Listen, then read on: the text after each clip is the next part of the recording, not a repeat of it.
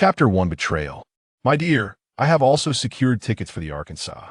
In just a few days, we shall officially board. Han Xiao gently caressed Jiang Do's soft hair, yet his gaze was frigid as ice. Since the onset of the cataclysm, with relentless storms, floods, extreme cold and heat, plagues of insects, earthquakes, and the eruption of supervolcanoes leading to acid rain, countless lives have been lost. Among those who managed to survive, only a scant few could claim a small room in the base as their own. Jiang Do leaned against him, gazing at the glass faux diamond ring that Han Xiao had gifted her before the end of the world. Upon hearing his words, she swiftly turned to embrace Han Xiao. Is that true? That's wonderful. The situation outside is deteriorating. We can finally leave. Dressed in a specially designed bodysuit, her graceful figure was barely concealed in the dimly lit room. She sat completely at ease in Han Xiao's embrace, her radiant face reflecting unwavering trust in the man beside her. The sudden joy clouded Jiang Do's mind, and she reveled in her lover's tenderness. Han Xiao pulled her tightly into his arms, lifting his previously lowered eyelids, his eyes fixated on her as he lightly patted her shoulder, as if treating a small creature. My head feels so dizzy. Ah Xiao, where are we? Jiang Do awakened on the large bed in the dim room, her head throbbing as if struck by a heavy blow. This was not the small room she shared with Han Xiao in the base. She rubbed her temples, striving to regain clarity. Sweetheart, this is my surprise for you. Don't you love me? Now you have another chance to prove your love for me. What do you say? Han Xiao's face bore no expression. Proof. My love for you. Jiang Do was still processing his words when the door to the unfamiliar room swung open with a sharp click. Three shadowy figures swiftly entered and then slammed the door shut behind them. The heavy sound of the alloy door made Jiang Do's heart race, as if something dreadful was about to unfold. Do, you know I love you the most. If you cooperate with them to undergo some experiments and extract your evolved genes, we will secure a place on the Ark. Han Xiao laughed maniacally at the stunned Jiang Do. Rest assured, I will cherish your love and live on. At that moment, his expression darkened abruptly, akin to a sudden change in a Sichuan opera, and without hesitation, he turned and left, leaving the frail Jiang Do alone to face three unfamiliar men whose identities were shrouded in mystery. Enough. Now that he's gone, who are you putting on this act for? Just cooperate with us, and perhaps we might soften our hearts and take you along when we leave. One of the men, slightly plump, spoke while signaling to the two sturdy men behind him. They lunged forward, each seizing one of Jiang Do's arms. Under normal circumstances, these three men would have been no match for her fighting prowess. However, now her body felt utterly powerless. Even lifting an arm was a Herculean task. She knew without a doubt that she had been drugged. A thick black cloth was placed over her eyes, rendering her completely blind to any light. The slight revival of strength she had managed to regain vanished completely under the brutal grip of the two strong men. As despair settled in and she finally grasped the situation, her mind erupted in chaos. She could not fathom that Han Xiao would hand her over to these men. In the agony of being dragged away, she sensed they were loading her into a vehicle, followed by the unmistakable sound of an engine starting. From her understanding of the base, they must have traveled a considerable distance. They had surely left the confines of the base. Who were they? Where were they taking her? After what felt like an eternity, just as she leaned weakly against the back of the seat, on the verge of sleep, the vehicle came to a halt. Once again, those two strong men yanked her from the car, each gripping her arm and pulling her forward. It appeared they had finally arrived at their destination, and her painfully gripped arms were finally released. Before she could catch her breath, someone abruptly removed the mask from her face. Instinctively, she opened her eyes to discern her surroundings, but was met with blinding lights that stung her eyes, causing tears to flow involuntarily. Get her onto the examination table. You are free to leave afterward. As Jiang Do squinted, trying to adjust to the harsh illumination, an elderly voice rang out from nearby. The two strong men beside her, preparing to depart, immediately halted. One of them returned, lifting Jiang Do as if she were a mere chick and placing her on the designated platform indicated by the voice. then swiftly exited the room. Professor Lin, this is the female. We found the most perfect mutant. Tell me, when can we set off? Jiang Do recognized the voice as that of the plump man who had commanded the two strong men. There's no rush. Haven't we conducted numerous experiments already? Once I fully comprehend her mutated gene chain, we may very well achieve the strongest evolution in this world. Just then, as Jiang Do opened her eyes, she locked gazes with Professor Lin, whose eyes were filled with fervor.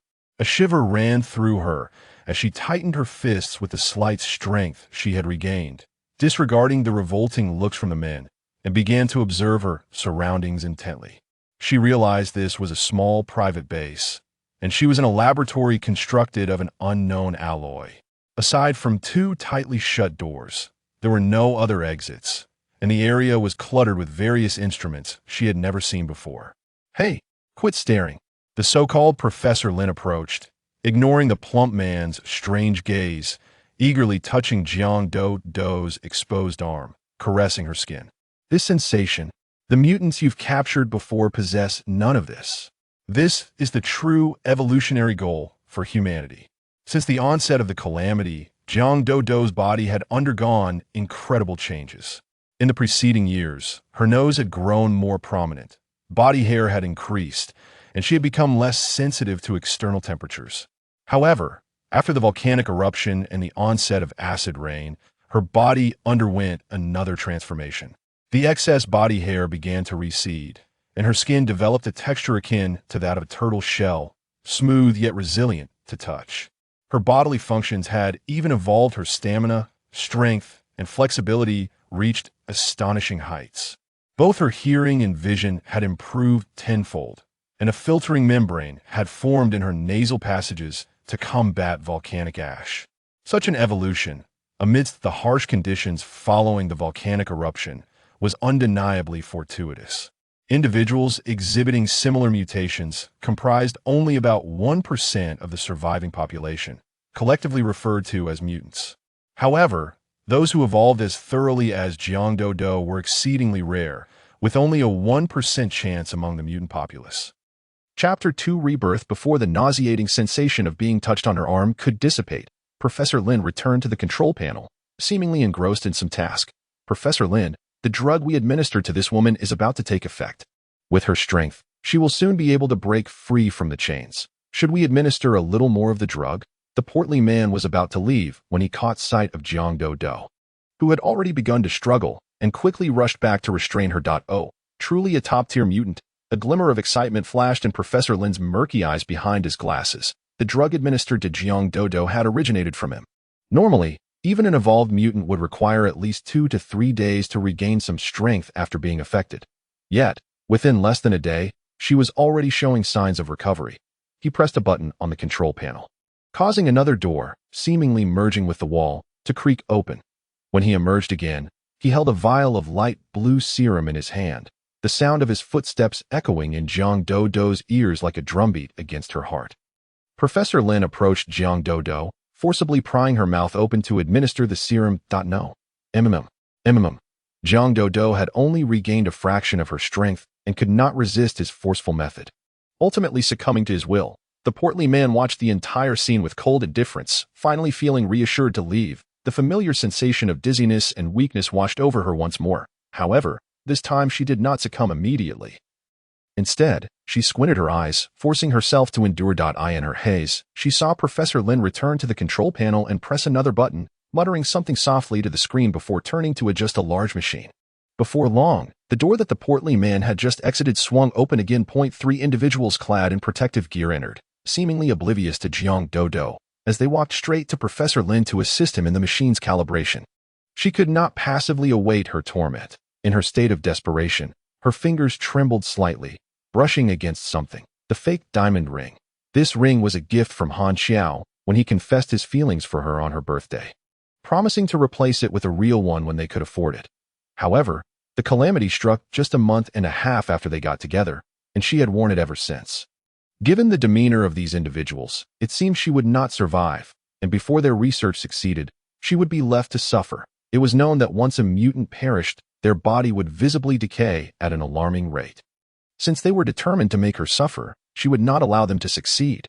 Seizing the opportunity while their attention was diverted, Jiang Dodo gradually maneuvered her hand adorned with the diamond ring closer to her face. Finally, her lips brushed against the familiar glass diamond.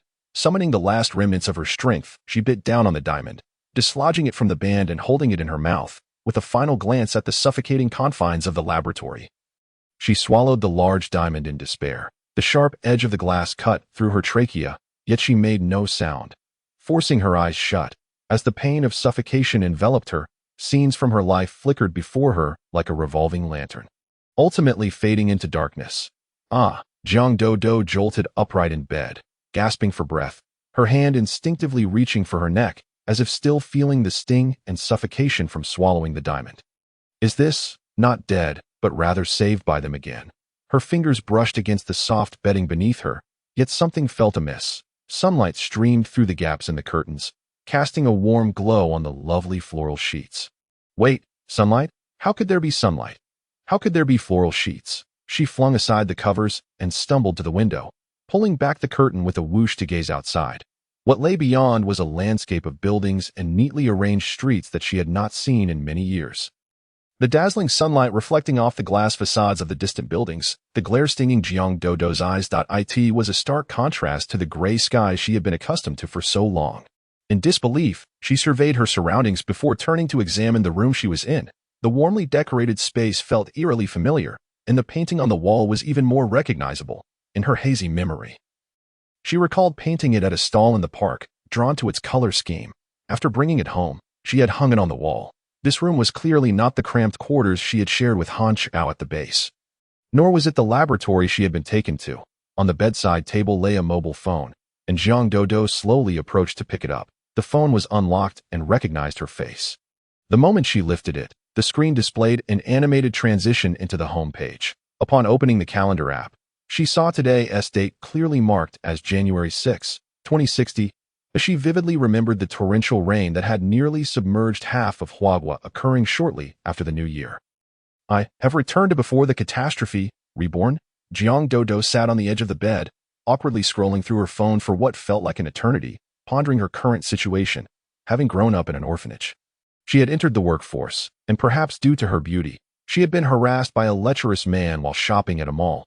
Han Xiao had gallantly stepped in, pretending to be her boyfriend to extricate her from the situation.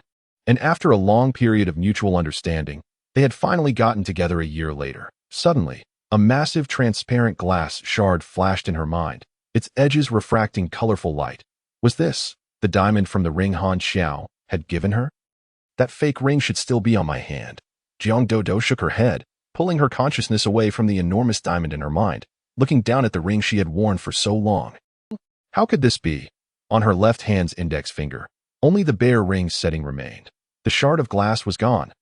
No, she had returned to before the calamity, yet she had been contemplating how Han Xiao might experience the sensation of being killed by a fake diamond.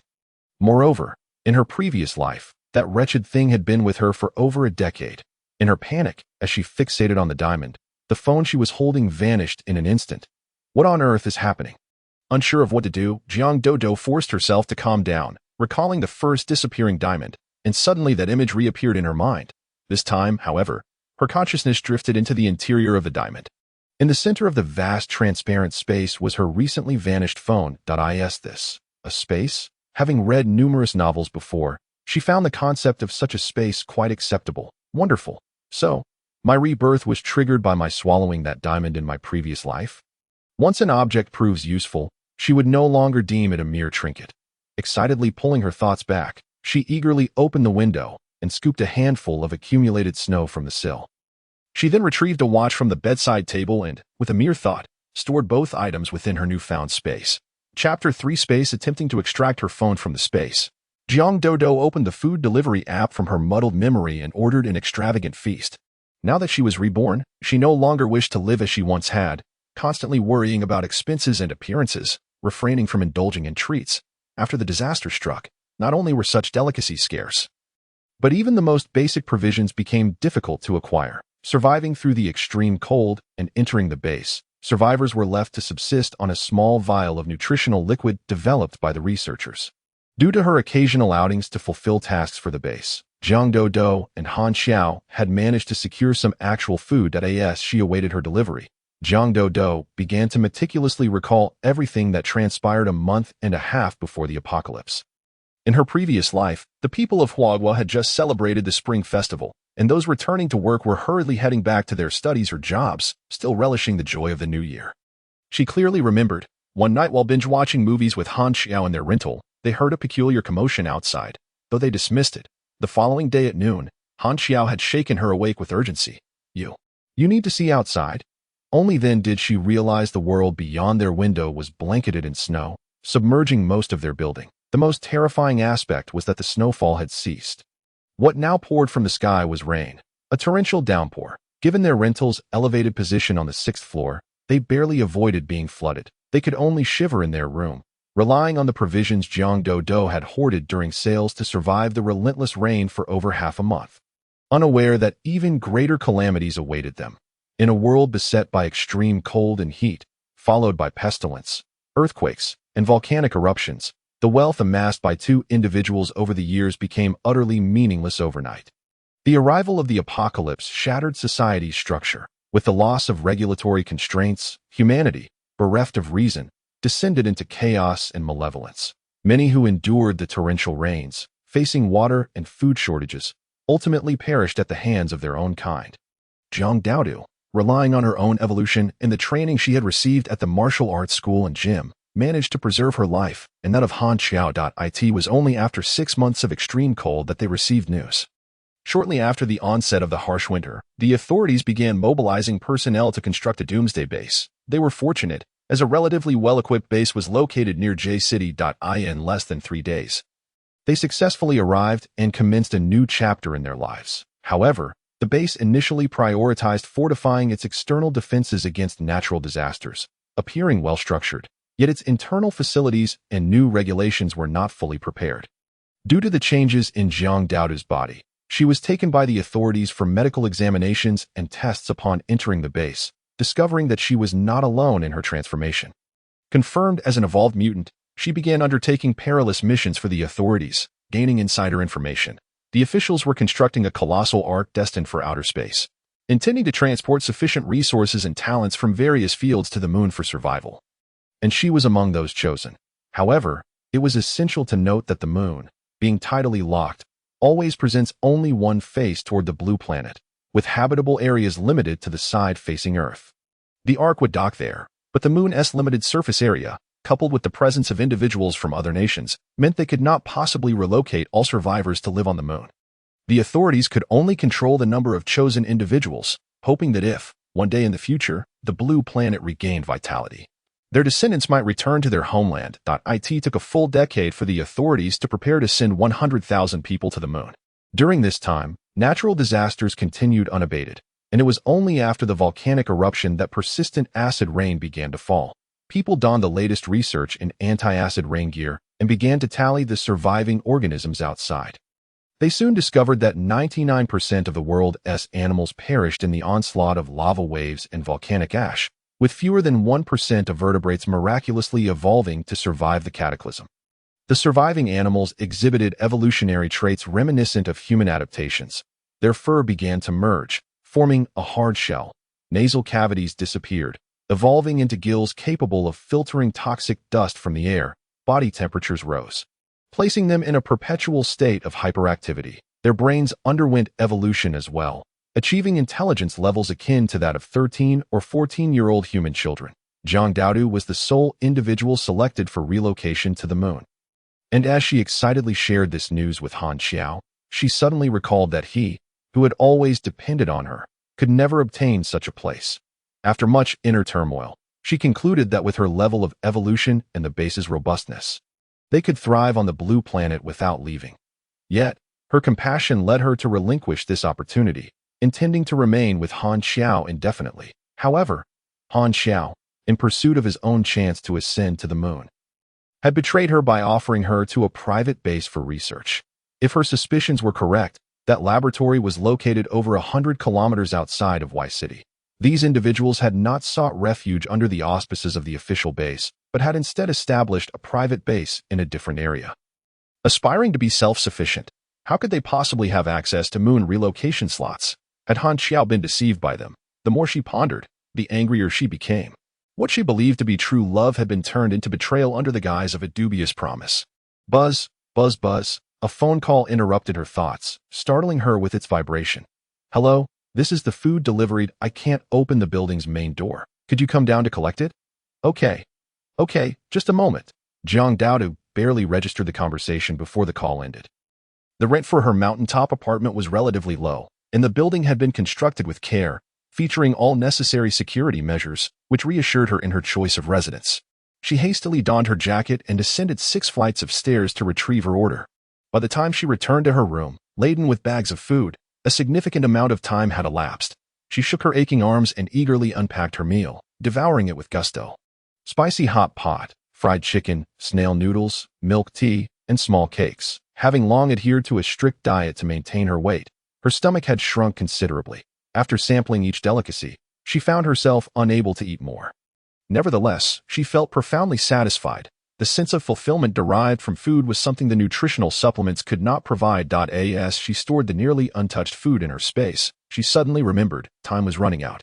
Logically, after such a long duration, the snow within her space should have either melted or ceased to be fluffy. Jiang Daodu's consciousness sank, and images of her internal space filled her mind. The amount of snow remained unchanged, its shape intact. She retrieved her watch from the space, and the second hand began to tick. Though the time still reflected over an hour prior, the space was indeed static. This revelation filled her with euphoria. If she could stockpile sufficient resources within this space, she would no longer need to risk her life on missions as she had in her past life. If only she could physically enter the space. Just as she entertained this thought, a wave of dizziness washed over her, and when she opened her eyes again, she found herself in a different location. This was inside the space. Chapter 4. I can help him spend money. She had merely imagined it, and yet she had truly entered. Jiang Daodu stood on a milky surface tinged with blue, feeling somewhat bewildered as she gazed upon the vast emptiness of the space. After a moment of acclimation, she cautiously approached the edge of the space, walking forward to gauge its dimensions. Her pace was slow, and before she could traverse even half of the area, a wave of dizziness struck. Ejecting her back to her original position before entering the space, the realization dawned upon her, and she quickly grabbed her phone from the bed to check the time. It was now 4:35 p.m. She recalled that just before, the time on her watch had indicated a little past 3 p.m. So, she could only remain in the space for an hour and a half, given her leisurely pace. She had barely covered half the space, which was nearly circular. This meant the area was at least 5 or 6 square kilometers, equivalent to 700 or 800 football fields. Moreover, the height of the space was beyond her visual estimation. This understanding left Jiang Daodu in a state of profound shock. Was the world she inhabited truly real? It seemed to grant her a second chance, allowing her to return to the time before the calamities struck, and bestowed upon her such an expansive space as a delightful surprise. With less than a month and a half remaining, she was determined to stockpile ample resources to face the impending disasters. She refused to risk her life on perilous tasks for survival as she had in her previous existence, and Han Xiao. In truth, Jiang Daodu had sensed from the outset that he was not as benevolent as she had envisioned. Yet, throughout her 20-plus years of life, she had never known family. When Han Xiao declared during her birthday confession that he would become her family, she had promptly accepted him, shortly after they officially became a couple in her past life. The apocalypse ensued. Her evolved physical capabilities far surpassed those of ordinary individuals. Thus, she had always taken the lead in their shared life. Han Xiao had enjoyed the fruits of her labor, the sustenance and comfortable living conditions, only to betray her in the end. This time, she would not fall prey to romantic folly. The onset of calamities and the collapse of societal order would mark the demise of Han Xiao. The freeloader, Jiang Daodu, reigned in her feelings of animosity toward Han Xiao, retrieving a notebook and pen to begin outlining her plans for stockpiling supplies. With a commendable education and diligent intelligence, she had navigated the complexities of society over the years, saving up 310,000, along with a rudimentary apartment in a prime school district that she had yet to renovate. However, this sum was far from sufficient. Wait, Gao Wenzhou. She recalled her best friend from her past life, who had died saving her. He was wealthy. Moreover, this time, she would ensure he did not perish. With this thought, she swiftly booked the earliest flight to the beautiful country. Time was of the essence. She needed to speak with him in person. The flight was scheduled for early the next morning, requiring over 8 hours to reach Golden City. Jiang Daodu lay back down, forcing herself to rest. Upon awakening, she discovered the sky had turned pitch black. Glancing at the time, she noted it was just past 5 in the morning, having already replenished her energy. She decided to rise. She gathered all her personal belongings in the rental unit into her space, then summoned a ride via her phone, taking only a small backpack to the airport. After passing through security, she sat in the waiting area and dialed a number on her phone. Ms. Zhao, this is Jiang Daodu, the one who purchased a property from you previously. Yes, I urgently need funds and would like to sell it again. All right, I've left the keys with the concierge. You can simply take your team to view it. Thank you. Jiang Daodu hung up the phone and, after a moment's contemplation, rummaged through her mobile device to find another number to call. Yin Yin, how are things at the pharmaceutical company? My current employer has a significant business opportunity. Are you interested? It's not an illicit venture. He wants to donate some medicine to health centers in impoverished areas. Yes, just cold medicine, antipyretics, anti-inflammatory drugs, vitamins, and we also need iodine and bandages. Whatever you have, we require the same, totaling to 2 million worth of medicine. Great. I have some matters to attend to over the next couple of days. But I'll come see you next week. Naturally, she did not possess 2 million at that moment, but her good friend Gao Wenzhou did. With the apocalypse looming, it would be a shame for him to hoard his wealth. Li Yin was her university peer, a connection made in a club, with an acquaintance level that involved merely nodding at each other upon meeting. After graduation, she learned by chance at a gathering that Li Yin was now working as a pharmaceutical representative. And this connection would prove invaluable. With the medication sorted, Jiang Daodu could finally relax, allowing herself to rest her eyes and await boarding. Since the onset of the apocalypse, the availability of medications had plummeted. Even for someone like her, a mutant who seldom fell ill, occasional outings could result in injuries. For mutants, recovery from illness or injury was significantly more arduous than for ordinary individuals, but having access to medication could have that process. However, the points she earned from completing tasks barely sufficed to support her and the idle Han Xiao's lifestyle, making medication something she could ill afford at that time. Thus, upon returning to the base, battered and bruised from her missions, she could only hide away in her room, waiting for the lengthy process of self-healing.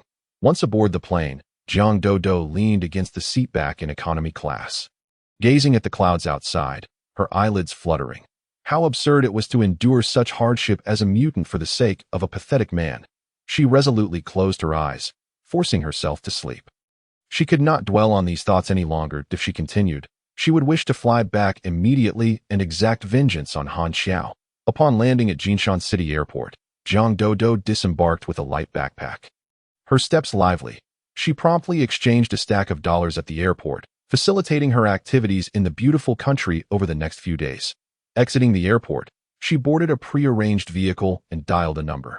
Gao Wenzhou, I've arrived in Jinshan City and will be at your place shortly. On the other end, Gao Wenzhou rubbed his temples in exasperation. Why on earth did you come now?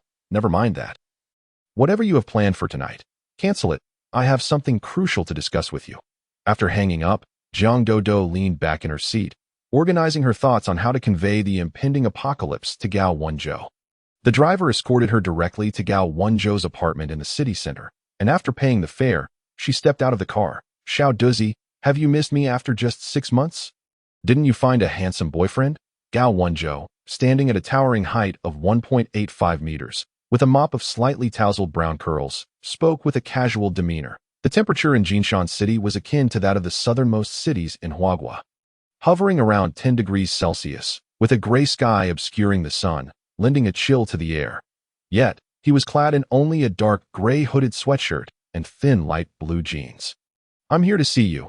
Let us not discuss that person. Let's go inside and talk. Chapter 5.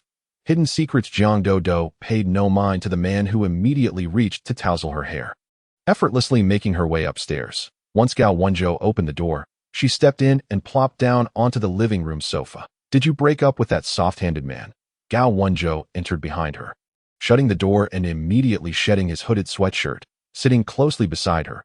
Keep your distance. With only a thin tank top covering his upper body, his proximity made her uncomfortable, hindering their serious conversation. She waited for Gao Wenzhou to settle into the single sofa diagonally opposite her before exhaling in relief. What I'm about to tell you is extremely urgent, so please be serious. Upon hearing this, Gao Wenzhou immediately straightened up, his playful demeanor replaced with a student-like seriousness. Jiang Dodo recounted the events that transpired a month and a half after her previous life, including how Han Xiao ultimately betrayed her. Gao Wenzhou had been her best friend throughout high school. However, due to the family's substantial business and the passing of his elders, he had to mature rapidly and take over the family enterprise, leaving high school unfinished to study abroad in the beautiful country. Given that his family primarily engaged in overseas business, he decided to settle there after graduation. Over the years he spent in the beautiful country, Jiang Dodo flourished in her work back home, and their connection never waned. That scoundrel. I told you he was untrustworthy from the start. Gao Wenzhou, seemingly missing the point, could only vent his anger at Han Xiao. Hey, after all I've said, is that all you heard? As Jiang Dodo's frustration began to boil over, Gao Wenzhou quickly loosened his fists, which had tightened in anger. So, what do we do now? Hoard supplies. It's the apocalypse, after all, he responded, understanding the gravity of the situation. Jiang Dodo rolled her eyes. That I'm not joking. Just take a look. Saying this, she swiftly stored her backpack into her space, retrieving it again before Gao Wenzhou's astonished gaze. Revealing her space to Gao Wenzhou was a decision she had pondered deeply. The previous year, on the eve of the new year, Gao Wenzhou had returned home, wanting to celebrate with her since neither of them had family. However, at that time, she had just become a couple with Han Xiao, who had confined her at home and forbade her from seeing Gao Wenzhou. Upon learning this, Gao Wenzhou had angrily declared himself a third wheel and regretted returning home. Jiang Dodo felt guilty for Gao Wenzhou and had stayed in touch with him during the new year. But despite her calls and messages, he never responded. It wasn't until the apocalypse began and she and Han Xiao arrived at the J-City base that she saw him again. By then, Gao Wenzhou had also become a mutant, and they resumed their friendship due to the occasional joint missions. During one such mission to capture an evolved beast, Gao Wenzhou had died saving her. Reflecting on this, Jiang Dodo's gaze towards him grew resolute. Abandoning her good friend for the worthless Han Xiao was her gravest mistake. You're serious? Gao Wenzhou, who had initially doubted her claims, now appeared to be grappling with the reality of her words. I am not lying. This absurd apocalypse theory has been discussed ad nauseum online. But if someone tells them it will indeed happen, they won't easily believe it. She darted into her space and briefly remained inside before emerging. You have a space like in novels? Gao Wenzhou exclaimed. How large is it? I must liquidate assets immediately. Time is of the essence. His hands trembled uncontrollably as he grasped his phone. Jiang Dodo finally breathed a sigh of relief. The space is vast. I estimate it to be about 5 square kilometers. The upper area is spacious. I can't visually gauge its height, and it preserves items well that I can only enter for an hour and a half each day. And I haven't tried introducing live animals yet that I don't know if you can enter. Doesn't the novel say that gold or antiques can extend entry time? Come on, let us try it now. Gao Wenzhou's excitement grew. This was an apocalyptic artifact. Jiang Dodo, realizing the potential of what he suggested, nodded in agreement. He grabbed her arm and led her to his fish tank, using a net to scoop out a lively little fish. Presenting it to Jiang Dodo, the fish splashed water onto her face as it flailed, but without hesitation, she reached out to touch it. He then retrieved 2 gold bars, a set of jewelry purchased at an auction, and an antique vase from his family. Watching her expectantly, Jiang Dodo made the fish and valuable items vanish simultaneously, leaving Gao Wenzhou in stunned silence. Inside the space, Jiang Dodo was disheartened to see the fish lying motionless and the gold bars, jewelry, and vase unchanged. The preservation was commendable, but that wasn't the point. She intended to take these items out, but discovered she had entered a location very close to the center of the entire space. After a moment's hesitation, she decided to quickly navigate towards the center with the fish and valuables in tow. From afar, she noticed a distinct difference at the center and thought it prudent to check it out, while keeping Gao Wenzhou waiting outside a bit longer. The center was a circular area the size of a football field, with a color deeper than the surrounding space. Upon stepping inside, the fish regained its vitality and began to swim. However, the 3 objects remained unchanged. This place can hold living creatures. She swiftly exited the space, calling out, Gao Wenzhou, the center has an area the size of a football field where living beings can enter alongside me.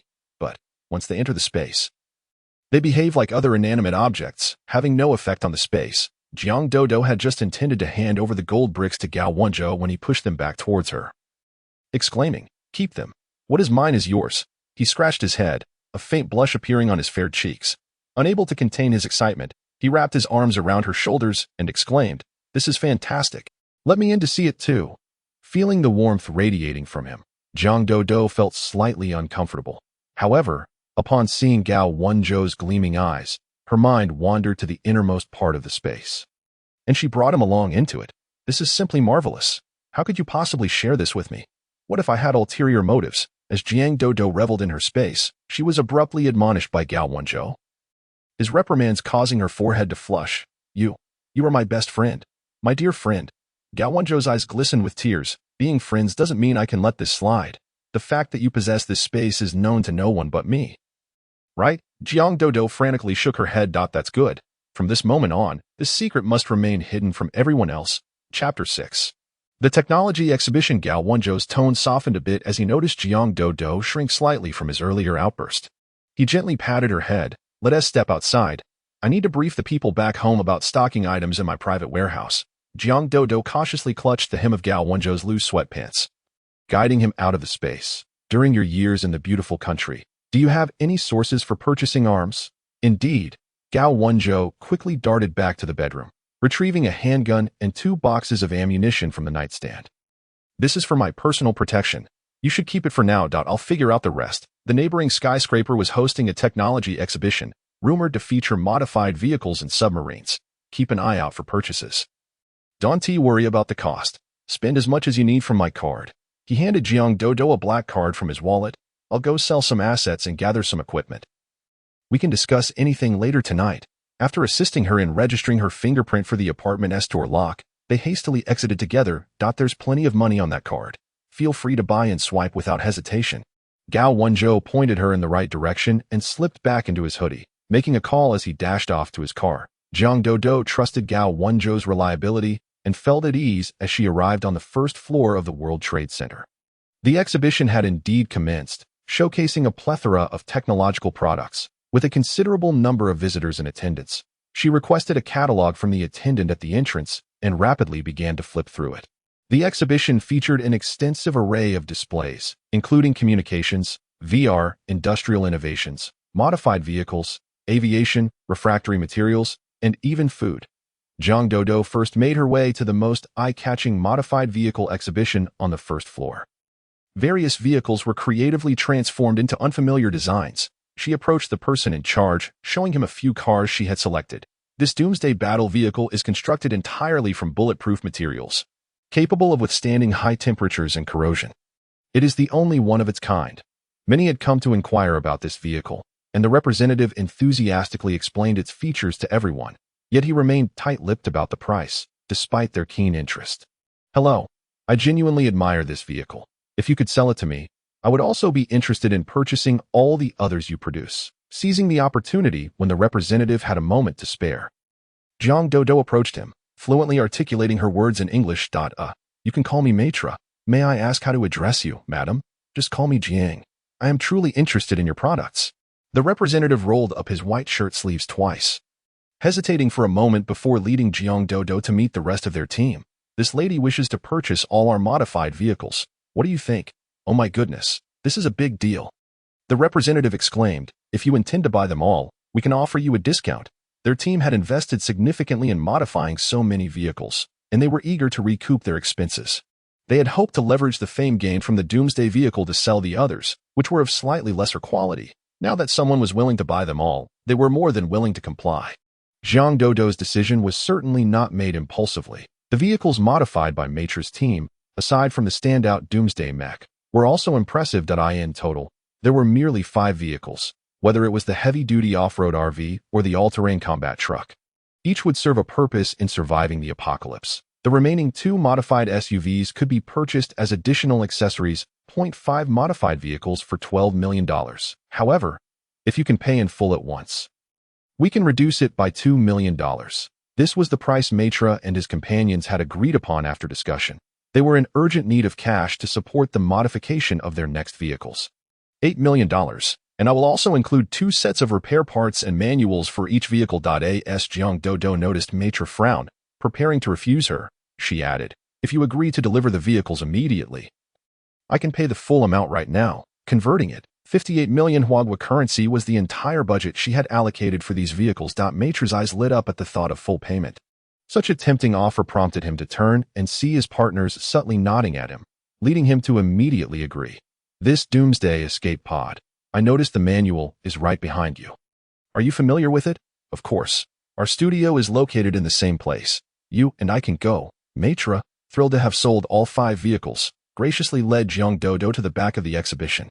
Jelly, look who I brought as a big client. Jiang, the escape pod and the manual is from your company. I'll leave you here. I must return. Maitra introduced the two, eager to head back and check his account balance. All right, goodbye. Jelly, I am very interested in your escape pod. This model has the highest structural strength and is resistant to high temperatures and acid rain. I want it now. What is the lowest price if I pay in full for 2 units? Jelly was somewhat taken aback. It was his first time encountering such a straightforward client in his career. Do you not require an introduction? Everything stated in your promotional materials is true, right? If it is, then no introduction is necessary.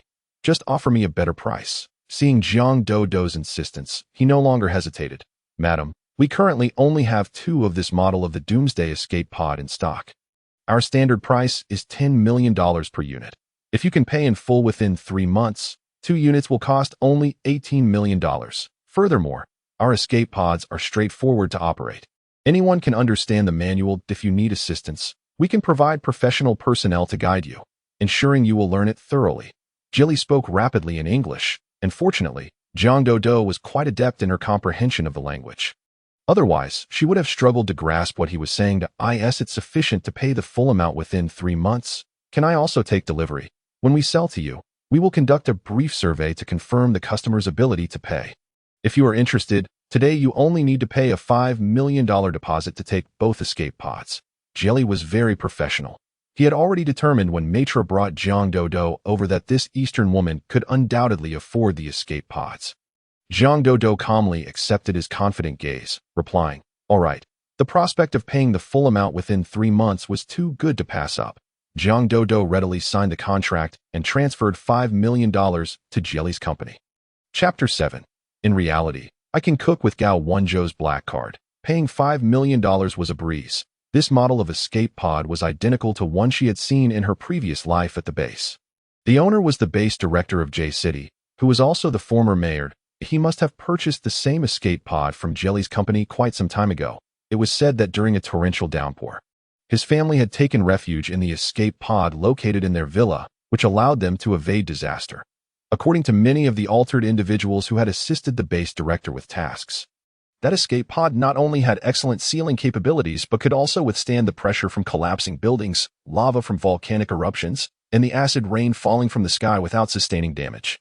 The initial construction of the base was far from perfect. These altered individuals were often compelled to complete various tasks to ensure their own survival within the base. Thus, she had no intention of starting her survival journey at the official base. Jiang, after the exhibition concludes, you can visit our company to collect the 2 Doomsday Escape Pods. Jelly's smile grew wider as he confirmed the contract and ensured the company had received Jiang Dodo's transfer. However, Jiang Dodo frowned slightly. Can't you deliver them to my doorstep? Of course. What is your address? Jelly maintained her unwavering smile, merely incurring an additional transportation fee. They were still at no loss. However, Jiang Dodo swiftly shifted the conversation. By the way, I've heard your company's submarines and private yachts are quite renowned. Is that true? Of course. Our company is a leader in this industry. Upon hearing Jiang Dodo's words, Jelly recognized that this generous patron was once again inclined to make a purchase. It's not in the manual, and I've never seen the actual products. But judging by your escape pods, they shouldn't be inferior to other offerings that I want them in stock. 2 units each of the highest specifications for both the submarine and the yacht, and please prepare several sets of the relevant manuals and maintenance parts. We do have 2 yachts of the highest specifications, but as for the submarine, we only have 1 available. What do you think? Then let it be these 3 units, and it's fine to settle the payment within 3 months. Correct. Let us sign the contract right now. Jelly was genuinely taken aback by how smoothly the transaction was proceeding today. Here is my address. It would be best if you could deliver within 2 days. Please contact my L to arrange for the delivery of the 3 vehicles. Jiang Dodo casually jotted down Gao Wenzhou's address at the farm in the United States and handed it to Jelly. No problem. It will definitely arrive before tomorrow evening. With these splendid items secured, she had no desire to continue browsing the exhibition. As she was nearing Gao Wenzhou's apartment, she found him reclining on the sofa, engaged in a phone conversation. Upon noticing Jiang Dodo's entrance, Gao Wenzhou exchanged a few words with the person on the other end before hanging up. What did you purchase? 5 modified vehicles, 2 escape pods, and 3 submarines. They will be delivered to your farm before tomorrow evening. Gao Wenzhou nodded. I also have a submarine, and my sailboat, speedboat, and yacht will arrive within the next 2 days. At that time, I'll accompany you to store them all in the space. The weapons are also ready. Do you wish to accompany me for the transaction tomorrow? Sure. In the future, seeing these items from others will not be so peaceful. It's a perfect opportunity for me to broaden my horizons. In her previous life, when Jiang Dodo undertook missions, the base would provide firearms and explosives, but in limited quantities. Observing Gao Wenzhou, it seemed he had procured quite a bit, and seeing it firsthand would be beneficial. After a quick dinner that Gao Wenzhou had arranged, he changed the sheets and duvet in the master bedroom. You will sleep here. This apartment was typically occupied by him alone, and there was no designated guest room. Where will you sleep?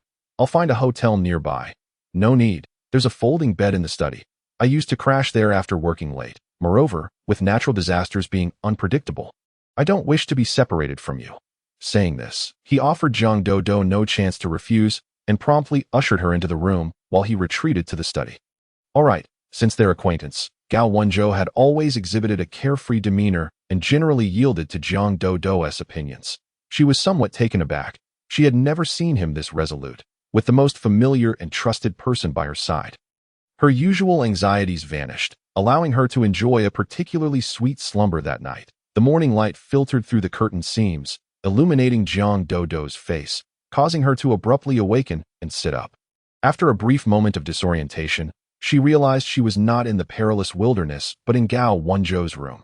Slipping on her slippers, she opened the door, only to find Gao Wenzhou busily engaged in the brand-new open kitchen. His back turned to her. You're awake. Once you freshen up, breakfast will be ready. Gao Wenzhou was battling with the eggs in his possession when he heard the door open behind him. He hurriedly blocked the pan containing the charred fried egg with his body, awkwardly twisting to glance at Jiang Dodo, whose hair was somewhat tousled. All right.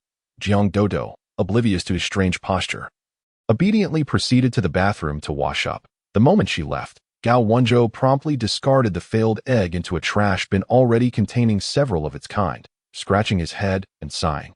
He resignedly retrieved a smaller pot and placed the last 2 eggs from the refrigerator inside to boil. Is it just bread and butter? Jiang Dodo sat at the dining table, observing only a few untoasted slices of bread and 2 cups of black coffee on the table, next to a brand new, unopened block of butter, looking somewhat dazed. Had she misseen? Hadn't Gao Wenzhou already been in the kitchen early this morning? There's more. Gao Wenzhou, feeling a bit awkward, quickly stood up and retrieved the 2 eggs soaking in cold water. Upon noticing Jiang Dodo grimace at the bitterness of her coffee, he paused and retrieved a bottle of milk from the refrigerator. Adding milk will make it much tastier. And the eggs. He gingerly placed the boiled eggs in Jiang Dodo's hands as if presenting a treasure, only to realize the impropriety of his actions and snatch them back. Stammering as he noticed her bewildered gaze, he remarked, I've changed a lot over the years. As a gentleman, I must peel them properly before presenting them to you. He placed one of the eggs on the plate and elegantly cracked it against the edge, causing the semi-solid, semi-liquid yolk to flow out from the shell's fissure. Gao Wenzhou, incredulous, peeled the shell back, revealing an almost completely raw yolk encased in runny egg white. His hand trembled, and the yolk completely ruptured, cascading down his arm. This egg must be spoiled. There's still one left. He swiftly grabbed the other egg and repeated the previous action, only to find that the second egg was not much better. How long did these eggs boil? After you went to the bathroom, I started boiling them. Maybe 2 or 3 minutes. Jiang Dodo's expression darkened.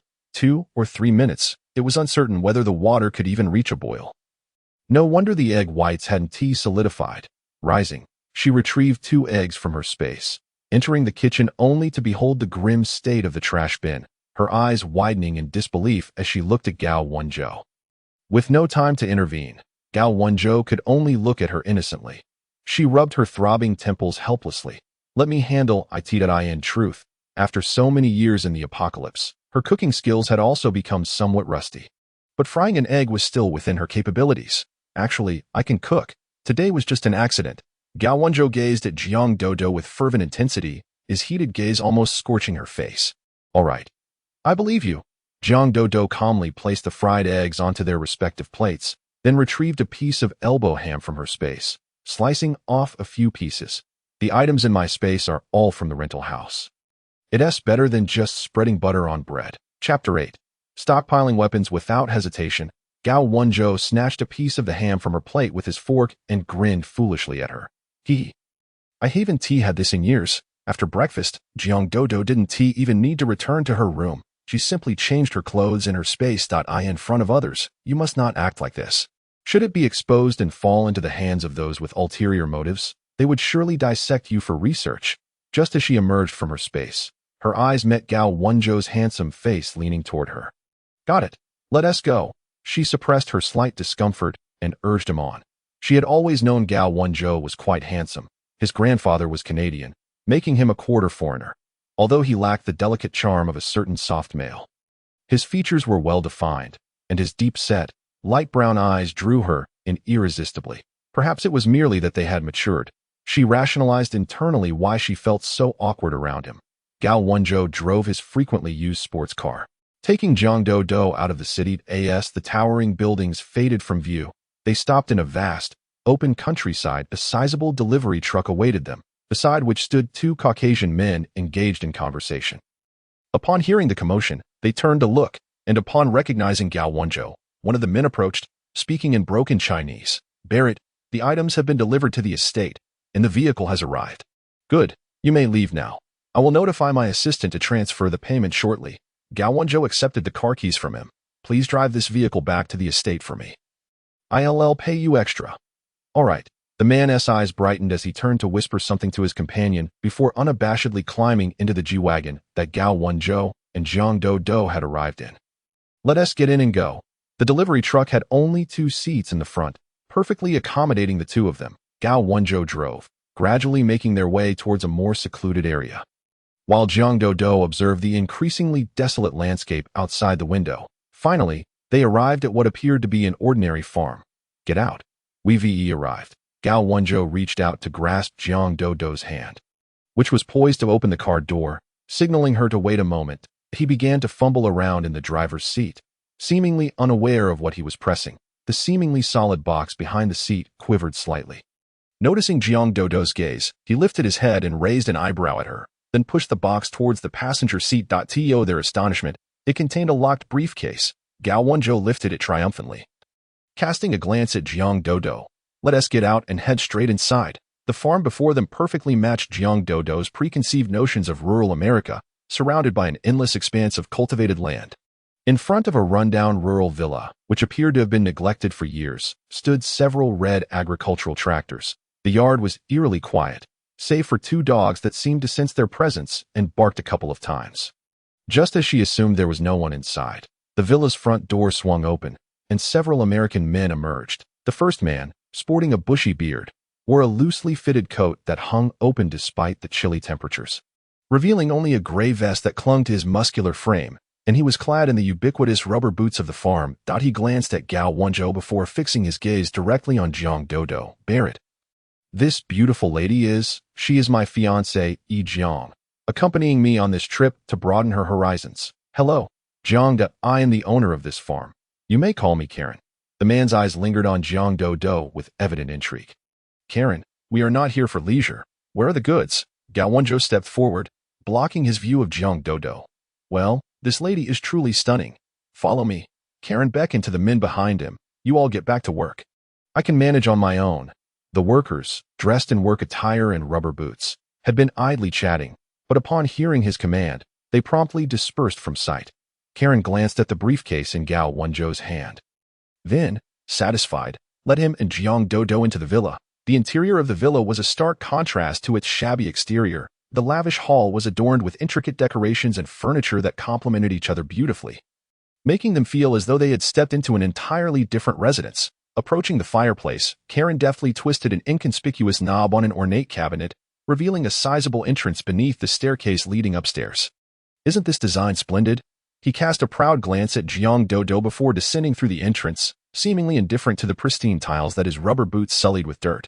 Jiang Dodo exchanged a knowing look with Gao Wenzhou, then silently followed him down the stairs. The staircase and the walls flanking it were made of stone, featuring irregularly carved grooves likely intended for traction, making each step feel secure. Upon reaching the bottom, the space opened up significantly. Karen pressed a button, illuminating the basement as bright as day. As Jiang Dodo adjusted to the light, she beheld a vast basement filled with neatly arranged large wooden and metal boxes. The walls mirrored the rock material of the staircase, but at a certain angle, the light reflected off them sharply, resembling metal. These are the items you requested. Karen gestured towards the nearest pile, then raised an eyebrow at the briefcase in Gao Wenzhou's grasp. Gao Wenzhou met his gaze, shaking the conspicuous heavy briefcase. Do you mind if I inspect the goods first, please? Noticing that Karen was amenable, he placed the briefcase on the ground, glanced at Jiang Dodo, and approached the nearest stack of boxes. He opened the smallest box on top, revealing a neatly arranged collection of handguns. Casually, he selected one and handed it to Jiang Dodo. Do you like it? Quite nice. Jiang Dodo examined the handgun with remarkable proficiency, disassembling it to scrutinize each component before swiftly reassembling it and tucking it into her waistband, not returning it to Gao Wenzhou. Catching a glimpse of Karen's interest, she unabashedly showcased her familiarity with the firearms, stepping closer to Gao Wenzhou as they methodically inspected each box, while examining the weapons and ammunition. She discreetly surveyed the areas of the basement previously obscured from her view. Indeed, hidden behind the stacks of boxes was a massive metal door, surely leading to more treasures. Chapter 9. Collecting. As Jiang Dodo walked, her footsteps pressed firmly against the floor, employing a bit more force than usual. Years of honing her perceptive instincts in the post-apocalyptic world alerted her that the basement was not merely one level. There were likely one or two more beneath. What lay beyond that great iron door? A larger space or a passageway leading deeper underground? Her eyelashes fluttered as she closed the last box, raising her gaze to Gao Wenzhou and speaking in Chinese. No problem. The quality of these items is quite satisfactory, and that box of gold is worth it. In truth, aside from the guns and ammunition, the most valuable items included 2 crates of explosives, grenades, and 10 rockets. However, considering Gao Wenzhou had brought her here, it was clear he sought more than just these purchasable weapons. With that thought, a faint smile graced her lips as she met Gao Wenzhou's gaze, even daring to wink at him when she noticed Karen was not watching. Seeing her understanding, Gao Wenzhou promptly opened the briefcase he had set down. Although she was prepared, the sight of neatly stacked gold bars nearly blinded Jiang Dodo. I knew it. Barrett truly has the prowess. Karen, unable to comprehend their conversation in Chinese, greedily fixated on the gold within the case. Gao Wenzhou raised an eyebrow, gesturing for him to come closer. You check it. If the quantity is satisfactory, have your men help us load the items onto the truck. No need. I trust you. Chinese value integrity. If I need more, I'll reach out again. With a snap of his fingers, several uniformly clad, robust men suddenly emerged from the corners of the basement. Almost simultaneously, Jiang Dodo sensed danger drawing near. Her hand instinctively moved to the handgun at her waist, watching the newcomers warily. Most of them were African American, standing rigidly with calm expressions, not casting a single glance towards Jiang Dodo or Gao Wenzhou. She felt a palpable, unusual bloodiness emanating from them, and upon observing their stillness, she cautiously removed her hand from her weapon. Jiang is quite vigilant, Karen jested, his gaze lingering on her waist. He called out. Load these onto Barrett's truck. The strong men swiftly lifted the firearms from the basement in pairs, completing the task in 3 trips. Karen, these 2 crates of gold now belong to you. Gao Wenzhou extended a hand, signaling for him to take them, then took Jiang Dodo's hand and started making their way upstairs. After a brief wait outside the villa, Karen reappeared with a broad smile. The quality of the gold is excellent. I welcome you back anytime you need more. Having followed in his father's footsteps in the arms trade since birth, Karen had amassed considerable wealth over the years. Yet, human greed for money knows no bounds. He was never satisfied with his current riches, which fueled his fervor for every penny within reach. Gao Wenzhou nodded. Your business is truly impressive. Should we come to buy again? Will we return to this place? Absolutely. This is my largest arsenal. With an exuberant smile, Karen's gaze inadvertently drifted back towards the villa. His susceptibility to flattery was evident. Gao Wenzhou's casual compliment had struck a chord. Barrett, thank you for your appreciation of my enterprise. I, too, believe my business is exceptional. Jiang Dodo and Gao Wenzhou exchanged a knowing glance, silently understanding one another before averting their eyes. Their large truck's cargo area was now filled with boxes. And after bidding farewell to Karen, they waited until he disappeared back into the villa before approaching the nearest wooden crate. Karen was meticulous about his reputation, ensuring that all the weapons were of the highest quality. "Let us go." He turned back to the front of the truck and climbed into the driver's seat. Jiang Dodo followed suit, her previously tense expression finally relaxing. "What's on your mind?" "Well, since the apocalypse is imminent, I've already booked a flight for tomorrow morning. Tonight, we're pulling off something big." Gao Wenzhou produced a pack of gum from seemingly nowhere, popping one into his mouth and tossing the remainder into Jiang Dodo's lap as he started the vehicle. "Let us set off and gather our goods." He skillfully maneuvered the large truck at an astonishing speed along the country lane, taking over 3 hours to finally halt before a standalone residence that appeared vastly more opulent than Karen's villa. He retrieved his mobile phone from the armrest of the vehicle and, with a few taps, the gate outside the property swung open automatically. The truck gradually entered the courtyard, navigating around the main villa before coming to a stop in front of a massive independent warehouse at the back. "With no one else around the farm now, you can directly store them in the space." Gao Wenzhou gestured towards the weapons at the back of the truck, his gaze on Jiang Dao growing increasingly fervent. "All right." Jiang Dao placed her hand on the outermost box, and with a thought, astonishingly, she managed to transport both the truck and its contents into the space. She sensed the awkwardness in the air and quickly added, "This truck is of good quality. It might come in handy in the future." Ignoring the man's bemused smile beside her, she turned and strode towards the warehouse, only to realize it was locked. She then decided to face the wall in contemplation. Gao Wenzhou caught up with her and swiftly unlocked the door. Inside the warehouse, several colossal armored RVs were parked, followed by an enormous spherical object. Presumably a submarine. "These are all your purchases." When they were delivered, the workers were still here. "The escape pods and cruise ships are at the seaside resort, not far from here. We will visit them shortly." The interior was already filled with organic vegetables, fruits, dairy products, semi-finished goods, and snacks. There were also specialized acid rain suits, diving suits, temperature-regulating suits, and thermal suits, all boasting world-class cutting-edge technology. The remaining items have already been procured domestically. "Our time is limited, so let's quickly store these in the space." As Jiang Dao counted the items in the massive warehouse with Gao Wenzhou, both her hands were already hard at work gathering the goods. Amidst her task, she muttered to herself, "Thank goodness I came to find Gao Wenzhou. Otherwise, with my meager resources, it would be a fanciful dream to purchase so many items." However, the food on one side of the warehouse was enough for the two of them to last a lifetime. The warehouse was vast, and after exhausting herself, Jiang Dao had only managed to store a little over half of its contents. "What are these?" Besides several enormous wooden crates were a few machines. Their packaging so tight that the items inside were completely concealed. "Oxygen generators and oxygen tanks." "Didn't you say the volcano would erupt? Even though we won't fear volcanic ash and toxic gases after evolving. Breathing fresh oxygen will certainly be more comfortable." She nodded, unhesitatingly waving her hand near the items, causing them to vanish in an instant. Gao Wenzhou looked at her in astonishment. "You can store them without direct contact?" "Of course. I initially struggled with it, but I am becoming increasingly adept. As long as the distance does not exceed 1 meter, I can store them. The resources in the beautiful country are incredibly abundant." And Gao Wenzhou had acquired a significant amount of automated equipment and machinery. She worked faster and faster, swiftly clearing out the remaining items in the warehouse, satisfied with the now empty space. Gao Wenzhou led Jiang Dao into his grand villa. "What do you think? In my first year here, I purchased this luxurious residence along with over 7 million acres of land. Most of the organic vegetables, fruits, beef, lamb, and dairy products you stored are sourced from here." The villa's exterior was constructed in stark contrast to Karen's, its opulence rendering her eyes misty. Gao Wenzhou guided Jiang Dao through a meticulously manicured garden and past a pristine swimming pool.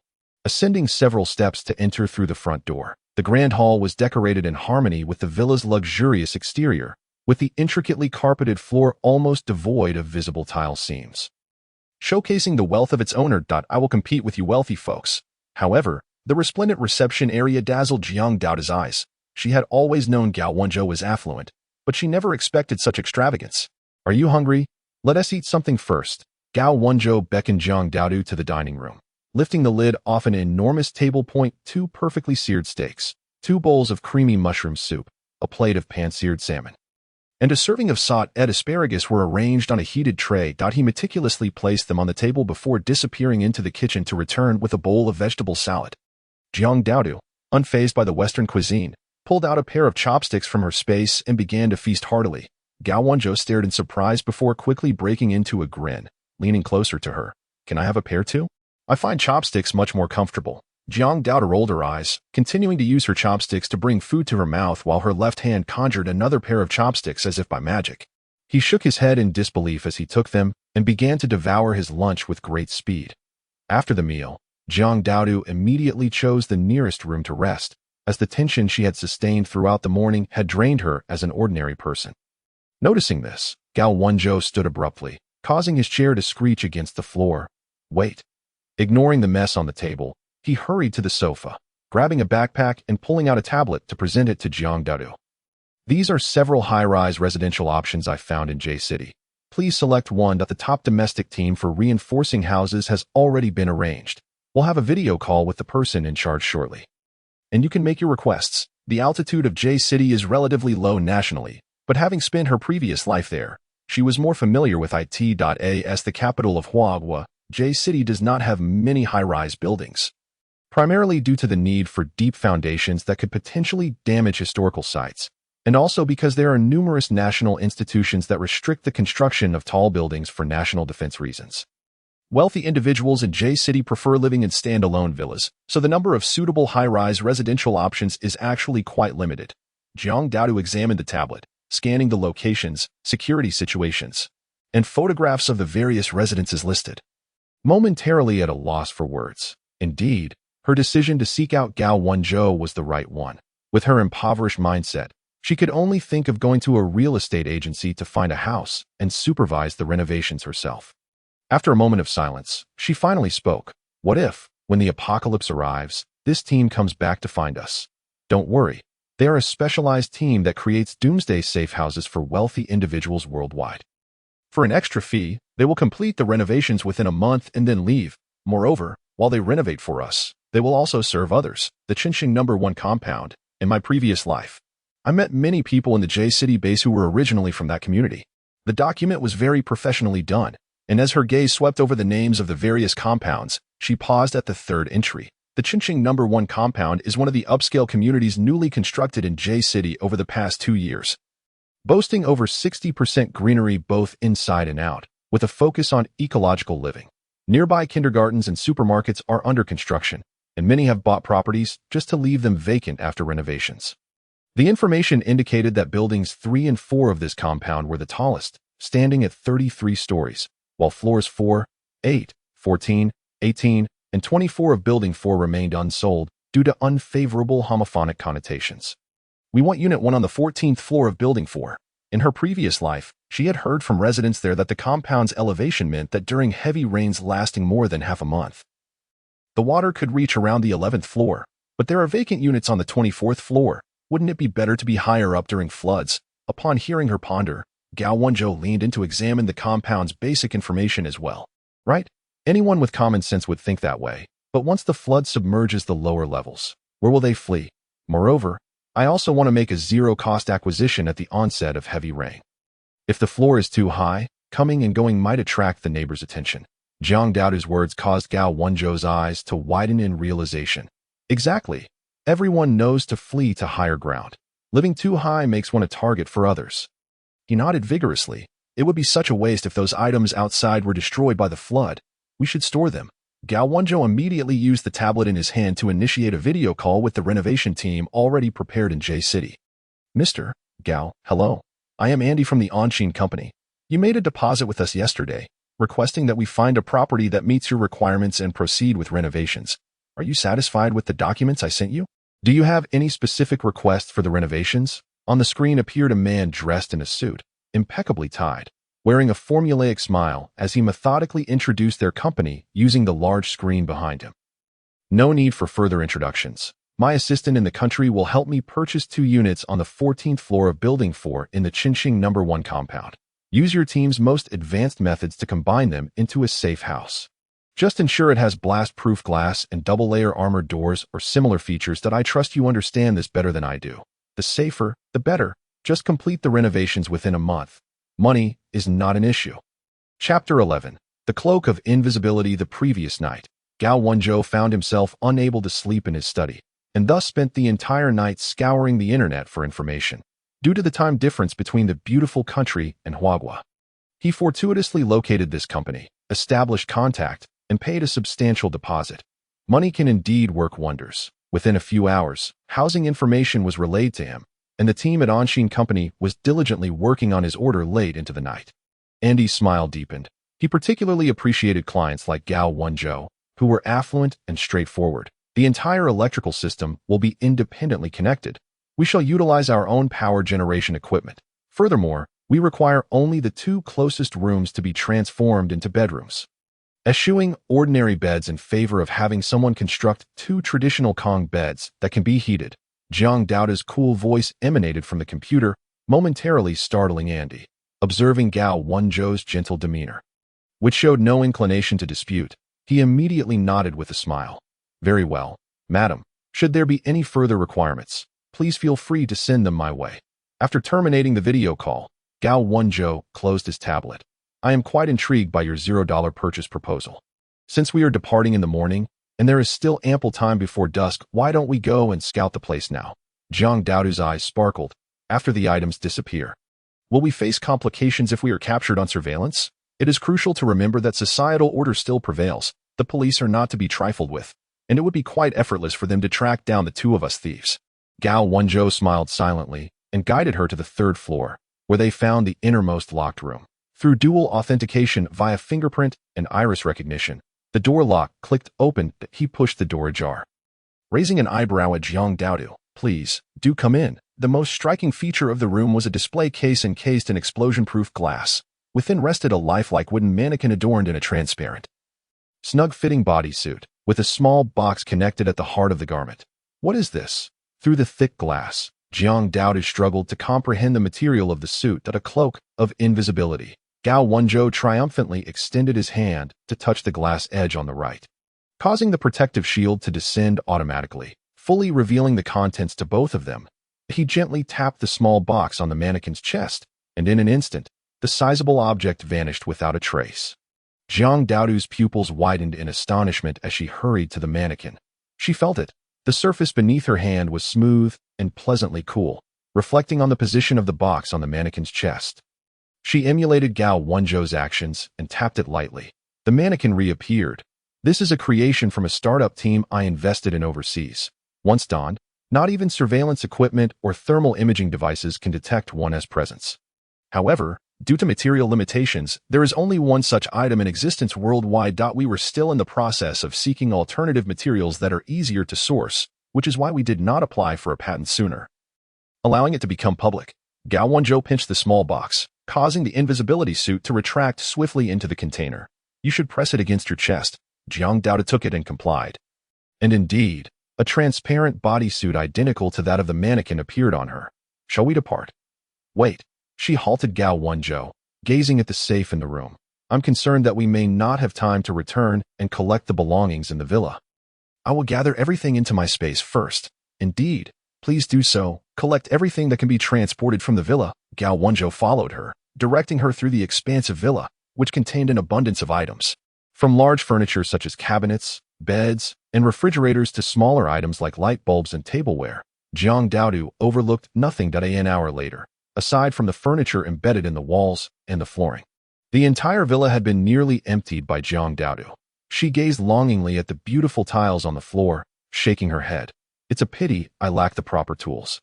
Otherwise, I would have pried these up to take with me. If you seek flooring, there is plenty to be found. In a moment, I shall take you to a furniture and building supply store. We can scavenge a couple of them, and we will have more than enough. Gao Wenzhou led her to the independent garage within the estate, where over a dozen luxury vehicles were neatly arranged, nearly blinding her with their brilliance. With a dazzling array of red and green sports cars, performance SUVs, luxury sedans, and pickups, Jiang Daodu strolled deeper into the space, marveling at the lavish lifestyle of the wealthy while collecting items. After gathering all the cars, she discovered even more: various motorcycles, bicycles, snowmobiles, skateboards. Tractors. Are tractors not typically parked outside farms? How could they be in the garage? Receiving her puzzled glance, Gao Wenzhou hastily explained, "These two tractors have been modified. Their appearance and speed are not comparable to ordinary agricultural tractors." Jiang Daodu could only nod in response, her hands still busy collecting vehicles, until only a small SUV remained, with Gao Wenzhou at the wheel. Jiang Daodu settled into the passenger seat, using the tablet to search for locations of large supermarkets, ports, pharmacies, and more. At each destination, they would disembark, symbolically purchase a few items, and discreetly observe the locations of the warehouses.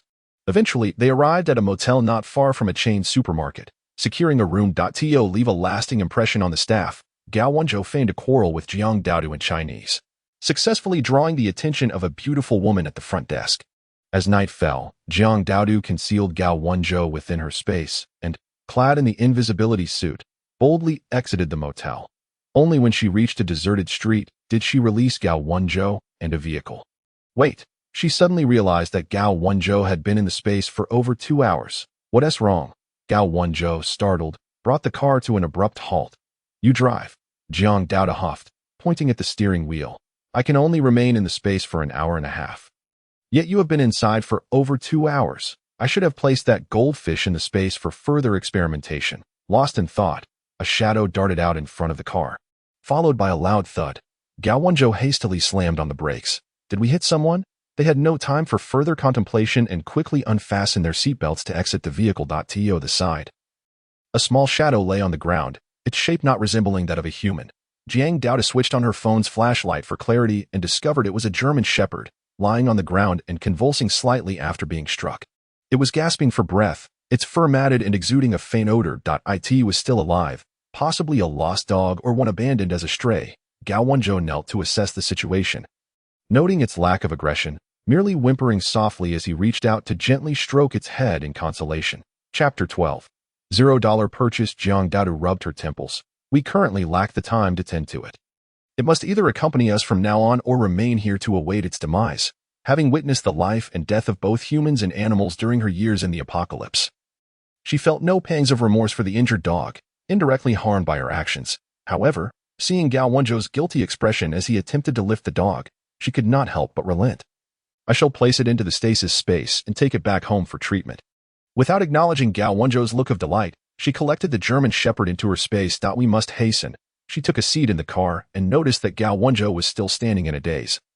Prompting her to speak up, they first arrived at a large supermarket, where the staff had long since clocked out, leaving the surroundings enveloped in silence, broken only by the sound of their vehicle.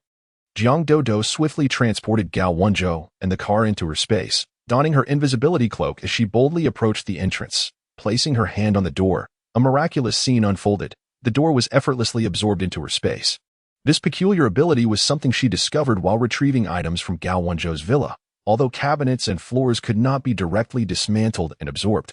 Doors and windows could be detached from their frames and seamlessly incorporated into her space. Under surveillance, the supermarket's entrance vanished mysteriously and inexplicably from sight. Once inside the supermarket, she retrieved a night vision device from her space and began collecting whatever caught her eye. This supermarket was a quintessential warehouse-style establishment in the United States, boasting an abundance of vegetables, fruits, beverages, snacks, and even shelves and freezers, all produced in copious quantities. Similar categories of food and daily necessities were conveniently grouped together, making it much easier for Jiang Daodu to gather items. Before long, not only had the goods and shelves disappeared from the supermarket, but even the cash register at the front desk had vanished without a trace. As alarm bells began to sound.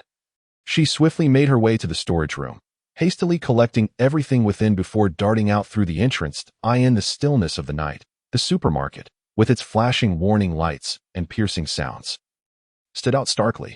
Given the remote location of the supermarket, no one had arrived to investigate by the time Jiang Daodu jogged away, her smile growing ever wider. Gao Wenzhou, released from her space, drove towards their next destination, and this time, she was less cautious about collecting both the car and him. The supermarkets, pharmacies, and warehouses they selected were all situated far from the city center to save time. Jiang Daodu would exit the car to collect items, while leaving Gao Wenzhou behind to wait. Once she quickly gathered what she needed, she would return to the vehicle, and they would proceed to the next location. As they passed a gas station along the way, the two showed no hesitation. Jiang Daodu placed her hand on the gas pump, and the underground gasoline tank was swiftly absorbed into her space. Throughout the first half of the night, they nearly swept through all the gas stations, supermarkets, pharmacies, clothing stores, and outdoor shops in California. Whenever they encountered fast food establishments such as fried chicken, hamburgers, or pizza, they would not miss the opportunity to enter and raid the kitchens for equipment, ingredients, and frozen goods. These businesses were all heavily insured, and the insurance companies would reimburse the owners for any theft, leaving them with minimal losses. Having lived in the United States for so long and possessing vast tracts of farmland, Gao Wenzhou naturally had a good understanding of the region's crucial granaries. He took Jiang Dodo to switch to the fastest sports car, speeding around in search of warehouses that stored grain and large automated equipment necessary for farming. Anything within their reachable range was swiftly collected. Before heading to Karen's farm, their final stop for a zero-cost acquisition in the United States was the port located on the coast of San Francisco. The San Francisco port is one of the major ports on the west coast of the United States and serves as an important trade hub between the United States and Asia. In the dark, Gao Wenzhou parked the car in a secluded corner not far from the port, and as Jiang Dodo disembarked, she gazed at the seemingly endless containers in the vast night. Feeling somewhat overwhelmed, so many containers, there's no way I could collect them all in one night. Some containers were stacked high while others leaned against one another, with no connections in between. This indicated that Jiang Dodo would need to collect them in groups. However, they still had Karen's arsenal in mind, and it would be impossible to spend the rest of the night here. They could only leave some behind. There should be plenty on the cargo ships docked by the sea. Jiang Dodo followed Gao Wenzhou's pointing finger and indeed spotted several massive shadows on the water. "Wait for me in the car. I'll be back shortly." Her eyes sparkled as she retrieved Gao Wenzhou's electric scooter from her space. Activating her invisibility cloak and speeding towards that direction. Gao Wenzhou, it appeared as though an electric scooter was eerily moving forward on its own in the darkness. A gust of cold wind swept through, causing him to shiver involuntarily. Though he was aware that Jiang Dodo was cloaked in invisibility, it was still quite unsettling in such a desolate place. He rubbed his arms and jogged back to the car to wait. Meanwhile, Jiang Dodo arrived at the seaside and looked at the colossal vessels before her, feeling a pang of trepidation. 5 cargo ships and 2 passenger ships were docked at the pier, one of which was illuminated, suggesting that there were workers performing maintenance. Without wasting time, she hopped onto the electric scooter and absorbed the 3 cargo ships and 1 passenger ship that were far from the illuminated vessel. Then pressed the throttle to speed back. Along the way, she did not overlook the stacked containers, and wherever she passed, the piles of containers vanished into the night as concealment. After a long night of hard work, 2 maintenance workers finally emerged to enjoy a smoke and relax, only to witness that more than half of the colossal ships at the pier had disappeared. No way. Am I seeing things? What happened to the cruise ships we inspected earlier? One bearded man rubbed his eyes, craning his neck to look in the direction of the cruise ships, but could only see the one closest to them. No, it's gone. How could such a commotion happen without us hearing anything? His companion, startled, dropped his cigarette and turned to him, wide-eyed and trembling. Other maintenance personnel inside the ship's cabin, hearing their cries, rushed out to inquire about what was happening, only to immediately notice the strange situation at the pier. "Quick, report this." The lead maintenance worker, alarmed, dashed back into the cabin and pressed a button, causing all the horns on the cruise ship to blare urgently. There were only 7 colossal ships anchored. They had inspected each one before arriving at this last one, but who could have the audacity to drive away these behemoths right under their noses? Back in the car, Jiang Dodo heard the distant alarm and quietly breathed a sigh of relief. Thankfully, she had not been discovered during her ship theft. She certainly did not want to complicate their upcoming zero-cost acquisition. As they drove towards Karen's estate, they encountered a multitude of police cars flashing their lights. The officers inside remained oblivious, or perhaps unaware, that the unassuming, ordinary family car they were passing contained the very mastermind responsible for the overnight theft of everything in California. Chapter 13. Seizing the arsenal. Gao Wenzhou parked the car a kilometer away from Karen's villa, not because he didn't wish to get closer, but mainly because moving any further would require a turn, making them easily noticeable on the straight road. Just as Jiang Dodo was preparing to exit the vehicle, he grabbed her arm. "Karen has been operating in California for so many years. The security level of the arsenal must be exceptionally high. Even if we don't succeed, our safety must be guaranteed." He had originally intended to accompany her, but he understood with little time for contemplation. Jiang Dodo swiftly retrieved another redwood into her space. This time, A faint hint of color differing from the surrounding soil emerged from the pit. She leaped into the large hole and began to scrape away the dirt above, revealing the stone material she had encountered in the basement during the day. The smooth stone surface was evidently not naturally formed, suggesting that the entire basement might have been meticulously crafted from rock. A gleam of excitement flashed in Jiang Dodo's eyes, and she nearly burst into laughter. It was a complete entity. She placed both palms firmly against the clean stone slab, a flicker of inspiration igniting within her. Suddenly, Jiang Dodo found herself tumbling downwards. A tremendous noise erupted from above, prompting her to look up in alarm. The villa constructed above the basement, lacking support from below, was teetering precariously, with only the foundation on one side still holding. As the enormous villa threatened to collapse into the vast pit below, she disregarded the mud covering her body, bizarrely revealing only her silhouette, and exerted every ounce of strength to scramble upwards. She had considered retreating into her space for safety, yet lamentably, she could only remain there for an hour and a half before re-emerging at the same spot, inevitably facing the risk of being crushed by the collapsing villa. The foundation on the opposite side could not withstand such immense weight and began to fracture rapidly. Inside, the mercenaries on duty, awakened by their comrades, wielded their firearms and staggered towards the exit. Only to be obstructed by the now deformed door, they could only frantically strike the first-floor windows with the butts of their guns, but given Karen's meticulous attention to his arsenal, the armored glass was unlikely to yield easily. Desperate, the mercenaries could only shake the window handles violently in a bid to escape. Finally, as they managed to pry open a window, they rushed to climb through. What did they see? Beneath the villa lay a colossal pit, and at the brink of the chasm, a figure crafted from earth was hastily fleeing the estate. With no time for deliberation, they hastily ushered the bewildered workers, who had just awakened, to escape the villa. Jiang Dodo, covered in mud, settled into the vehicle. "Let us go." Gao Wenzhou's pupils dilated in shock. He had kept the car window open, listening intently for any sounds from that direction, fearing the crack of gunfire. Yet, during this time, only a thunderous noise had echoed, and shortly thereafter, Jiang Dodo returned, caked in mud. He swiftly started the engine to flee the scene. This is a success? Of course, when I, Jiang Dodo, take action, there is only success, never failure. In her previous life, she had undertaken numerous missions, and the peril of this one was hardly a concern. Moreover, she felt no disdain for the mud covering her. After all, in the aftermath of a volcanic eruption, encountering such fresh soil would be a rarity. Upon their return to the motel room, dawn was just beginning to break. After changing into fresh attire and resting for a brief moment, Gao Wenzhou casually wrapped an arm around Jiang Dodo, pretending to be a couple in love as they drove away. With Gao Wenzhou's affluence, even their flight tickets were booked in first class. Jiang Dodo, having only experienced business class on the way over, was mesmerized by the sights and sounds of the aircraft, completely forgetting the events of the previous night. Meanwhile, Karen, reclining in a luxury apartment in the city center with a blonde beauty, was blissfully unaware of the unfolding chaos. "What? Are you joking with me? My enormous arsenal simply vanished. Have you been watching too many movies? The Sandman from Spider-Man. I'm on my way. You all better wait for me." Upon hearing his subordinate's frantic report that the arsenal had been seized by the Sandman in the dead of night, his blood pressure skyrocketed as he berated them for their incompetence. The beautiful companion beside him stirred awake, oblivious to the commotion, and leaned in for a kiss, only to be callously shoved off the bed by Karen.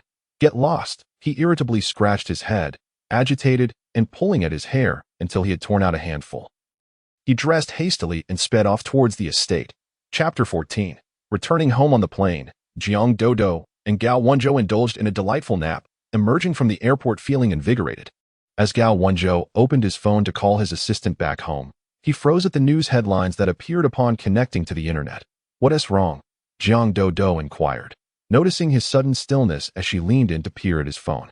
"Look at this." He excitedly tapped on the article and handed his phone to Jiang Dodo. The bold headline read, "The Great Theft in California. In a single night, every gas station, supermarket, and restaurant outside the city has been completely emptied." Below, images depicted FBI agents investigating the scene, alongside numerous vacant and pristine storefronts. Gas stations, along with adjacent convenience stores, electrical rooms, and offices, had all been stripped bare. Netizens were quick to mock in the comments. speculating whether California's politicians had crossed someone or if there were traitors among them. The most liked comment came from someone claiming to be a worker on a California farm, stating that during the early hours of the previous night, he had witnessed the Sandman from the Spider-Man movie. He had fled from beneath the villa of the farm owner, causing the entire structure and the workers' quarters to topple into the massive void below. The Sandman? Jiang Dodo rolled her eyes at this comment. Her appearance, cloaked in invisibility and covered in mud, was indeed reminiscent of the Sandman from the film. Quite similar. Haha. The car has arrived. Let us go. Gao Wenzhou recalled her frantic dash back to the car from Karen's villa, unable to suppress a chuckle. The driver, Li Quan, in his 30s, remained impeccably dressed in a tailored suit, despite the winter chill. With a somewhat thin overcoat. Throughout the journey, Jiang Dodo and Gao Wenzhou rested comfortably in the back seat of the MPV, while Li Quan maintained a respectful silence. The vehicle came to a halt outside the Gao family's warehouse on the outskirts of the city. And Li Quan did not exit. Mr. Gao, the warehouse has been filled as per your instructions. Good, let us take a look and come right out. This implied he wasn't to accompany them. Li Quan, perceptive as ever, stayed in the car to attend to matters concerning the Gao family's domestic branch. Gao Wenzhou led Jiang Dodo into the warehouse, first checking the surveillance room at the entrance to ensure all cameras were off. Before pulling the power switch to cut electricity to the entire facility, Li Quan was meticulous in his work. Yet given the enormity of the secret regarding Jiang Dodo's space, caution was paramount. With the power cut, only a few small windows at the top allowed a scant amount of natural light to filter in, leaving the interior shrouded in obscurity. Jiang Dodo retrieved 2 pairs of night vision goggles from her space and donned them, resuming her task of collecting items: rice, flour, noodles, red beans, yellow beans, green beans, soy sauce, vinegar, salt, star anise, bay leaves, cinnamon, spices, just the staple foods and condiments for Chinese cuisine, filled 50 square meters. Chips, spicy strips, biscuits, instant noodles, self-heating hot pot, snail noodles, and other quick meals. Along with steamed buns, custard buns, shao mai, dumplings, and frozen buns, ready to eat or easily heated foods, alongside hundreds of boxes of beverages and alcoholic drinks at various price points. Everything was amassed in abundance. The warehouse's cold storage contained not only frozen foods, but also neatly cut portions of pork, lamb, beef, rabbit, chicken, duck, and goose. They had stockpiled a considerable amount of fresh meat and fruits in the beautiful country. However, who would ever complain of excess? I had instructed Li Quan to have another batch delivered once we returned home. Gao Wenzhou gazed at the frozen meats in the cold storage, his brow furrowing as if he could crush a fly. The space was already filled to capacity, and they hadn't yet purchased fuel. They should avoid wasting money. Jiang Dodo felt somewhat exasperated. The food they had acquired in one night in the beautiful country was enough for them to last several lifetimes. Yet, now they were buying even more. And he still felt it was insufficient. Gao Wenzhou recalled their frenzied actions in the beautiful country and could only nod silently. He already had an ample supply of agricultural products from his own farm and fresh meats from the ranch, making it unnecessary to spend more domestically. Jiang Dodo continued to gather supplies: inflatable boats, rubber dinghies, surfboards, diving suits, oxygen tanks, oxygen generators. She could hardly contain herself. Are you entirely flush with cash? Haven tea, we already purchased these at the farm in the beautiful country. It's just precautionary. Let us have more options. Gao Wenzhou's voice dwindled as he spoke. These items were exorbitantly priced, unlike the food that he regretted instructing Li Quan to buy so many to it's all your money. It's only right. Jiang Dodo took a moment to calm herself and began to organize the items into her space. Various plants, young vegetable seedlings, seeds, and countless vegetable boxes had been specially procured by Gao Wenzhou. Although Jiang Dodo's space was not conducive to plant growth, she thought that in the future, she could select suitable land for cultivation if the opportunity arose. If that proved impossible, these items could be exchanged for other necessities at the base.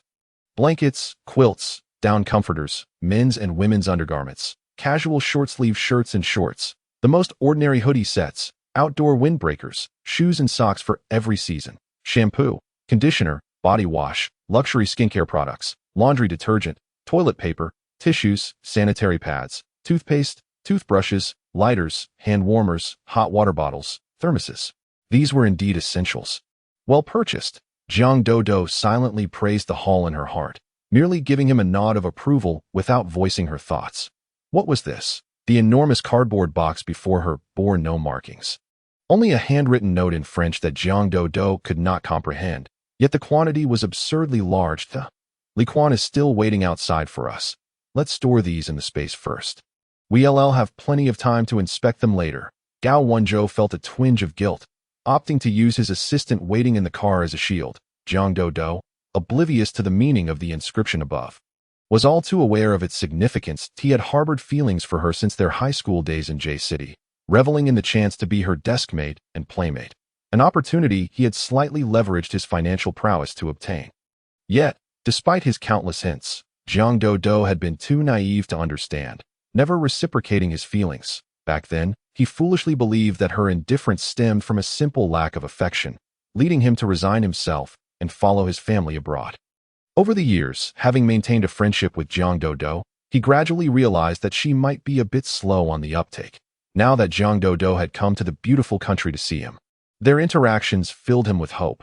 While instructing his domestic assistant to procure supplies, he had mentioned having a girlfriend, never expecting that, if Jiang Dodo were to be swayed by him, those items would surely find their purpose.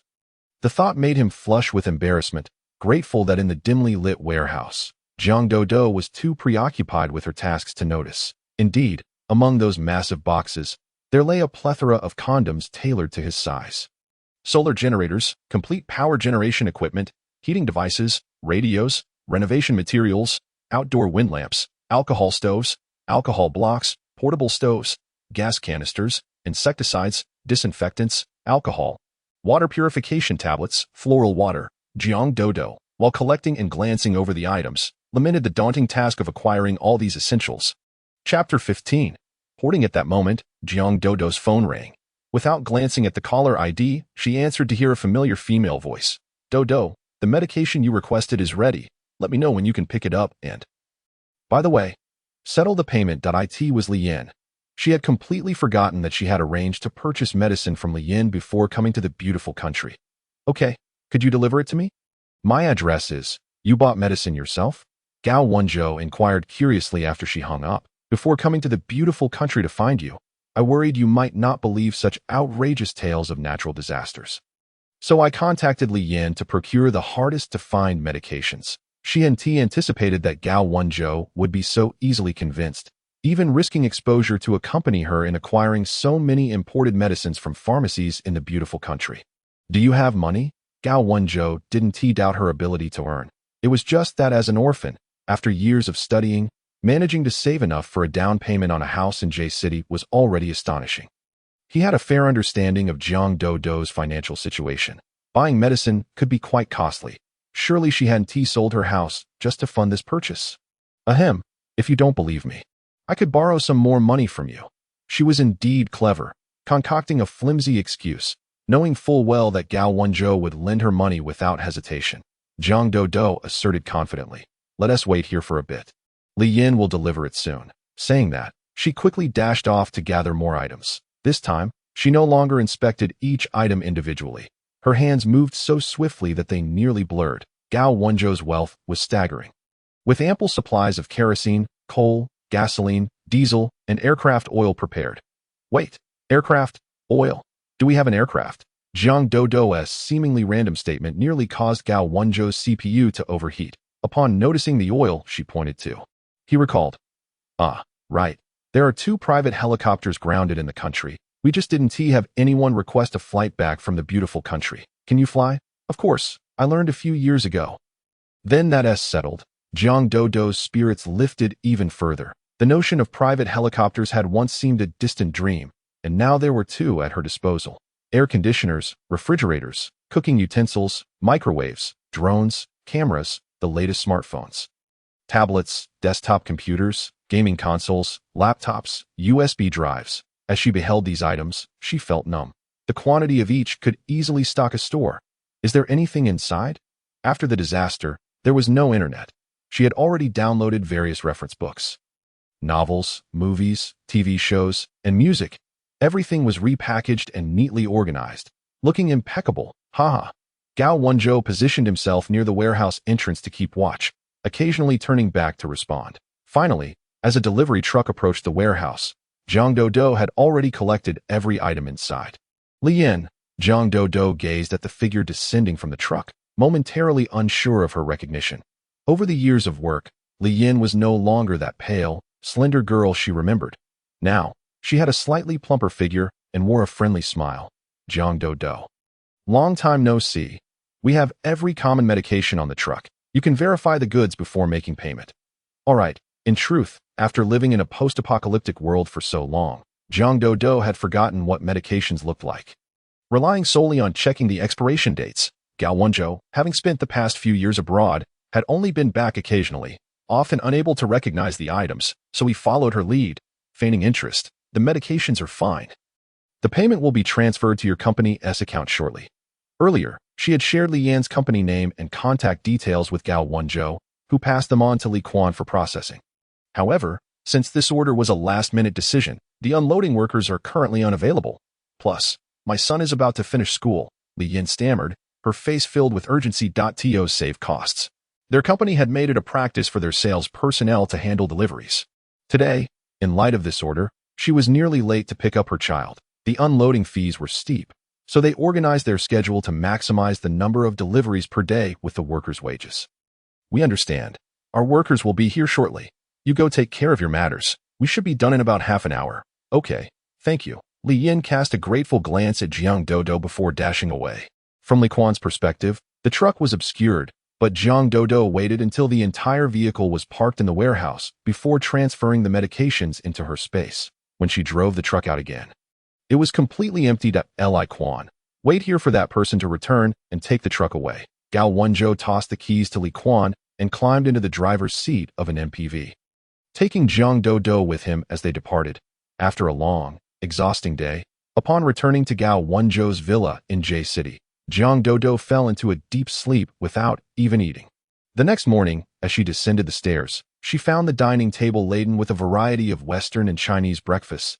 There's no one else here, and there are no cameras, right? She savored a bowl of tofu pudding, 2 deep-fried dough sticks, and an egg, glancing at the untouched breakfast items, reluctant to waste food. No, Gao Wenzhou, aware of her secret regarding the space, dared not keep anyone or install cameras in the house. The breakfast had all been prepared and delivered by someone. My cooking skills are quite average, and yours are even less worth mentioning. That we need to stock up on ready-made meals. Zhang Dodo hastily stored the breakfast items in her space, recalling that as long as the food was not placed in the active area of her space, it would never spoil. All right, Gao Wenzhou, under the pretext of ordering food for the company, rented a farmhouse in the suburbs, where he installed numerous specialized stoves and kitchen equipment.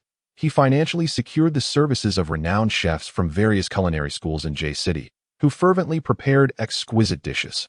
Once completed, the meals were meticulously packed into individual disposable containers and loaded into the cargo van driven by Gao Wenzhou himself. Meanwhile, Zhang Dodo occupied the passenger seat, and after the van had traveled a certain distance, she deftly summoned the food into her spatial realm with a flick of her hand. While the chefs busied themselves with their culinary crafts, she preemptively secured the month's output from a whole street of beverage shops, bakeries, delicatessens, and breakfast establishments, driving at fixed times each day to collect the goods. It was improbable that Gao Wenzhou had only one warehouse in the country. He dispatched individuals to transport supplies from various warehouses nationwide to the J City warehouse, ensuring a steady flow of resources. With the timing staggered, Zhang Dodo nearly had to make daily rounds to collect everything. Fortunately, their chosen vehicle was a fully enclosed cargo van, with the windows covered in a black privacy film, allowing Zhang Dodo to discreetly gather food and drink en route to the next establishment. Chapter 16. The final preparations. As Zhang Dodo drove the empty vehicle back to the farmhouse to collect the meals, she inadvertently glanced out the window and was struck by a memory triggered by a nearby pet hospital. The German Shepherd they had rescued in the beautiful country was still in her space. A shiver ran down her spine as she retrieved the dog from her space and placed it in the passenger seat, turning around to take it to the veterinary clinic. Can this place treat a dog that's been hit by a car? Zhang Dodo had never owned a pet throughout her life and was utterly clueless about dogs. We should first take some x-rays. Considering the situation, it likely requires surgery, which may cost several tens of thousands. The doctor did not elaborate further, but Jiang Dodo understood his implication in no matter the cost. If it's possible, proceed with the surgery immediately. After all, it was their fault that the little dog was injured. She could not bear the thought of not giving it the care it needed. After the German Shepherd underwent surgery, it needed to be monitored at the veterinary clinic for about a week. Jiang Dodo could not abandon it, so she patiently waited until its condition improved before bringing it back home. Wenzhou, the German Shepherd we hit in the beautiful country, has been delivered to the pet hospital on Nanshan Road. Once it recovers, shall we adopt it? On the drive back to the farmhouse, Jiang Dodo pondered this. Recalling the dog's gaze filled with trust and longing as she had taken it to the clinic, it softened her heart, a feeling foreign to someone who had never possessed much sympathy. In the aftermath of the apocalypse, human hearts could hardly compare to the loyalty of a dog. They had space and supplies, and they could afford to care for this little creature. I almost forgot. That could indeed work. In the future, having a pet would be delightful, and a German Shepherd would provide protection. Gao Wenzhou had no objections. Guilt filled his heart for the dog, as it was he who had injured it while driving. After accompanying Jiang Dodo on several occasions to collect meals, he began personally scouring for fuel, gasoline, diesel, charcoal, coal, firewood. They had already amassed quite a stockpile, yet his unease persisted. It was imperative to stockpile even more. With 2 weeks remaining until the torrential rains began, the German Shepherd was discharged successfully. It was a little male dog just over a year old when Jiang Dodo brought it home. It had just enjoyed a bowl of cold tofu pudding. She named it Hua Hua, creating a familial bond instantly recognizable. With the decision made to adopt a dog, both she and Gao Wenzhou needed to relieve themselves. So Jiang Dodo nearly emptied J City of all its cat litter supplies. They procured various dog foods, treats, bowls, beds, toys, pet shampoos, conditioners, leashes, wipes, deworming medications, pee pads, brushes, and nail clippers. Enough to sustain Hua Hua for 200 years. Assuming it lived that long, in the central area of her space, she had experimented multiple times. Any living being aside from herself could thrive within it. She referred to that area as the living zone. Though its size was limited to that of a soccer field, she needed to ensure ample space for Gao Wenzhou and Hua Hua during times of danger. Thus, it was predetermined that she could not sustain living creatures within her space. However, where there's a will, there's a way. As long as the animals were kept in the static zone of her space, they could be released back into the world, lively and sprightly. Together, she and Gao Wenzhou gathered every type of livestock, animal, insect, plant, tree, and even fish they could find, hoping that in years to come, they would discover a means to return these creatures to nature and preserve the biodiversity that existed before the apocalypse. The head of the renovation team notified Gao Wenzhou that their house had been completed and was ready for inspection. He brought Jiang Dodo to Qingqing No. 1 courtyard, where the occupancy rate of Building 4 was low. The 14th floor would serve as their haven during the impending torrential rains, extreme cold, and heat. Upon ascending to the 14th floor via the elevator, Jiang Dodo and Gao Wenzhou immediately sensed a difference from the other floors. The space between the sole entrance to the 14th floor was 2 circles smaller than that of the lower floors, and the walls were reinforced with 2-centimeter thick steel plates. The first armored door could accommodate high-voltage electricity and featured a small hole for the barrel of a gun. The second and third doors were significantly stronger than the first, also equipped with openings for defense. The stairwell and armored doors were outfitted with surveillance equipment, visible only to the room's occupants. After opening the 3 doors, they finally beheld the interior of their new home. The walls were considerably thicker, incorporating not only steel plates but also double insulation. The walls were adorned with soundproofing materials that provided both thermal insulation and sound dampening, causing the vast expanse of the once open layout to shrink by 2 circles. The living room deviated from traditional home decor, featuring just 2 screens, one large and one small, while the floor was covered in plush carpeting. The largest room had been transformed into a storage area, another into a freezing chamber, and yet another designated for independent electrical control equipment. Jiang Dodo and Gao Wenzhou's bedrooms were adjacent to one another, each with its own bathroom. However, as per their request, the plumbing was not connected to the entire building. Jiang Dodo's room was slightly larger than Gao Wenzhou's, as she intended to allocate space for Hua Hua. Within her room, she constructed a small suite to accommodate Hua Hua's sleeping area, as well as bowls for food and water. The kitchen was modular, designed for easy transport, though with her spatial ability, She could effortlessly relocate everything within the house. The house is splendid. My assistant will transfer the final payment to your company's account shortly. The head of the renovation team conducted a brief handover before departing, leaving the expansive living room empty, save for Jiang Dodo and Gao Wenzhou.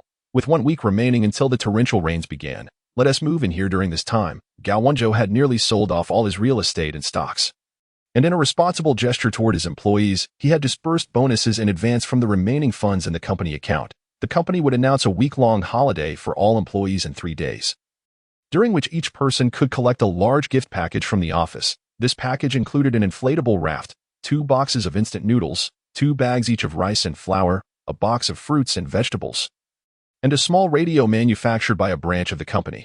After completing these tasks, Gao Wenzhou and Jiang Dodo exchanged the last of their funds for gold bars, leaving only 500,000 in cash for emergencies. The ready-made food was sufficient for them to last a decade, and they had already stockpiled the essentials for the future. Over the next week, the couple frequently wandered around the community. After a few days, everyone had come to know that Building 4 housed a pair of affectionate newlyweds, accompanied by a recently shaved and surgically treated German Shepherd. Chapter 17. The neighbors the day before the torrential rains. Gao Wenzhou and Jiang Dodo took Hua for one last shopping spree at the largest supermarket nearby. They primarily stocked up on rice, flour, cooking oil, convenience foods, beverages, snacks, seasonings, daily necessities, as well as dog food and supplies, filling the back seat and trunk of their inconspicuous SUV parked in the underground garage of Qinxing No. 1 courtyard to the brim.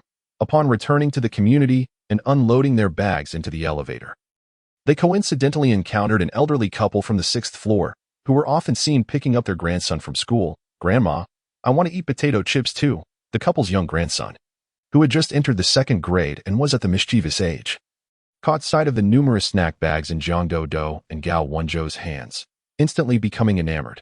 "You young people, even if you have money, you shouldn't be wasted on so many snacks." Exactly, rice and flour are one thing, but so many snacks are just unnecessary. Our little treasure is a good boy. Potato chips aren't healthy. Grandma will make him some steamed egg custard when we get home.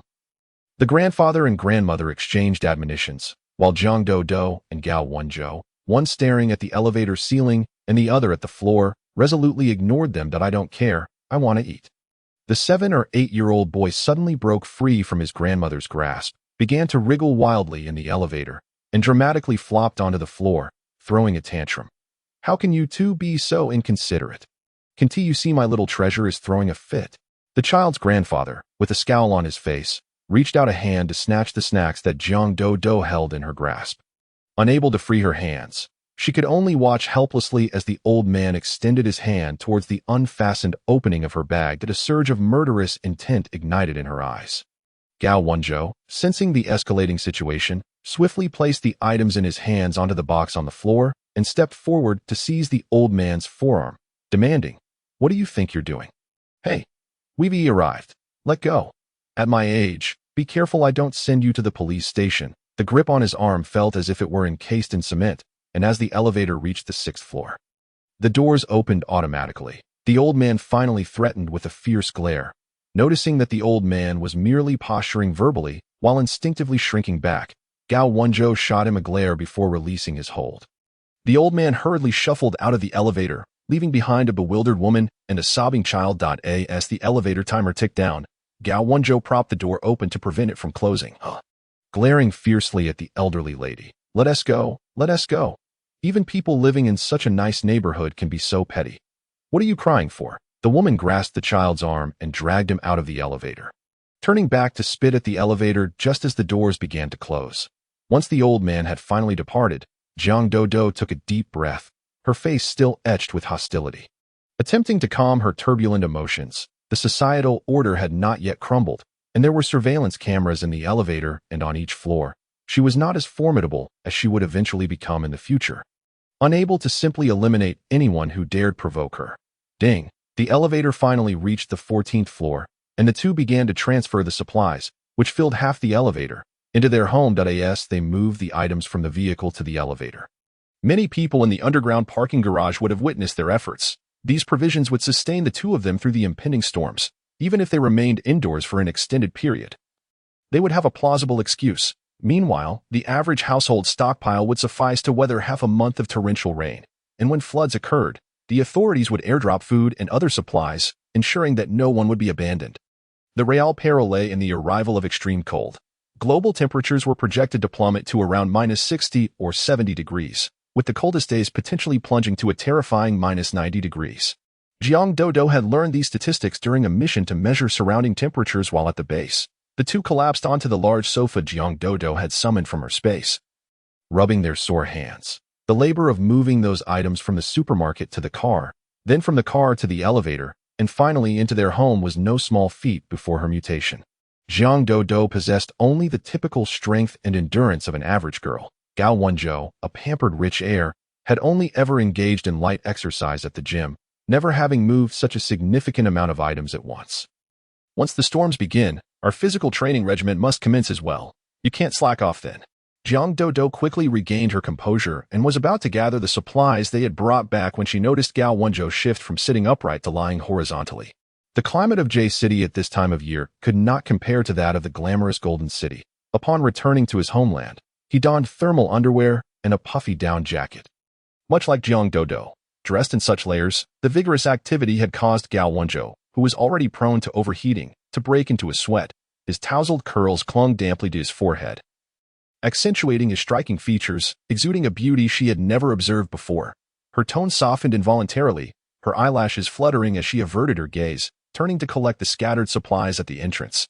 After tidying everything up, she proceeded to the kitchen, where she released some rice, flour, seasonings, snacks, and a few non-perishable fruits and vegetables. The meat and frozen foods were placed in the refrigerator, ensuring that even if she needed to step outside occasionally, Gao Wenzhou would not go hungry alone at home.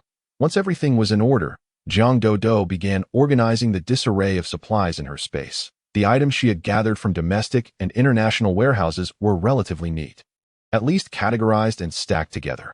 However, the goods hastily collected from the glamorous nation's zero-cost procurement, armories, supermarkets, pharmacies, and ports, were a chaotic jumble, strewn about haphazardly due to time constraints at that moment.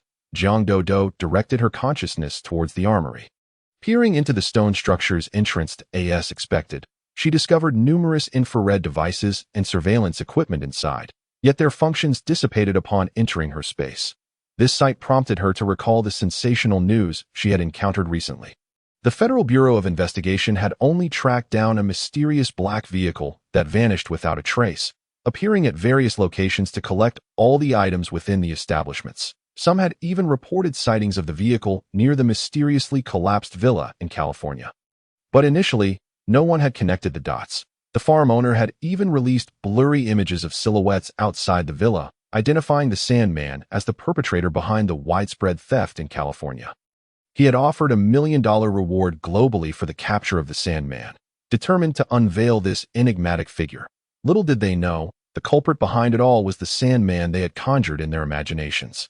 Jiang Dodo, the actual mastermind, found it all rather amusing. Chapter 18. The deluge outside. The sky gradually darkened, and strong winds began to blow, scattering snow and branches throughout the community's landscaped areas. Jiang Dodo and Gao Wenzhou stood in the living room, peering through the glass of the window at the hurried people rushing home, shielding their faces from the swirling sand, while grumbling about the dreadful weather. The weather forecast on their phones had clearly indicated a string of sunny days ahead.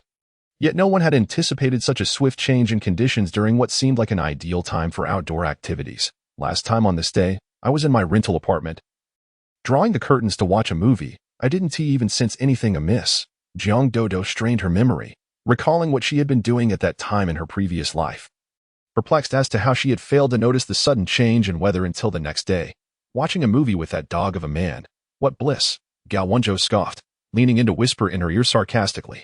By the way, I wonder how Han Xiao, that freeloader, is doing. She realized that upon her rebirth, she had immediately blocked Han Xiao from her phone, primarily out of concern that he might reach out to her, inciting an uncontrollable urge to confront him directly and eliminate him. Gao Wenzhou felt a noticeable drop in temperature and suddenly shivered. Why does it feel a bit chilly? He turned to fetch 2 jackets, draping one over himself and offering the other to Jiang Dodo. Jiang Dodo remained impassive, expressionless as she retrieved Han Xiao's phone number and WeChat from her blacklist, Sure enough, within minutes, the blaring ringtone erupted. She let the phone ring until the third round was nearly over before she leisurely pressed the green button to answer. Where are you? Jiang Dodo. You just vanished without a word. After Han Xiao finished his tirade, she switched the call to speaker mode. Are you done? I'm done. Han Xiao's tone was ominous. I just suddenly feel that our relationship has progressed a bit too quickly. And I find it hard to accept that I've taken some time for myself. But I'll be back in a while. You should have told me before you went off to clear your head. And also, the rent is due. Jiang Dodo could no longer contain her frustration. Her teeth gritted as she retorted, ever since we got together, I've been the one paying for rent, utilities, and everything else. Even if I'm not home to pay the rent, it's still your turn to handle it, right? You know our company's situation. It's struggling and often delays salaries, and I need to save money to marry you. Han Chao replied defensively. Enough of this. Just transfer me 2,000 yuan to cover this month's rent. No way. I'll return home tomorrow morning. Just wait for me. Jiang Dodo, no longer in the mood to listen to Han Xiao, hung up the phone and blocked him in one swift motion. That I can't believe that freeloader can't even pay rent. And you chose such a boyfriend. Gao Wenzhou, who had been holding back his frustration, couldn't help but interject as soon as she hung up. You're actually going back to find him. Have you forgotten what you told me when you ran off to California? His voice grew increasingly aggrieved, his eyes reddening, and his chest heaving with indignation. The girl he dared not confess his feelings to was dating such an absurd person. He couldn't fathom how she could be so timid and avoid expressing her feelings. If only he had been a bit braver, Jiang Dodo would never have ended up with someone like that. I can't let such a person exist in this world for even a second longer. Tonight, I must return and confront that scoundrel myself. If you can't handle me killing him, just stay at home. Jiang Dodo, oblivious to his turmoil, bowed her head, attempting to suppress her inner hatred. How foolish she had been in her previous life, sacrificing so much for a selfish, hypocritical miser, even using her life as a stepping stone in the face of the apocalypse. I'll go with you. Gao Wenzhou, upon noticing that she harbored no intentions of forgiving that scoundrel, felt a sense of relief wash over him. Such occurrences will certainly not be rare in the future. I shall accompany you tomorrow to broaden your horizons. His words rang true. The relentless onslaught of natural disasters would inevitably give rise to a plethora of evils. It would be far wiser to acclimate oneself to the specter of death from the outset, thus ensuring survival in the days to come. Indeed, Jiang Dodo, having collaborated with him on numerous occasions in her previous life, instinctively believed that with his current capabilities, they would navigate the forthcoming events without issue. She conjured 2 comfortable single sofas and a plethora of snacks by the window. While she was certain that calamity was imminent, she remained open to the possibility of unforeseen circumstances, opting instead to patiently await the deluge's arrival. Soft melodies flowed through the tranquil living room, yet they could not quell her rising anxiety as she witnessed the storm's approach. At 2:30 in the morning, just as the two were on the verge of slumber, the pitch-black night outside was abruptly cleaved by a swift bolt of lightning. Jiang Dodo and Gao Wenzhou shot upright, their eyes riveted to the outside world. Mere moments later, a thunderous roar reverberated through the air, unmistakably penetrating even the soundproof, bulletproof glass. The delicate snowflakes that initially drifted began to morph into raindrops larger than soybeans, splattering against the window before swiftly plummeting due to gravity. The downpour intensified rapidly, transitioning from a gentle patter to a torrential cascade akin to being doused by a high-pressure water hose, all within a mere 10 minutes. Indeed, the storm had arrived. Jiang Dodo pressed her forehead against the frigid window, seeking respite from her inner turmoil.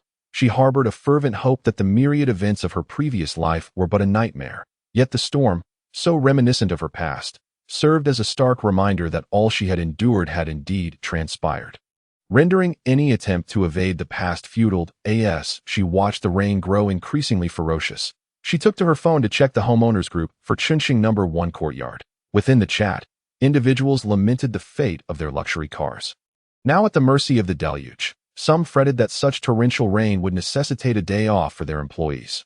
Others who had booked flights and high-speed train tickets for early tomorrow morning found their plans dashed. There were even jesters among them who, in a humorous tone, alluded to the impending apocalypse. They remained blissfully unaware of the true horror that the disaster entailed. The property management staff chimed in, urging residents to secure their doors and windows and not to sleep too soundly, as the deluge could very well inundate the first and even second floors, advising those residing on lower levels to prepare for relocation to higher floors. In response, the lower-level residents began to grumble, expressing indignation that, despite their substantial investments in these homes, the most basic drainage issues had not been addressed. They demanded compensation from the developer and property management for the damages incurred that evening. The property management instructed them to contact the developer, asserting that their company bore no responsibility for such matters. What followed was a flurry of back-and-forth exchanges, but Jiang Dodo lost interest and extinguished her phone screen. Chapter 19. Revenge. Jiang Dodo retrieved 2 wetsuits, 2 oxygen tanks, and diving masks from her space. The intensity of the rain outside was far beyond what a mere umbrella or raincoat could withstand. Once she and Gao Wenzhou donned their gear, they each added a waterproof overall before venturing out. The water on the streets had already risen to a considerable height, and the filthy water from the sewers was bound to surge back up, creating a breeding ground for bacteria and unspeakable filth. Layering an additional wetsuit would lend them a modicum of security. The elevator remained operational, and they descended directly to the underground garage. Upon the elevator doors chiming open, a torrent of water surged in, reaching their ankles. Jiang Dodo and Gao Wenzhou exchanged glances through their masks and waded through the water to locate the SUV in the garage. Departing Chinxing No. 1 courtyard amidst the enveloping darkness, the SUV's high chassis allowed them to navigate the water, which barely reached the calves of an adult, with ease once they exited the underground garage. The streets at midnight were sparsely populated, and under such heavy rain, they could count the number of vehicles on one hand. Aside from their own, the windshield wipers worked furiously yet failed to stem the relentless downpour. Jiang Dodo craned her neck, straining to discern the road ahead, where visibility was less than 5 meters. Given the treacherous conditions, she dared not let Gao Wenzhou, who had long been accustomed to foreign roads and often had a driver, take the wheel. Having frequently driven the vehicles provided by her base during missions in the Apocalypse, she was well suited for the arduous task of navigating through the storm. Chinxing No. 1 courtyard was located in the western district of J City. While her previous rental with Han Qiao resided in the eastern district, a journey that would normally take less than an hour, even with minor traffic, extended to over 3 hours of driving due to the relentless rain. Upon finally arriving at the rental, Jiang Dodo found the water level, even on elevated terrain, had risen to over half her thighs as she attempted to open the car door. The pressure of the surrounding water rendered it impossible to open. And rather than crawl through the window, she firmly grasped Gao Wenzhou's arm, exclaiming, "Wait." In the instant Gao Wenzhou turned to her, Jiang Dodo swiftly drew both him and the vehicle into her space. Once they exited the space and donned their oxygen tanks, they waded through the water towards the unit door at 6 in the morning. The outside world remained shrouded in darkness, the stairwell devoid of any light. They treaded as quietly as possible, blending into the cacophony of rain that filled the stairwell. Fortunately, it was a Sunday, and with the heavy rain, they ascended to the 6th floor and knocked on the door without encountering any neighbors. The old building's soundproofing was poor, allowing the rain's din to drown out all other noises. After a prolonged and vigorous knocking, the inner door finally creaked open. "Why are you back at this hour?" "Who is this?" Han Qiao, initially irked by Jiang Dodo's early return disrupting his slumber, rubbed his eyes in annoyance, only to catch sight of a tall figure behind her. "My friend brought me over to escape the rain. It's freezing outside. Hurry and open the door." Upon seeing his face, Jiang Dodo felt her resentment surge, yet her tone remained eerily calm. Thankfully, Han Qiao was in such a hurry that he had yet to turn on the lights. Allowing darkness to mask her expression, Han Qiao exclaimed, "How can you have male friends? You should sever ties with him at once." Yet his hands moved swiftly, opening the last barrier, the security door, between them. He could not fathom the existence of platonic friendships between men and women. He was only with Jiang Dodo, a woman with a bit of money and a lack of affection. To mooch off her rent and living expenses. He had yet to voice his suspicions when he felt that this woman was attempting to place a green hat upon him, as the stainless steel security doors swung open with a soft creak. Jiang Dodo seized the opportunity as Han Qiao turned his back, exposing himself entirely. A glimmer of intent flashed in her eyes. Caught unawares, she swiftly advanced a few paces, delivering a precise strike to the back of his neck, causing him to collapse to the floor like a limp noodle with a dull thud. After instructing Gao Wenzhou to bind Han Qiao, she leisurely explored the modest 2-bedroom apartment. Soon, she stumbled upon something amiss beneath the bed in the bedroom. A piece of women's lingerie of a style she would never wear, carelessly discarded on the floor, accompanied by a torn black stocking. She frowned but said nothing, hastily collecting the items she had left behind in her rush, along with the food Han Xiao had purchased during her absence. Placing them all into her space, she had no intention of allowing the other residents of the building to benefit from her misfortune. After all, had it not been for the 2 security doors at the entrance in her previous life, the neighbors would have stormed in to rob her as for the furniture belonging to the landlord and Han Xiao's personal belongings. She left them untouched, deeming them too unsightly and unclean. When Han Xiao regained consciousness, he found his hands and feet bound behind him, his body contorted in a most uncomfortable manner. The agony radiating from his neck and the awkward strain in his limbs left him disoriented. Jiang Dodo, what are you doing? Let me go. His eyes burned with rage, and the chill of the floor sent shivers through him. I told you it wouldn't take more than 10 minutes for you to wake up. Jiang Dodo replied, unfazed by his furious outburst, as she sat upon the sofa, casting a mocking glance at Gao Wanzhou. The outside world remained cloaked in darkness, yet the living room was ablaze with light.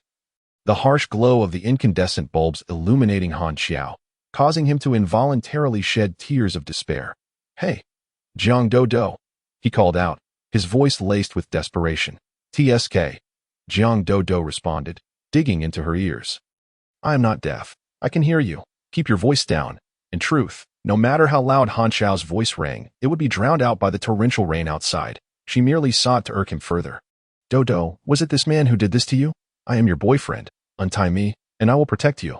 As Han Xiao observed Jiang Dodo and Gao Wanzhou maintaining their composure, he stifled a breath and softened his tone, gently attempting to soothe Jiang Dodo. However, the sight of him clenching his jaw tightly, with veins throbbing on his forehead, elicited a laugh from Jiang Dodo. You are no longer my boyfriend. He is. Furthermore, the lingerie and black stockings beneath the bed. Could it be that during my absence, you indulged in a bit of cosplay at home? Chapter 20. Resolution. Jiang Dodo, with the swiftness of a magician, produced a dagger and lifted his chin. To me, you are now a stranger. Pray tell, how should I treat you? Why yes, that was a gift I bought for you. But since you never returned, I just tried it out. Han Xiao's words lacked conviction. During Jiang Dodo's absence, he had engaged in casual flings with other women, even saving on hotel costs. And little did he know that one of them had left her lingerie and stockings behind. And how could we even be strangers? We had only been together for less than 6 months. Our relationship has always been quite good, hasn't it? The awkwardness of the moment caused Han Xiao's head to throb, a mix of fury and vulnerability compelling him to again soften his tone. How ungrateful could this woman be? He had always been cautious during his escapades, and it was only this time he had let loose a little. How did she uncover the truth? Jiang Dodo glanced at the rainwater seeping through the old window frame. She had no desire to continue this back and forth. As long as Han Xiao met his demise while lucid, that was sufficient. Observing his demeanor, it was evident he had strayed numerous times before. How naive she had been in her past life, remaining oblivious for over a decade. Her gaze shifted to the dining table, where a decorative empty vase caught her attention, and with a faint smile, she pushed it to the ground. Crash! The transparent vase, worth merely 20 yuan from a street vendor, shattered into countless glass shards.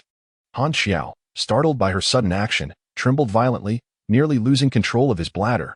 Jiang Dodo ignored him, carefully selecting a shard shaped like a diamond from the debris, squatting before Han Xiao, gripping his chin with one hand while swiftly forcing the glass into his mouth with the other. Swallow it, and I shall spare you. Han Xiao stared at her in disbelief, his eyes wide as beads of sweat rolled down his contorted, flushed face, desperately shaking his head in an attempt to escape. Jiang Dodo would not grant him that opportunity. She twisted her body, driving her knee hard into his abdomen, causing him to involuntarily relax his throat, allowing the glass to slide down. By the time he realized and attempted to dislodge the shard with his tongue, it was too late. The jagged edge had already pierced through his esophagus and trachea, sending waves of pain coursing through his body. Soon after, he displayed the same symptoms of asphyxiation that Jiang Dodo had endured in her previous life. Struggling for a moment before falling silent, seeing the situation unfold, Jiang Dodo released her grip on his mouth and plunged the dagger into his chest several times before relenting. Gao Wanzhou, initially apprehensive, felt a pang of sympathy upon witnessing the tears welling in her eyes. All right, he is beyond saving now. Let us tidy up and leave this place. Han Xiao lay motionless, devoid of even the occasional twitch. Jiang Dodo, dagger in hand, sat amidst the pool of blood, taking deep breaths. It was only when he reminded her that she snapped back to reality. gathering her wits and rising from the floor. It was not uncommon for a few lives to be lost in such inclement weather, but the manner of Han Xiao's death clearly indicated foul play at least before the severe cold set in. News of his murder must not reach anyone. After a moment of calm reflection, she proceeded to the kitchen, unplugging the refrigerator belonging to the landlord before connecting a large freezer. The deceased was heavy, and it took considerable effort from Jiang Dodo and Gao Wenzhou to hoist Han Xiao's body into the freezer, with 2 days remaining until the city experienced a blackout. And with Jiang Dodo having turned off the heating in the rental, the room's temperature had plummeted below freezing. Even when the refrigerator ceased to cool in 2 days, the rigor mortis of the body would prevent any foul odor from emanating. Based on her memories from her past life, the neighbors had not visited at all during the torrential rain. As for what might transpire after the onset of the severe cold, that was no longer her concern. After performing a basic cleanup of the bloodstains and thoroughly spraying the floor with 2 bottles of potent air freshener, Jiang Dodo and Gao Wenzhou finally departed, despite it being past 8 in the morning. The outside world remained enveloped in darkness, shrouded by storm clouds and relentless rain. As Jiang Dodo peered out into the corridor, she noticed that the rain was even heavier than when they had arrived. Without hesitation, she retrieved an inflatable boat from her space, and together with Gao Wenzhou, they climbed out through a window on the 2nd floor. The boat relied solely on their manual propulsion, but its silent nature ensured that none of the neighbors were aware of their presence. The torrential rain battered down upon them, and after a certain distance, Jiang Dodo swiftly switched to a speedboat. The route from the west to the east of the city was dotted with numerous gas stations, with the oil tanks typically buried underground. Drawing from her experience of siphoning oil tanks in the beautiful country, she targeted the nearest station to the rental, directly accessing the fuel pump and retrieving the underground storage tank connected to it. Suddenly, a massive whirlpool formed in the water. Had it not been for Gao and Zhou's quick reflexes in accelerating the speedboat, they would have been sucked in along with the vessel. They had succeeded. In their excitement during the collection, they had forgotten about the rising floodwaters surrounding them. Armed with this newfound knowledge, they harvested fuel tanks from every gas station they encountered on their way back to the city. In truth, Jiang Dodo already possessed ample gasoline and diesel in her space, enough for several lifetimes' worth of use. However, one could hardly resist the allure of such striking locations as gas stations, ensuring they would not depart empty-handed. Even with their expedited pace, it was nearly noon when they finally approached the vicinity of Chunxing No. 1 courtyard. They had already marked their targets at several large supermarkets and pharmacies in the area. These buildings were situated at the foot of the hill and were bound to be inundated by the floods. As for the establishments halfway up the hill and at the summit, they had decided against visiting them, wishing to leave some opportunities for others. Due to the torrential rain, all personnel were resting inside, leaving only goods and merchandise behind. The floodwaters had already breached the entrance to the 1st floor, forcing Jiang Dodo to utilize a grappling hook rope from her space, flinging it onto the 2nd floor window ledge. Once she confirmed the rope's stability, they climbed up one by one, using a safety hammer to smash open the 2nd floor window. Jiang Dodo and Gao Wenzhou, drenched and exhausted, collapsed onto the floor, taking a considerable amount of time to recuperate. I will seize the opportunity to gather supplies. You rest here. Jiang Dodo tossed him 2 dry towels, 2 hamburgers, and a large cup of hot water before embarking on her solitary quest. Gao and Zhou's stamina and skills were nowhere near as proficient as they had been during their missions together in her past life. And with only Jiang Dodo possessing the ability to collect items in her space, his presence was of little value. Fortunately, the underground level of the mall, now submerged, along with the 1st floor, was filled with an array of luxury goods and apparel. The 2nd floor, where she currently found herself, was dominated by various electronic product experience stores and Baby King. The showroom was neat and tidy. She not only collected the display smartphones and tablets from the counters, but also took the time to completely empty the warehouse. She had no children and therefore did not require the items from Baby King. However, that did not deter her from collecting all sorts of entertainment facilities, for while she had no children, she did of Huahua, the subsequent infant and toddler supply store, home goods store, and accessory shop. She left no establishment unvisited. After toiling for over an hour, she finally finished clearing the entire 2nd floor just as the water reached her ankles. Next came the 3rd and 4th floors. They were either storefronts of various beverages or restaurants. Inside, not only were there raw materials, but also large ice machines, thermal containers, workstations, and furniture that she could carry away. Not a single item was left behind. It was now the end of February, and J City, being a northern city, still experienced low temperatures. It was precisely because the rain fell so heavily that it did not have time to transform into snow, resulting in the current deluge. Chapter 21. A master of living off others. Even though the torrential rain caused a power outage, the ice-fresh and frozen meats at barbecue and hot pot restaurants remained intact, preserving their condition from the previous day. As Jiang Dao rummaged through the freezer, she felt compelled to check each item one by one, although these items would not impart any unpleasant flavors in her space. There was something unsettling about it. After 2 more hours of effort, she barely managed to collect all the items within the mall. The only thing left was the cinema, which she could not transport. Jiang Dao could only regretfully return to the 3rd floor to find Gao Wenzhou. The water had risen to halfway up the 2nd floor, and Gao Wenzhou was no fool. He naturally knew to wait for her in the most conspicuous spot on the 3rd floor. After they reunited, they made their way down slowly from the 3rd floor, replacing the inflatable boat to row back to Building 4 with great difficulty, although the terrain of Qinsheng No. 1 courtyard was elevated. It could not compare to the height of the building Jiang Dao had previously rented on the mountains in the eastern district. The rainwater had already submerged the basement and the 1st floor residential levels of Building 4, and the elevator had ceased to function. Jiang Dao and Gao Wenzhou could only enter through the stairwell, where, apart from the sound of rain, the air was filled with the noisy chatter of a group of people. With no other option, Jiang Dao had to deflate the inflatable boat and let Gao Wenzhou carry it up the stairs. Upon reaching the 3rd floor, they indeed found a crowd gathered in the stairwell. Oh my, even in such heavy rain, you can still go out. Truly commendable for the youth. An elderly woman with graying hair sat in the only chair on site, murmuring to a middle-aged couple sitting on a small bench beside her. The middle-aged man, upon hearing her words, glanced at Jiang Dao and Gao Wenzhou, quickly locking his gaze on the inflatable boat that Gao Wenzhou was carrying on his back. Young man, do you have an extra inflatable boat? At this hour, is there any chance of encountering others outside? As Jiang Dao and Gao Wenzhou attempted to bypass them to ascend, the man hastily stood up, ignoring Jiang Dao, and blocked Gao Wenzhou's path. I only have this one, and I haven't seen anyone else. Please step aside. Seeing Jiang Dao waiting ahead, Gao Wenzhou furrowed his brow but politely replied, All right. Which floor do you live on? Could you let us in to warm up a bit? Mainly, you see, we have both the elderly and children here. As he spoke, a 5 or 6-year-old girl peeked out from behind the man's wife. We can't accommodate outsiders. Jiang Dao, not far away, naturally heard the man's words. Noticing the impatience in her tone, Gao Wenzhou's eyes sparkled with a hint of fear as he pretended to be a henpecked husband, slightly bowing his head and hunching his back, extending a hand to push the man aside and rush forward. Honey, wait for me. I won't let anyone into our home. This term of endearment caused Jiang Dao to stumble slightly. Just as well, hurry up, and be careful not to let you on the bed tonight.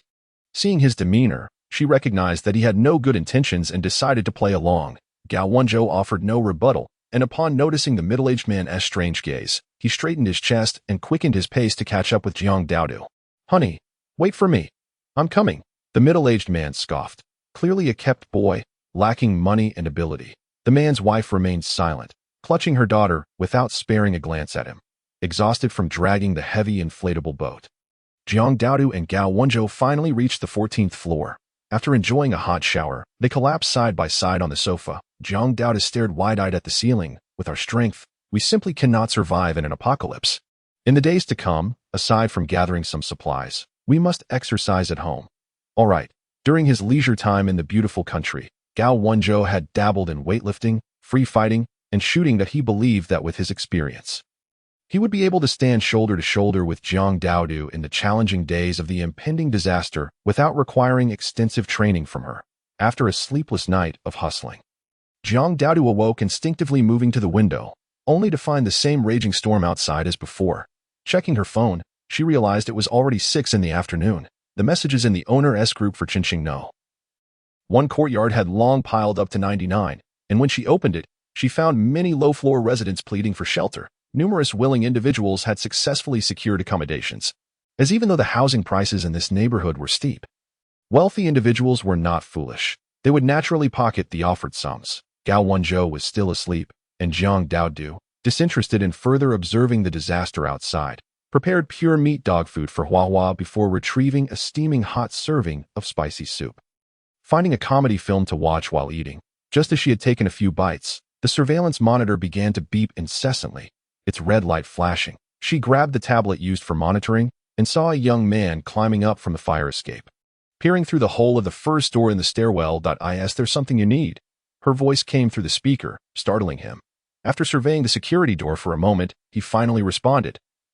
I'm Chinchiming, a resident of the 5th floor. My home has been flooded to the ankles by the incoming rainwater. I climbed up the stairs and noticed that the security here on the 14th floor seems quite good. Do you have any vacant rooms for rent? Fearing that Jiang Dao would refuse, he hastily added, I have plenty of money. How about 5,000 for a day? Chinchiming was confident in his offer, as it was already the price of the most luxurious hotel suite in J City, had it not been for the reports of torrential rain and the severe shortage of rescue personnel.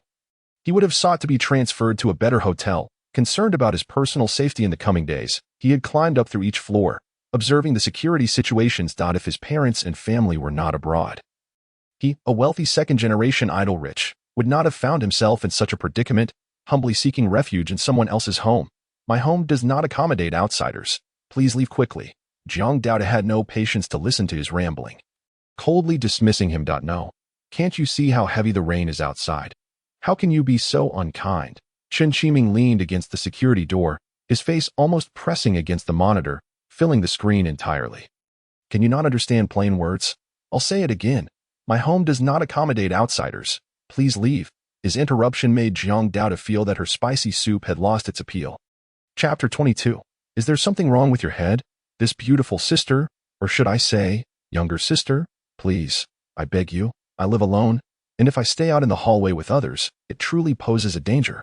Chinchiming stepped back a bit, striking what he believed to be his most charming pose for the camera. Moreover, I have plenty of food and drink at home. If you let me stay, everything will be yours, as long as you provide me with a meal each day. Seeing that he had stopped clinging to the door, Jiang Dao allowed him to continue his self-promotion in the stairwell, turning the monitor's volume down to the lowest setting to enjoy her dinner. After finishing her meal and indulging in a piece of chocolate cake, she glanced at the monitor once more, only to find that Chinchiming was still there. He was sitting cross-legged on the floor, seemingly talking to the camera about something. She turned up the volume, and his incessant chatter immediately filled the air. So, my family doesn't love me. They only know how to give me money and then leave me with the nanny. Oh, and by the way, they secretly had a pair of twins without me knowing. And they raised them right by their side. Isn't that ridiculous? They never had time to raise me, but they can be there for their beloved twins as they grow up. Jiang Dao flexed her wrist, feeling an urge to hit someone. Hey, I told you to leave, not to sit here talking to my surveillance. Her voice was laced with anger. She simply could not comprehend how, after half an hour of being ignored, Chinchiming could still be rambling on. Yufei Jiang Dodo was on the verge of activating the lowest setting of the anti-theft door's current when the ravenous Gao Wanzhou approached her.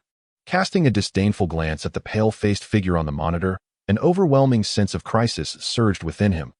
If memory served him correctly, the previous individual, Han Xiao, bore a similar visage. What if Dodo developed an affection for him? Would he not be once again deprived of his chance? Contemplating this, he turned to gauge Jiang Dodo's expression, and upon confirming her lack of displeasure, he confidently launched into a tirade. With a face like that, you clearly excel at living off others. My wife would never look your way. At such a young age, why are you so fixated on seeking a wealthy woman to support you? I envy the thickness of your skin. It is truly well maintained. Chinchiming's face flushed crimson as he realized he was, in fact, seeking help, and after taking a deep breath, he refrained from retaliating. My dear sir, I apologize. I harbor no intentions towards your wife. It is just that my home on the 5th floor is nearly flooded. Might I be able to pay to stay at your place for a few days? His respectful address of big brother and sister-in-law instantly delighted Gao Wanzhou, who broke into a broad smile, his face creasing with joy. Jiang Dodo shot him a fierce glare, prompting him to suppress his cheerful demeanor. Clearing his throat, he asserted, having outsiders in our home would disrupt the world between my wife and me. You should seek accommodations elsewhere. Please, big brother, your security arrangements indicate you're not short on funds. I'm practically destitute, with only money left to my name. If cash is insufficient, I have plenty of food and supplies at home. Given the torrential downpour, wouldn't it be easier for you and your wife to stay in? Though he relished the flattery, Gao Wanzhou soon realized that Chinchiming had an unusual fixation on residing in their home. Are you incapable of understanding human speech? Our household does not accommodate outsiders. Do you not grasp that? You have 1 minute to vacate this premises, or beware of your life. He barked ominously, yet to his astonishment, Chinchiming stood frozen, oblivious to the urgency and began recounting his tragic life story. Jiang Dodo, relishing his plight, let out a derisive laugh as she activated the lowest setting of the anti-theft door. Ah! Chen Shiming, leaning against the door, passionately delivering his speech, suddenly felt a jolt of electric current coursing through him. In a panic, he recoiled, incredulously pointing at the surveillance camera. What do you mean? I haven't vandalized your door. Yet you still electrocute me. As he spoke, tears streamed down his cheeks, and he hastily wiped them away with his arm before scurrying away from the 14th floor. Is this person's mind intact? Gao Wenzhou exclaimed, utterly astonished by the series of Chen Shiming's antics. Perhaps. Jiang Dodo offered him a drink. What would you like to eat? Yes, I'm starving. I crave spicy stir-fried rice noodles and 2 hamburgers. Gao Wenzhou, a fervent lover of spice, had developed an affinity for the fiery flavors after experiencing Jiang Dodo's explosive spicy stir-fried rice noodles and hot pot. He requested the hamburgers as a precaution against stomach discomfort from consuming spicy food immediately after waking up. Outside, the rain continued to pour, and the community chat grew increasingly lively. The 5th floor had already succumbed to flooding, and now residents below the 10th floor were equally concerned for their safety, expressing their willingness to pay for higher accommodations. However, the few vacant units on the upper floors had already been sold at exorbitant prices by the property management to residents on the 1st to 5th floors. All were financially secure and preferred not to share their living space with others. In the current predicament, no amount of money would permit them to avoid cohabitation. Jiang Dodo, identified in the group chat as Unit 1401 of Building 4, was about to turn off her phone when a message from Unit 0602 caught her attention. I recall there are only 2 of you, right? I just inquired with the property management, and they said both 1401 and 1402 belong to you. Would you be willing to relinquish 1 unit for a fee? Is that true? You 2 don't require such a large space. During these exceptional times, we should help one another. Indeed, even the stairwell on the upper floors is now occupied. It is quite disgraceful for respectable individuals to let the hallway become a stench-ridden mess. As Jiang Dodo remained silent, the group began admonishing the couple for their selfishness, just as Gao Wenzhou was about to voice his objections. The tone of the chat shifted dramatically. Members began to express concerns about the impending apocalypse, questioning whether the authorities would abandon them. They pondered if their money would soon become worthless and whether their stockpiled supplies would suffice to endure the impending calamity. Noticing that the conversation had veered away from Unit 1401, Jiang Dodo and Gao Wenzhou lost interest. Chapter 23. The Factory Assembly Line. After a day of power outages, the batteries in phones and power banks were nearly depleted, and the community chat gradually quieted. Outside, the torrential rain continued unabated, and with no electronic entertainment available, everyone retired early to bed. Only Jiang Dodo and Gao Wenzhou, around 1 in the morning, donned their gear and stealthily descended the stairs. Surprisingly, they encountered no neighbors from the lower floors in the corridors or stairwells. However, faint snores occasionally drifted down from the 14th floor. It seemed residents were relocating to the higher floors to avoid flooding while they slept. Exhausted from the ordeal, everyone had succumbed to slumber, oblivious to the slightest noise made by Jiang Dodo and Gao Wenzhou amidst the downpour. This time, they targeted several food factories and canneries located in the suburbs, where most food items were expected to be sealed. Even if they had been contaminated by murky floodwaters, the outer packaging could still provide usable materials. By this point, the rain had continued for 2 days with no signs of abating. Jiang Dodo and Gao Wenzhou navigated a speedboat across the floodwaters, which had been ravaged by the relentless downpour. Though the enclosed speedboat could withstand the rain, it could not resist the tumultuous waves, causing it to tilt intermittently. The incessant patter of raindrops against the boat's roof throbbed painfully against their eardrums. They had to wait for the waters to calm slightly before proceeding further. After several such intervals, Jiang Dodo finally spotted the first cannery she had marked on the map through the curtain of rain. The lower half of the factory premises was already submerged, with the crucial assembly lines and inventory submerged within. Jiang Dodo secured the speedboat to a sturdy structure and retrieved 2 bundles of safety ropes, fastening one to the boat and the other around her waist. Clad in her diving gear, she prepared for any eventualities that might occur underwater. At this moment, it was crucial for Gao Wenzhou, who remained on the boat, to retract the rope and bring her back should she encounter any danger. This is too perilous. Let us just gather some supplies from the surface. Gao Wenzhou wiped the rain from his face, clearly disapproving of Jiang Dodo's reckless endeavor. You've forgotten. I possess space. Jiang Dodo understood his concern for her safety. When she had arrived, she too had considered retreating, but just as she was about to back down, An old adage from her homeland resurfaced in her mind. Since we've come this far, we must carry on. It would be utterly unsatisfactory to turn back now. While reassuring Gao Wenzhou, she also comforted herself, knowing that even if the assembly line was damaged by the water, the materials could eventually be put to good use. Without further hesitation, Jiang Dodo leaped into the murky, debris-filled water. The temperature was already low, and coupled with the incessant downpour, she felt herself enveloped in the frigid water, shivering uncontrollably. Enduring the cold, she groped along the bottom. Just as she was about to surrender in despair, her fingers finally grazed the factory's entrance. However, the bone-chilling water pressed in from all sides, and she could distinctly feel her strength waning. Trembling, she unfastened the rope around her waist and secured it to the lock on the door before swiftly returning to her space. Lying in the stillness of her spatial area, she removed her breathing mask and inhaled deeply. This unrefined body, unenhanced by evolution, was truly inadequate. She retrieved a portion of black pepper beef short ribs and swiftly finished a bowl of rice, feeling as though she had come back to life. Encouraging herself silently, she checked the status of the oxygen tank strapped to her back before hastily returning to the entrance where she had previously been. Jiang Dodo resecured the rope around her waist and took out a waterproof chainsaw, exerting immense effort to pry open the factory's heavy gate. The water inside the factory was far less than outside.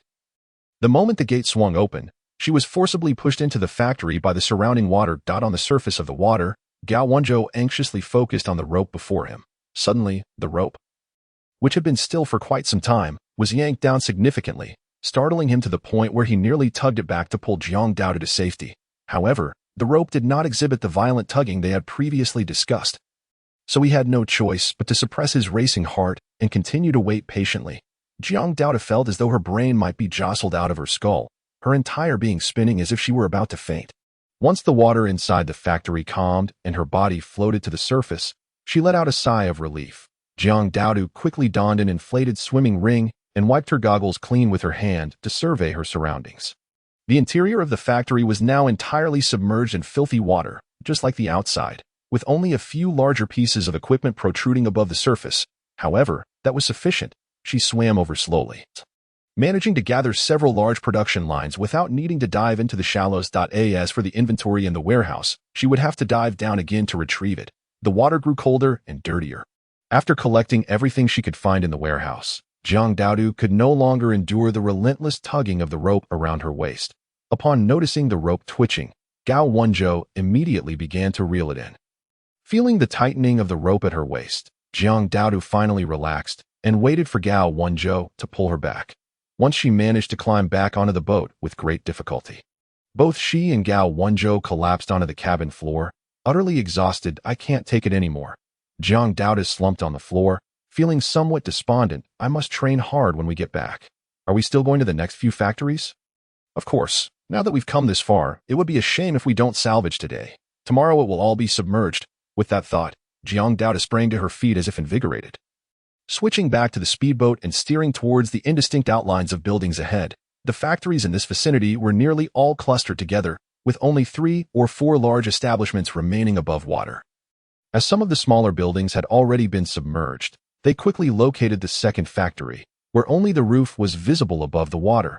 Jiang Dodo could not ascertain what lay within. Employing the same method as before, she dove down again, but this factory's entrance was not a locked door like the previous one. Instead, it was a thick stainless steel roller shutter. The water pressure at the bottom was immense, and even if she managed to unlock the lowest latch, it might not roll up. She had to take an alternative route, swimming along the wall in search of another entry point. After considerable effort, she found a window, but before she could rejoice, she encountered a security grate blocking it. They really don't want me to get in. Jiang Dodo, already freezing from the icy floodwater, began cursing inwardly as her efforts to gather supplies were thwarted. Chapter 24. The stairwell inhabitant, unable to endure any longer and with no time for contemplation, she was about to tug at the rope around her waist when she exerted force on the security grate with her hands. To her delight, the screws connecting the grate to the wall unexpectedly slipped loose, and the upper half detached completely. Her heart soared as she pressed her feet against the wall below, gripping the now half-detached grate tightly. Pulling with all her might downwards and backwards, with minimal effort, the security window was pulled open by her bare hands. What poor quality! It seems someone pocketed kickbacks during the factory's construction. The subsequent windows were even easier. Jiang Daodu swiftly employed an underwater glass-breaking tool to resolve the issue. This time, she had learned her lesson and ducked back into her space the moment the window shattered, calculating the time. She re-emerged at the original spot, unwilling to endure another disorienting experience of being submerged and spun around by the water pressure. Jiang Daodu slowly swam into the warehouse, collecting all the production lines that could not be identified for their purpose into her space. After further exploration, she finally located this factory's warehouse. The stock within consisted of bread, pastries, mooncakes, baked goods, frozen bread, and frozen pastries. This must be a mechanized food factory. Yet all of these items had been soaked by the filthy water and were inedible.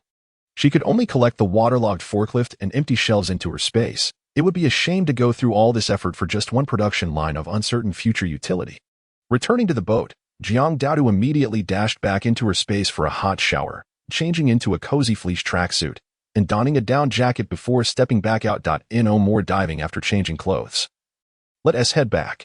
Upon seeing Jiang Daodu cover herself with a blanket while still shivering, Gao Wenzhou couldn't help but voice his concern. The current weather, due to the rain, had risen from below 10 degrees to just above freezing. Yet it was only barely above freezing, and the underwater temperature would be even lower. Jiang Daodu, a girl continually diving into icy water, was putting immense strain on her body. He had contemplated advising her against further dives multiple times. But each time he caught sight of her resolute expression, he remained silent. However, she was clearly exhibiting symptoms of illness. It was evident that the situation no longer permitted her to dive. All right. Jiang Daodu also felt that her body had reached its limits.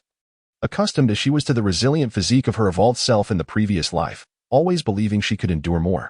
Wrapping her tightly in the blanket draped over her, Gao Wenzhou accelerated the speedboat towards Chenqing. One courtyard. Fortunately, the storm was merely pouring rain, with no strong winds. Otherwise, their speedboat could easily be overturned. They returned to Building 4 before 5 o'clock in the morning. To their astonishment, they discovered that the water level had already surpassed half of the 7th floor windows and was slowly creeping towards the 8th floor. The two stealthily returned to the 14th floor, collapsing onto the large sofa in the living room. It's only the 3rd day, and the water has risen this high. Are you sure it won't exceed the 11th floor? Gao Wenzhou observed as Jiang Daodu pulled out a plethora of food from her space, glancing worriedly out at the torrential rain. I don't know. But today while we were out, I felt that the rain this time seems heavier than in the previous life. Without looking up, Jiang Daodu handed him a bowl of beef rice and chopsticks. Well, it has tea flooded yet, so let us eat first before worrying about starving. Before him was a lavish spread: spicy oil-braised chicken, garlic fatty intestines, volcanic ribs, lamb soup, and even 2 different flavors of fried chicken. What a feast today! Gao Wenzhou was equally captivated by the array of dishes on the table, as both he and Jiang Daodu had a penchant for bold flavors. However, in the past few days, aside from the times they had to go out, Jiang Daodu had been providing him with high-calorie foods, while at other times, she had been refusing due to reduced physical activity. After the recent commotion, indulging in something good was certainly justified. It's a bit dry. Could I have a glass of sweet water? He took a bite of the oil-braised chicken, not noticing the small piece of devilishly spicy chili mixed in. Saliva flooded his mouth, and his face instantly turned red from the heat. Yet, he remained stubborn, continuing to shovel rice into his mouth without a change in expression. Amused, Jiang Daodu handed him a glass of iced mint milk tea, while she herself enjoyed a steaming cup of ginger tea with brown sugar.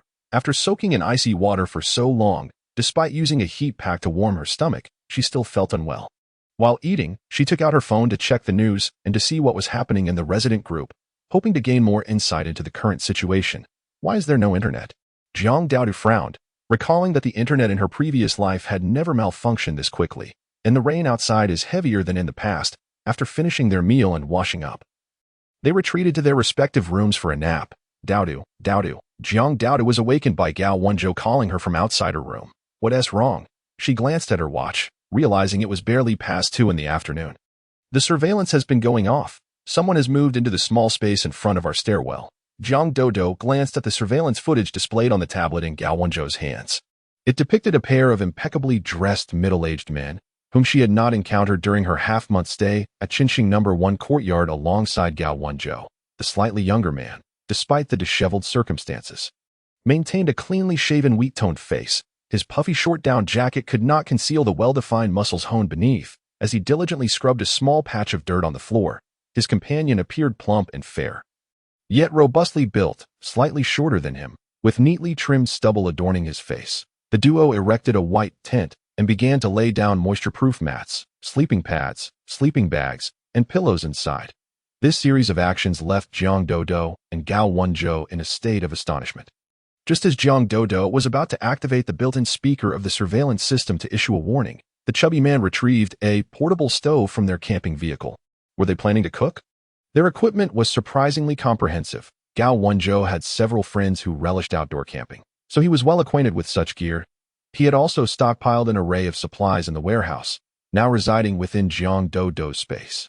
With a face full of exasperation, Jiang Dodo wasted no time in activating the speaker. "Which floor are you on?" Her voice startled the two burly men busy preparing food, prompting them to search frantically until they located the sound emanating from the door. "Are you residents of the 14th floor? We are in room 1001 on the 10th floor. The stairwell leading to the upper floors is already overcrowded, and we have no choice but to stay here for the time being.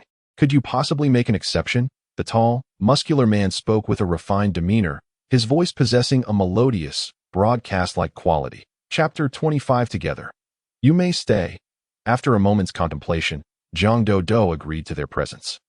Given that the upper floors were fully occupied, it would be more prudent to accommodate these two seemingly civilized and strong individuals rather than risk the uncertainty of other unaware neighbors.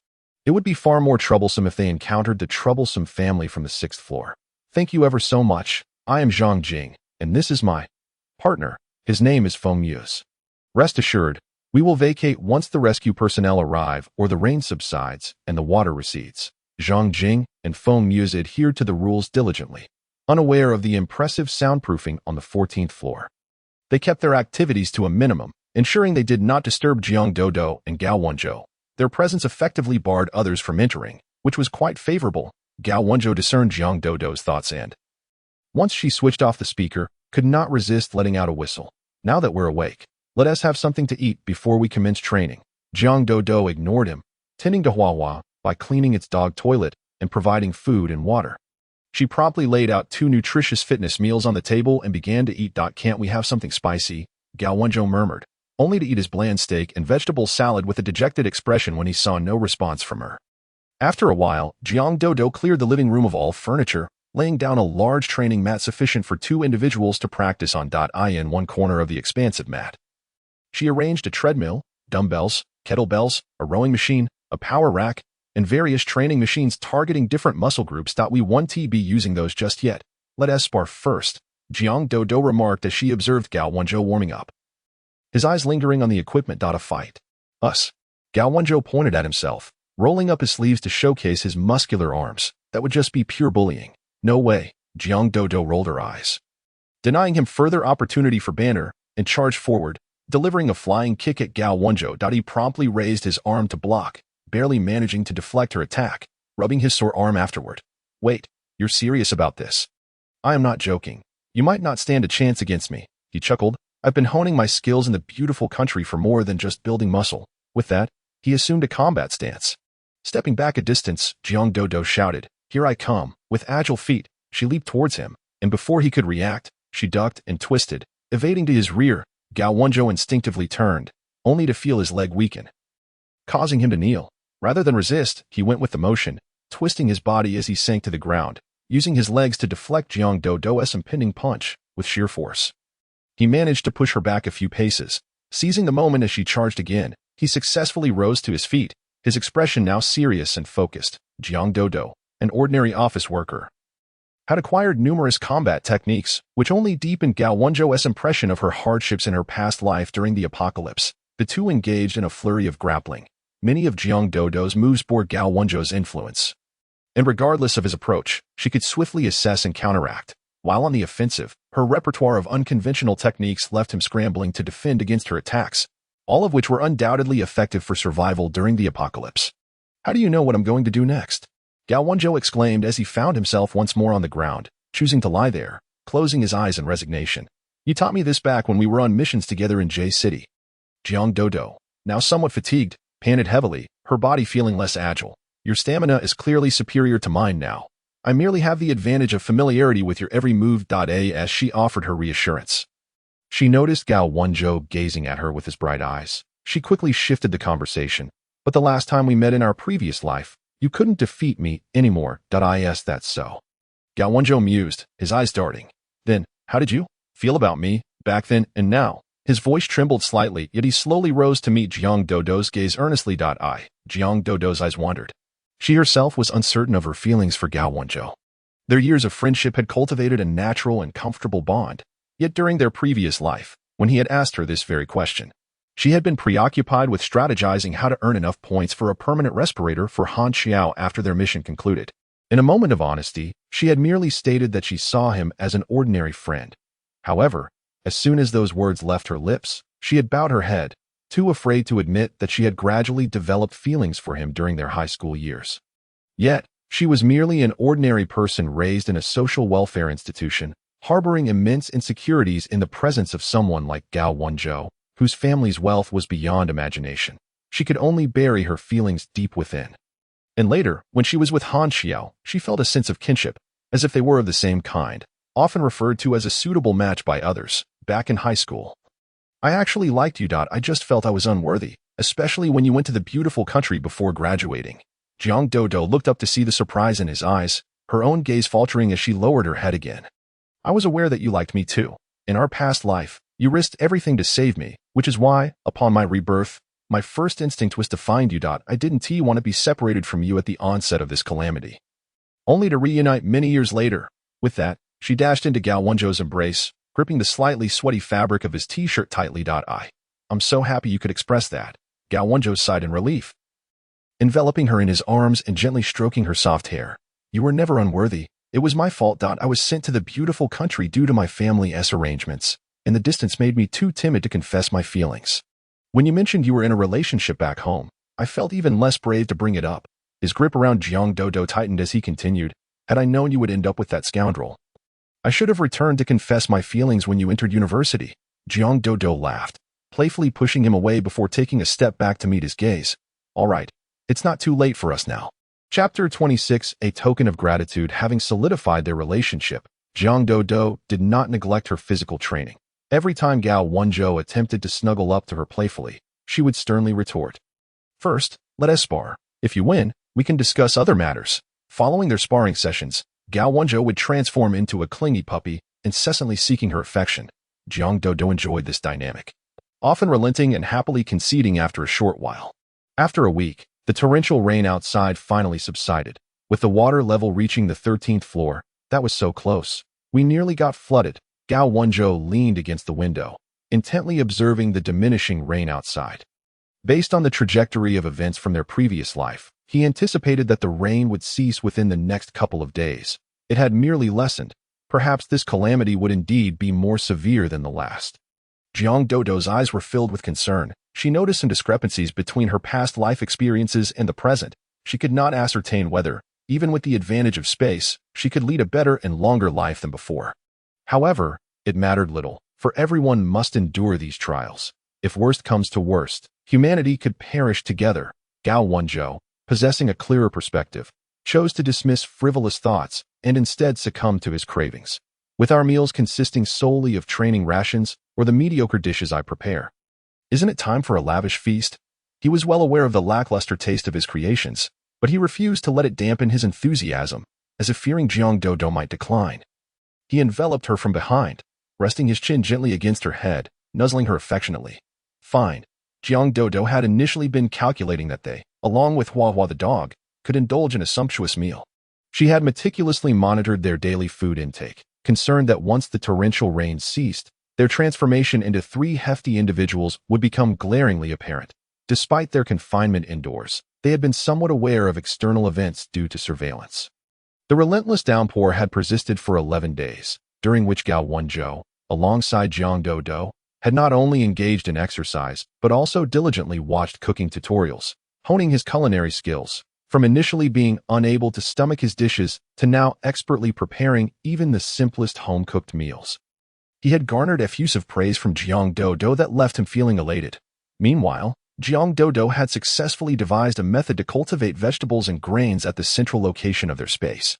The vegetable boxes Gao Wenzhou had procured contained the most suitable black soil for planting, and they had resolved the issue of sunlight with several grow lights. However, Neither Jiang Dodo nor Gao Wenzhou were particularly fond of labor, and their endeavors were limited to experimentation. The thought of large-scale cultivation was utterly unthinkable. By the 5th day of the downpour, both internet and signal had completely cut off. Neighbors from other floors would frequently visit, inquiring if they could borrow food or daily necessities. Zhang Jing and Feng Muzhe, who resided in the stairwell on the 14th floor, managed well with their limited provisions, subsisting on only 1 or 2 meals a day.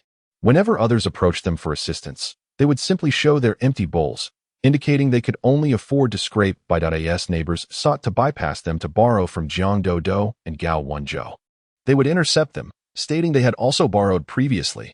This household comprised young individuals who lacked the habit of stockpiling food, and their supplies had long since dwindled during their time in the stairwell.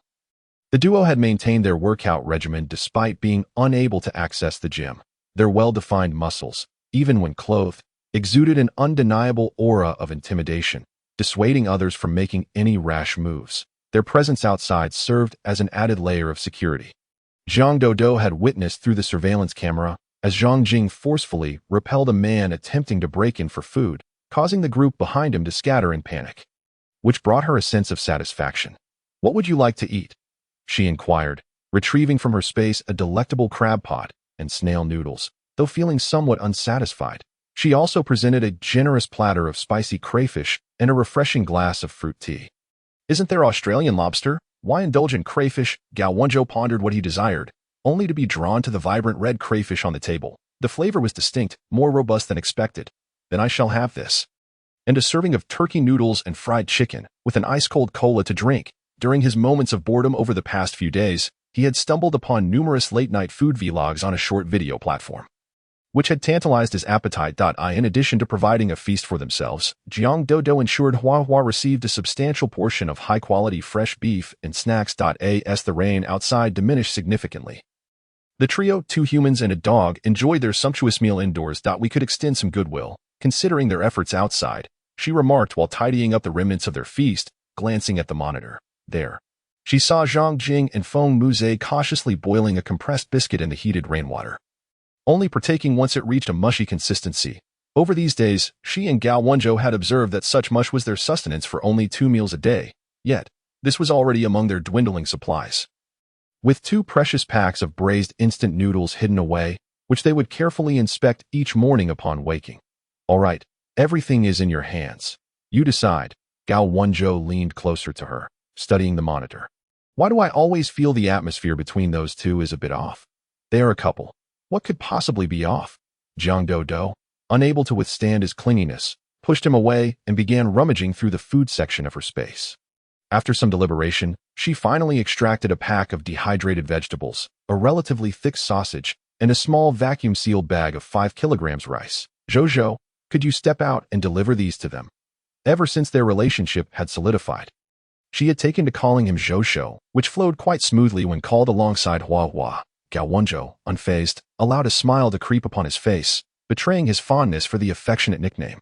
"All right." With ease, he carried the items without needing a bag, one hand cradling and the other free to open the door. The door creaked open. Zhang Jing and Feng Muzhe, alerted by the sound of the anti-theft door, quickly emerged from their makeshift tent, standing together in vigilance as they awaited the door's opening. Goodness, this door is installed so securely. It took Gao Wenzhou quite some effort to open it, he thought. Upon stepping out, he found himself confronted by 2 men glaring at him, nearly causing him to drop the items he was holding. "Why haven't you made a sound outside? You startled me," he exclaimed. "This is a token of gratitude from my girlfriend and me for your watchfulness these past days." Noticing that Zhang Jing stood a half-step closer than Feng Muzhe, he simply extended the food forward without overthinking it. "For us," Feng Muzhe expressed disbelief. They had not encountered any residents from the 14th floor in person, only hearing the voices of a young couple through the surveillance when neighbors approached them. It was either to borrow food or to attempt theft. Initially, he had suspected that the 14th floor occupants could no longer endure hunger and intended to come out and rob them. Yet here they were, delivering food instead. "This feels rather embarrassing." Zhang Jing, however, took it in stride, naturally accepting the food from Gao Wenzhou.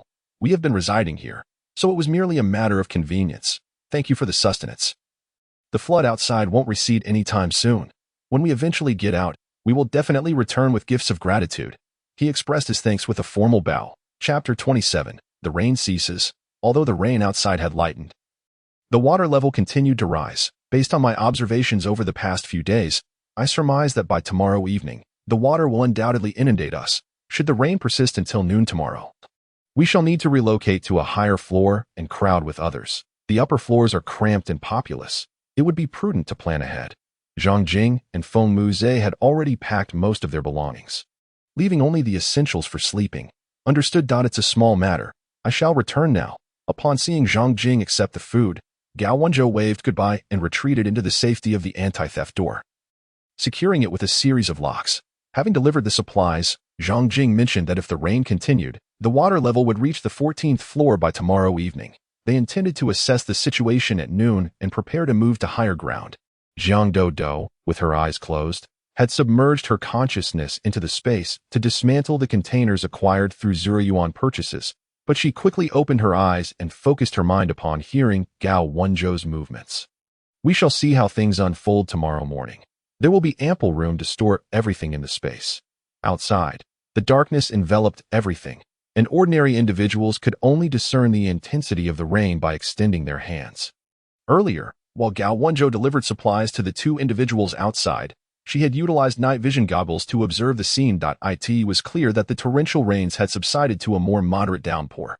Given this rate of decrease, when the rain finally ceased, the water in their 14th floor abode would likely only reach their calves.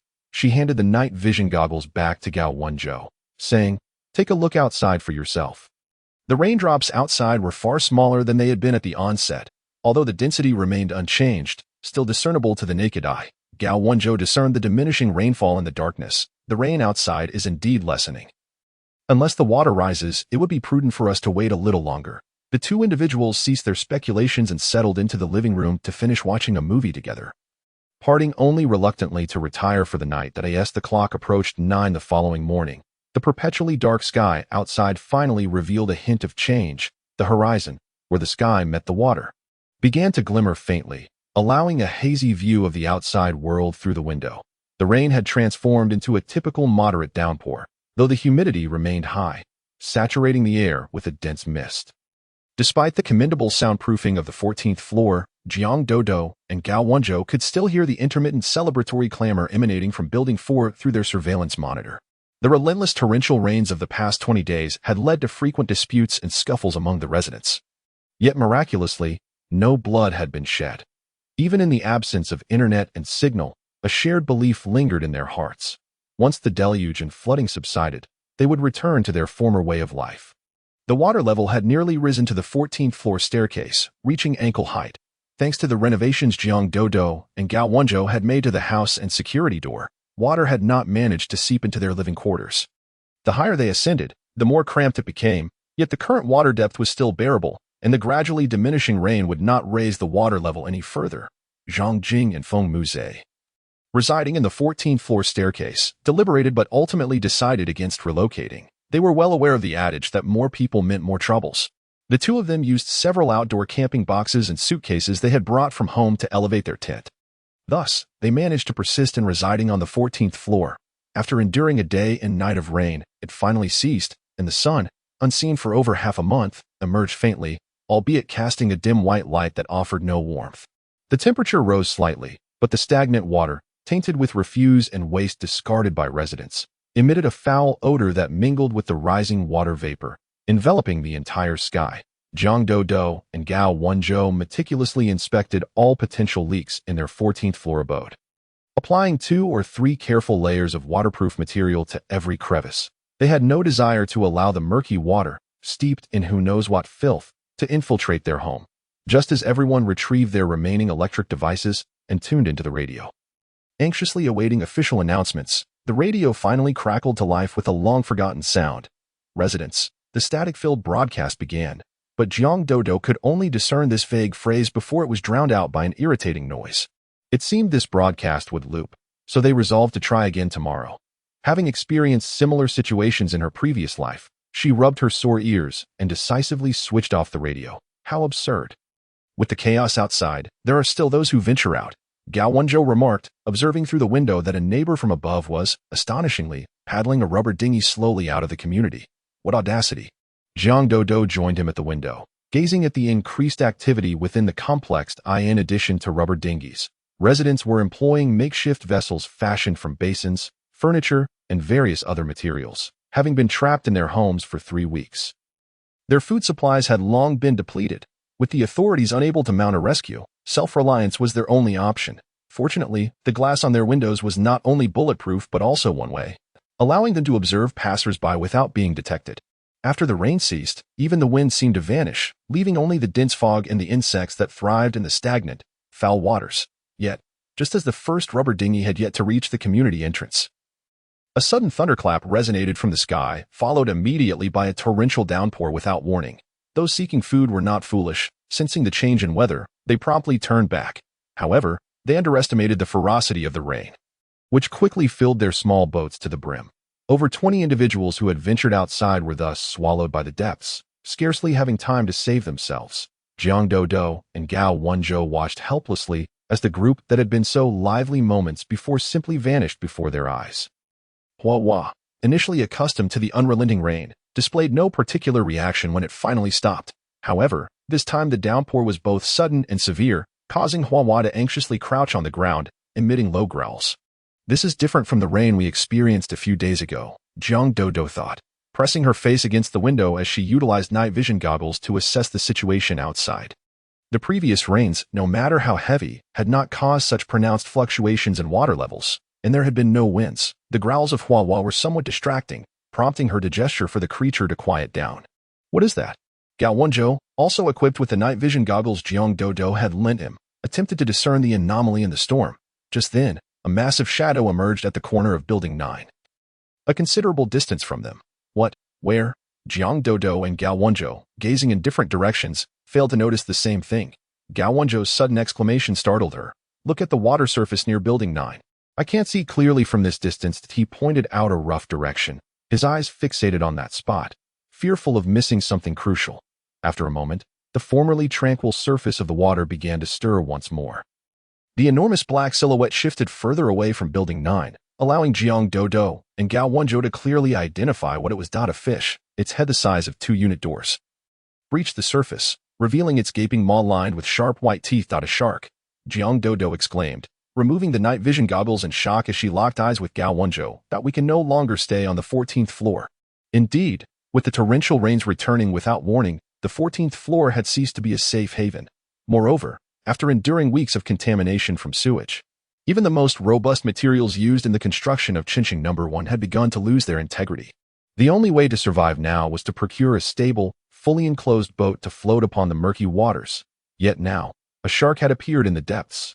How could such a creature exist in J-City, an inland metropolis? Unless the coastal city of T had been completely submerged, the transformations occurring in this life far exceeded Jiang Dodo's expectations. Could she truly survive longer than in her previous existence?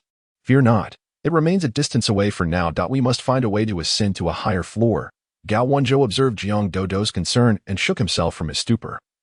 Firmly pinching his own arm, the situation had diverged significantly from the one Jiang Dodo had described. They could no longer rely solely on her past memories to navigate these unknown challenges. He continually reminded himself to remain calm while reassuring Jiang Dodo. There is always a way out. Death is not something to fear. Jiang Dodo nodded in a flurry, noticing that the water level had reached halfway up the window, and exhaled a heavy sigh to force herself to regain composure. We need to pack up and leave immediately. Everything in their 14th floor home was not affixed, allowing her to hastily gather their belongings. Within 5 minutes, she had transformed the entire space into a bare shell, devoid of personal effects. With too many people on the rooftop, she dared not bring Hua along. Instead, she packed up the RV they had been using as a temporary refuge, along with several boxes that were on the verge of yielding vegetables. They also managed to stow away a giant cruise ship they had acquired from a port in the United States. However, the vessel was so large that only a portion could be accommodated in the mobile zone of their space. Jiang Dodo allocated a sufficient area on the cruise ship for Hua, ensuring it had ample water and food. She also placed an automatic dog toilet nearby for Hua's convenience during the days when Jiang Dodo would be unable to frequently visit. The luxurious cabins on the upper levels of the cruise ship would serve as their resting quarters when they returned. What lay ahead was an encounter with unknown neighbors. Jiang Dodo was not naive enough to underestimate the darker aspects of human nature. So she extracted 2 waterproof outdoor bags. Each contained a dozen compressed biscuits, 2 bottles of mineral water, a few sets of change of clothes, and essential supplies. Additionally, she packed a 2-person tent and 2 sleeping bags. Just as they were about to step out the door with their backpacks, Jiang Dodo suddenly tugged at Gao Wenzhou's shirt. "What is it?" he inquired, pausing to seriously regard her as she pulled him to a halt. "This could be dangerous once we ascend," Jiang Dodo warned, producing a finely crafted leather belt concealing a compact handgun, along with a dozen spare bullets. After ensuring Gao Wenzhou fastened the belt securely, she swiftly inserted a dagger into the gap between the belt and his trousers, its handle equipped with a small hook to keep it firmly in place. "Let us proceed." Jiang Dodo pondered for a moment, then retrieved 2 machetes and handed one to him. Feeling a slight sense of reassurance, unless absolutely necessary, she was reluctant to reveal their possession of firearms so soon. After she and Gao Wenzhou purchased this apartment, they conducted an investigation into the residents of Building 4 and the entire community. The inhabitants had accumulated a certain wealth, and among them, the youth were not particularly numerous. Recently, Zhang Jing and Feng Muse, who lived in the stairwell of the 14th floor, were among the younger residents. Yet they were already 34 and 37 years old, respectively. They did not initiate harm, but they also could not afford to be without means of self-defense. Holding the machete in hand served as an effective deterrent, preventing others from daring to attack them easily. With their rigorous training over the past few days, as long as no one wielded a weapon of significant lethality, they could defend themselves with the machete. Having made all necessary preparations, the two cast a final, deep glance at the home they had shared for just over a month, then resolutely opened door after door. As the first heavy security door swung open, a considerable rush of water surged in, instantly soaking their pant legs. Once the water calmed to just above their knees, the second security door creaked open. This time, the water level was slightly lower but still reached Jiang Dodo's small abdomen. Without hesitation, as they ascended the staircase, navigating around the corner, Gao Wenzhou, seizing a moment of distraction, quietly inquired of Jiang Dodo in a barely audible whisper. "It's still a bit unsettling. Their provisions had likely been pilfered by others, and those who had taken their food might very well reside in the uppermost floors of the stairwell. Or perhaps," Jiang Dodo's expression grew serious. The circumstances of this life differed vastly from the last. She was certain that a small gang had emerged within building number 4. Judging by the reactions of those around, it was highly probable that members of this gang had already murdered the occupants of a high-rise apartment and taken residence there. Faced with the impending deluge of an uncertain duration and the lurking threat of sharks in the waters below, their chances of survival dwindled geometrically. Subsequently, even without further elaboration, Gao Wenzhou grasped her implications. He instinctively patted the belt at his waist, ensuring the reassuring shape of his firearm before letting out a quiet sigh of relief. Aware of the peril that lay ahead, he could no longer afford to hide behind Dodo. Since their union, he had resolutely resolved to protect her and confront all challenges together. As they ascended higher, the gravity of their expressions deepened. They had inhabited building number 4 for quite some time, and although the number of young men and women was scarce, they were not entirely absent. Yet, having reached the 26th floor, they had encountered none. Chapter 30, Worthless Dregs. "Oh, such a charming young couple. Why haven't we seen you around in the past few days?" A frail-looking young man descended from above, a rare sight in this building. His countenance was dark, and he wore a crooked smile. "I live on the 29th floor with my family. You both look rather pitiful, drenched to the skin. Come back with me and tidy yourselves up." Gao Wenzhou regarded him with an impassive expression and replied, "No, thank you." Ignoring the increasingly sullen visage of the slender man, he took Jiang Dodo by the arm, intending to bypass him and continue their ascent. Intriguingly, the slender man, noticing their disregard, quickened his pace, overtaking them as he scampered up the stairs. Before long, sounds of knocking, opening, and closing doors echoed from above. They were likely part of the same group. Moments earlier, while sheltered behind Gao Wenzhou, Jiang Dodo had scrutinized the man closely. Whether ascending or descending the stairs, his legs were perpetually splayed, his posture exceedingly awkward. Moreover, the gaze he cast upon her bore a tranquil demeanor, while his look towards Gao Wenzhou was fraught with malice. His eyes occasionally lingering on Gao's backside, it seemed there were indeed those among the gang who had a penchant for young men. With this thought, Jiang Dodo tightened her grip on Gao Wenzhou's hand. In their current predicament, both were likely being targeted. Each floor's stairwell housed at least one family, and most children clung tightly to their parents, rendering it impossible for Jiang Dodo and Gao Wenzhou to discern their expressions. The residents maintained an unsettling calm, exhibiting a peculiar numbness to the torrential downpour outside. Creak, squeak. Upon reaching the turn of the staircase on the 28th floor, a faint sound of a door opening emerged from the 29th. Jiang Dodo and Gao Wenzhou halted their steps, standing on the landing between the two floors, their eyes fixed intently on the fire door of the 29th floor. Chaotic footsteps echoed, and the ajar fire door was suddenly thrust open from within.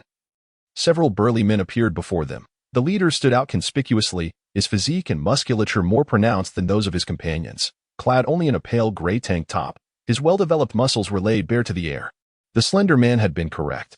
He was indeed quite impressive. The muscular man's grim and fearsome expression transformed upon spotting Gao Wenzhou, a hint of amusement curling his lips.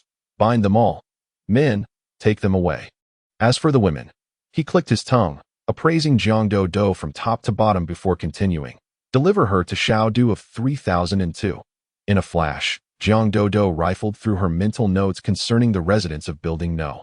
4.it appeared that this man was referring to Xiaodu, the son of the wealthiest individual in T-City, as delineated in her records. Xiaodu, whose real name was Du Yueqing, was the cherished offspring of Du Ming, whose enterprises spanned the nation, with the most significant branch located in the capital. J-City. Du Ming was renowned for his sharp business acumen, yet his progeny were disappointingly few. Nearing 50, he had finally fathered Du Yueqing, who, in his early 20s, remained entrenched in a life of indulgence. After coming of age, he had taken to squandering his inheritance on ventures that invariably ended in bankruptcy, following Du Ming's refusal to entertain further entrepreneurial endeavors. Du Yueqing succumbed to a hedonistic lifestyle. Fearing that his legacy would be squandered by his own son, Du Ming arranged for him to study at the crucial branch in J-City. In this new environment, devoid of parental oversight, Du Yueqing's behavior grew increasingly reckless. In her past life, Jiang Dodo had encountered this scion during her time at the J-City base, leveraging the resources hidden by his father. He had secured a modest official position, where he thrived despite his attempts at restraint. As long as Du Yueqing had food, women would flock to him. After days of rain that thwarted his search for new distractions, he was undoubtedly restless. The muscular men residing in apartments 2901 and 2902 were the security personnel that his father had procured for him. Within building number 4, any young woman who lacked considerable wealth or influence and caught his fancy would find herself subject to the coercive tactics of these men. The leader of the muscular men, the most imposing among them, was none other than Chang Jichao, the captain of these security personnel. Armed with baseball bats and knives, they were far better equipped than the group led by Chen Zong downstairs. Jiang Dodo and Gao Wenzhou could not afford to wait any longer. Their hands slipped apart as they swiftly drew their knives from their backs and charged at the nearest assailants. Initially, the gang had dismissed their seemingly weak appearance, but their sudden action caught the men off guard. Jiang Dodo and Gao Wenzhou seized the moment to strike, each landing a blow to a leg of their respective targets. This strategy had been meticulously formulated prior to their emergence from the 14th floor. With the external situation still uncertain, taking a life in plain sight was far from an ideal choice. Inflicting injury upon their adversaries' legs would curtail their mobility. Outside lay filthy, stagnant water and relentless rain. Within this crumbling high-rise, medical assistance was a distant hope. That it was imperative to note that the knives they wielded had been contaminated with the murky waters. Any wounds inflicted would surely become infected. Jiang Dodo and Gao Wenzhou had never contemplated granting these nefarious individuals any mercy. A piercing scream from two of the muscular men reverberated through the narrow stairwell. Their companions, witnessing the grievous injuries inflicted upon their friends, were consumed by rage. Having spent considerable time together, they had forged bonds akin to brotherhood. How could they remain unperturbed in the face of such brutality? However, the emergency stairwell in a residential building offered little room. Only two could navigate side by side. No matter how frantic the muscular men became, they could only descend two at a time. Gao Wenzhou and Jiang Dodo were already skilled in combat, and their recent sparring had honed their reflexes, making it easy to fend off the inept techniques of their attackers. You bunch of useless fools. Clear the way. Chang Jichao's eyes twitched in response to the unfolding chaos. Recently, they had been dealing with ordinary individuals in building number 4, exacerbating their cocky confidence. faced with the likes of Jiang Dodo and Gao Wenzhou, who possessed lethal skills. They appeared utterly outmatched. At this critical juncture, it fell upon him to take charge. He resolved to rigorously train this lazy bunch of muscle-bound fools. As the muscular men witnessed the blood splattering across the staircase and walls, their resolve began to waver. Upon hearing their leader's scornful words, they turned tail and fled without a backward glance. Chapter 31. Gunfire. Chang Jichao had mentally prepared himself for this confrontation. Yet he was still incensed by the cowardice exhibited by his men. Before joining this security firm, he had spent a decade as a mercenary abroad, where he had witnessed comrades who embraced danger without hesitation. In stark contrast, these spineless individuals were an embarrassment. They deserve whatever fate befalls them. He channeled his ire towards Jiang Dodo and Gao Wenzhou, his malevolence intensifying. This individual is no simpleton. Jiang Dodo and Gao Wenzhou silently assessed Chang Jichao, their grips on the knife handles tightening. The gang of muscle-bound men, despite their lack of skill, still possessed enough decency to drag their injured comrades away, with Chang Jichao now devoid of any support. He felt no trepidation.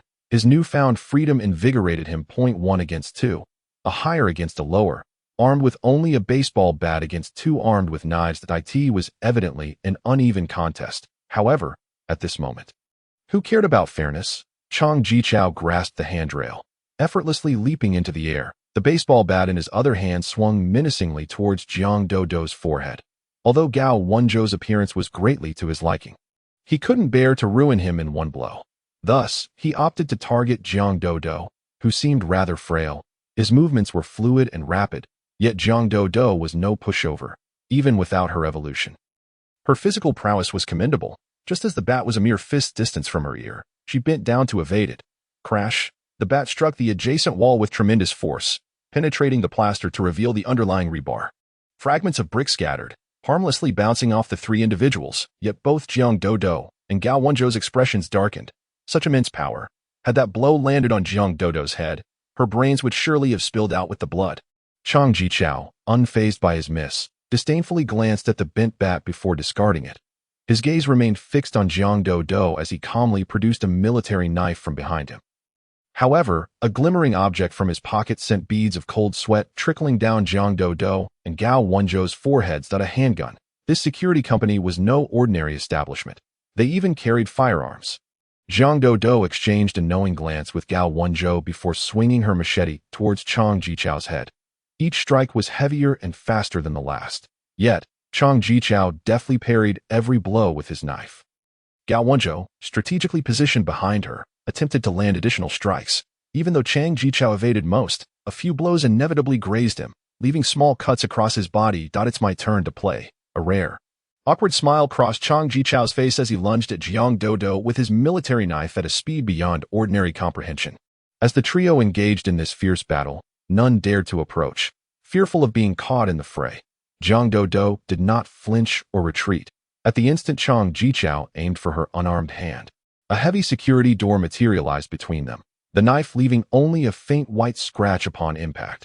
Before Chang Jichao could process the shock, a soft puff echoed, and a blood spot appeared on his temple. His pupils dilated as he stood frozen for a few seconds before collapsing with a resounding thud. The bullet had accurately traversed one side of his head, lodging itself within. The assailant was none other than Gao Wenzhou, who had seemed inconsequential yet had persistently harassed Chang Jichao. The handgun Jiang Dodo had provided him was equipped with a silencer, rendering its sound nearly inaudible amidst their violent skirmish. During the earlier scuffle, Gao Wenzhou had been testing him, wondering if Chang Jichao would draw his firearm or wear a bulletproof vest, having only managed to inflict scratches on Chang Jichao's arms and legs. Gao Wenzhou was now certain a man with 10 years of mercenary experience would undoubtedly have the most basic protections in place. He could only continue to seek out Chang Jichao's vulnerabilities, waiting for the perfect moment when Chang Jichao was oblivious to his presence. With a single, decisive strike, he aimed for a fatal blow. Chang Jichao, now twisting and convulsing on the staircase, was met with Jiang Dodo swiftly slashing his throat. She rifled through his belongings, collecting the handgun, ammunition, bulletproof vest, tactical watch, tactical scarf, goggles, water bottle, and walkie-talkie into her storage. She even discovered 2 small gold bars and several compressed biscuits in his pockets. After a moment's consideration, she only stored the gold bars, leaving the biscuits behind. Should there be any bold individuals downstairs, they could have them. With the bullet to his temple, Chang Jichao was certain to be beyond saving. She ended his suffering with the throat cut. Wishing to avoid any further delay, with everything secured, she picked up the bent baseball bat and the bloodied military knife, discarding them out the window. She had no desire for these items to fall into the hands of others, potentially becoming weapons against them. Perhaps the group of muscular men, hearing the silence from their direction, sent a younger member to check on things. Just one glance, and he was utterly terrified. Chang Laoda is dead. Dead. The robust figure's voice, surprisingly high-pitched and piercing, resonated in everyone's ears. Bang! The fire door on the 29th floor was hastily shut and locked from the inside. How cowardly! Gao Wenzhou found himself at a loss for words regarding Chang Jichao's men. Their leader had just been slain, yet none seemed inclined to seek vengeance. No worries, they likely won't dare to trouble us again. The corridor fell into an eerie silence, only the sound of rain pattering outside filling the air. Jiang Dodo, with a hint of mischief, knocked twice on the fire door, smiling as she heard the ensuing chaos within before stepping away. In her previous life, she had encountered Chang Jichao. He was one of the most thoroughly evolved mutants, much like herself. However, while he had enjoyed a life of comfort alongside Du Yueqing, she had not been so fortunate. The subordinates of Chang Jichao, however, were unfamiliar to her. They had presumably perished before the time of her arrival or had been forsaken. Those on the fourth building must have heard the commotion. This time, as Jiang Dodo and Gao Wenzhou ascended, none dared to obstruct their path. In fact, as they passed, the others turned their backs, unwilling to meet their gaze, as if a single glance would seal their fate as the next victims of Chang Jichao. Upon reaching the 32nd floor, Jiang Dodo spotted a familiar face, the elderly man from the 6th floor. He was huddled with a group of seniors, devoid of the older woman and grandson who usually accompanied him. 1401. A familiar male voice echoed from the 33rd floor stairwell leading to the rooftop. Jiang Dodo turned to see another acquaintance. Chapter 32. Settling on the 33rd floor, Feng Muse leaned over the railing, his eyes sparkling as he looked down. Beside him, Zhang Jing gazed at him with a hint of exasperation. We've only met this young man. We haven't yet encountered the lovely young lady. May I ask how you two are called? Feng Mu's Mandarin was laced with a strong Beijing accent, yet his words were not unwelcome. I am Gao Wenzhou, and this is Jiang Dodo, he introduced, positioning Jiang Dodo protectively behind him as they faced the newcomers in the 33rd floor stairwell. A pleasure to meet you. I am Feng Muse, and this is my partner Zhang Jing. Feng Muse introduced his beloved with ease, showing no signs of embarrassment. Has there been no one residing on this floor? Jiang Dodo stepped out from behind Gao Wenzhou to inquire, directing her gaze towards Zhang Jing. From the surveillance, she could tell that Zhang Jing typically took the lead in their decisions. Zhang Jing sighed. With such heavy rain outside, and the rooftop above, it's only natural that no one would stay here with all the leaks. Following his gaze, Jiang Dodo and Gao Wenzhou indeed noted that 3 out of 4 corners were dripping water. The only corner that appeared relatively dry housed the familiar tint they had seen on the monitors. Indeed, had it not been for the fire door, my partner and I would be drenched daily. Feng Muse remarked, casually opening the fire door leading to the rooftop. Rainwater quickly splashed in, leaving the 4 soaked as if they had just washed their faces. Close. Quickly close it. Gao Wenzhou, baffled by the thought process, wondered why they felt the need to show them. With a loud bang, the fire door slammed shut, leaving the 4 drenched individuals staring at each other in silence. In that brief moment, Jiang Dodo observed the rooftop structure through the rain. There was a significant distance between the fire door and the exposed rooftop. The space of approximately 5 square meters, lacking any overhead protection, allowed rainwater to pour in at an angle, with the lower levels fully occupied. They also seemed to be quite hostile towards newcomers. If you don't mind, there's still a bit of space to set up another tent. You are welcome to stay here, Zhang Jing suggested, nudging their tent into the corner and clearing the stairwell center. The stairwell was already cramped, and with the connection to the rooftop, half the space was outside, making it significantly smaller than the floors below. Aside from the 3 leaking corners, there was just enough room for 2 tents. Thank you, Jiang Dodo responded without hesitation. Keeping her secret of spatial storage, cohabiting with others was not an ideal choice. However, given the current circumstances, they would temporarily reside here. She focused on the empty area between the fire door and the rooftop, planning to gradually devise a way to modify it so she and Gao Wenzhou could eventually move out. With Zhang Jing and Feng Muse, both seasoned campers, assisting, Jiang Dodo and Gao Wenzhou quickly set up their tent. The 2 tents were squeezed side by side in the small stairwell, leaving only a narrow passageway between them. Indeed, we just heard that Chang Jichao from the 29th floor, is dead, once everything was in order. An unusual silence fell among the four. It was Zhang Jing, who cautiously broke the silence after careful consideration, given the earlier commotion and the timing of Jiang Dodo and Gao Wenzhou's arrival. It was evident even to the dim-witted that Chang Jichao's demise was closely linked to these two. You mean that capable bodyguard? Gao Wenzhou tousled his short, curly hair, harboring sinister intentions towards my girlfriend and me. Failing to abduct us, he resorted to lethal measures. Behold our musculature, I declared. Ready to retaliate, he tightened the fabric around his upper arm, showcasing his prominent biceps. Feng Muzha glanced at Gao's arm, then at the bulging muscles of himself and Jinggu, and begrudgingly praised, impressive, young lad. Jiang Doubter rolled her eyes. It's merely luck. Did you not encounter them when you ascended? You must know that Chang Jichao has a penchant for men, and these two might fit the bill, right? With our robust physiques, they would hardly take notice of us. They merely extorted most of our provisions as protection money. Jinggu and I have starved our muscles down. Speaking of protection fees, Feng Muzha's ire ignited. His teeth clenched in frustration. Their food supplies dwindled to merely 2 cans of protein powder, a packet of oats, half a pack of dehydrated vegetables that Gao Wenzhou had provided, and over a kilogram of rice. That scoundrel Chang Jichao took everything, leaving them with only a can of protein powder, already opened and partially consumed. It was pitiful that he and Zhang Jing had endured poor meals and restless nights. Yet they still managed to maintain their workout regimen, although their muscles had visibly diminished. Meanwhile, Gao Wenzhou and Jiang Daodu on the 14th floor indulged in ample food and drink, significantly enhancing their muscularity. In comparison, they were rather unimpressive before Zhang Jing and Feng Muzha. The two of us had co-founded a gym, where I served as a fitness instructor while Jinggu operated a martial arts school within. What do you do? Feng Muzha inquired, attempting to rekindle the conversation as the atmosphere grew tense once more. He was, after all, a natural chatterbox. For nearly a month, he had conversed solely with Jinggu.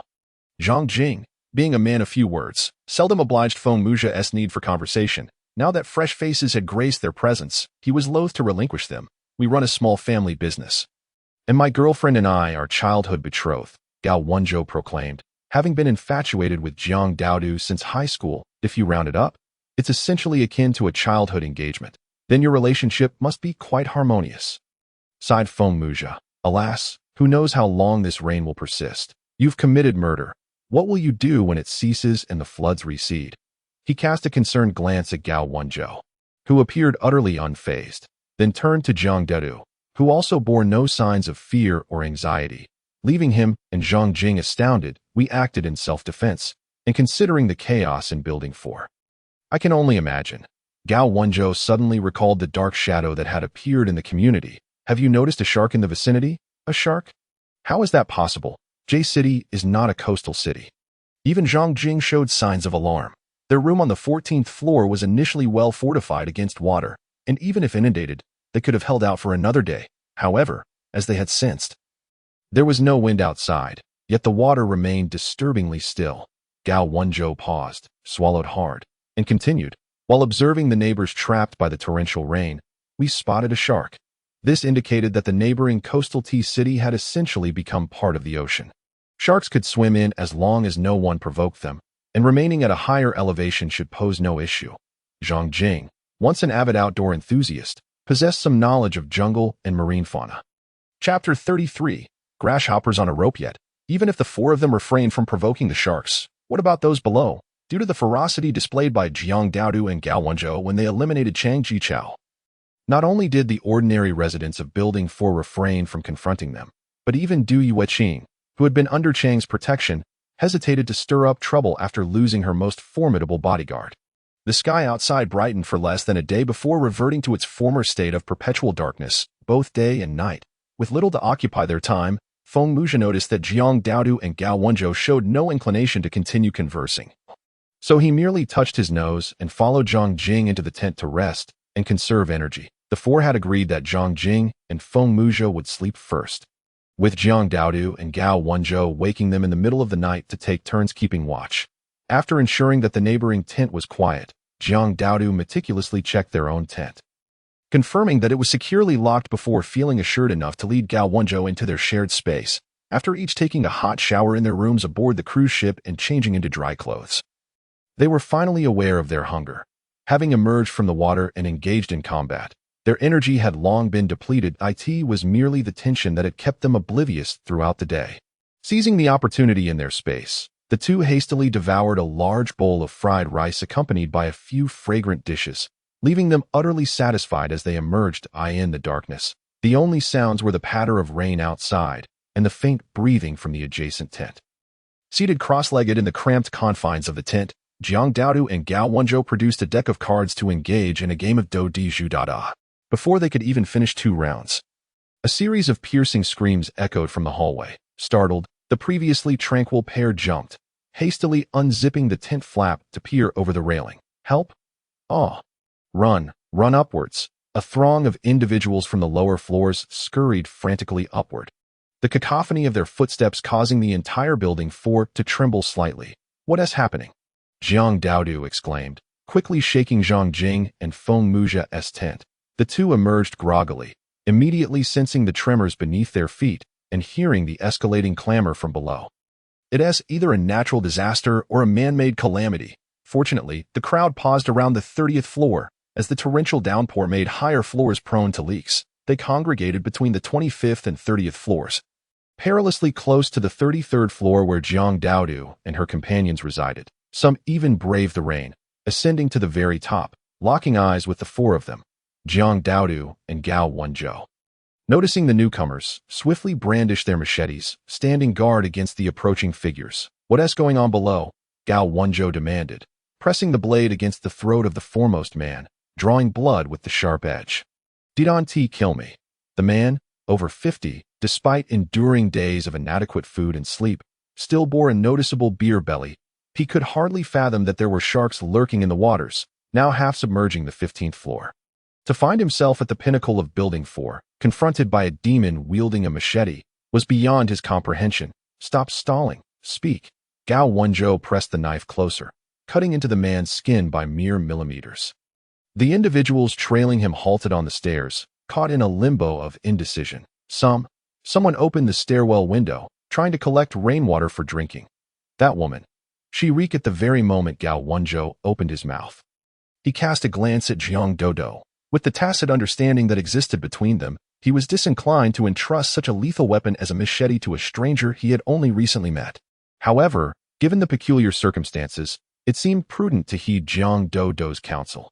Zhang Jing and Feng Muz, noticing his silence as he calmly regarded Jiang Daodu, came to realize that she was indeed the one in charge between the 3 of them.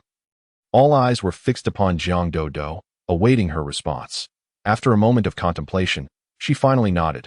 I will lend you both machetes, but you must understand that we are all in the same boat now. Betraying us is not a wise choice. You can surely guess how Chang Jichao met his demise. Zhang Jing intercepted Feng Muz, who was frowning and preparing to argue, and donned a courteous smile. Of course. We are all in the same boat. Jiang Daodu and Gao Wenzhou handed over the machetes in their possession and retreated into the tent without a backward glance. Was she truly so trusting of them? Gao Wenzhou leaned closer to Jiang Daodu, whispering in her ear in a tone only they could hear. The warmth of his breath brushed against her sensitive ear, causing her to shiver involuntarily. She distanced herself slightly and rubbed her flushed ears before responding in a serious, yet hushed tone. They cannot overpower us. If she was not mistaken, Zhang Jing still possessed some combat capability.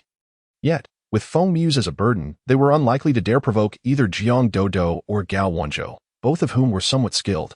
Moreover, it seemed Zhang Jing's past was not limited to merely being a martial arts instructor. The thick calluses on his right hand suggested he had ample experience with firearms. From his posture and gaze, Jiang Daodu was certain that Zhang Jing had once served in the military. In Hua country, one could only have prolonged access to firearms with sufficient economic means to maintain a gym and a martial arts school. Zhang Jing's military rank during his service must have been considerable. Not to mention that betraying them at this juncture would be ill-advised. As a soldier trained by the state for many years, he would not resort to harming the innocent as for Jiang Daodu and Gao Wenzhou's killing of Chang Jichao. She believed that once the storm subsided and societal order was restored, he would undoubtedly report them and ensure their capture to be on the safe side. Even while sleeping, Jiang Daodu and Gao Wenzhou kept their handguns and daggers within easy reach. Originally, Each floor of the stairwell housed only 1 or 2 families, so it was not overly crowded. Now, however, all those on the 22nd floor and below, including those whose homes had yet to be flooded, had crammed together. The influx of people inevitably resulted in a lack of space and endless quarrels. The staircases and corridors were interconnected, and for safety and space, no one bothered to close the fire doors. Zhang Dodo and Gao Wenzhou donned earplugs, yet they could not escape the incessant murmur of conversation from below, reminiscent of buzzing mosquitoes. Zhang Dodo was relatively unbothered, having endured far worse conditions in her previous life and still managing to sleep. But poor Gao Wenzhou, who had been pampered since childhood, had faced little hardship, the greatest of which had been the woes of love. How could he possibly tolerate such noise? When Zhang Dodo finally awoke, he had yet to find slumber. "I have a headache," Gao Wenzhou lamented, his eyes ringed with dark circles. Upon seeing Zhang Dodo stir, he nestled closer, rubbing against her. "Did you not sleep?" Zhang Dodo's sleep had always been light, particularly in such extraordinary times. However, throughout the duration of her slumber, aside from the sound of rain outside, the chatter between Feng Muse and Zhang Jing from the adjacent tent, and the din from below, there had been no other disturbances that it's too loud outside. "I can't sleep," Zhang Dodo confessed. Gao Wenzhou, pleased to receive her sympathy, felt a surge of happiness and tightened his embrace around her. "Let us switch with Zhang Jing and the others for a while. I'll keep watch, and you can try closing your eyes again." Zhang Dodo found his stubbornness amusing and playfully pushed his shoulder. But when he remained unmoving, she resignedly cupped his face and pressed her lips against his soft ones. This act was akin to a lamb entering the jaws of a tiger, and Gao Wenzhou, no longer pretending, reciprocated with fervor, deepening the kiss until Zhang Dodo's face turned crimson, compelling her to strike him before he relented. With her big, watery eyes fixed on him, Gao Wenzhou licked his lips, clearly yearning for more. "Shall we go again? Time's up?"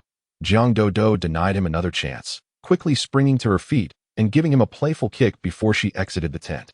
"You all should go rest. It's our turn now." She accepted the 2 machetes Feng Muse offered without sparing Gao Wenzhou a glance. "All right, it should be fine in case of any unexpected developments. Call for us at once." Zhang Jing reacted nonchalantly, while Feng Muse, with a hint of curiosity, glanced between Zhang Dodo and Gao Wenzhou. "It's quite warm. You two look flushed after your nap." Irritated, Zhang Dodo shot a fierce glare at Gao Wenzhou. He, unabashed, replied, "With my wife by my side, I sleep more soundly." "Ha ha ha." Zhang Jing rolled his eyes and pulled Feng Muse, who was still eager to eavesdrop, back into the tent. "I'm utterly exhausted. Time for sleep." Due to the earlier upheaval, the two had not managed to sleep at all that afternoon in the tent, after enduring until the latter half of the night. Feng Muse had been clamoring about his fatigue and longing for rest. Now, he was wide awake again, eager to gossip, oblivious to the presence of Gao Wenzhou behind him, were it not for the poor sound insulation of the tent and the presence of outsiders nearby. He would have certainly made it known that he too had a beloved. Once Zhang Jing and Feng Muse had fully zipped up their tent, Gao Wenzhou flung open the entrance to their own.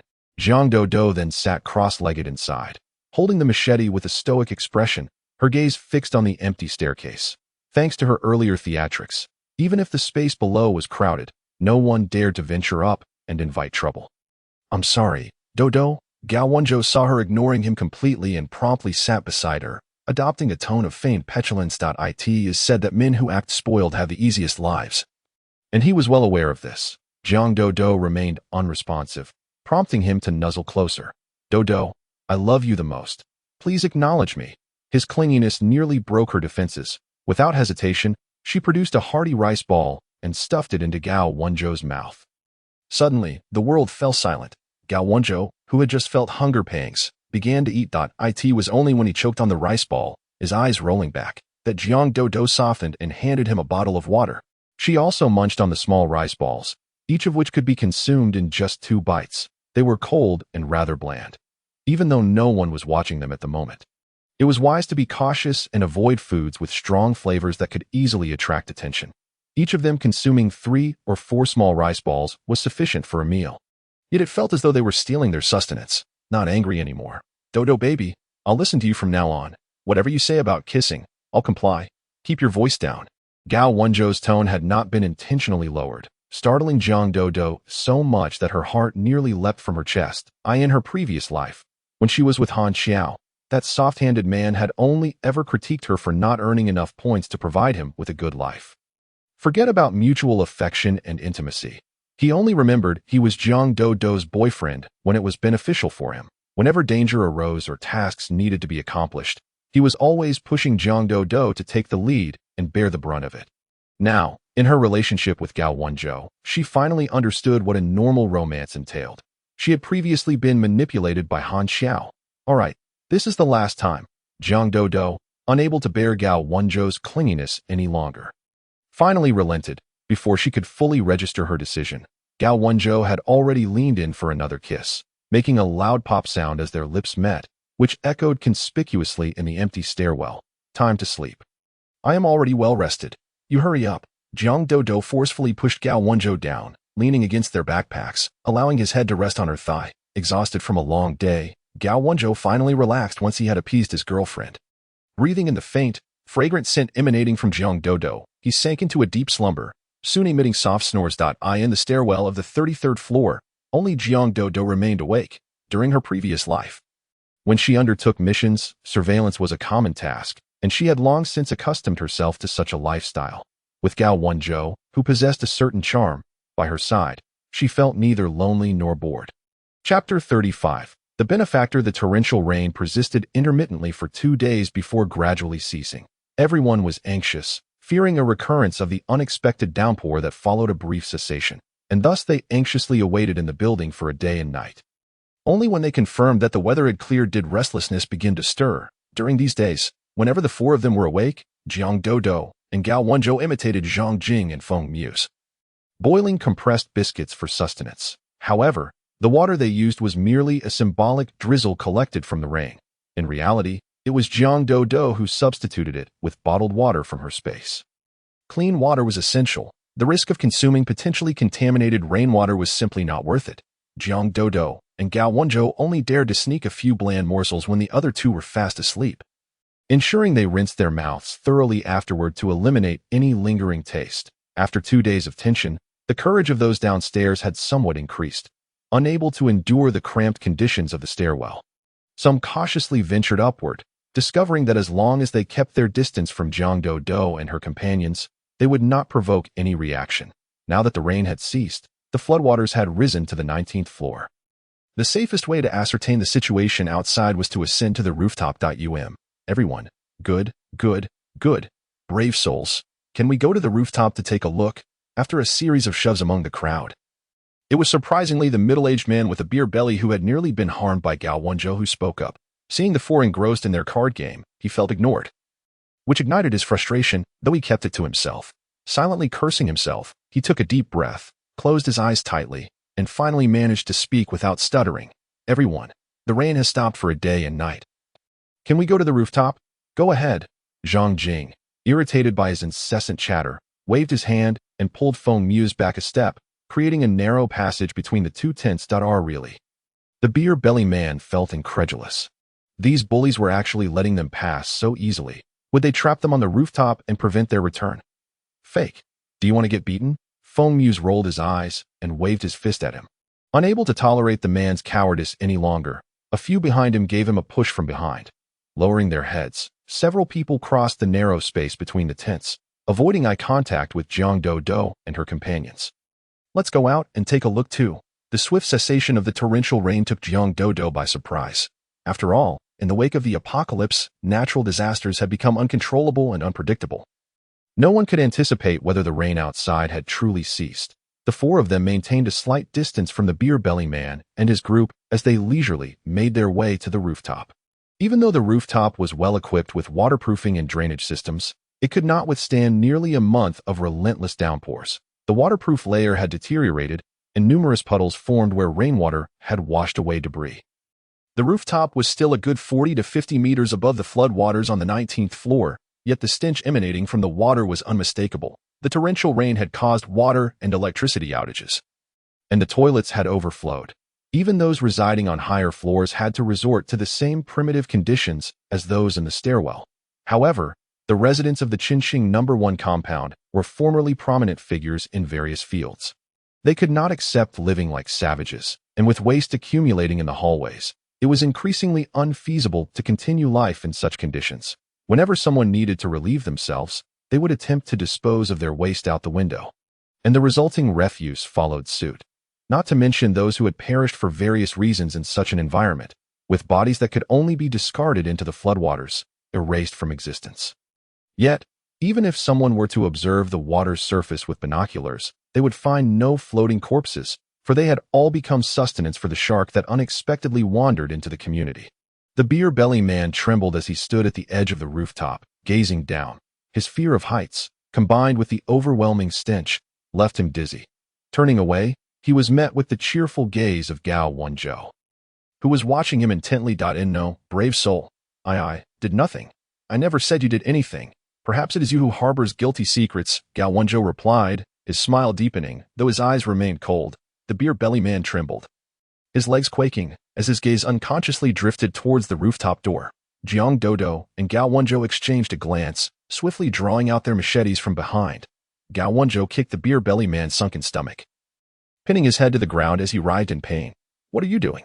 Zhang Jing harbored discontent towards Jiang Dodo and Gao Wenzhou, especially considering their prior act of violence. How could he, as a soldier, accept their tyranny, particularly now that the rain had ceased and they awaited rescue to restore order? Do you want to kill again? Benefactor, let us not bother with this coward.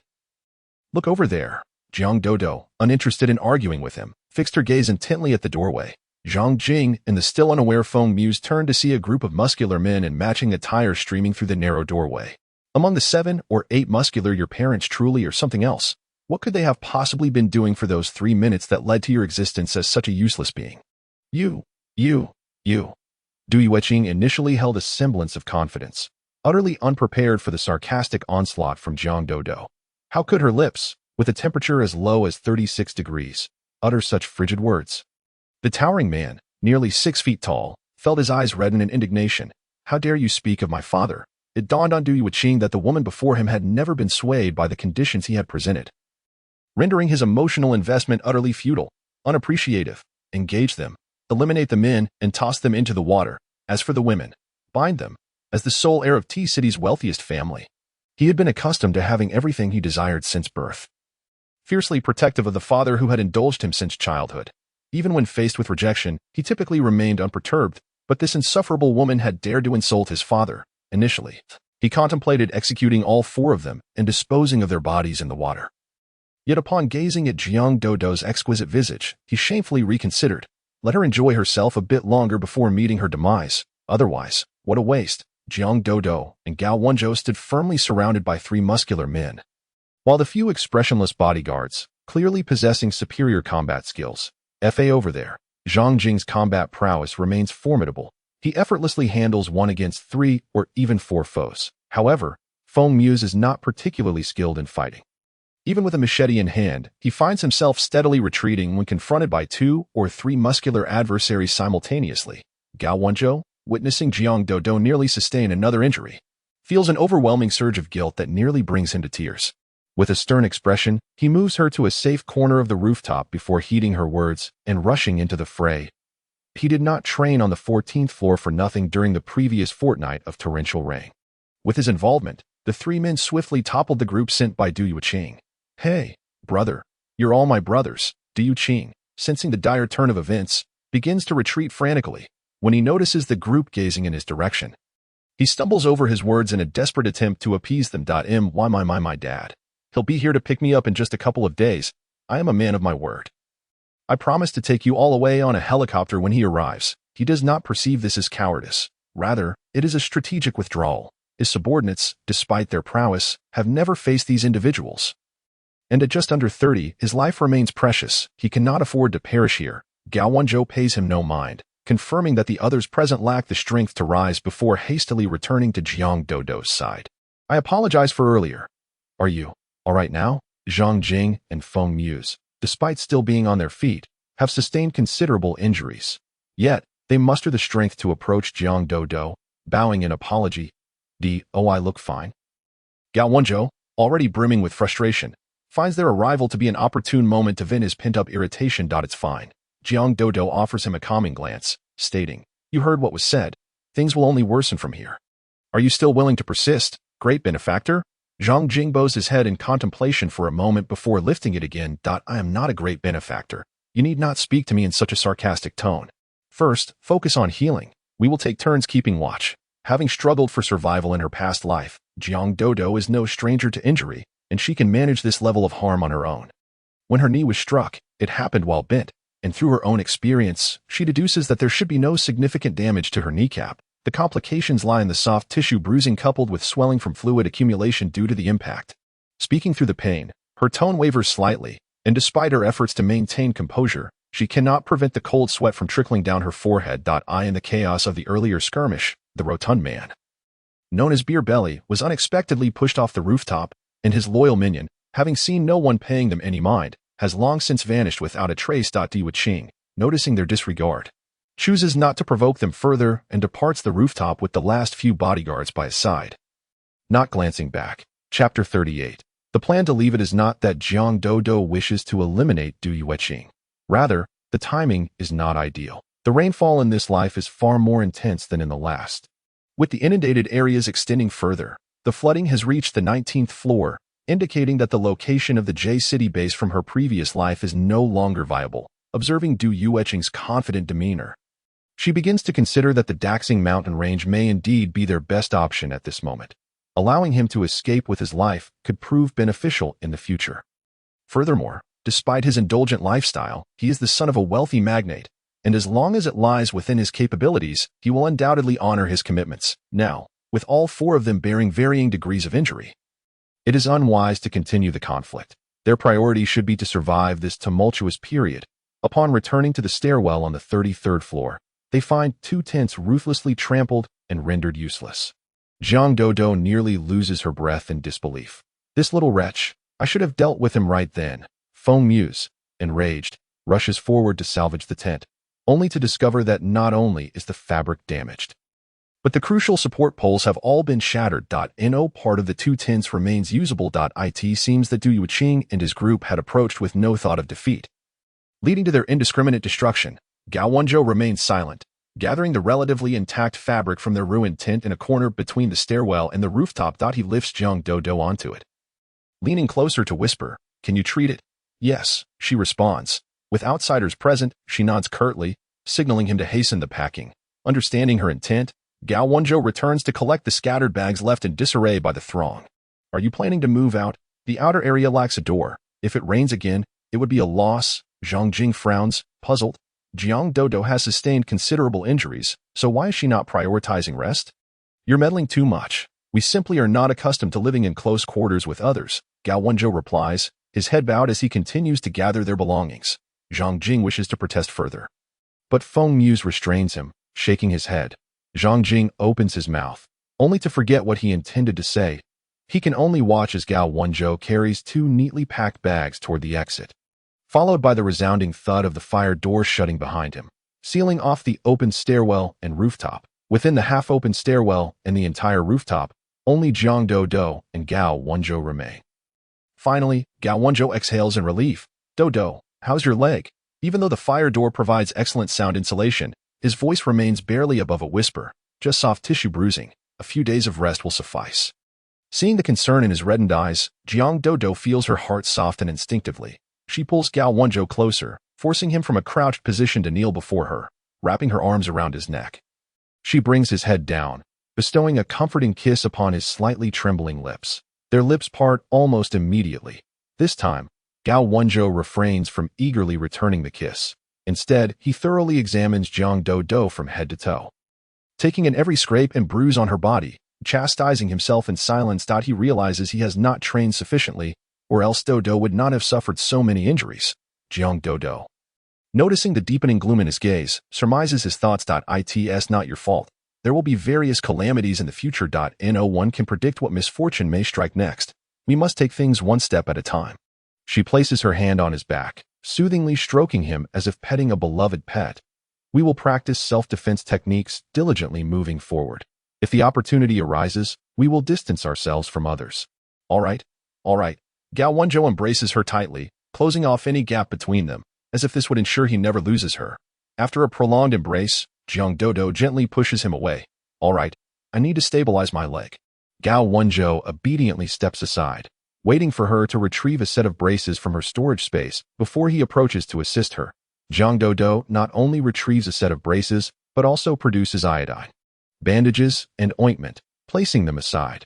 After a flurry of activity, they tend to each other's wounds. Jiang Dodo puts away the used items and changes into a loose pair of pants to conceal the braces, preventing anyone from noticing. Had it not been for Du Yueqing's instigation, she would have preferred to wait discreetly with Gao Wenzhou until the extreme cold descended and then seek an opportunity to leave. Now, this plan may need to be expedited. The disappearance of the J City base signifies that they must seek refuge in a more unfamiliar territory. The Daxing mountain range could be an option. But given their conflict with Du Yueqing, she does not trust that he would truly let go of their animosity. He only promised to take them away from here to the Daxing mountain range. He did not guarantee that they would not face any harm upon arrival. Thus, the Daxing mountain range cannot be their ideal sanctuary. After their ordeal, both are ravenously hungry. Without Zhang Jing and Feng Mu's present, they enjoy a newfound freedom. Jiang Dodo retrieves a lavish spread of delicacies from her storage space, laying them out on the ground. Although labeled as delicacies, they are carefully chosen to avoid attracting attention. Featuring foods with less noticeable aromas: garlic oysters, butter clams, steamed Australian lobster, and steamed hairy crabs. In such a harsh environment, this bountiful seafood feast leaves them both glistening with grease, once they are satiated and have disposed of all remnants. Jiang Dodo and Gao Wenzhou finally find the leisure to sit side by side. She produces a small radio, adjusting the frequency in hopes of hearing any official updates. The static crackles. Fizz, fizz. Initially harboring little hope, Jiang Dodo feels a twinge of disappointment as only the harsh sound of static greets them. They now feel as if they are stranded on a deserted island, cut off from all external communication. Never mind. The authorities are likely preoccupied with their own crises and have no time to concern themselves with us ordinary folks. Just look at Du Yueqing's bluster. Who knows if his affluent father will even bother to come and fetch him? Gao Wenzhou presses the button to turn off the radio, handing it back to Jiang Dodo. Put it away. All right. Jiang Dodo finds his overly cautious demeanor amusing. I am not that fragile. There is no need for such concern. Have you forgotten that back on the 14th floor, you couldn't even best me? I find myself unable to compete with you. Gao Wenzhou's eyes brimmed with obsession. Yet in my heart, you have always been the joyful Jiang Dodo. In the previous life, you suffered greatly.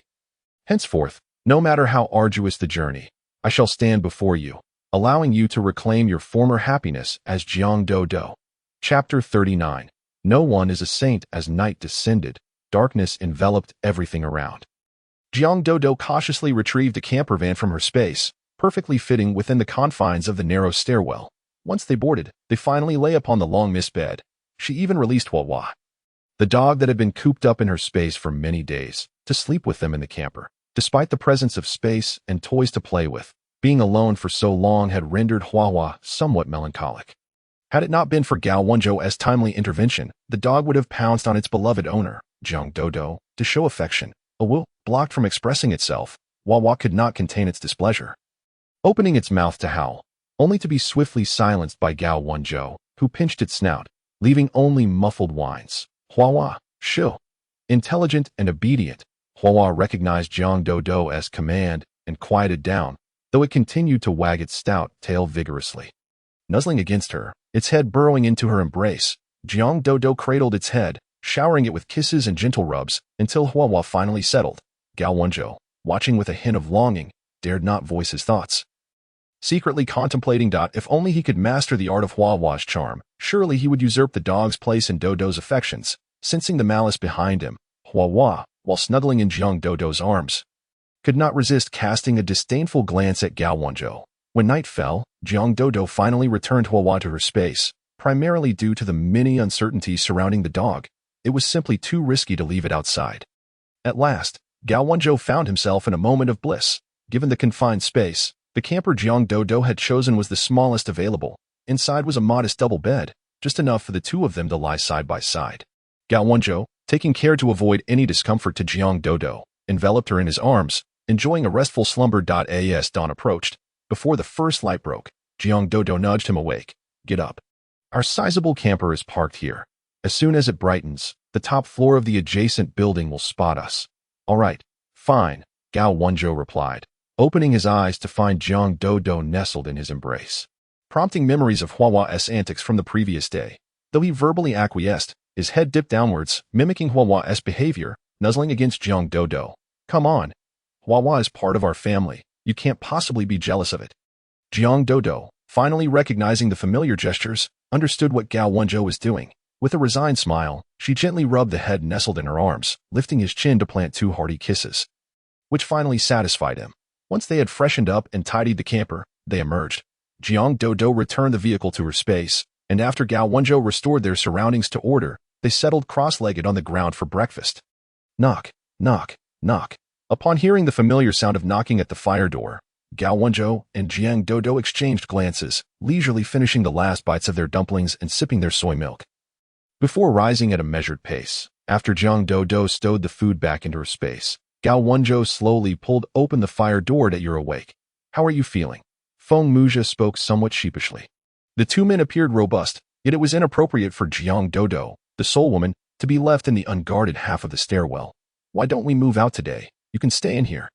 Recalling Zhang Jing behind him, he pulled him forward. No need. The rain has likely stopped completely. Gao Wenzhou replied, his expression calm, devoid of the urgency from the previous day. Indeed, it isn't windy outside, and we slept quite well. Jiang Dodo added, her genuine smile reflecting her sentiment. With no outsiders present, they could freely utilize the camper after dark, finding the bed far more comfortable than a makeshift ground setup. Coupled with the delicious meals from last night and this morning, their spirits were considerably lifted. Feng Muzha and Zhang Jing sensed her sincerity, acknowledging that staying outside was indeed preferable, and chose not to voice any further objections. With that settled, they all tacitly secured the fire door. Resuming their mutually undisturbed lives, Zhang Jing had initially intended to offer Jiang Dodo 2 compressed biscuits as a token of apology for his misunderstanding. However, Jiang Dodo declined. The 2 men outside owed them nothing. Even when they had resided in the 14th floor stairwell, the 2 had never intruded upon their privacy, instead helping to drive away many ill-intentioned neighbors. When they had nowhere to stay, they had even offered to pitch tents beside them. Enduring a beating when confronting Du Yuiqing on their behalf.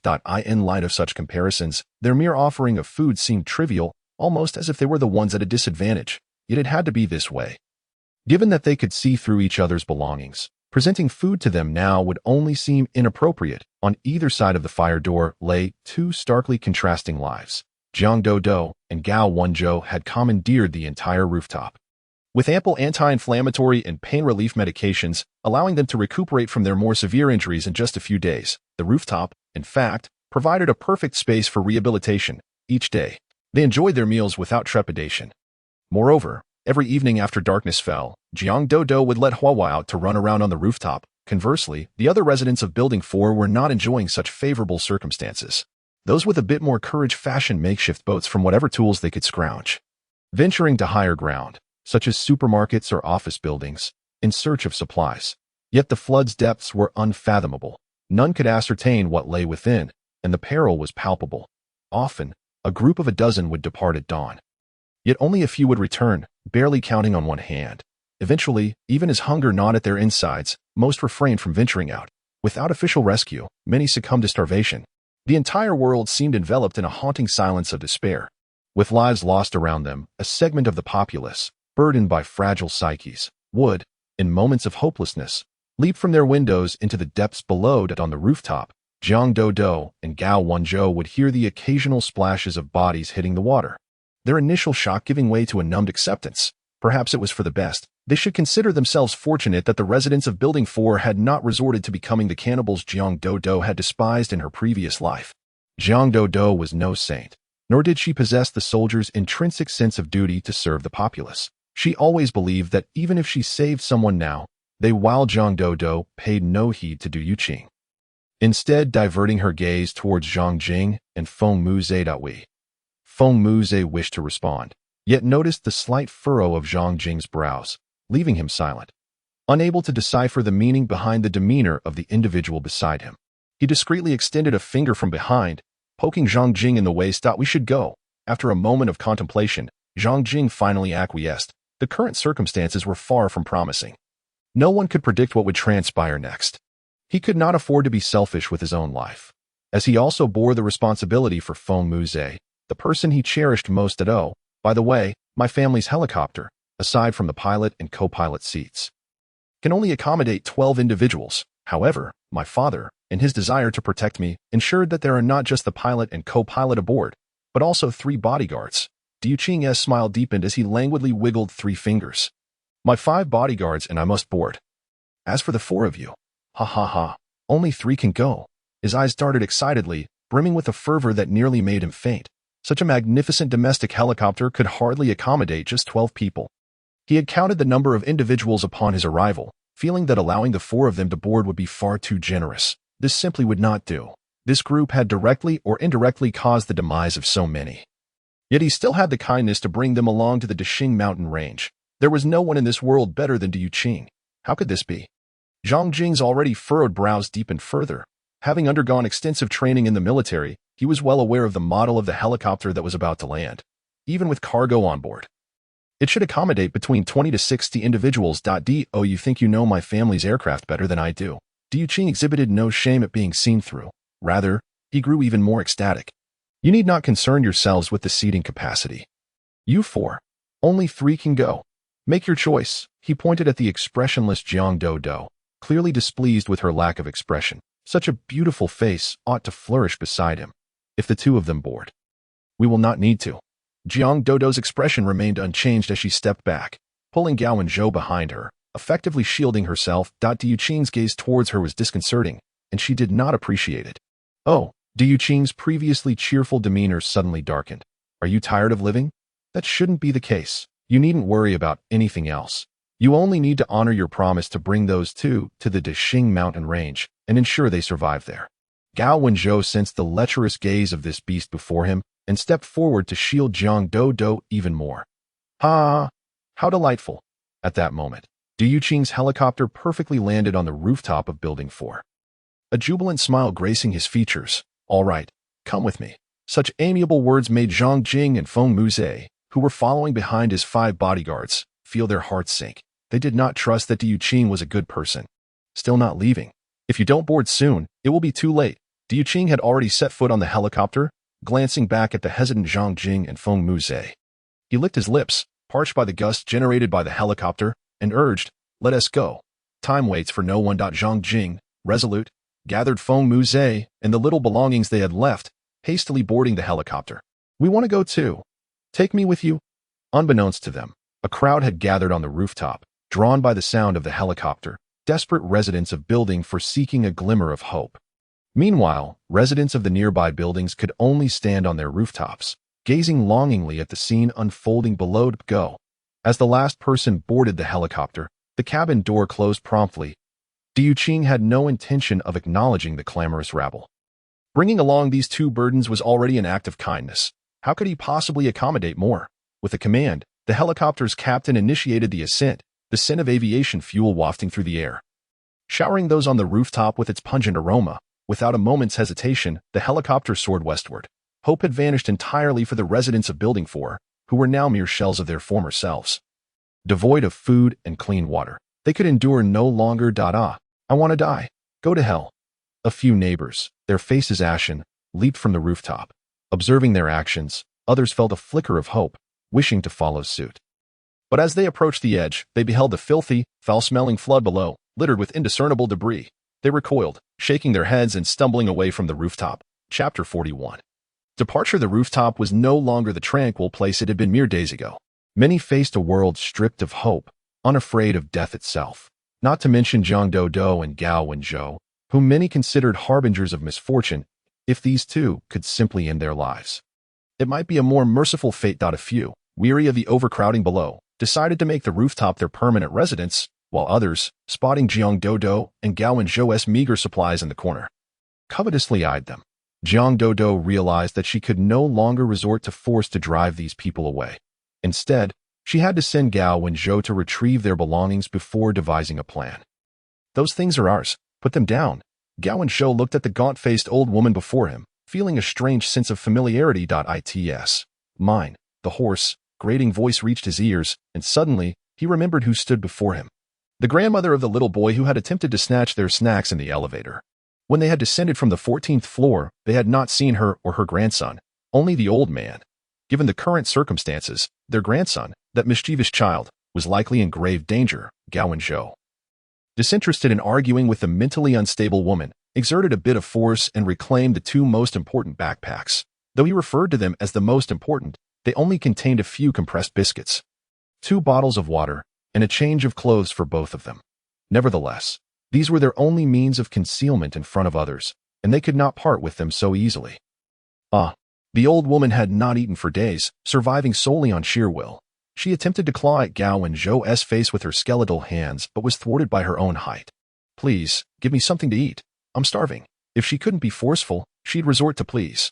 Over these days, she had felt death creeping closer, fear consuming her entire being. When the torrential rains began, her son and daughter-in-law were away on business, leaving only the elderly couple and their grandson at home. They had thought the heavy rains would last just a day or two at most, but the waters rose beyond the 6th floor without any sign of abating. They hastily gathered their most precious belongings, property deeds, household registration books, bank cards, gold bars, jewelry, and money, taking only the valuables before rushing upstairs to seek refuge. The helicopter gradually faded from view, and she found no desire to linger any longer in that place. Noticing that no one seemed to pay attention to them, she quickened her pace back into Building 4. Descending the stairs, they discovered that from the 22nd and 21st floors onward, the area was deserted. This was primarily due to the proximity to the stagnant water below, where the stench was unmistakable. Most residents had taken to using this space as a makeshift restroom, exacerbating the foul odor. It seemed that only those still residing within could endure such conditions. Jiang Daodu and Gao Wenzhou pinched their noses, suppressing the urge to gag as they navigated through heaps of garbage and excrement. Finally reaching the landing between the 20th and 19th floors. Goodness, no wonder it smelled so horrendous. The inhabitants of the building had, for convenience in disposing of their refuse, dismantled the windows in the middle of the staircase. Previously, the scent from the roadside gutters had been intolerable, but now the outside world felt like an amplified version of a cesspool. The stench was so overpowering that it rendered their eyes teary and nearly shut. Jiang Daoda retrieved 2 fully enclosed masks from her space and donned them on both of their faces, providing some relief. After inflating the old rubber dinghy from her backpack, they cautiously climbed aboard. Still unable to suppress a shiver, the sensation of being enveloped by such a stench was simply unbearable. As the two paddled away from Building 4, they remained particularly vigilant, fearing that the foul waters or other peculiar substances might cling to them. Yet, there were still fools searching for food. The residents above, perpetually hungry and with nothing to occupy their time, sat by the windows, grinning and exchanging looks as they spotted the pair paddling away in their dinghy. Having learned from the fate of those who had ventured out a few days prior, they had abandoned the thought of seeking food themselves. That on one hand, they mocked Jiang Daodu and Gao Wenzhou for their audacity. On the other, they secretly hoped these two would return with provisions like the others had. They were ever ready to seize whatever was brought back. However, these individuals could only entertain such thoughts in their minds. As Jiang Daodu and Gao Wenzhou had no intention of returning this time, the terrain of J City was not particularly elevated compared to the rest of the country, and conditions improved significantly as they moved inland. After distancing themselves from the community in their dinghy, Jiang Daodu and Gao Wenzhou sought a secluded area, out of sight, to switch to a small yacht. Jiang Daodu released Hua to keep watch outside the cabin, alerting them to any potential threats. Gao Wenzhou took command of the yacht while Jiang Daodu pulled out the national map she had downloaded earlier, using a compass to guide him. Chapter 42. Other vessels. The yacht's speed was vastly superior to that of the manually paddled dinghy. And with the distance from the city, the floodwaters no longer reeked as they once had. Finally able to remove their masks, Jiang Daodu and Gao Wenzhou inhaled deeply, savoring the fresh air. Yet, it still bore a foul odor. Even inside the cabin, Jiang Daodu could detect a faint stench seeping in from outside. Although better than the residential area, it still left them feeling dizzy. Gao Wenzhou wrinkled his nose, having been desensitized by the odor at Qinqingno. One courtyard. He found the scent here somewhat tolerable. Why not? Spray some perfume. Jiang Daodu rolled her eyes, but continued her actions, retrieving 2 bottles of air freshener from her space and vigorously spraying the cabin. Spraying perfume would only create a nauseating blend of scents, making it even more unbearable. Heading towards S Province, where the Daxing Mountains were located, it had previously taken over 5 hours by car on the highway. The yacht they were operating could reach speeds of around 100 kilometers per hour, Yet with various objects occasionally surfacing in the water, Gao Wenzhou dared not accelerate too much, maintaining a cautious pace of 30 to 40 kilometers per hour.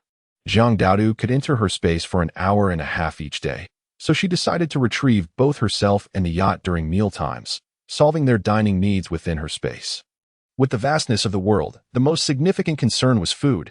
Zhang Daodu felt immensely satisfied using her precious time in the space for this purpose, since Zhang Daodu had directed Gao Wenzhou to avoid urban areas. They surprisingly encountered no one during the initial leg of their journey. Just as they reveled in their good fortune, fate had other plans. Through the yacht's windshield, Gao Wenzhou spotted a small black moving in the left front distance. Someone, he alerted Zhang Daodu while swiftly changing course to steer away from the figure. That it wasn't fear that motivated them, but rather a desire to avoid complicating their tranquil existence. Zhang Daodu exited the cabin, standing beside Hua, and retrieved a pair of binoculars from her space to observe the approaching vessel. Through the high-powered lenses, she discerned a fishing boat slightly larger than their yacht, sluggishly progressing due to its inadequate power. Judging by its direction, it appeared to be heading westward into the interior, much like them. With a sigh of relief, she returned to the cabin to find Gao Wenzhou, his face tense. "We need to accelerate and navigate around to the right. Their fishing boat won't be able to catch up to us." Gao Wenzhou continued his operations, propelling the yacht toward the right front. Yet, as they advanced, he increasingly sensed something amiss. Glancing at the control panel, he stated gravely, "We're nearing an area where the floods aren't as severe, and the yacht won't be able to operate here. We may need to switch to a smaller vessel." The water depth was insufficient, and the yacht's hull was at risk of scraping against the bottom. Although they were not lacking for vessels, it would be a pity to lose one of them, as long as no accidents occurred. It was best to avoid deliberate destruction. All right. Once Gao Wenzhou indicated it was safe, Zhang Daodu gathered both the yacht and Hua into her space. It was midday, and even though the weather wasn't overly hot, the sun was quite intense. After finishing lunch in her space, they could venture out later. Zhang Daodu prepared a meal of beef, duck legs, and other raw meat for Hua, then retrieved the grilling tools and ingredients Gao Wenzhou had been clamoring for since last night. Although her space was stocked with numerous pre-cooked barbecued items slathered in sauce, the appeal of food lay in the ambience of fresh preparation. After all, Zhang Daodu still had over an hour to enter her space today, so they could always have dinner on the boat. As Zhang Daodu savored the grilled chicken wings prepared by Gao Wenzhou, she felt something was missing. Alcohol. Her eyes brightened as she produced 2 cans of beer, one for herself and one for Gao Wenzhou. Both of them could hold their liquor well, but since they would be operating the boat shortly, it was crucial to keep their wits about them. 1 can of beer was just right, a delightful complement to their barbecue without leading to intoxication. The 3 of them, 2 humans and 1 dog, satisfied and sated, Zhang Daodu set a floating bridge boat on the expansive deck of the yacht, loading it with rice, canned meat, clothing, gasoline, and other supplies before exiting her space. This floating bridge boat was specifically designed for fishing, boasting excellent stability on the water and a shallow draft. This meant it could access the shallowest waters, reaching areas that other vessels could scarcely approach. The boat Zhang Daodu released was quite spacious, comfortably accommodating 7 or 8 people. Besides, it was more than sufficient for the supplies and the 3 of them. While this vessel might not be as swift as the yacht, it was equipped with an engine, eliminating the need for manual paddling. As they continued onward, Zhang Daodu and Gao Wenzhou encountered more boats. Yet their expressions remained unchanged. The presence of so many vessels heading in the same direction indicated that conditions here were significantly better than elsewhere. The question lingered in their minds: how had they come to know this? Zhang Daodu's eyes sparkled with excitement as she retrieved a radio and switched it on. After a crackling surge of static, she and Gao Wenzhou finally heard a long-lost human voice emanating from the device. Residents of Hua who can hear this broadcast, followed by more static and the word safety zone. Due to their somewhat remote location, the broadcast only managed to convey a single sentence before reverting to the original crackling noise. However, Zhang Daodu could roughly infer the content. It was likely about the government's ongoing rescue efforts, urging residents to take measures for self-preservation and informing them of temporarily secure areas within the country, among other things. Once they reached a location with a signal, she intended to listen closely for the specific details regarding the current situation across the nation, as this would assist her subsequent judgments. The water beneath the boat was growing shallower, and an increasing number of makeshift vessels were nearby, some appearing normal while others seemed dubious. Among them were many individuals with swollen bodies, who greedily clung to the sides of their boat, staring hungrily at the supplies aboard. Some even attempted to maneuver their boats alongside Jiang Daodu's, clearly intent on boarding and seizing everything they could. Upon noticing there were only two of them, concerned about the presence of military vessels, Jiang Daodu opted not to use firearms. Instead, she wielded a large machete. Swinging it with fierce determination, the would-be pirates, undeterred by the wounds they sustained, gashes across their arms and even their faces, relentlessly continued their futile attempts to climb aboard. They had all fled from the eastern regions hardest hit by the floods, carrying little more than the bare essentials, having long since exhausted their supplies. Were it not for the occasional fish they managed to catch amidst the floodwaters, they would not have survived this long. The vessel before them was far superior to their leaky, sinking crafts, and judging by the rosy complexions of the two aboard, it was evident they had ample food and provisions. Chapter 43, Conflict Using Her Machete. Jiang Daodu struck down one assailant after another, yet the sight of her being the sole defender, with only a companion navigating within the cabin, drew more adversaries with ill intent. She resolved not to focus on where her blade landed. After all, these individuals had instigated the confrontation, and their fate was of no consequence to her. This was merely self-defense. Even if witnessed by soldiers, they could not be held accountable to that moment. Huahua could no longer contain itself. Rushing to Jiang Daodu's side and baring its teeth at the struggling attackers attempting to ascend, saliva dripped onto the faces of the assailants, some droplets landing squarely in their wide-open eyes and gasping mouths. The stinging sensation they felt was far more excruciating than the cuts inflicted by Jiang Daodu's machete on their already numbed limbs. Unable to keep their eyes open, they could only crawl blindly. While initially the boat had appeared to be manned by a single frail girl, even with a machete in hand, they might have fought back desperately. However, the current situation was decidedly grim. The sudden appearance of a large dog, exuding an aura of ferocity, suggested that a single bite could spell their doom. Huahua wasted no time, snapping its jaws and tearing into a moreover. I must navigate the vessel within the cabin, with only my girlfriend and our dog accompanying me. Had it not been for these weapons, we would have long since perished. A group of 5 or 6 soldiers turned their attention towards the individuals aboard the small boats. Indeed, those who first raised complaints numbered over a dozen, not to mention the deceased floating in the water. Yet, they pilfered our supplies. Furthermore, they suffered no casualties, whereas we, the man on the small boat, grew increasingly agitated. After all, he was the one who had initially begun spouting nonsense, and the last thing he wanted was to bear the brunt of the blame. The few individuals beside him echoed his sentiments. Yes, they incurred no losses, yet they stole so much from us. So, does this mean that you instigated this conflict first? The commander waved his hand, denying the small boat's occupants any further opportunity to speak. Enough. Given the torrential rain, the situation worldwide is bleak. Since you instigated this trouble, it is only right that you bear the consequences. He then turned to Jiang Daodu and Gao Wenzhou. We are all citizens of Huahua. A lesson should be imparted. However, the repercussions of your actions resulting in loss of life are quite severe as it stands. We currently have no place to interrogate or detain. Here's the deal.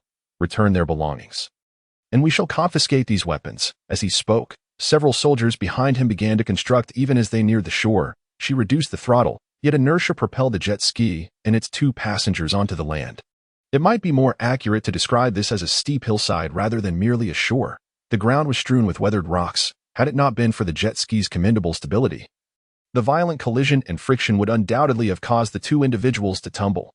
Jiang Daodu did not choose this location without reason. Earlier, as they sped over, she had spotted several relatively gentle landing spots, teeming with various vessels. These areas closer to the water would undoubtedly offer greater convenience for living.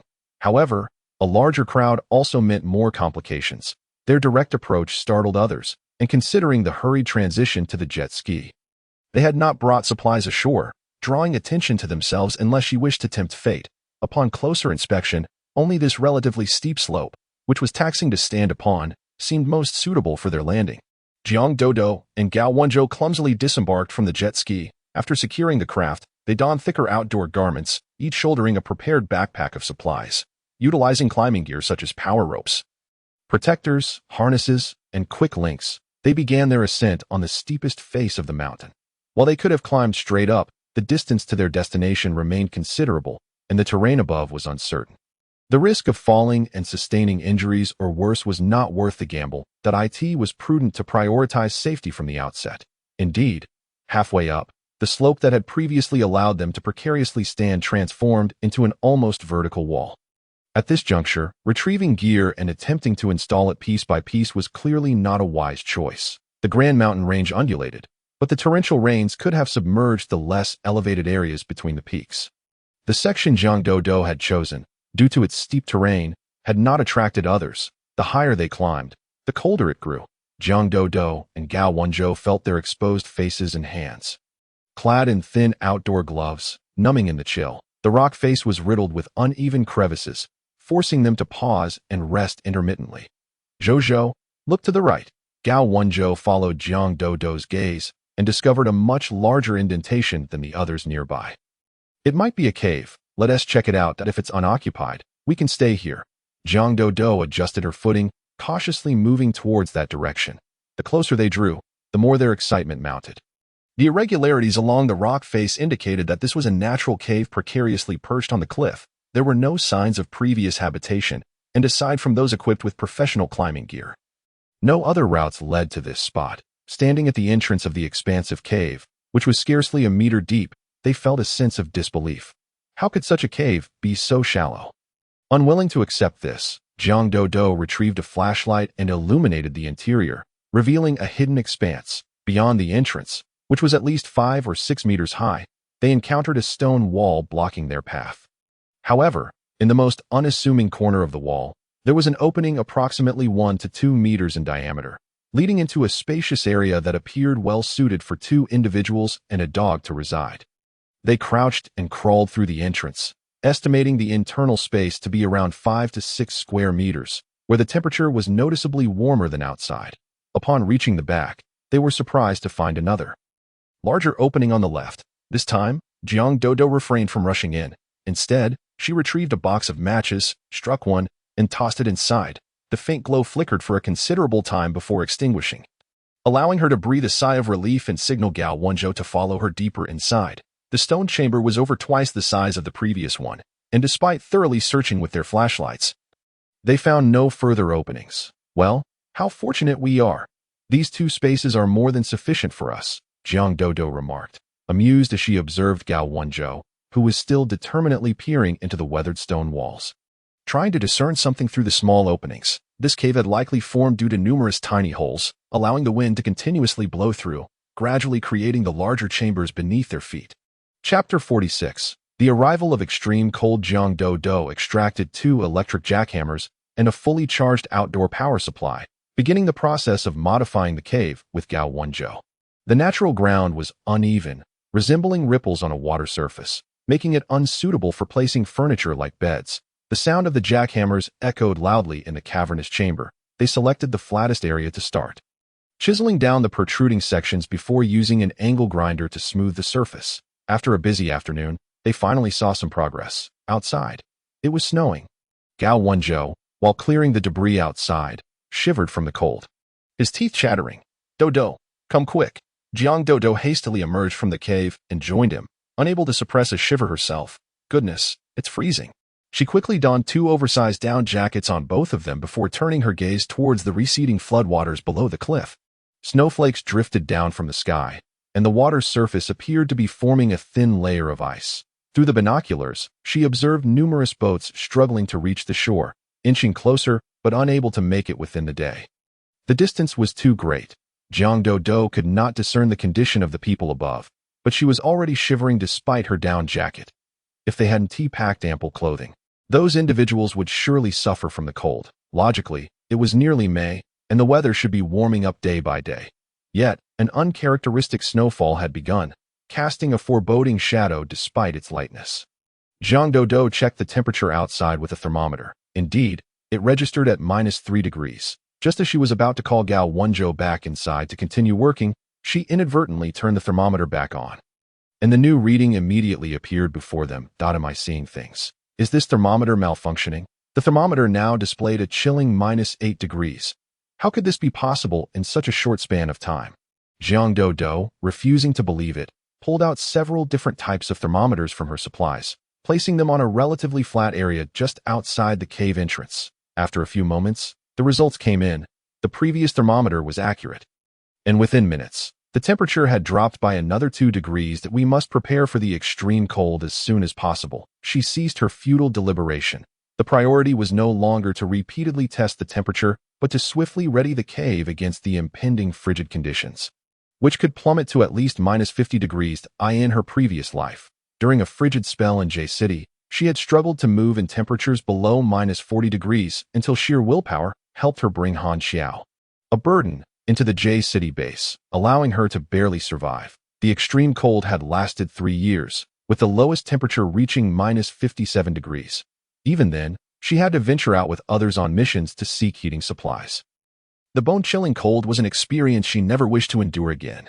Jiang Dodo and Gao Wenzhou designated the inner chamber as their bedroom and living area, while the outer chamber served as a boiler room and kitchen for generating heat. Fearing time would slip away, they hastily placed a double bed on the small, smoothed area in the outer chamber. They set up a diesel generator, filled it with diesel, and connected the power supply to the bedroom. After linking the electric heater and air conditioning, Jiang Dodo still felt it was insufficient and placed a heating stove beside the bed, with the duct passing through a larger hole in the stone wall. The stove could burn coal or wood, both of which she had in abundance, ensuring that even if the generator failed, she could still find warmth in a relatively comfortable environment. Once these basic preparations were completed, Gao Wenzhou used a cutting machine to smooth the cave entrance. They installed sturdy security doors on each access point to the interior. These doors had previously been used on the 14th floor.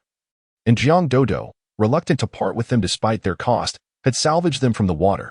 Both doors had been certified by the two of them, excelling in both insulation and security. The air conditioning, electric heater, and stove began working in unison, and the temperature within the stone chamber rose significantly. So warm that Jiang Dodo and Gao Wenzhou shed their heavy clothing in favor of light short sleeves and shorts. By the time they finished, it was already late at night. They managed a simple meal before collapsing into sleep. Jiang Dodo completely forgot her promise to release Hua once they settled in. Damn it! Did they not prepare enough heating equipment? Why was it still so cold? Gao Wenzhou was awakened by the chill of the morning, and upon turning over, he beheld Jiang Dodo cocooned in the soul quilt on the bed, slumbering soundly like a silkworm. Observing her serene visage, he rubbed his arms, still reluctant to disturb her sleep. Donning the thick coat he had discarded the previous day, he felt prepared to glance at the thermometer affixed to the stone wall. 14 degrees above zero. Goodness, it had been 25 degrees before he had gone to bed the night prior. Could the heating equipment have malfunctioned overnight? That seemed unlikely. After inspecting both stone chambers thoroughly, he confirmed it was not a problem with the devices. Thus, his gaze shifted to the security door. The temperature outside must be even lower. Fortunately, they had stayed up late the previous night to ensure the circuits were connected and all heating devices were operational. Otherwise, upon waking this morning, they might have found the temperature plummeting, potentially even below 0. Jiang Dodo, in a state of drowsy confusion, turned over and, finding Gao Wenzhou absent from the bed, began to mumble with her eyes still closed. I am here. Gao Wenzhou returned to the bed, brushing aside the long strands of hair clinging to Jiang Dodo's face. Are you cold? It seems there has been a significant drop in temperature outside. What? Jiang Dodo sprang up with a start, shivering from the cold. I'll go take a look. With that, she slipped into her down jacket and made her way outside. Upon opening the first security door, a gust of frigid air rushed toward her face, making her feel as though her skin might freeze. So cold. I need to wear more clothes. Gao Wenzhou followed closely behind, removing his own down jacket and wrapping it around Jiang Dodo. Feeling a twinge of regret. He had already experienced the biting cold when he had checked the generator outside. How could he have been so thoughtless as to let Jiang Dodo venture out in so little? The warmth of the jacket enveloped Jiang Dodo, and her frozen brain finally caught up with her, prompting her to pull Gao Wenzhou back into the bedroom, shutting the security door behind them to gather more clothing. Chapter 47. New home. They donned thermal vests, autumn apparel, down insulated tops and bottoms, 3 pairs of thick cotton socks each, and finally, tactical boots 2 sizes larger than their feet, and windproof down jackets.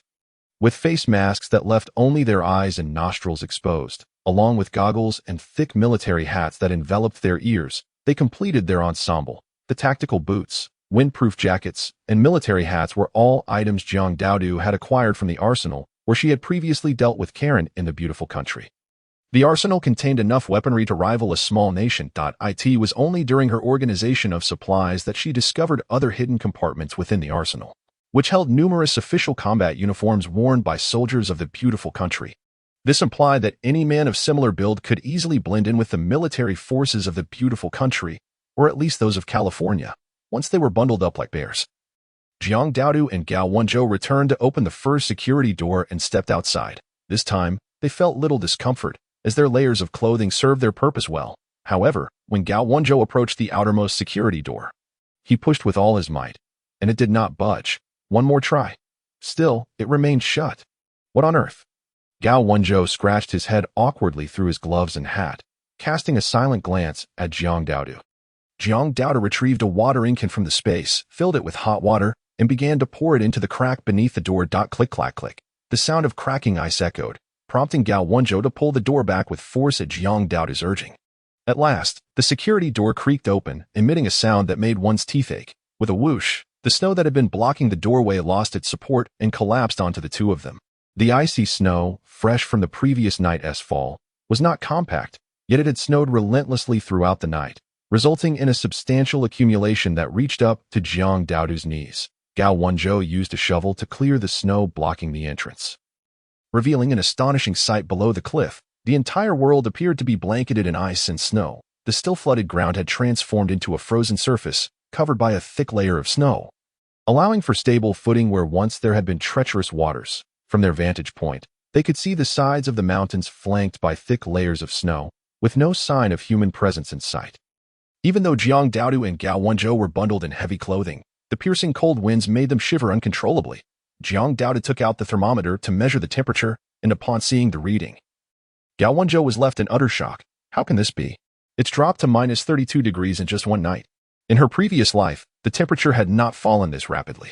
It had decreased gradually by 5 to 6 degrees each day, taking half a month to reach such lows. In the biting wind, their voices barely carried through the air as they spoke, both struggling to hear one another clearly. This time, the number of people succumbing to the extreme cold would surely surpass that of the last. With a complex expression, she gazed at the vast, snow-covered expanse devoid of human life, murmuring softly as she pulled Gao Wenzhou back into the stone chamber. In her previous life, the onset of extreme cold had shown signs, beginning only after the floodwaters had receded, giving everyone time to gather firewood for winter fuel. Even the supermarkets and hardware stores, though flooded, still had items that could be salvaged. Now, however, all low-lying areas had been submerged and were now frozen over. Not only would those without sufficient warm clothing, heating fuel, and food perish, but even the water and wildlife had suffered, trapped beneath the ice. Fortunately, we left when we did. Otherwise, we might have ended up frozen in the water. As Gao Wenzhou stripped off his heavy clothing, he also patted his racing heart in an attempt to calm himself. You know, in the last life, the extreme cold lasted over 3 years. You think this time, with such a severe drop, it will last for a shorter or longer period? Both scenarios are possible, but after this period, I feel that all disasters have escalated compared to the last life. The extreme cold is likely to persist longer this time. Jiang Daodu stored the heavy clothing away, adjusted the air conditioning to a higher temperature, and set the electric heater to a higher setting.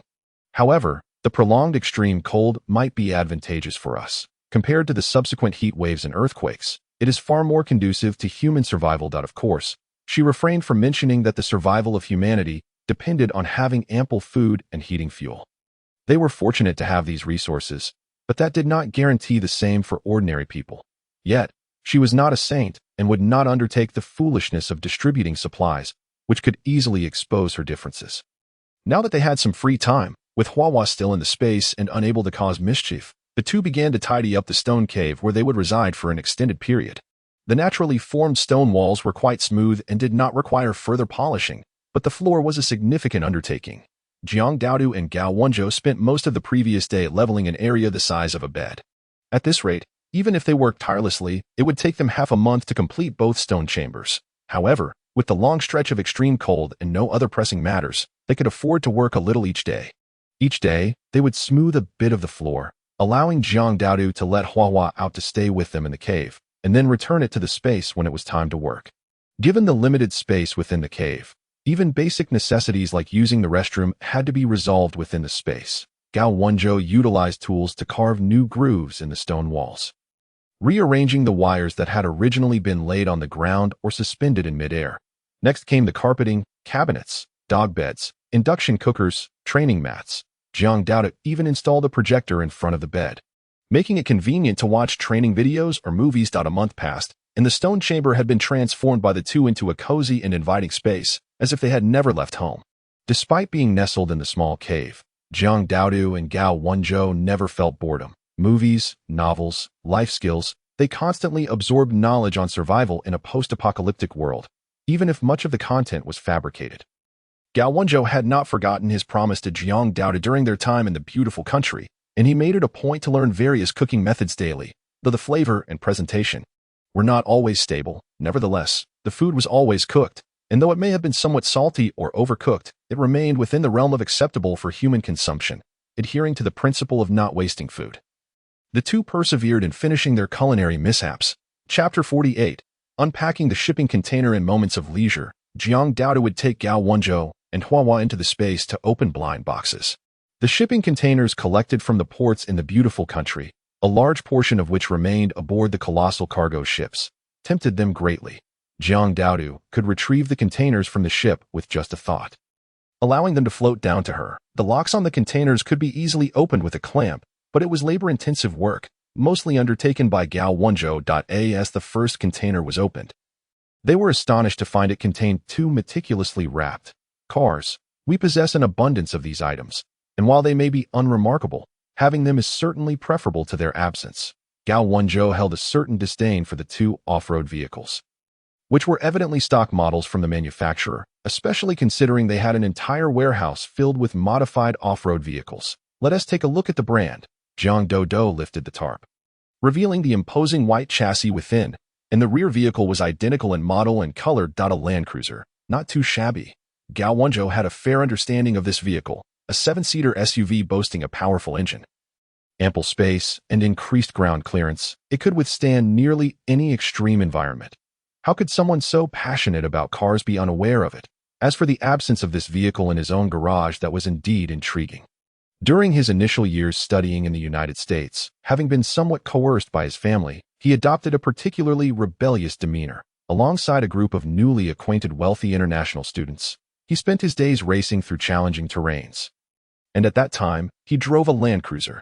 Being a newcomer among the wealthy elite, lacking any social finesse, he ended up defeating the leader of their group in a snow rally.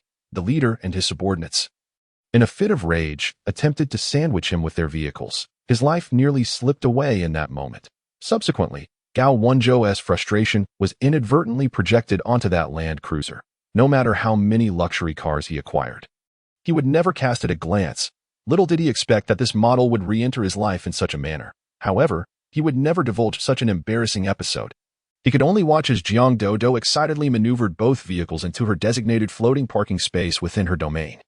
This so-called floating parking lot merely consisted of Jiang Daodu stacking the cars one atop the other to save space, utilizing the vast upper area of their surroundings. After all, the outer space remained stagnant, and it would be foolish not to make use of the ample overhead area.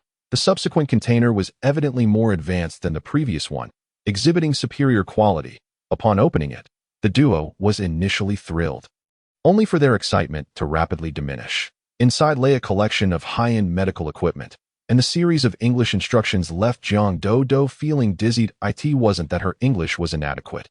Rather, the plethora of technical jargon rendered it nearly incomprehensible to an outsider. Such valuable medical apparatus, yet neither of them knew how to operate it. An utter waste. Perhaps they could capture a doctor? Upon hearing Gao Wenzhou's ludicrous suggestion, Jiang Daodu promptly slapped him on the head. Are you out of your mind? Capture a doctor? You look nothing like one, do I? Had I known, I would have studied medicine in university. Gao Wenzhou playfully nestled his head into her embrace, feigning innocence. As ordinary individuals who had contributed little to their homeland, they were left to fend for themselves in the face of calamity.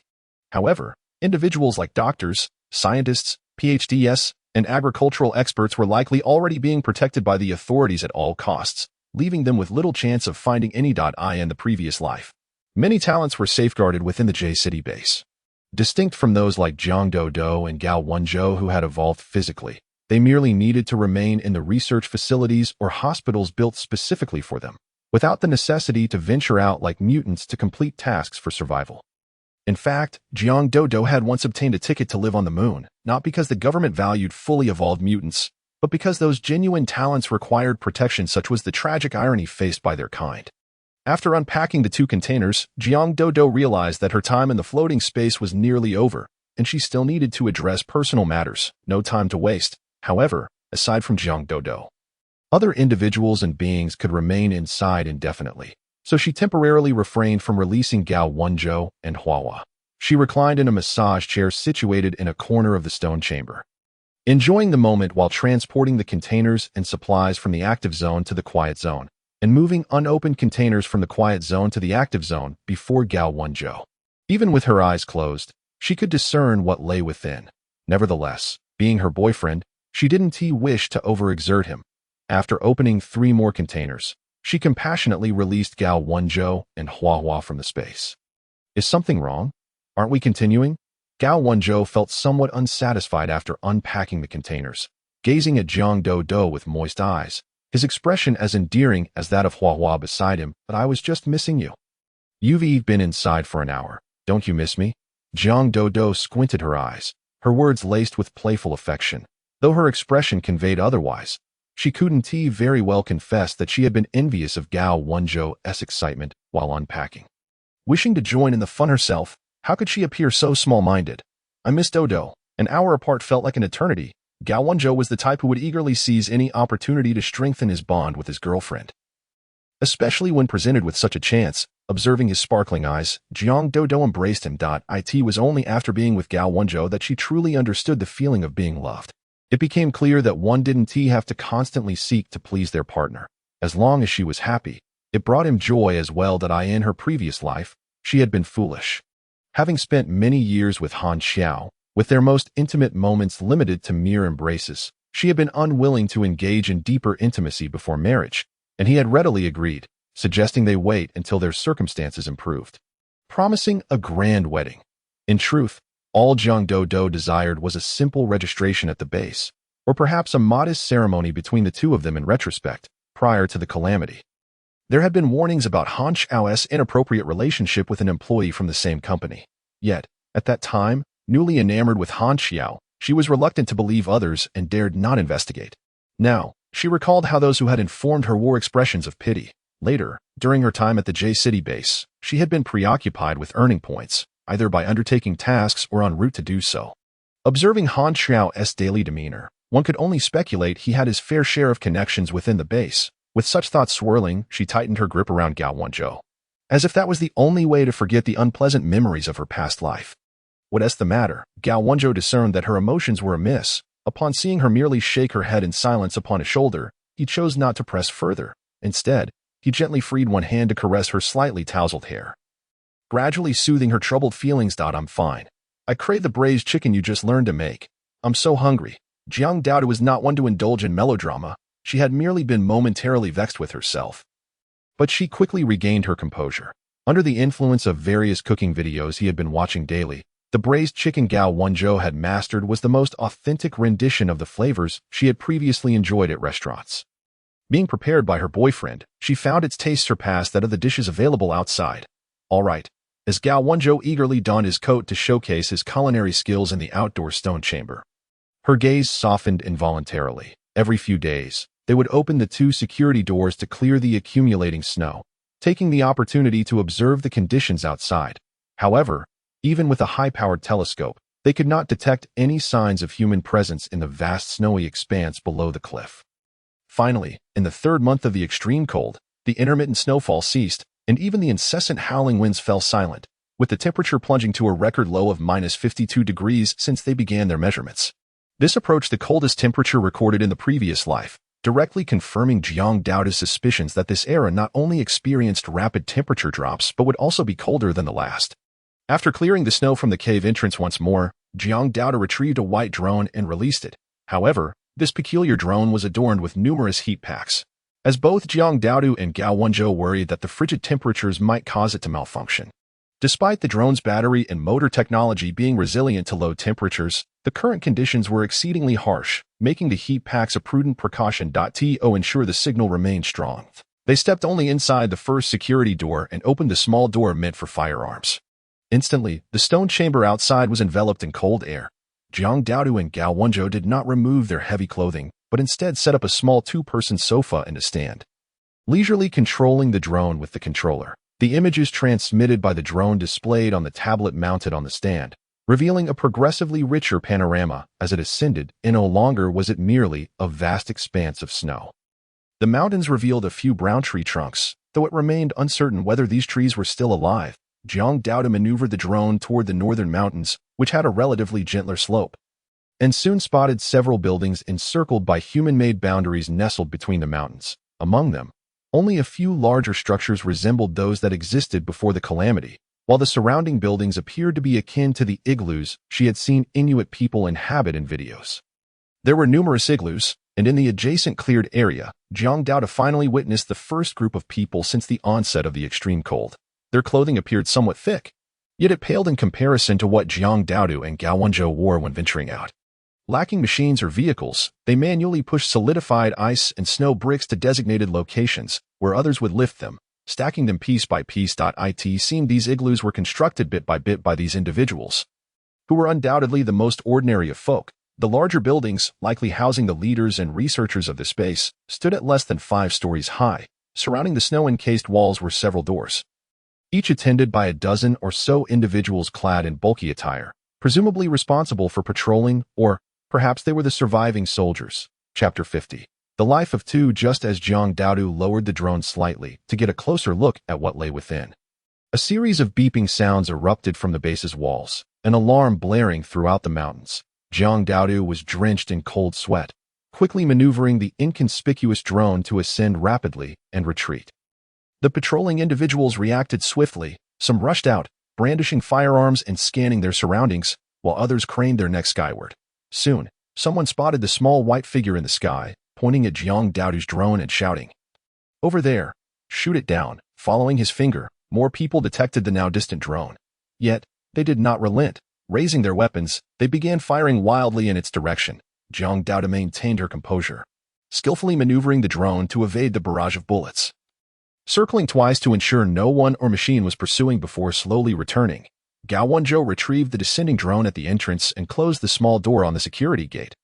Silently changing out of their outdoor garments alongside Jiang Daodu as they returned to their bedroom, he furrowed his brow deeply, stating, "We cannot take such risks in the future. The official equipment and armed forces are beyond what we can contend with." "Yes, I understand," Jiang Daodu replied, clearing away the clutter and producing a collection of snacks and an assortment of small cakes, seeking comfort in their flavors during her unsettled mood. "Unless absolutely necessary, let us avoid approaching their base from now on.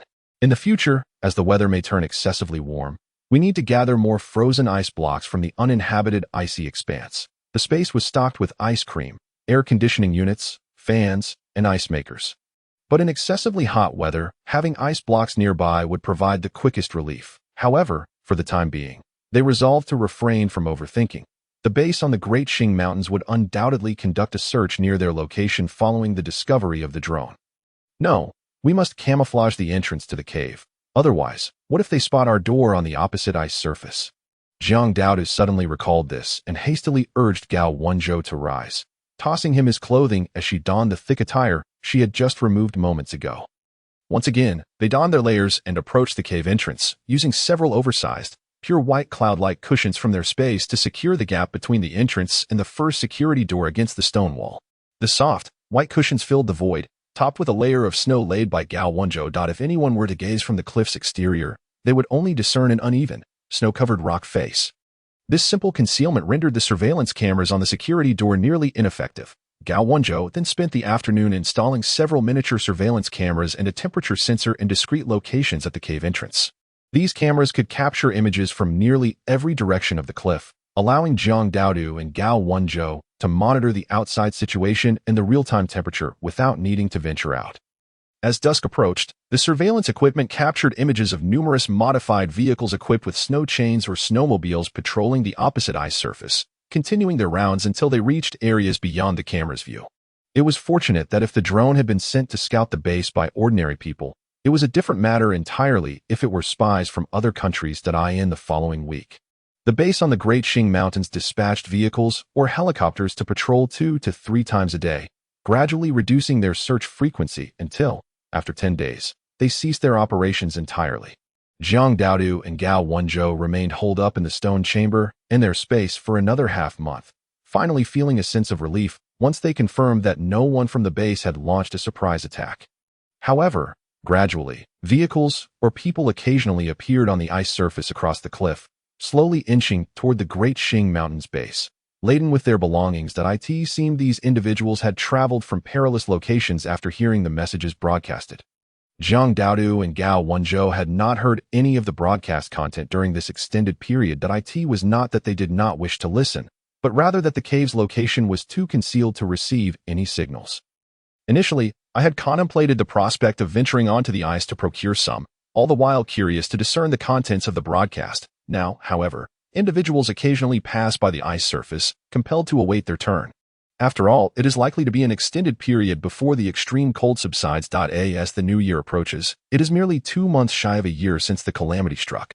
Snowflakes intermittently descend from the sky, further concealing the entrance they have camouflaged. The scene on New Year's Eve, with snowflakes dancing outside the surveillance footage, only enhances the ambience. Within the stone chamber, only Jiang Daodu, Gao Wenzhou, and Hua Hua do not feel lonely.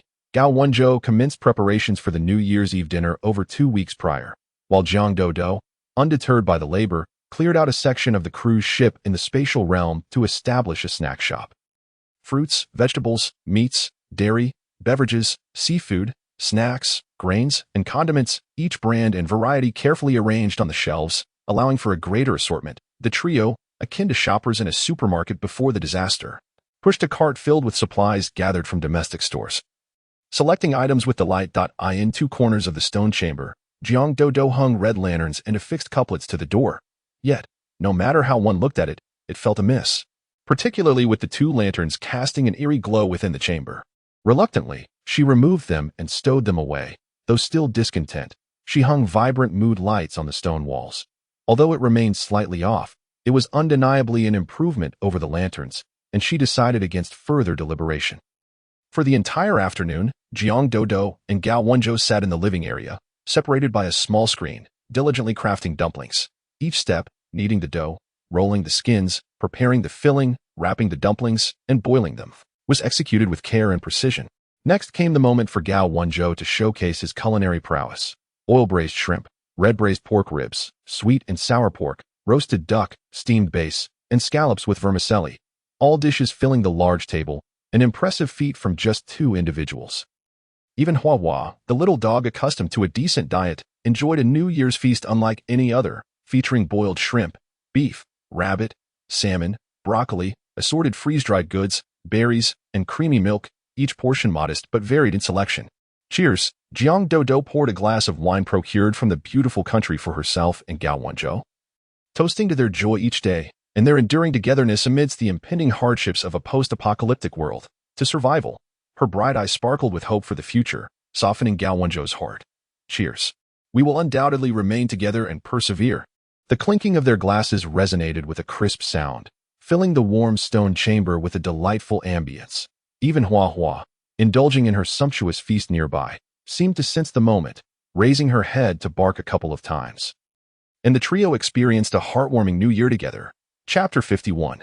Descent from the mountain. As it was their first New Year together, Jiang Daodu and Gao Wenzhou, having finished an entire bottle of wine, found themselves craving more. They opted to indulge further, retrieving several bottles of various flavored spirits, white liquor, and beer, sampling each with delight, although they were aware that mixing drinks could lead to intoxication and greater risks. Their joy was too compelling to resist. In this moment, with the opportunity to try something new, they seized the chance. Gao Wenzhou had a considerably higher tolerance than Jiang Daodu, who, feeling tipsy, began to babble incoherently, prompting him to swiftly snatch the glass from her grasp, unwilling to let her drink any more. In her hazy state, Jiang Daodu caught sight of Gao Wenzhou's flushed cheeks and glimmering eyes, and it seemed she simply wanted to devour him. With such thoughts, she acted upon them. Though her intoxication hindered her sense of direction, she inadvertently bit down on Gao Wenzhou's Adam's apple that he, not having drunk much, was taken aback by her sudden action, his eyes sparkling with surprise as warmth surged through him. Dodo, before he could utter a word, Jiang Daodu seized his lips, this time with precision. silencing whatever he had intended to say in no more words. I want to consume you. Gao Wenzhou's eyes flickered once more. Are you sure you don't regret this? What is there to regret? Are you not a man? You will find out shortly. Here, 1,000 words of detail are omitted. Jiang Dodo awoke, her head throbbing, and feeling the pressure of someone tightly embracing her. She slowly opened her eyes. She discovered Gao Wenzhou's arm draped across her waist, soundly asleep, occasionally smacking his lips. She shifted slightly, attempting to push away his arm. She felt soreness in her waist and realized. Did she truly spend the night with Gao Wenzhou? Though initially taken aback, she quickly regained her composure, hoarsely shouting into Gao Wenzhou's ear. I can't breathe. Gao Wenzhou, move aside. Startled, Gao Wenzhou sat upright, his eyes still closed. What happened? Is there a problem? His sudden movement freed Jiang Dodo from his hold, and she glanced at the still-dazed Gao Wenzhou, simply stating that everything was fine now. Gao Wenzhou looked at himself, then at Jiang Dodo, before finally grasping the situation. A grin spread across his face as he cautiously shifted closer to her. I might have been a bit rough yesterday. Ahem. I promise to listen if you tell me to stop next time. Being obedient is one thing. Following through is another. Jiang Dodo had no interest in his reassurances, feeling sore and fatigued, not something that could be alleviated by a mere nap. She entered the spatial realm, refreshed herself with a hot bath in the meticulously arranged room aboard the cruise ship, and savored a steaming bowl of beef noodles before leisurely emerging. Dodo, I'm hungry. Gao Wenzhou had anticipated her return in half an hour, but she ended up taking over an hour. Clutching the equally restless Hua Hua, he waited anxiously for her to return, only to eagerly nuzzle against her upon her emergence. No, I've just bathed. Jiang Dodo, seeing his eager expression and the innocent Hua Hua caught in the mix, felt her heart soften and brought them both into the spatial realm. By the time they re-emerged, she had prepared breakfast and snacks.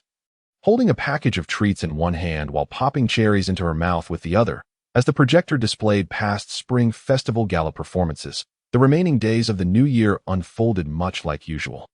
The only difference lay in the variety of food, drink, and leisure activities available in the cargo containers within the spatial realm, leaving them both dazzled. Many of the devices and tools required professional handling, making it unrealistic for the two novices to learn from the manuals. Time swiftly passed, marking the 365th day since the disaster began, a full year. The outdoor temperature had stabilized around -55 degrees. And it had been a considerable time since Jiang Dodo and Gao Wenzhou had seen anyone approaching the base on the surveillance cameras. Their ice procurement mission was about to commence. With specialized ice-cutting machines and shovels at their disposal, Jiang Dodo gathered all the necessary tools to be deployed directly upon arrival. As for the forklifts to transport the ice blocks, they had an abundance in the spatial realm. However, using a forklift seemed cumbersome. She could simply touch the ice blocks with a cane to draw them into the spatial realm, despite their apprehensions about being discovered by the neighboring base. On a night when thick clouds completely obscured the moon and stars, they donned their winter gear and quietly opened the outermost security door of the cave to step outside. Before departing, Jiang Dodo made sure to take Hua Hua back into the spatial realm.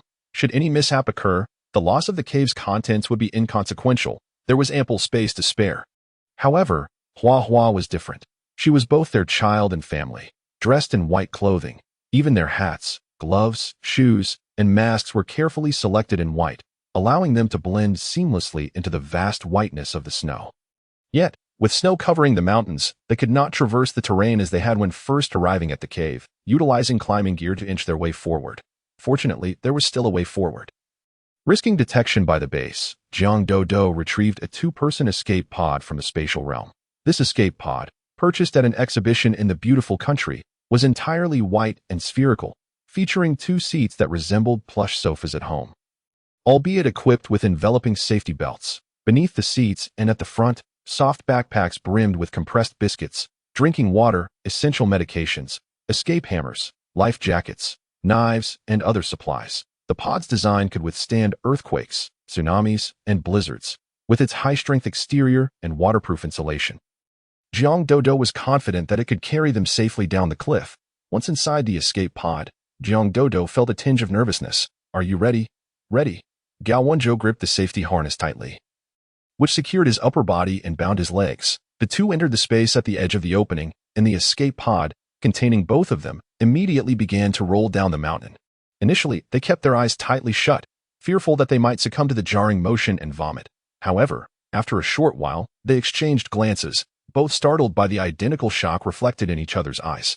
They had invested a considerable sum into this contraption, merely hoping it would protect them at a crucial moment. Yet they were astonished by its exceptional craftsmanship. The outer structure continuously rolled down the snow, but the occupants remained firmly in place, able to gaze steadily ahead.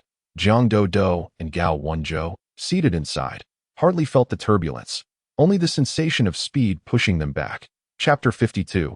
Visitors from the base. The escape pod rolled down the slope until it reached what was once the surface of the water, now covered by a thick layer of snow, continuing to tumble for quite a distance before gradually coming to a halt. Seizing the opportunity, Jiang Dodo immediately returned to the space with the escape pod and the two of them. Upon exiting the pod, they rearranged their gear and took the diesel cutter and snow shovel with them as they left the space. Despite the late hour, visibility remained excellent due to the reflection of the snow. The night temperature was about 5 to 6 degrees lower than during the day, but in such frigid conditions, this seemed rather trivial. Jiang Dodo operated the snow shovel to clear the snow from the ice surface, while Gao Wenzhou followed closely behind, using the diesel cutter to slice the ice into uniformly sized blocks, which Jiang Dodo ultimately collected into the space. They spent the entire night engaged in this repetitive task. Although in the extreme cold, the sun set early and rose late, they harvested ice until just past 9 the following morning, as the first light of dawn began to break. Fortunately, having descended from the cliff, they had little need for niceties. Jiang Dodo and Gao Wenzhou returned to the foot of the mountain and, emulating the Inuit from the videos they had watched, constructed a snow shelter.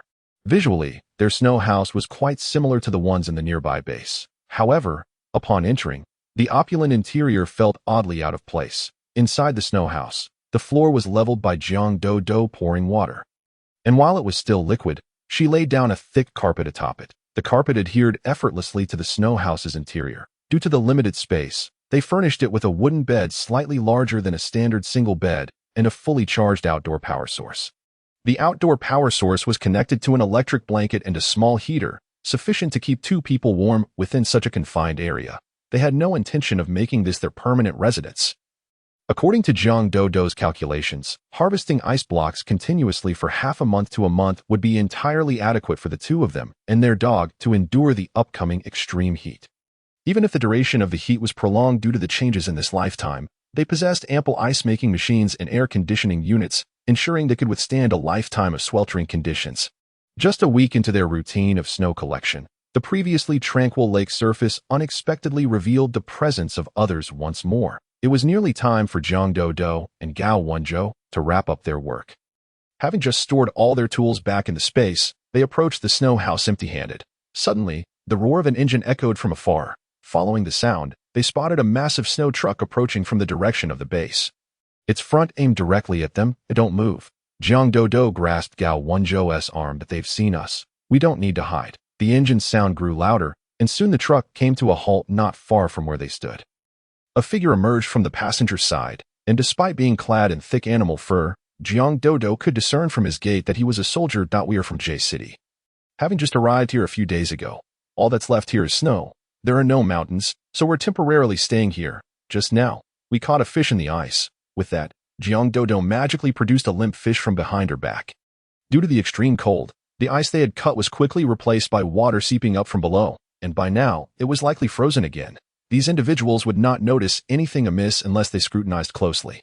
"Our base isn't in that direction." The heavily bundled man gestured behind him, indicating, "The Duxing base is that way. Haven't you heard the broadcast?" Initially, he had assumed they were both men, but upon hearing the voice, he realized there was a woman among them. A woman capable of surviving in such conditions was indeed a rarity, and he couldn't help but glance curiously at Jiang Dodo. Yet he could discern nothing. Dressed warmly, it was impossible to tell if they were plump or slender. "We only caught bits and pieces from the broadcasts. They weren't complete." "Thank you." Jiang Dodo's tone was frosty, clearly indicating she had no desire for further conversation.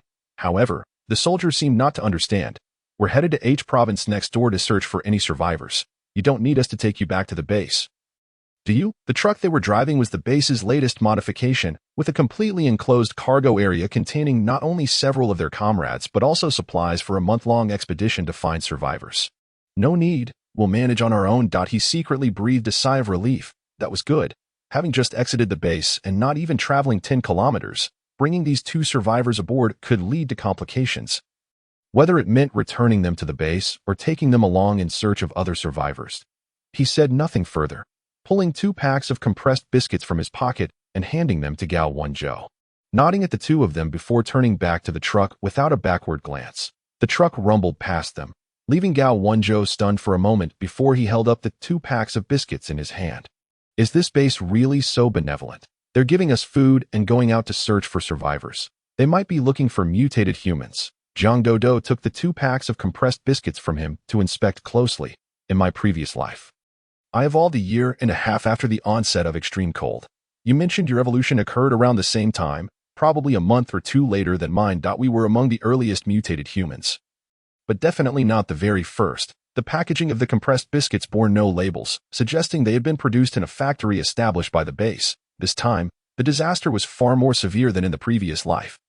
And correspondingly, the number of survivors had dwindled. The leaders within the base decided to seek out survivors, aiming not only to bolster the workforce, but also to recruit mutated humans if she wasn't mistaken. Through the anti-reflective coated windshield, the driver appeared less bundled up than the man who had just exited the truck to speak with them. The driver was clad in simple athletic wear.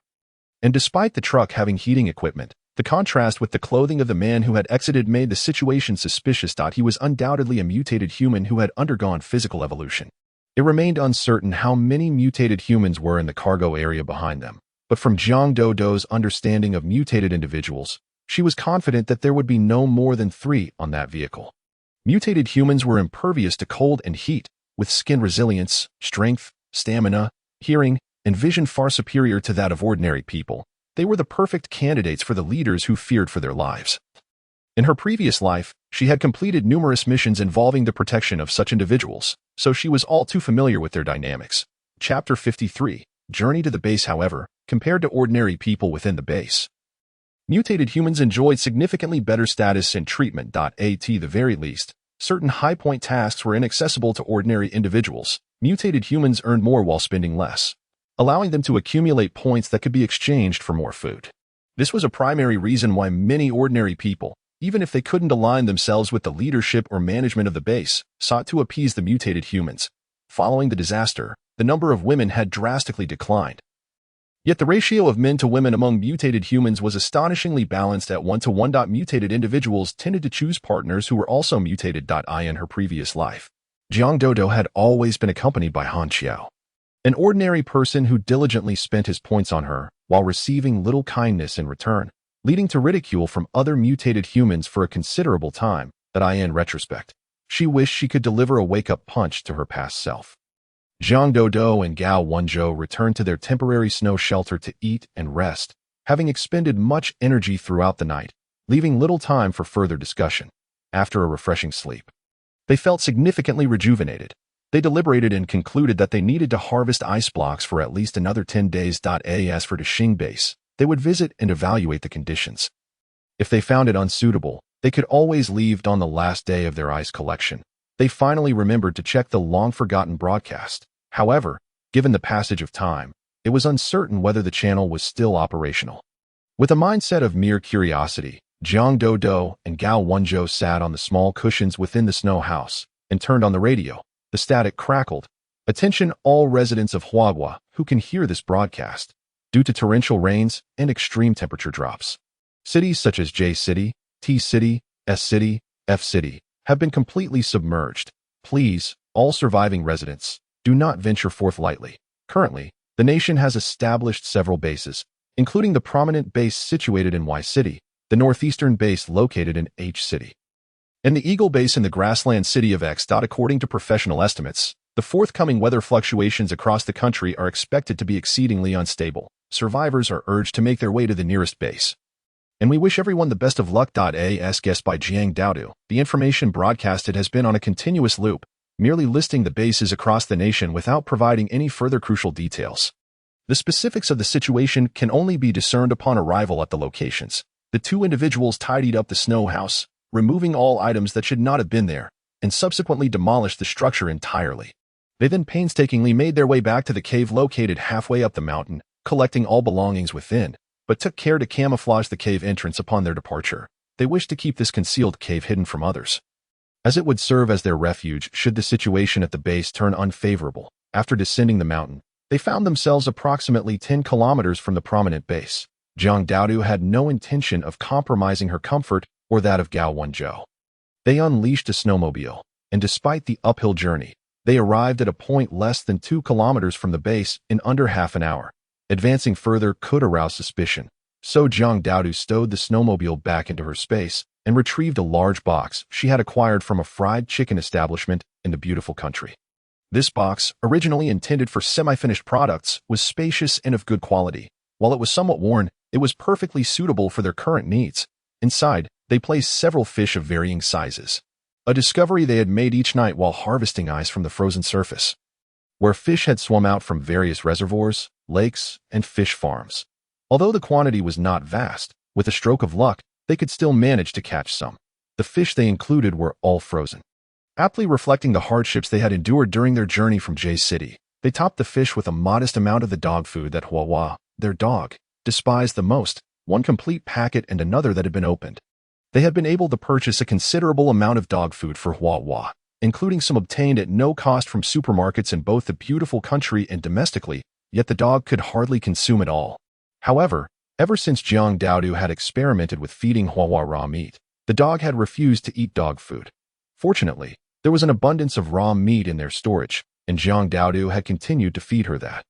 Lastly, they included a simple fishing rod, spare fishing line, a small iron pot, a water cup, and clothing, all of which were deliberately aged. The food and supplies filled the large box to the brim, presenting a rather substantial collection of possessions for the two.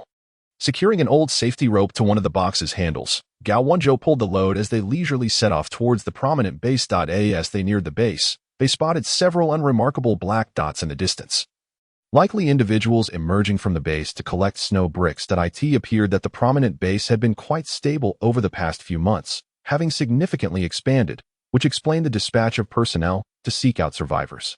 Why are there still people coming to our base? There have always been, albeit in fewer numbers. They passed by a group of workers. They could faintly catch snippets of their discussions. They chose not to engage or initiate conversation, maintaining their silence as they proceeded towards the nearest main entrance of the base. The captain of the patrol team at Gate 7, Yu Yin, spotted the two from a distance, pulling a box towards them, and surmised they were newly arrived survivors. Noticing that no one obstructed their path, Jiang Daodu and Gao Wenzhou made their way directly to the snow house at the entrance.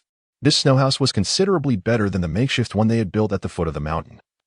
Its structure was visibly sturdier. It seemed that this snow house was specifically designed for the temporary warmth of gate personnel and for registering incoming survivors. Hello, we are from J City and heard about this base on the broadcast. May I inquire about the conditions for entering the base? Gao Wenzhou slightly adjusted his face mask to expose his mouth, ensuring his words were clearly heard. If you are Chinese nationals, there are no issues.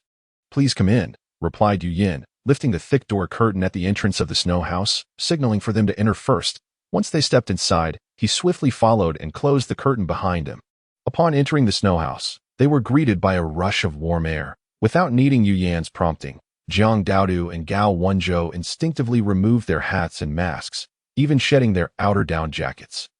Yu Yin, following behind them, noted their actions with satisfaction, removing his own hat, mask, and jacket, placing them on a simple wooden bench nearby. Do you have any identification to prove your identity? Something like an ID card or household registration book? Yes, Jiang Daodu, noticing Gao Wenzhou's glance, promptly retrieved her identification card and Gao Wenzhou's passport from her clothing pocket, which was, in reality, taken from her storage space. Most of Gao Wenzhou's family assets were located in the beautiful country, and he had obtained a green card early on, thus lacking a Chinese ID card. Yu Yin frowned deeply as he examined the passport in his hand, although Gao Wenzhou was of Chinese descent. The absence of Chinese citizenship posed a significant complication. My family conducts legitimate business in the beautiful country and does not engage in any disputes between the two nations. I am the sole authority of the Gao family in J City. And if there are individuals within the base who have substantial businesses in J City, they can vouch for me. Gao Wenzhou had anticipated this predicament and laid his identity bare, adding, moreover, my girlfriend, who will be my future wife, is a Chinese national. Yu Yin placed Jiang Daodu's identification card on a rudimentary machine, and as he scanned it, her personal information promptly appeared on the small screen. Nodding with satisfaction, he said, "Please rest here for a while. Xiaopeng, take this passport to the third floor of the administrative building and ask Director Li to verify it." A tall, slender young man emerged from a small partition in the snow house. If one overlooked his slightly gaunt cheeks, he bore a hint of handsomeness. This thin fellow is called Xiaopeng. Jiang Daodu and Gao Wenzhou exchanged curious glances. "Yes, Team Yu." Xiaopeng stood at attention and saluted Yu Yan. Sensing their gazes, he flashed a wide smile, revealing a set of gleaming white teeth. "You must be the newcomers. My name is Pang Yuanliang. I was a bit chubby during my time in the army, so they called me Xiaopeng. Just wait a moment, I run fast, and will be back shortly." Without waiting for any further reactions, Pang Yuanliang sprinted to the door of the snow house, donning his gear as he exited. Yu Yan chuckled with a hint of exasperation at his naive demeanor. "Please don't mind him. He's only 19 and just joined the army. He has undergone much training before encountering such a major disaster. He may talk a lot, but he is genuinely kind-hearted." The amiable demeanor of these two momentarily bewildered Jiang Daodu, reminding her of her previous life when she entered the J City base, where the reception had been far less welcoming. Was her memory faltering? No. Even if the natural disaster had inflicted a significant blow to human existence, these individuals should not appear so innocent, especially considering this base was one of the three closest to J City. J City had failed to establish its own base, so at least 3/4 of those under national protection would undoubtedly be sent here. What was their motive for feigning such friendliness? "Please, take a seat and rest. Xiaopeng will return shortly. The furniture here is made from freshly cut trees from the mountains, crafted by the base's factory. It may not compare to the seats you had at home before the torrential rains, so please bear with it," Yu Yan suggested as he noted their silence. His gaze flickered with a hint of intrigue as he casually took a seat across from them. He gestured towards the wooden benches produced by the base's factory. And Jiang Daodu and Gao Wenzhou complied without pretense. The original trees in this mountain range were already sparse, with sturdy ones being even rarer, based on what Jiang Daodu had observed with her drone. The prominent base had roughly a dozen entrances and exits. The gate 7 they had entered was not particularly large. It was merely a side entrance to the main gate. Yet, the duty room constructed here contained benches that were clearly made from robust tree trunks. Directly sawed and polished, it was evident that they were being deceived, yet Yu Yan appeared utterly oblivious to the possibility of being uncovered. This was indeed intriguing. The snow house door creaked open, and the sound of footsteps crunching on the snow indicated the presence of more than 2 individuals. Gao Wenzhou sprang to his feet, but Jiang Daodu swiftly pulled him back. "It's fine. They had not engaged in any illicit activities. At most, they would undergo some inquiries or inspections. Neither of them had yet transformed into mutants. And even if they were apprehended, there would be nothing significant to discover. No experimental value." The door to the snow house swung open, and a middle-aged woman followed Xiaopeng inside, immediately raising Jiang Daodu's alertness. The woman appeared to be in her 40s, with an ordinary appearance yet an extraordinarily alluring figure. Remarkably, she wore only a standard thickness of cotton clothing despite the cold outdoors. Upon entering, she discreetly scrutinized Jiang Daodu and Gao Wenzhou from head to toe. And then, without uttering a word, merely furrowed her brows as she glanced at Yu Yan. This woman was presumably the Director Zhao that Yu Yan had mentioned, yet Jiang Daodu sensed a distinct aura emanating from her. Another mutant, in this harsh world, barely half a year into the extreme cold. How have so many mutated individuals appeared?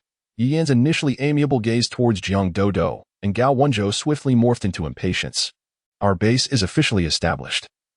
As long as you are confirmed to be citizens of Huagua, you may enter and receive AID. By the way, he pointed at Gao Wenzhou, "your family's enterprise in J City is quite substantial. Is it not? As far as I know, wealthy merchants are often fond of hoarding supplies both domestically and abroad, correct? Our base is rather impoverished. Most who enter are expected to make donations, you see." Gao Wenzhou's brow twitched violently, realizing they appeared unlike other survivors who were emaciated from hunger, seeking to procure supplies from him. He had clearly heard numerous footsteps outside, yet those individuals did not follow Xiaopeng and Director Zhao inside. Upon hearing Yu Yan's words, the people outside the snow house did not linger for even a second longer and promptly departed. Wait, just as Jiang Daodu was about to speak, asserting their lack of supplies and their unwillingness to enter the base. Director Zhao, who had previously expressed disdain towards them, unexpectedly spoke up. The gaze of everyone in the snow house once again converged upon her. She licked her lips, scrutinized the 2 individuals anew, and then slowly began to speak. Your team leader is correct. I have just checked the Gao family in J City, and their assets are indeed quite considerable. If you could contribute some supplies to the official cause, you would receive certain advantages within the base. After contemplating for a moment, she continued, for instance, you both could secure positions within our base that do not require you to toil like ordinary laborers, and your monthly points would be quite generous. What do you say?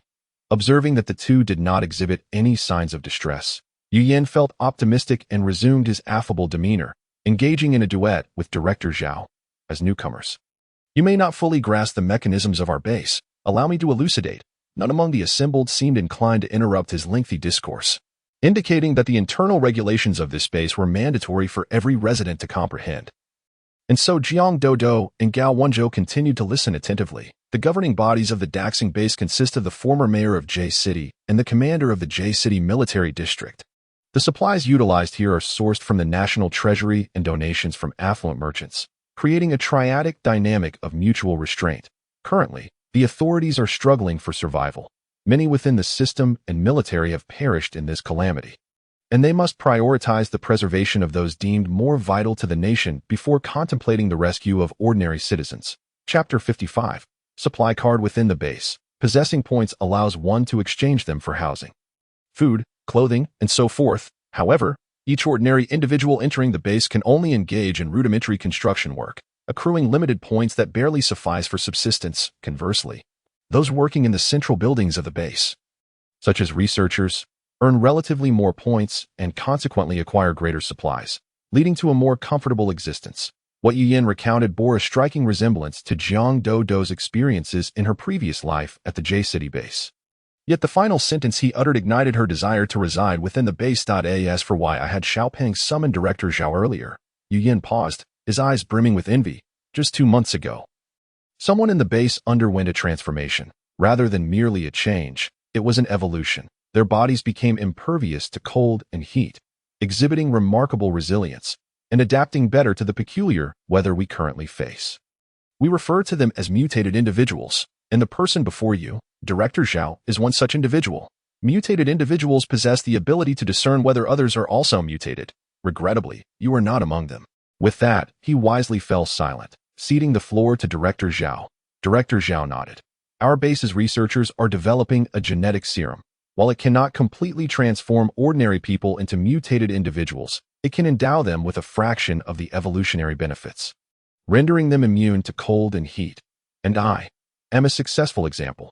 She perceived the shock in Jiang Dodo and Gao Wenzhou's eyes, nodding in satisfaction.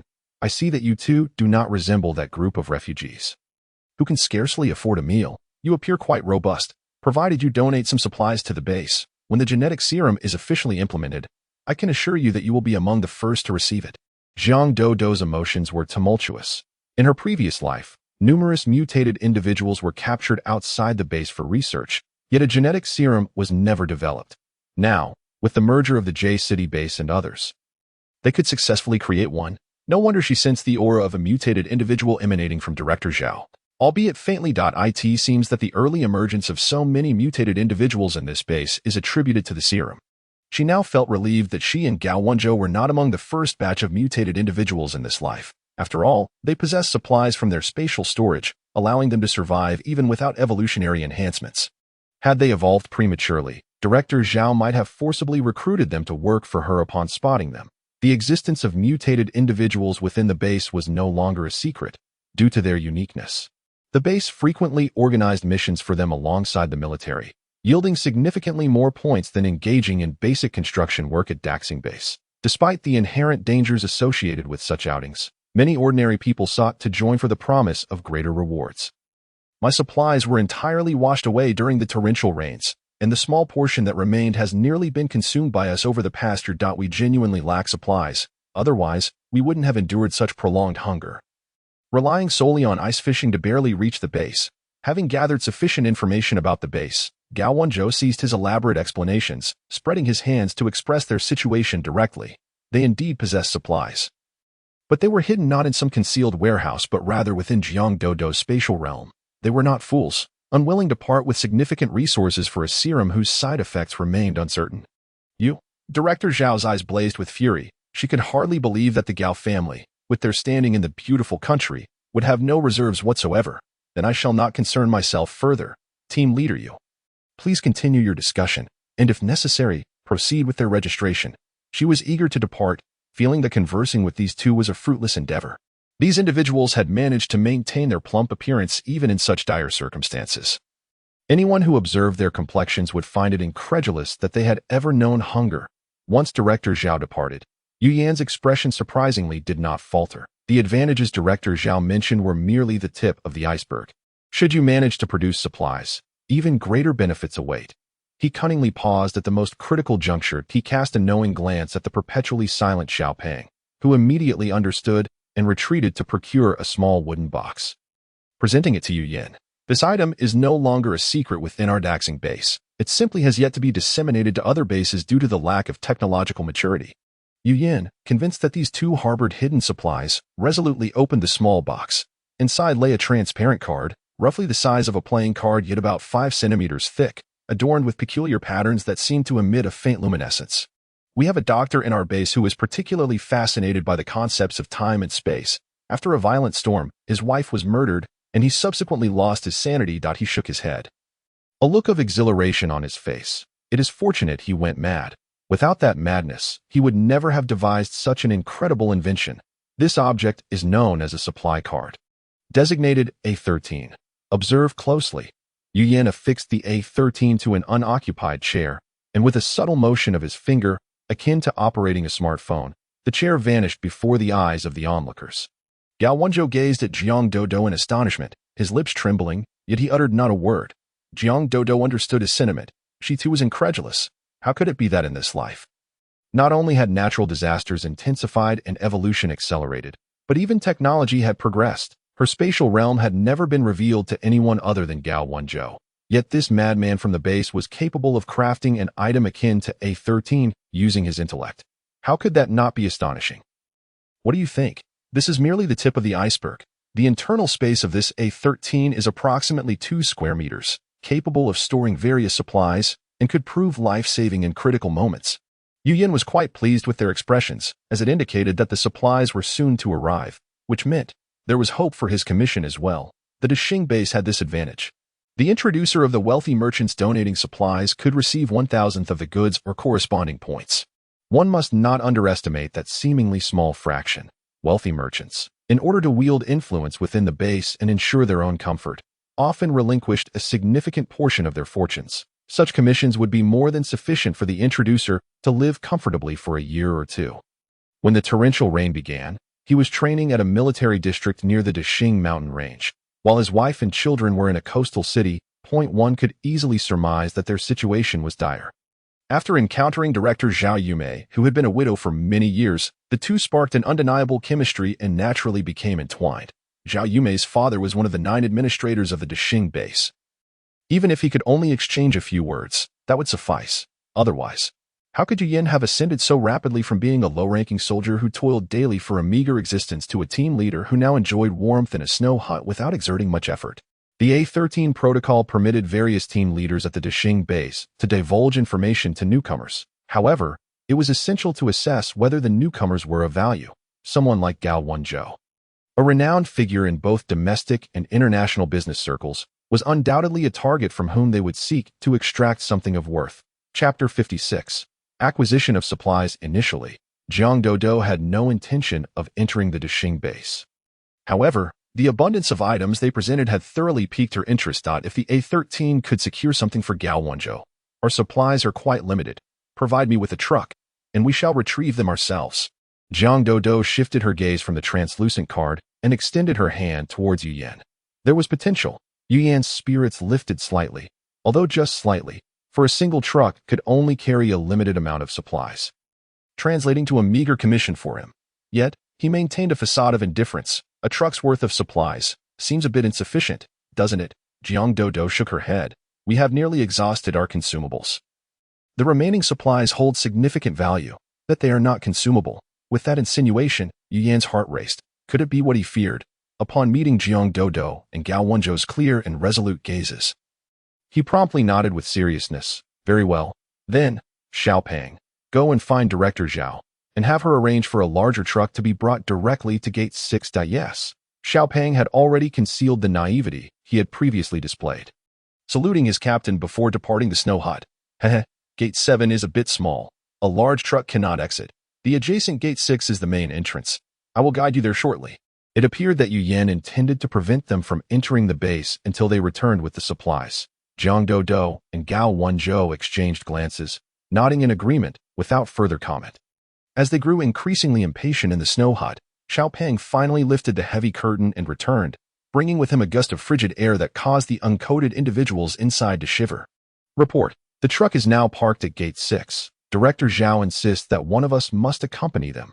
Yu Yan had anticipated this, donning a hearty smile. Regrettably, it's our regulation. Shall we persevere? Jiang Dodo nodded.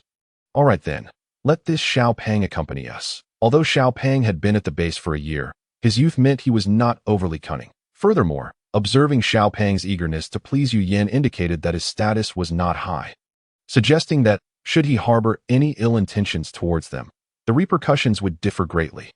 All right. Originally, Yu Yan had intended to accompany them, but upon seeing Jiang Dodo and Gao Wenzhou's expressions that suggested refusal would end negotiations, he refrained from further protest. If they were to storm off in anger, his commission would be jeopardized. Once dressed appropriately, Jiang Dodo and Gao Wenzhou followed Yu Yan and Xiaopeng out of the snow hut. It was now just past 2 in the afternoon, typically the hottest time of day. However, due to the extreme cold, the temperature had not surpassed -50 degrees, lingering around 51 to 52 degrees. After warming up in the snow hut for so long, Jiang Dodo found herself almost tempted to retreat upon stepping outside into the biting wind. Gao Wenzhou subtly moved to the left front of Jiang Dodo, blocking the strongest gusts, allowing her to regain her composure. The Dexing base was vast. Otherwise, there would not be 16 gates facilitating entry and exit. Among these 16 gates, only gates 1, 3, 6, 9, 12, and 16 were primary entrances, designed for both personnel and vehicle access, with more patrolling personnel assigned, offering greater expertise. Each of these 6 primary gates had 1 or 2 auxiliary gates nearby, which were smaller and restricted to pedestrian passage only. Vehicles were prohibited from passing through. The group was headed to Gate 6, located not far from their current position at Gate 7. Even with the thick snow slowing their pace, they could reach it in under 10 minutes. True to its status as a primary gate, the snow hut before Gate 6 was significantly larger than that before Gate 7, with not just 1 but 2 structures. The large truck sent by Director Zhao resembled the one Jiang Dodo had seen on the icy surface for a task. But this one had a larger, fully enclosed cargo area. She couldn't help but twitch her lips. They seemed certain that the supplies she and Gao Wenzhou had procured were indeed substantial. With nightfall approaching, it was advised they hurry. Our people are already in the rear compartment. That Yu Yan still felt somewhat reluctant, glancing at the relatively frail-looking Jiang Dodo, who despite not losing weight due to the disaster, still appeared delicate, contrasted with the privileged Gao Wenzhou, who raised some doubts. Fine, Gao Wenzhou replied coldly, pointing at the Xiaopeng examining the vehicle. Are we still bringing him along? Bring him along. Yu Yan's lips quirked. They seemed to think they were only taking Xiaopeng. After inspecting everything, Gao Wenzhou took the driver's seat, while Jiang Dodo settled into the passenger seat, leaving Xiaopeng without a seat. Wasn't he supposed to be the one driving the truck dispatched by the base? If you don't get on soon, we'll leave without you. Gao Wenzhou turned on the truck's air conditioning and, noticing Xiaopeng still outside, grew somewhat impatient. All right, Xiaopeng, bearing a grudge against Gao Wenzhou, clenched his teeth and climbed into the truck's cargo area. The trucks at the base had been specially modified since the onset of the disaster. A full tank of gas could support the truck, fully loaded and running the air conditioning. For distances between 2,500 to 2,800 kilometers, they were impervious to floods, resistant to high temperatures, and unfazed by severe cold, making them ideal for the current extreme weather.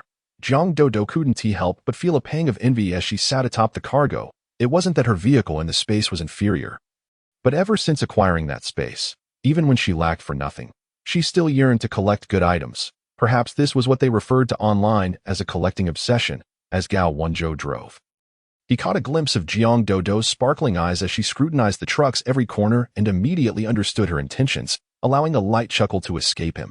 Drive carefully in this slippery snow. Jiang Dodo recognized his amusement but held no anger, beginning to direct him. The Dexing base was generously lending them such an excellent vehicle. She found it hard to believe it lacked a locator. listening devices, or surveillance. Moreover, with so many people in the cargo area, they could only aim to go as far as possible before devising a plan. Following Jiang Dodo's instructions, Gao Wenzhou skillfully navigated the truck, maneuvering swiftly through the snow and ice-laden roads. Fortunately, the snowy and icy terrain was devoid of other vehicles.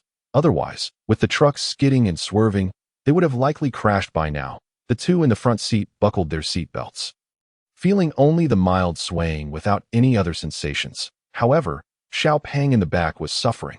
His physical condition was not robust, and after facing the trials of the disaster in the military, he had barely undergone any training, making him ill-equipped to endure such jostling. Chapter 57. Entering the base, nightfall descended rapidly. Despite the headlights illuminating the path, it was not an advisable time for night driving. Nevertheless, Jiang Dodo shouted towards the cargo area, "Xiao Peng, if you can't hold on, just sleep. We'll rest after covering some more distance." The implication was clear.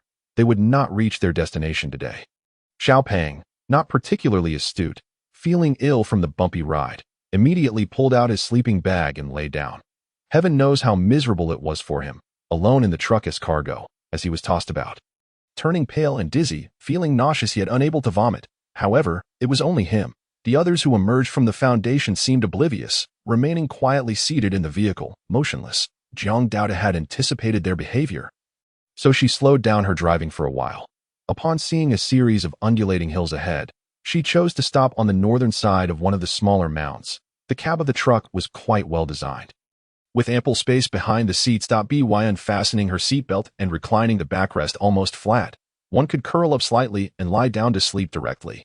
Yet, the front cabin and the rear cargo area were interconnected, rendering it somewhat precarious. Nevertheless, the two merely pretended not to notice as Jiang Dodo took out the compressed biscuits given to them by the soldier earlier and was about to invite Gao Wenzhou to dinner when, at the moment he halted the vehicle, she bestowed upon him a gentle kiss. Gao Wenzhou was momentarily taken aback, then smiled faintly as he took the biscuits and began to eat. At the instant she kissed him, he felt a small tablet added to his mouth. Realizing her intention, he discreetly swallowed the tablet along with the biscuit. Jiang Dodo noticed his compliance and began to eat her own biscuit as well. Unbeknownst to anyone, as Jiang Dodo turned to retrieve more compressed biscuits from her backpack, her fingers subtly moved, dislodging something. After a brief rest, they descended from the vehicle and climbed into the truck's cargo area, feigning sleep. Inside the cabin, a dozen or so people, including the chubby one, were sprawled or propped up, fast asleep, completely unaware of the two newcomers. To ensure their safety, they pushed each person forcefully until it was confirmed that everyone remained in a deep slumber before climbing back down.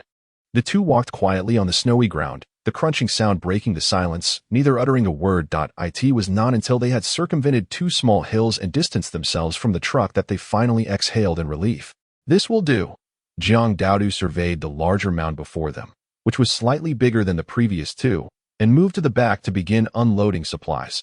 Among the items was a stainless steel component weighing approximately 200 kilograms, 2 tons of brass, 2 steel coils weighing 18 tons each, and 10 boxes of various mechanical parts, along with 20 tons of rebar, all of which were heavy industrial goods.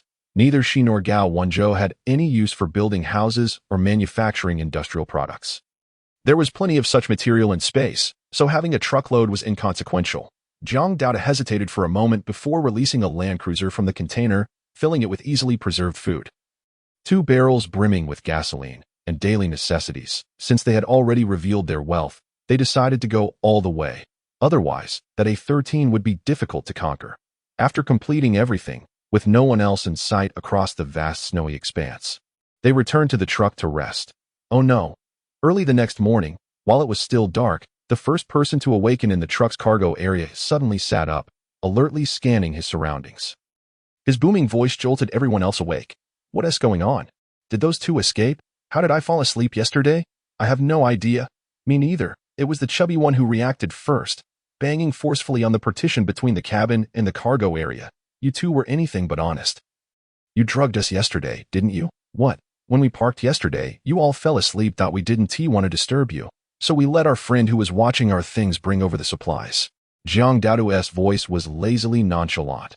"Now that everyone is awake, stop wasting time and start moving the goods." With that, she yawned, tightened her coat around her, and stepped down from the vehicle. with the dozen or so people immediately following suit. After walking a considerable distance and rounding a small hill, they finally laid eyes on the supplies carelessly spread across the snow. You guys. The group behind the chubby one, clearly well-trained soldiers, seemed to be from the military, yet in terms of capability, the chubby one was far inferior. Only after the chubby one circled around the supplies to inspect them did he huffily declare, "Let us get moving." As the chubby one had been designated by Jiang Daodu and Gao Wenzhou, he automatically assumed the role of leader among these far more capable comrades, with their strength and swift movements. The dozen men quickly loaded all the supplies onto the truck, leaving nothing behind except the vehicle itself. "What's the deal with this truck? We'll drive it back ourselves. Could you please return the cargo truck?" Gao Wenzhou explained briefly before stepping into the vehicle alongside Jiang Daodu. The soldiers, having finished loading, also boarded quickly, leaving only the chubby one in a state of confusion. As the white SUV started up, he had no time to ponder and could only return to the vehicle to start the engine. This time, Gao Wenzhou took a direct route back, returning to the Daxing Base S Gate 6 before noon. As they arrived at the entrance, Jiang Daodu and Gao Wenzhou entered the snow house, where they found Yu Yin and Director Zhao waiting for them. "The supplies are back." The two sprang to their feet and hurried out, showing no regard for Jiang Daodu and Gao Wenzhou, who had brought the goods back. Once they returned to the snow house, their expressions had transformed into ones of overt flattery. "Currently, our base is in dire need of construction materials.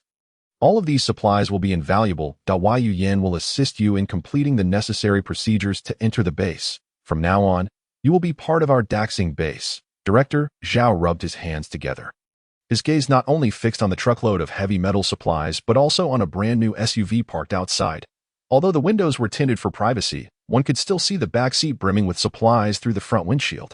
What did this signify? They must possess an abundance of supplies, perhaps even more. "Stop thinking. This is all we have left," Jiang Daodu thought. "That white vehicle and its contents belong to us, and the supplies on the cargo truck are donated to the base. Logically, we should receive points in return, right?" Jiang Daodu quickly discerned the thoughts swirling in Director Zhao's mind, but her ambiguous expression was particularly intriguing. Those items were their entire fortune. Whether Director Zhao believed it or not was something only she could determine. Chapter 58. Settling in. Director Zhao's expression remained unchanged as she nodded, clearly skeptical of Jiang Daodu's claims. "Then I will proceed to process the donation paperwork for you. Your work information and points card will be delivered to you by tonight." With that, she hurriedly exited the snow house. The procedure for entering the base was swift, but the identity cards required for entering and exiting the base, essentially information cards, would only be delivered by evening. Yu Yin arranged for them to stay in a snow house located closest to the center of the base and showed them where they needed to pay points for parking before taking his leave. Although Yu Yin had some connections within the Daxing base, he could not linger too long, as it would be his responsibility if uninvited guests slipped through the entrance he was overseeing. Gazing at the empty snow house before her, Jiang Daodu felt a nagging suspicion of being deceived. They could only drive the vehicle back and unload all the contents inside. After all, although parking in that lot required points, the number of patrolling staff was limited, and losing their supplies would be an irreplaceable loss. After some hustle and bustle, Jiang Daodu and Gao Wenzhou were too weary to wander around the Daxing base. Filling their stomachs took precedence. While there were likely no surveillance cameras in the snow house, Jiang Daodu nonetheless took out a specialized device to conduct a thorough inspection of the premises. Only after ensuring everything was secure did she take out 2 hamburgers, handing one to Gao Wenzhou, and they began to eat. These hamburgers had cooled down, containing meat and vegetables, providing balanced nutrition. Their subtle flavor made them difficult to detect, making them ideal for discreet dining within the base. During their previous acquisition of resources in the beautiful nation, they had collected nearly half of California's supplies, including a plethora of fast food chains selling hamburgers. The finished and semi-finished products were countless, especially with the additional half-finished products obtained from later unpacked blind boxes, the quantity only increasing. "Little Gao, little Jiang, are you there?" A familiar voice called from outside the snow house. It was Director Zhao. Jiang Daodu and Gao Wenzhou remained silent, rising to step outside the snow house, not wishing to reveal the specifics of the supplies they had brought back. "You are out, huh? Haha. By the way, here are your identity cards. The supplies you brought, after deducting the points for entering the base, can be exchanged for a total of 32,000 points."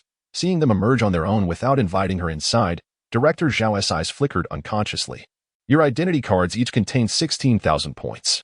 As for work, we currently have vacancies in the planting department and the supervision office. Please consider where you would like to go. The term plantation may sound appealing, yet it merely signifies the heightened challenges of cultivating food crops in the frigid aftermath of an apocalyptic world, compelling the establishment of indoor greenhouses for farming. Currently, with resources in short supply and mechanization at a low ebb, a considerable workforce is essential for planting, watering, harvesting, and even applying manure.as for the supervisory office. Jiang Daodu and Gao Wenzhou are certainly not naive. They have undoubtedly noticed the individuals monitoring the workers' activities around the periphery of the base, although it is stated that they are not required to work.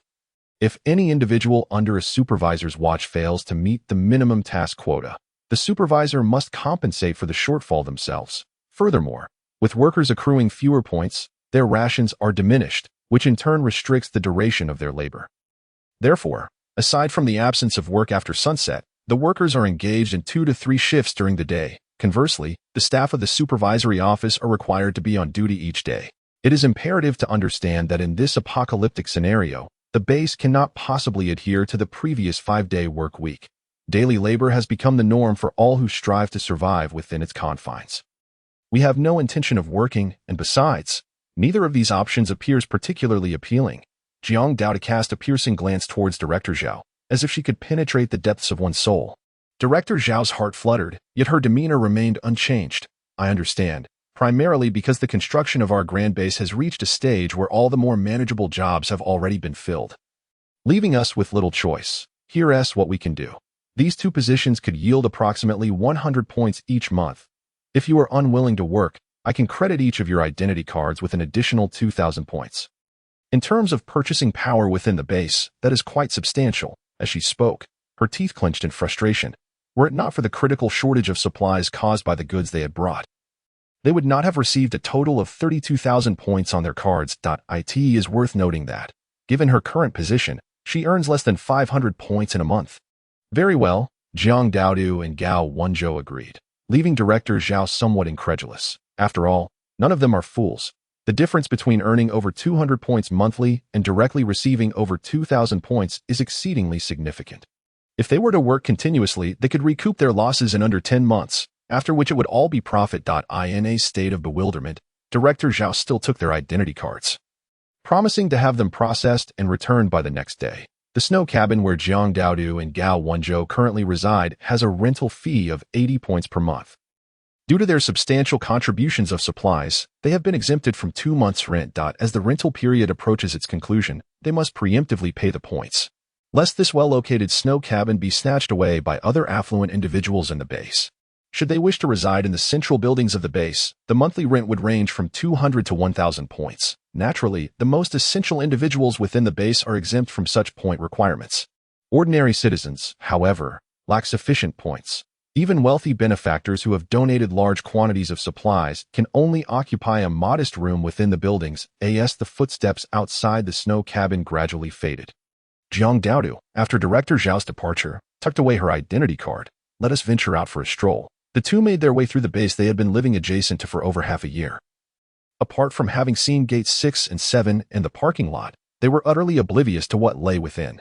Exiting the snow cabin, their eyes fell upon the surroundings, other than the 3 5-story buildings at the heart of the base and a 2-story structure. All that surrounded them were similar snow cabins. This was the unfortunate consequence of a global deluge. Nearly 90% of the supplies had been submerged by rain. The authorities had barely managed to salvage anything before the extreme cold set in, leaving no respite for the populace.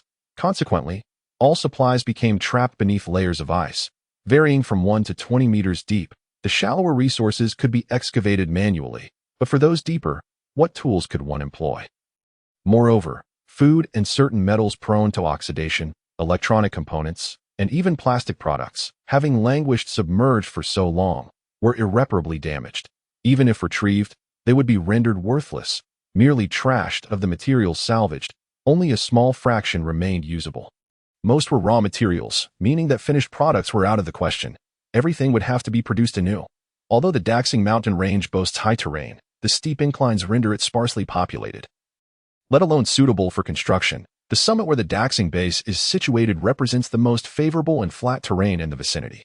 The materials used to construct the few buildings at the center of the base were sourced not only from ice excavated from beneath but also from supplies transferred from other bases, including remnants of the original Scenic Memorial Hall. Chapter 59. The current state of the base. The white edifice at the center of the base, having endured the deluge and snowfall, still appears clean and intact from a distance. It is the only two-story building within the base. Originally intended as a site for visitors to commemorate their ancestors, it has since been repurposed as the residence for the base's leaders. Housing the sole supermarket, hospital, and storage facility, while the first floor serves as the administrative hall where identity cards and points transfers can be processed, the remaining buildings accommodate the wealthiest benefactors, PhDs, researchers, and a contingent of high-ranking military personnel who have made the most significant contributions. These quarters are already fully occupied, and the supplies donated by Jiang Daodu and Gao Wenzhou, while substantial, do not equate to the initial contributions made by some affluent donors, thus the base cannot allocate space for them. Instead, they were assigned a slightly better positioned snow cabin, and their identity cards were credited with several thousand additional points as compensation. Not every survivor within the base is employed. Those tasked with transporting snow and ice bricks are predominantly strong adult males. The remaining elderly, women, and children are far fewer in number than the able-bodied men and struggle to find suitable work. They can only huddle together in the large snow cabin constructed by the base for warmth and sustenance. The base demonstrates a measure of compassion, distributing a fist-sized steamed bun daily in the central square. Though insufficient to satiate hunger, it prevents starvation. Jiang Daodu and Gao Wenzhou ventured into the western section of the base, where they encountered the breeding grounds, planting areas, and food processing factories. These three facilities occupy a vast expanse, constructed from makeshift materials, with snow cabins erected above to provide the necessary warmth for the growth, reproduction, and processing of animals, plants, and food. A convoy of compressed biscuits was being guarded and transported from the food factory by armed soldiers to the base's storage facility. Jiang Daodu immediately recognized these as the same type of compressed biscuits previously provided to them by a soldier on an assignment. As for the breeding and planting areas, they were heavily guarded at the entrances, making it impossible for her to discern anything within.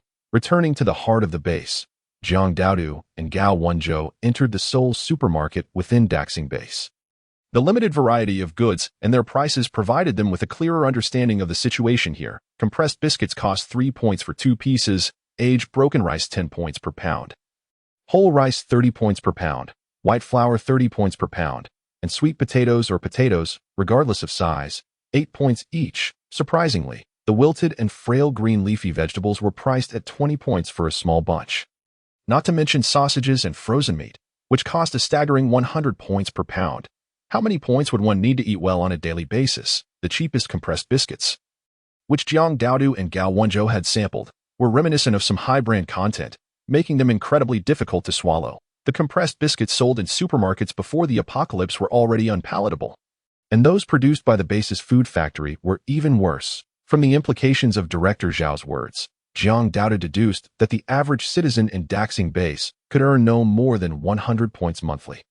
An ordinary person would need to consume at least 2 pieces of compressed biscuits daily. Even though the base distributes a steamed bun for free, for those engaged in heavy labor, consuming it is akin to eating nothing. The minimum daily food expenditure would amount to 3 points, implying that the points they worked so hard to earn would barely suffice to stave off hunger. Consequently, many idlers inhabit the communal snow cabin, reluctant to venture out to earn points, preferring to pass the days alongside the elderly and children. The thick cotton coats worn by everyone are reportedly transferred from other bases, with Daxing having exchanged a corresponding quantity of supplies for them.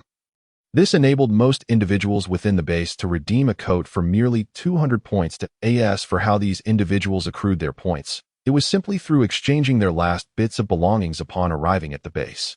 Just as Jiang Daodu and Gao Wenzhou exited the building, they noticed a small gathering of 2 or 3 individuals at the entrance of the makeshift hospital on the first floor. Among them, a childlike figure was being tightly swaddled in blankets, lying on the ground. The remaining man and woman were kneeling at the entrance, repeatedly bowing to the ground, exclaiming loudly, "Please, we implore you. Save him. We promise to repay the points owed to the hospital. I implore you. Oh, how I plead. Just one antipyretic will suffice." The woman, with disheveled hair, weeps with a flushed face. The gash on her forehead bleeds profusely as she persists in her relentless bowing. The couple's humble entreaties seem to dissipate into the air. Only the occasional passerby glances back out of instinct before hastily continuing on their way. They are disinclined to interfere, as their own bellies remain unfilled and they possess neither the time nor the inclination to indulge in the spectacle. It seems their cries have grown so desperate that officials have finally deemed it necessary to intervene. 3 or 4 individuals emerge from the small gate of the hospital, encircling the trio. Among them, one appears to be a female doctor, her expression a mixture of compassion and resignation as she states, "The hospital is truly lacking in supplies. The official price for a single antipyretic is 300 points. And credit is not permitted. We are powerless in this situation." Sheng Anyang was once the chief surgeon at the General Hospital of the J-City Military District. When the torrential rain fell, she found herself with several patients requiring urgent surgery. Among them was a patient of considerable significance, a high-ranking official of the military district, who, upon the cessation of the storm, hastily evacuated with the most skilled doctors from the hospital. Upon arriving at this refuge, the initially sufficient medical supplies soon dwindled, and under the current conditions, production of medications has ceased. Although the points system was once manageable, it has now escalated to exorbitant levels. Even ordinary individuals could once save up enough points over time to afford necessary medications. As supplies have diminished, prices have skyrocketed, rendering the 300-point cost of a single antipyretic, often close to expiration, an unattainable expense. How could the hospital possibly permit credit for medications? As a former chief surgeon, she now finds herself in a place of hidden talents, yet she can scarcely acquire 180 points each month. This means she must forego sustenance for 2 months just to afford a single uncertain antipyretic. Sheng Anyang had assessed the condition of the child wrapped in a quilt, a fever persisting for 3 days. Every inch of the child's body burning hot, with labored breathing indicative of pneumonia. This was not a mere antipyretic situation. Injections or even intravenous fluids were necessary. They were but humble doctors, unable to take unilateral action to treat this child. The thought of the numerous lives lost in the base due to the shortage of medications weighed heavily upon her weary heart. The supplies donated by the wealthy within the base were primarily boats, food, and clothing, essentials for survival in the wake of the storm. Donations like those from Jiang Daodu and Gao Wenzhou were exceedingly rare, let alone life-saving medications. Jiang Daodu observed the scene with a pang of sorrow. In such a cannibalistic era, illness was merely one of the many small reasons for one's demise. The future promised only greater hardships. After deliberation, she chose not to suggest donating a batch of medications to the base to Gao Wenzhou. Their recent contributions of construction materials had already drawn enough attention. Offering medications would only intensify scrutiny, stripping them of their freedom and making life outside the base seem preferable. The doctors, seeing their efforts to sway the couple were in vain, could only return to the hospital with heavy hearts. Despite their willingness to assist, the prevailing conditions rendered help impossible. After crying out for an extended period, the couple found themselves ignored once more, trembling as they gathered their child to return to their dwelling in the snow. Each snow shelter in the base was equipped with a narrow passage, insulated by a tube that provided warmth. The hall was bustling with individuals conducting their affairs, thus the warmth was insufficient in the interim. The child's condition had deteriorated further. Jiang Daodu and Gao Wenzhou silently followed behind them, making their way to the modest snow shelter. "Wait here for me." Upon seeing her falter, Gao Wenzhou merely nodded. "Do not worry. I understand." A woman entering alone would not incite panic in the couple. The prospect of another man entering posed a different scenario. Jiang Daodu approached the small entrance of the snow shelter and, peering through the thick curtain, softly called out, "I have a solution. If the child is not treated promptly, she may not survive." Inside, the woman cradling her daughter wept, applying a damp cloth to the child's forehead. Upon hearing the voice, she turned to her husband in disbelief. The man hesitated, feeling the impossibility, yet harboring a flicker of hope as he opened the curtain to reveal a girl less than 5.5 feet tall, dressed in a manner suggesting she was not lacking in points. Jiang Daodu, uninterested in lengthy explanations, stepped inside once the couple lifted the curtain. The woman's eyes narrowed with caution upon the entrance of a stranger. Clutching her child tighter, what could I possibly do to harm her when she is in such a state? Jiang Daodu felt a sense of resignation. She had no desire to meddle in the lives of others.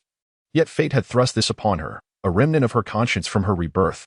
Noticing the woman had relaxed slightly, she breathed a sigh of relief. Since her rebirth, She had been reluctant to engage with strangers, and this family had stirred her compassion amidst the calamity that had befallen the world. In the center of the snow shelter, a fire crackled, and a bowl of hot water sat nearby.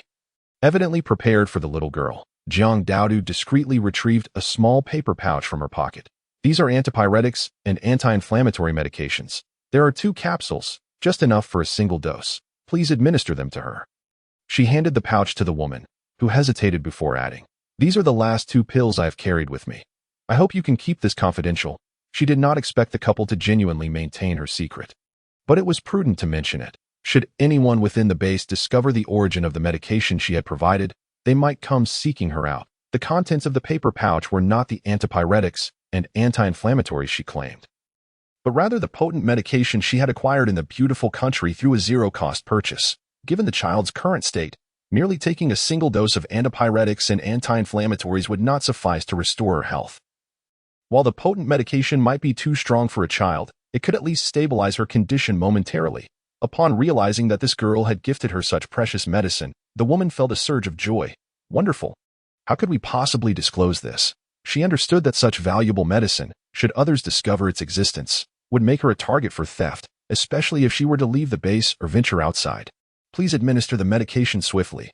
I wish to see this child take it. What if you were to sell it instead?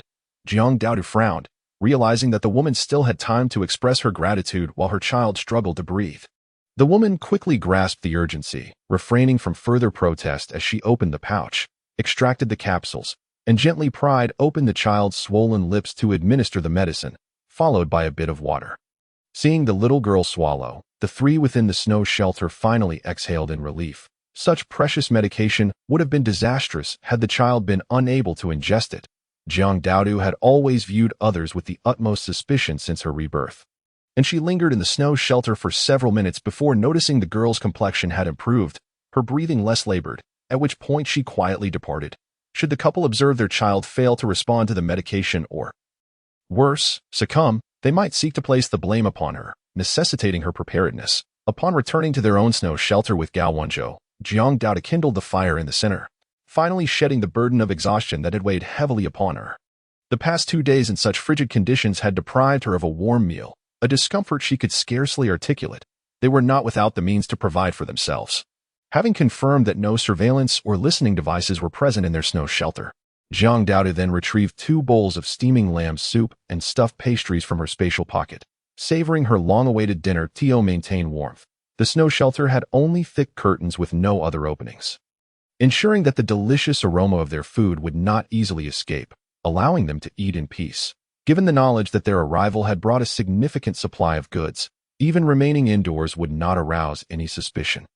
Thus, Jiang Daodu and Gao Wenzhou settled into their secluded life within the snow shelter, dedicating an hour and a half daily to enter the space and keep the exceedingly lonely Huahua company. It was not that they were unwilling to keep Huahua by their side. Rather, Jiang Daodu and Gao Wenzhou occasionally found themselves wandering through the vast base. Aside from the breeding grounds, they had yet to encounter any other living animals or pets, likely consumed by the desperate denizens of the base who could scarcely afford food for themselves. This was a common occurrence. When survival was at stake, one could hardly attend to the needs of pets. The severity of this catastrophe far surpassed that of the previous life, leading to a significant population decline. In the past, nearly every major provincial capital was established as a base, resulting in over 30 bases nationwide. However, due to the flooding that submerged the entire eastern coastal cities and provinces of Huahua, the number of bases had dwindled to fewer than 10. Initially, Jiang Daodu had suspected a population decline but had not anticipated such drastic reductions. Logically, one would presume that with fewer bases, the number of survivors in each would increase, yet the opposite was true. The Grand Base has nearly welcomed all the survivors from the nearby provinces. However, after several days of observation by Jiang Daodu and Gao Wenzhou, it became evident that the number of survivors was even fewer than that of the J-City base in the previous life. Chapter 61. Time increases. This revelation sent shivers down Jiang Daodu's spine. She could assert with certainty that, following the torrential rains and floods, and the extreme cold, the population had dwindled compared to the calamities of the previous life that spanned over a decade. In the last life, such a multitude of individuals had managed to survive, leading to fierce conflicts over a mere chance to board a spaceship. In this life, with so few survivors, and with unknown More severe disasters lurking ahead. Do people truly have sufficient time to prepare for departing Blue Star to live on the moon? Despite residing in the base, Jiang Dodo and Gao Wenzhou spent most of their time in their snow house, only venturing out periodically to procure essential supplies from the supermarket. It was hardly realistic to avoid purchasing necessities, considering they had an abundance of points. They needed to exhaust all their points before the extreme cold concluded. After all, Jiang Dodo had gradually discerned the patterns of natural disasters. The sequence of calamities in this life mirrored that of the previous one, with only the severity and duration altered. This meant that the impending disaster was bound to be extreme heat. Once extreme heat struck, the ice below would melt, reverting to the foul conditions of the flood era. Although the mountaintop was relatively odorless, it was still a mountaintop. With the already warm climate, the proximity to the sun would only exacerbate the extreme heat. The mere thought was terrifying. In the base supermarket, Jiang Dodo and Gao Wenzhou endeavored to exchange for items that were not particularly necessary, such as toilet plungers, rusty hangers, and plastic buckets. This would minimally affect the lives of the ordinary residents in the base. All the acquired items were stored in a corner of Jiang Dodo's space. While they relied on supplies hoarded before the calamities occurred, a year had already passed since the disasters began, and that day, Jiang Dodo forgot that she and Gao Wenzhou had already spent an hour playing in the space earlier that morning. As darkness enveloped the sky, leaving Gao Wenzhou alone in the snow house by the fire, she intended to enter the space for a proper bath. After a refreshing shower, she luxuriated in a bath. And by the time she emerged, her hair dried and dressed, over an hour had elapsed. Your space, isn't it limited to an hour and a half each day? Gao Wenzhou pondered, expecting Jiang Dodo to emerge in no more than half an hour, just in time for a cup of hot water by the fire. Yet, as he waited, an entire hour passed before he saw her again, leaving him somewhat astonished. Oh yes, an hour and a half each day. Jiang Dodo gasped in disbelief, her eyes wide. She had already spent an hour inside that morning. How could she have been in there for another hour now? I will try again. You keep track of the time, she exclaimed, eagerly re-entering the space. Gao Wenzhou wore a mechanical watch on his wrist, reassuring her. This time, she patiently took out a tablet to read, and as the seconds ticked by, she was eventually ejected from the space. How much time has passed? She exclaimed, shocked to discover it had only been 56 minutes. This meant that after a year of disasters, the time she could spend in the space had doubled. The hours spent with Hua and the previous bath time were rough estimates of about an hour each, which, combined with the 50-some minutes, totaled 3 hours. Let's try again tomorrow and see if it really is 3 hours. If every year I can spend an additional hour and a half in there, it would take 14 years to stay in the space indefinitely. But if the time doubles each year, 3 years would suffice. Jiang Dodo's face lit up with excitement. If it were truly 3 years, she and Gao Wenzhou would only need to navigate the dangers of the outside world for 3 years before achieving everlasting safety. Yet, an inner voice cautioned her, dream on. If you can gain an hour and a half each year, that alone is remarkable. Expecting it to double each year is quite unrealistic. All right, we will test it out tonight after midnight. Gao Wenzhou had not anticipated that Jiang Dodo's bathing in the space would yield such an exhilarating surprise. If it were indeed true, he could hardly imagine the joy of holding Dodo in the space every day. Lost in thought, a faint blush crept onto his cheeks. Are you that excited? Jiang Dodo remarked, somewhat surprised, recalling the last time Gao Wenzhou's face had flushed was during their intimate moments. Ahem, you wouldn't understand. Gao Wenzhou raised an eyebrow, and an unspoken understanding lingered between them. The two nestled in the snow house, waiting until midnight. When Jiang Dodo entered the space, Gao Wenzhou kept track of the time. Half-closed eyes feigning sleep. Of course, he wasn't truly asleep. He had a task entrusted to him by Jiang Dodo. The moment she was ejected from the space, he would promptly check the time on his wristwatch. Bored in the space, Jiang Dodo lost interest in movies or novels and instead grabbed a large claw to open her container blind boxes. This time, she was alone and didn't go overboard. Stopping after opening 3 containers. The first contained a pile of car modification parts, which could be useful if there were corresponding damaged vehicles in her space. The second held food, which they currently had in abundance. Yet the majority of items were still food. Sausages, cheese, wine. Excellent. All were specialties from the beautiful country, and her space already had plenty. The third container held items that were slightly more intriguing than the first 2, but still of little practical use. Jiang Dodo was taken aback when she opened this container. It was filled with an entire box of toys, Legos, puzzles, mechas, toy cars, perfect for passing the time. Since the hour was still early, Jiang Dodo decided to assemble a cruise ship Lego set.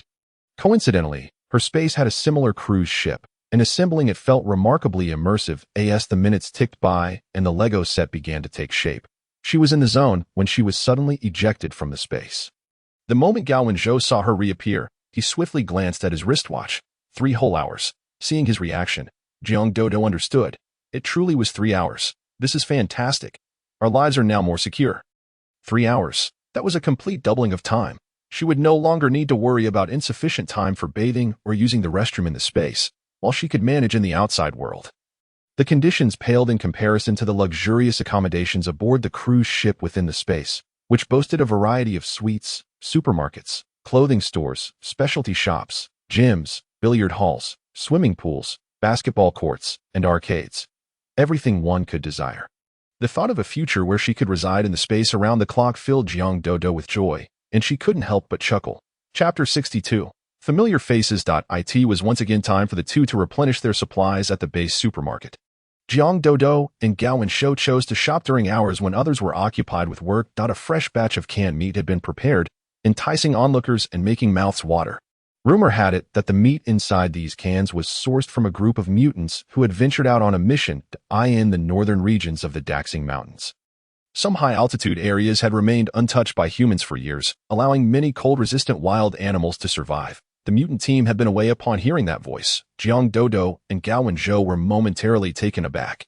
They were aware that the only individuals who could have arrived at the Daxing base from the 14th floor were either a young master accompanied by bodyguards or the 2 men who had previously shared time with them on the rooftop.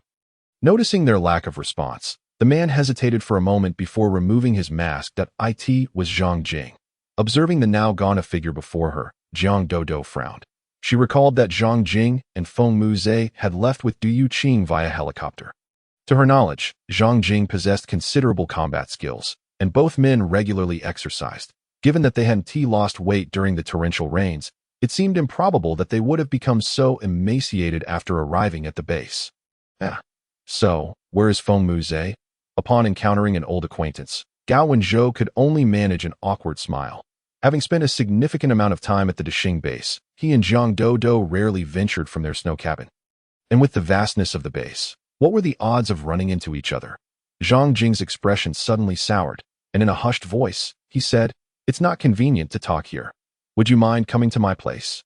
All right. With nothing pressing to do at the base, Jiang Dodo and Gao Wenzhou exchanged glances and agreed.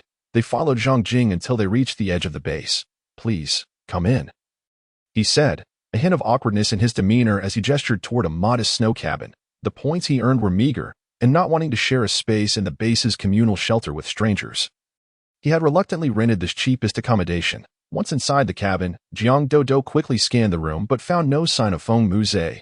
Raising an eyebrow, she shared a glance with Gao Wenzhou and settled down cross-legged without further comment. Zhang Jing kindled a fire in the center of the cabin and placed a charred outdoor kettle over it before taking a seat across from them. After a moment of silence, he began cautiously. "After Muzhe and I were brought to this base by Du Yuqing, we temporarily resided here. Initially, we stayed in the base's free rescue cabin, but it was rather uncomfortable being crammed together with others. Once we accumulated enough points, we moved out. However, his voice quivered with emotion, we signed up for an external mission to earn more points as ordinary individuals. We could only apply, but the base separated us during the assignment. And Muzhe, he perished during the first mission. Feng Muzhe is dead." Jiang Dodo felt little impact from the news. After all, given the dangers outside the base, fatalities were commonplace. However, faced with Zhang Jing, she found it difficult to offer any comfort to him, merely opening her mouth in silence. "During my time at the base, I inquired about how Muzhe met his end. Those who were with him on the mission said that he had an accident with other participants from different bases and fell into an ice pit." Zhang Jing finally lifted his head, his eyes bloodshot, revealing his despondency. "I don't believe it. When that person told me, his eyes were evasive. Moreover, Muzhe was always the most cautious when going out alone." "What do you plan to do? Rely on 2 strangers you barely know?" Jiang Dodo, uninterested in his prolonged lament, cut him off succinctly. "We've only just arrived at this base ourselves. What do you want from us?" A hint of embarrassment flickered across Zhang Jing's face as he poured water from the kettle into 2 cups. muttering quietly. The cups are clean. These were the cups he and Feng Muze used. And he had no choice. A decent quality cup at the base's supermarket cost 60 points, which was enough to sustain him for a month of frugality, in an effort to extract information from those who had completed missions with Feng Muze. He had nearly exhausted all his accumulated points and even owed a considerable amount. This, of course, was why he had become so gaunt. No, that's not it. He struggled to articulate his thoughts. He merely wished for their assistance. At the Dashing base, he knew few people, and those who had previously shared the rescue cabin were still struggling to find adequate food. Yu Qing, who had brought him and Feng Muze to the base, was someone he would never be able to approach. When he had lived with Jiang Dodo and Gao Zhou in the stairwell of the Qinxing No. 1 building, he had sensed that they were not ordinary individuals. They possessed a unique way of survival. Otherwise, they wouldn't have made it safely to the Dashing base, located 500 kilometers away, and judging by their appearance, they seemed to be thriving at the base. Chapter 63 Q City Jiang Dodo and Gao Zhou exchanged glances but remained silent. Their previous entanglements with Zhang Jing and Feng Muze had already been settled on the rooftop. Now, having barely secured a semblance of stability, why would they seek out trouble? Realizing that neither of them was inclined to help, Zhang Jing understood he was imposing upon them, knowing well that why should strangers assist him without any benefit? When you two entered the Dashing base, you must have heard of A13, right? His words immediately caught the attention of Jiang Dodo and Gao Zhou, who lifted their heads in unison. Seeing their reaction, Zhang Jing's tense heart finally eased a bit. Fortunately, his gamble had paid off. A13 indeed held immense allure for everyone. 3 months ago, when Muze and I were separated by the base. My task was to head to the northeast base to retrieve some researchers temporarily residing there. On my way back, I happened to overhear a conversation among a few individuals. They mentioned that the current A13 is merely the first successful prototype. Once they bring in new technology, the capacity of the supply cards will surely see a qualitative leap. As ordinary people at the Dashing base, we only know that someone has created such a miraculous card. We have no idea they have already dispatched the developed A13 to the country's more significant bases. According to their speculation, the replica prototypes A14 and A15 would be manufactured within 6 months, while the final version, A16, would be produced within a year and widely utilized in various base missions. He need not elaborate further. Jiang Dodo and Gao Zhou understood the implications. The opportunity to obtain supply cards had arrived. Even if they were privy to this information, it would be of little use to them, as they would still have to wait at least a year. The confidence of these experts in producing a superior A16 indicated that they had already made some progress during their time at the Northeast base. Jiang Dodo calculated that even if they managed to launch it within a year, it would primarily cater to the leaders and upper echelons of various bases. For ordinary people to obtain it, the timeline would be considerably delayed, and the cost would be much higher. Zhang Jing shook his head. What I am referring to is not the subsequent supply cards that have yet to be produced, but the numerous finished A13 products that already exist at the Dashing base. Finished products. By his expression, it was clear that even ordinary individuals could purchase them. Jiang Dodo's heart raced, though she maintained a composed exterior, urging him to continue. Typically, those who went out on missions would strive to bring back the bodies of deceased survivors. However, during that particular mission, over half the dead were unaccounted for, and all the corpses had vanished. I will share the news about A13, but you must help me uncover how Feng Muze met his end. Zhang Jing dangled the most crucial piece of information, piquing their interest bit by bit. The bodies are missing. The Dashing base tends to seek out individuals like Jiang Dodo and Gao Zhou, even after enduring the ravages of natural disasters for so long. Their living standards clearly remained intact. However, for ordinary survivors, the base would still maintain their welfare as much as possible, given that so few humans have survived the 2 severe natural disasters. The absence of the corpses, coupled with their significant number and the fact that the base had not dispatched anyone to investigate, indeed raised some concerns. After a moment of contemplation, Jiang Dodo finally agreed. All right, we will assist you, but you must disclose the information first. Not allowing Zhang Jing the opportunity to refuse, she added, you must remember, you are the one seeking our help. Zhang Jing, realizing he had been so easily seen through, he could only divulge the information. The first batch of A13 will be sold at the Re base in the west. You two did not arrive at the Dashing base from the outset, so you may not have noticed that the most advanced equipment, the finest supplies, and the most important personnel from various bases across the country are gradually converging toward the northwest as they reach this point. Zhang Doudou and Gao Wenzhou understood, whether it be torrential rain or extreme cold, the calamities wrought by nature seem to have a negligible impact on the northwestern and northeastern regions of the country. However, the northeastern area, being relatively coastal, lacked the inland security of the northwest. Thus, the authorities naturally designated it as the most crucial construction base. Now, even the vital supply cards issued by the base are to be limited in their distribution to that location.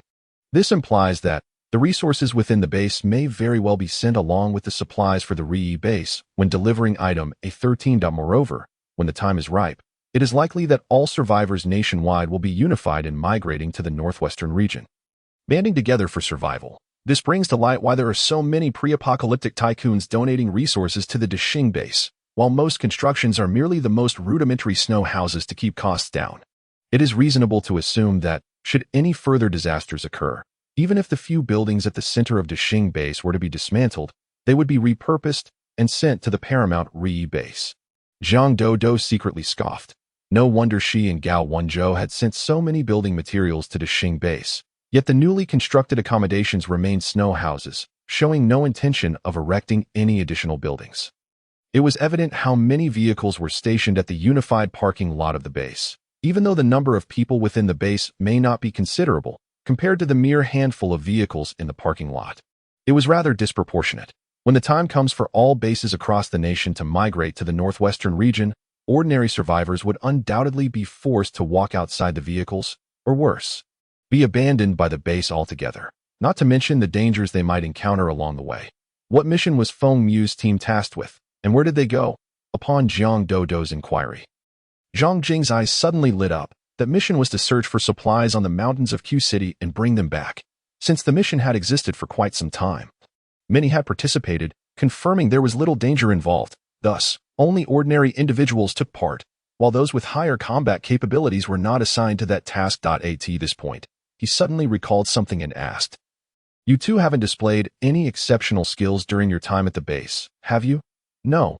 Where do we sign up for the mission?" Gao Wenzhou glanced at Zhang Doudou, who was determined to get involved, and then turned to Zhang Jing. In truth, he was not particularly eager to possess a similar space, but given Zhang Doudou's fervent insistence on this matter, he too felt compelled to take this so-called supply card seriously. It was imperative to obtain it, otherwise their efforts would be in vain. Just on the first floor of the military accommodation building at the base. "You have been in the base for a while now, right? It's impossible you haven't noticed." Zhang Jing looked somewhat puzzled. Such a golden opportunity to earn points. Even if one's own abilities were lacking, one would still try to join in, hoping for a chance to stumble upon an easy task.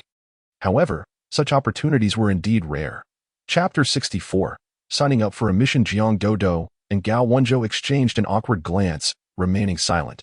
They could hardly confess that they had amassed an abundance of points that remained unspent. Confined to their snow house daily, engaging only in training within their space and playing with their dog, due to the previous deaths or disappearances of numerous individuals associated with that mission, many were now reluctant to participate. In half a month, they would set out. The mission was now open for selection, and if they had the time, they could sign up immediately. Zhang Jing, oblivious to the unspoken tension between the two, continued, "Once you help me find out how Feng Mu's died, or if he is still alive, you can head directly to the RE base in the west." He refrained from asking whether they could rescue Feng Mu's if he were still alive, feeling that would be pushing it. Even determining the location of Feng Mu's death would suffice. The three of them conferred and made their way to a building that Zhang Doudou and Gao Wenzhou had yet to enter. This structure was situated directly behind the Memorial Hall, which housed the supermarket and hospital. Typically, apart from mutants and soldiers, ordinary survivors seldom entered or exited. Zhang Doudou and Gao Wenzhou naturally assumed these individuals merely resided there. They could not have anticipated what awaited them on the ground floor.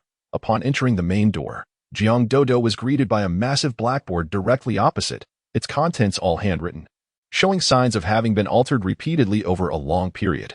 Dangerous missions. 1. Investigate the situation in Japan. 2,000 points. 2. Investigate the situation in America. 5,000 points. 3. Underwater salvage of supplies. 500. 2,000 points.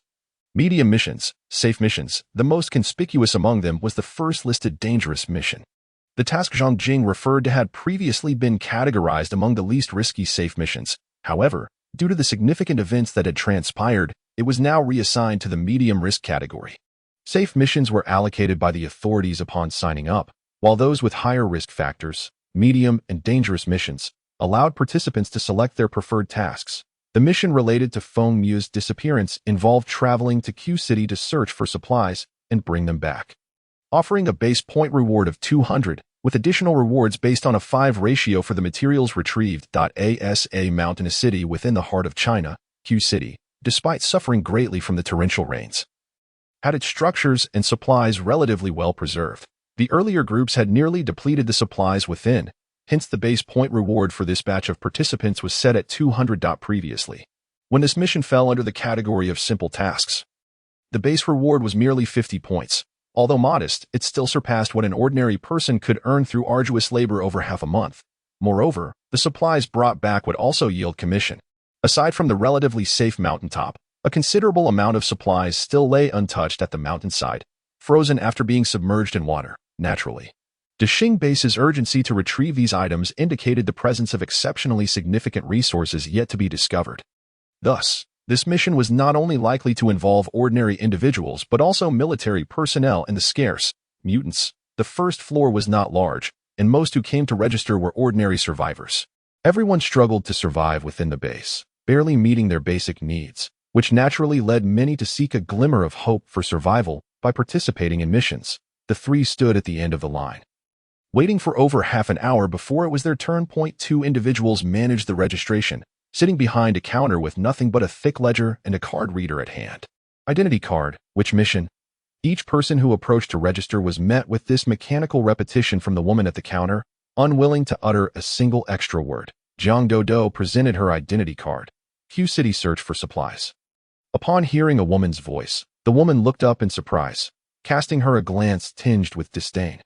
Yet, her hand holding the pen did not pause. She recorded the information, scanned Jiang Dodo's identity card with the reader, and returned it to her. Starting from tomorrow, gather at Gate 16 at dawn on the 11th day. Having worked in registration for so long, this was the first time she encountered such a young woman seeking to embark on a mission. With such good looks, she might be going along as someone's concubine, serving them. Lin Zhao's uncle was the deputy commander of the station forces at Deshing Base, and even in such harsh weather, he still lived quite comfortably. Having spent over a year in the base, she had seen many young women leveraging their beauty to latch onto capable men, all for the sake of a full belly. Even her uncle had succumbed to the norm of keeping a woman in another snow house, though neither her aunt nor cousin was aware of this. Jiang Dodo naturally noticed the woman's unsettling gaze. Yet she thought little of it, stepping aside to wait for Gao Wenzhou and Zhang Jing to complete their registration. The interior was warm, and all who came to sign up for the mission promptly removed their face masks and hats upon entry. Some, not minding the trouble, even shed their outer garments. Gao Wenzhou was among them. Once Jiang Dodo shifted aside, Gao Wenzhou's handsome face, adorned with a tousled mop of curly hair, came into view. The hairstyle did not detract from his attractiveness. Instead, it lent him an air of disheveled charm.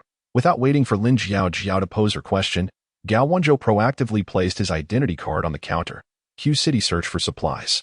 His melodious voice caused Lin Zhao to momentarily halt her intended inquiry. Upon glancing up, she found a strikingly handsome man with curly hair staring intently at her. If one overlooked his growing impatience from being observed, he would appear even more handsome. Q City search for supplies. Gao Wenzhou was all too familiar with such gazes. During his time studying in America, he had often been the subject of similar looks. He did not wish for Jiang Dodo to misunderstand, so he raised his voice for the woman across from him to hear. Oh, okay. Lin Zhao picked up his identification card and swiped it on the reader. Eagerly glancing at the monitor above, the display would reveal all the information contained on the individual's ID, including the time of entry into the base and the relationships with others who had entered alongside. The married status was particularly conspicuous. Indeed, when Jiang Dodo and Gao Wenzhou entered the base, they had inquired about it. Given the current extraordinary circumstances, there was no possibility of issuing marriage certificates. Only a simple registration could be made on the ID card. Without much deliberation, the couple had quickly agreed to indicate on the ID that they were already spouses. Chapter 65 Departure. Jiang Dodo. That name was familiar to her. Lin Zhao abruptly raised her head to gaze at the seemingly bored Jiang Dodo standing nearby, an immediate sense of displeasure flickering across her face. I've heard this task is dangerous. Perhaps you should consider opting for a simpler one. Or, my uncle is a deputy commander in the major forces. He could arrange something for you. As she spoke, she deliberately lowered her voice, hinting that Gao Wenzhou could be offered a position. Her previous handsome long-distance boyfriend had long since fallen out of contact, most likely perishing in floods, extreme cold, or man-made disasters. People must look forward. With society in such disarray, why should she cling to conventional morals? This man was remarkably to her liking. What did it matter if he was married? After all, everyone still had to strive for a living. Upon hearing her words, Gao Wenzhou furrowed his brow as if trying to crush a fly. What was happening? He hadn't done anything, yet this woman seemed to want to support him. The thought sent a shiver down his spine. But he refrained from confronting her in the base. What's wrong with your processing? Those people before me were quick. Why am I being asked so many questions? He knew he was handsome. But if someone were to support him, it should be his dear wife, not her. Surely she should take a look in the mirror. She couldn't even compare to a single strand of Dodo's hair. How ungrateful. Lin Zhaojia gritted her teeth in silent frustration but was compelled to quickly jot down the information and return the ID card to Gao Wenzhou. Such a dim-witted man was of no interest to her. Yet, despite her thoughts, she couldn't help but steal glances at Gao Wenzhou's face, feeling a twinge of reluctance. She became even colder towards Zhang Jing and the others who were registering next, her writing becoming more forceful. As if she could crush the rejection of Gao Wenzhou through sheer will. Zhang Jing, trembling with apprehension, watched Lin Zhaojiao complete the process for him. He shot a quick glance at Jiang Dodo and Gao Wenzhou, signaling them to leave hastily. Before scampering away, Jiang Dodo and Gao Wenzhou felt utterly baffled, strolling out slowly only to see Zhang Jing, gloved hands rubbing together incessantly. What's wrong? Jiang Dodo inquired, a hint of curiosity in her tone. Despite Zhang Jing having lost considerable weight, he still appeared quite robust in his thick clothing, making his hand-rubbing gesture somewhat amusing. That woman is Lin Zhaojiao. Her uncle holds a significant position at the major base. You might want to keep your distance from her to avoid conflict. She seems to have taken a liking to Gao Wenzhou. Zhang Jing's voice dwindled as he spoke, aware that while he didn't know the others well, these two had a knack for turning unpleasant situations deadly. Well, her taste isn't too shabby. Everyone knows my man is handsome. Wearing a mask, Zhang Jing couldn't see Jiang Dodo's expression. But upon hearing her words, he finally breathed a sigh of relief. Then let us meet at gate 16 in 11 days. There should be some boundaries between people, and since there was nothing more to do after registering, it would be better for him to return to warmth sooner rather than later. The outside was intolerable. Gao Wenzhou nodded amicably at him. But once Zhang Jing left, a sense of dread gripped him. Was that madwoman out of her mind? She was obstructing his relationship with Dodo, a crime worthy of punishment. Jiang Dodo, oblivious to his tangled thoughts, said nothing further and returned to their snow shelter with Gao Wenzhou. After ensuring the entrance was secure and no one would intrude, Jiang Dodo led Gao Wenzhou back to their cabin on the cruise ship within the space. Dodo, that woman attempted something untoward towards me today. You must protect me. As soon as they entered the space, Gao Wenzhou began to complain. Did he really appear to be someone who needed to be supported? Back in J City, at Qinxing No. 1, he was dubbed Jiang Dodo's kept man, which secretly pleased him. Being supported by Jiang Dodo for a lifetime didn't sound too bad. Lost in thought, he inadvertently broke into a silly grin. Even if she had ulterior motives, you are already mine. Are you all right? Jiang Dodo asked, noticing his lack of response. She repeated the question twice. When he continued to smile foolishly, Gao Wenzhou finally snapped out of it, contemplating before hesitantly replying. Is it fine to eat dried plums then? Jiang Dodo. She had no desire to play with a fool. Dodo wife Gao Wenzhou seized the opportunity to pull her close to the bed, rubbing his handsome face against hers incessantly. All right, I understand. Let us shower first. You're so oily. You've rubbed it all over my face. Jiang Dodo understood his implication, but after so much back and forth, a shower was desperately needed. Gao Wenzhou's eyelids fluttered, yet he did not loosen his embrace. Our supplies are limited. It's more water efficient to wash together. The result was that they ended up using even more water. Jiang Dodo could remain in the space for 3 hours, greatly facilitating their cooking together. However, they became so engrossed that they lost track of time, and suddenly, both were ejected from the space. Gao Wenzhou, now truly angry. Gao Wenzhou's heart raced as he quickly dressed both of them. The temperature in the space was comfortable, but that didn't mean they could roam bare in the snow shelter without feeling cold. Wife, I'm sorry. Once dressed, he slid to his knees, pleading for forgiveness. Initially, both had tidied up and played with Hua for a while, intending to have a meal. However, Gao Wenzhou, like a famished wolf, could barely contain his thoughts even while she sipped a drink. Jiang Dodo pulled out a gaming console, turning her back to play and ignoring him. Gao Wenzhou touched his nose, realizing that today would not be easy to win her over, as the hour for rest approached. Jiang Dodo hadn't uttered a single word to him. He could only wait until she fell asleep before cuddling up to his dear wife for the night. It was simply his habit. The next day, after Gao Wenzhou's incessant clinginess and coaxing, Jiang Dodo reluctantly forgave him. 10 days passed swiftly with their daily exercises, entertainment, and sleep, leading up to the day of departure for Q City. At the break of dawn, the two rose early to pack, have breakfast, and prepare to set off. The bags they carried were the same sturdy ones from their arrival, showing little wear despite the passage of time.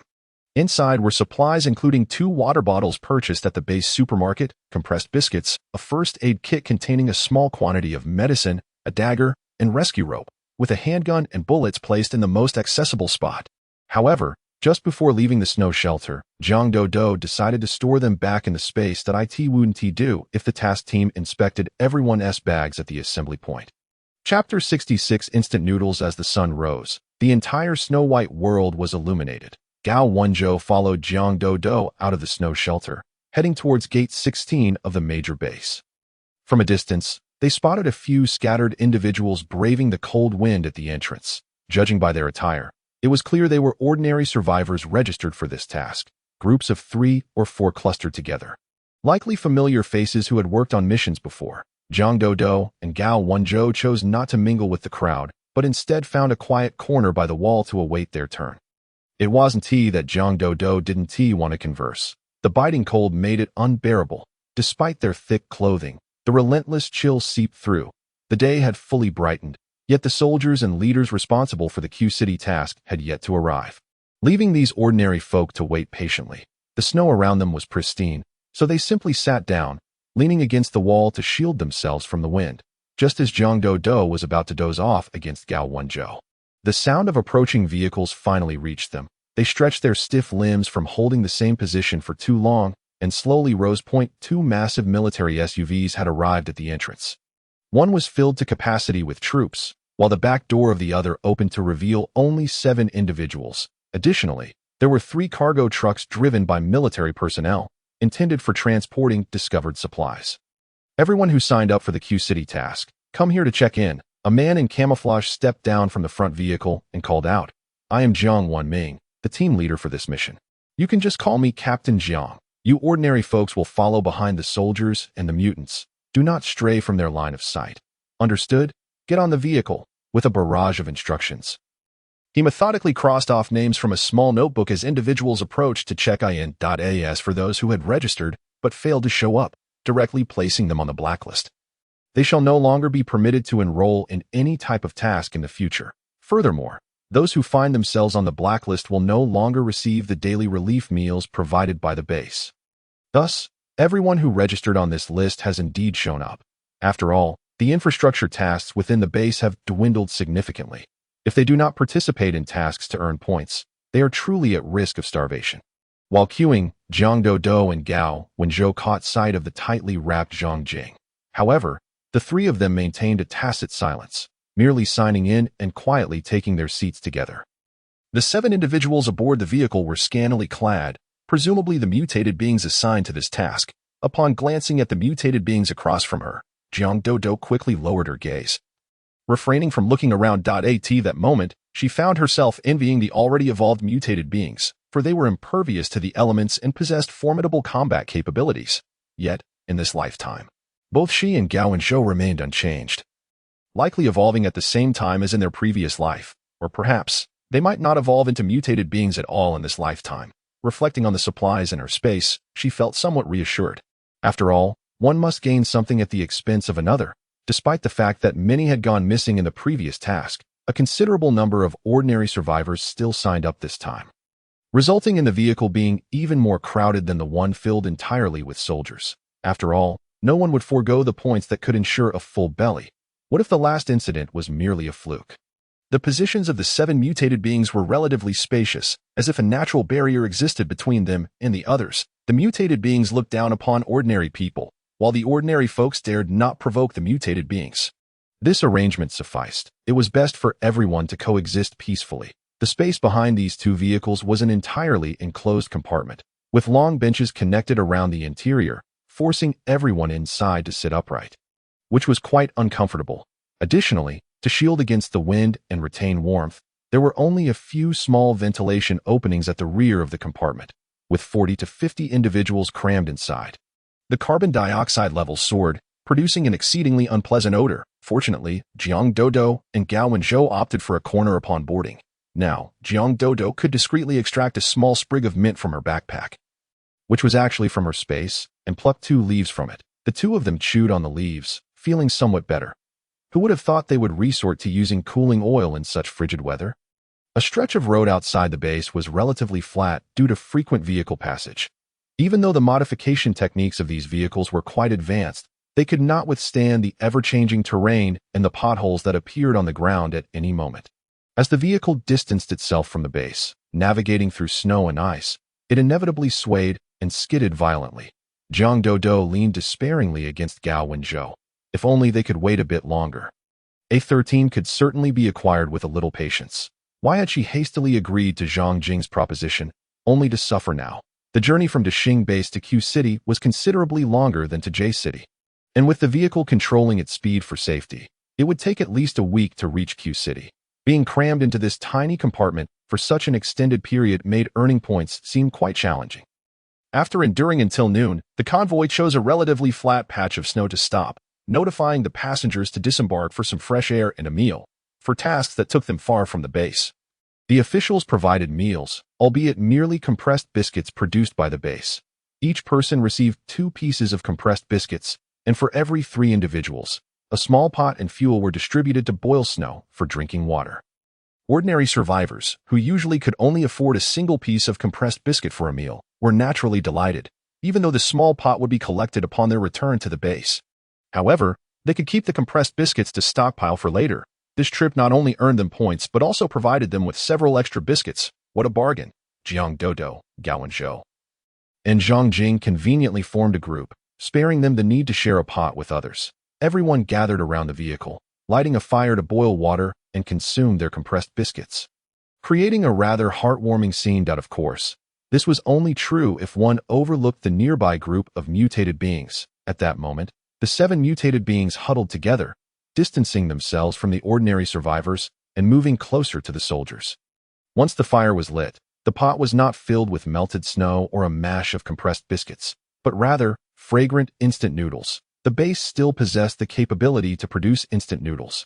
However, the output was primarily sent to various bases in exchange for supplies, with only a small quantity available for sale in supermarkets. Jiang Dodo and Gao Wenzhou had purchased some once, but due to a lack of ingredients, the flavor of the instant noodles produced by the base's production team paled in comparison to those before the calamity. Nonetheless, it was better than gnawing on biscuits that could chip one's teeth. The enticing aroma of the instant noodles wafted through the chilly wilderness, and even Jiang Dodo and Gao Wenzhou, who feasted on delicious meals in their space daily, could not resist sniffing this rare fragrance. Chapter 67. Stirring trouble. As for the other ordinary survivors, their actions were even more pronounced. One after another, they submerged their compressed biscuits into the boiling water, their gazes involuntarily drawn toward the 7 mutated beings. Fortunately, everyone wore masks when not eating or drinking, or else their saliva would have frozen upon contact. The soldiers, however, were not as tempted. Although they were attracted by the aroma, they never once let their eyes wander toward that direction. TCH, a bunch of useless paupers. A voice emerged from the group of 7 mutated beings. It belonged to a young boy. The soldiers showed little reaction, while some ordinary survivors, including Jiang Dodo and her companions, remained unfazed. Yet the remaining ordinary survivors were incensed, standing up only to remind themselves that they should not provoke those who had undergone evolution, as they were no match for them. They could only console one another. Returning to their seats, the boy, noticing the lack of attention, continued to taunt. Not only useless, but also a bunch of cowards, participating in tasks. They would have been better off dying alongside the most inept fools at the onset of the calamity. Finally, A few stronger men among the survivors were thoroughly provoked, carefully stashing away their half-eaten compressed biscuits before standing up and heading toward the mutated beings. At least a dozen individuals made their way over, their families having perished to some degree in this despairing disaster. How could they not be enraged? The foremost man was not particularly tall, but his thick clothing highlighted his robust build, making it evident that his physical strength surpassed that of the average individual. He was named Huang Biao. Prior to the calamity, he had been the most prominent enforcer under the local black boss in S City. However, when the torrential rains arrived, the black boss had deceived him into handling some business outside, taking a few loyal subordinates with him, leaving Huang Biao behind with his gang of underlings to guard their territory and await his return.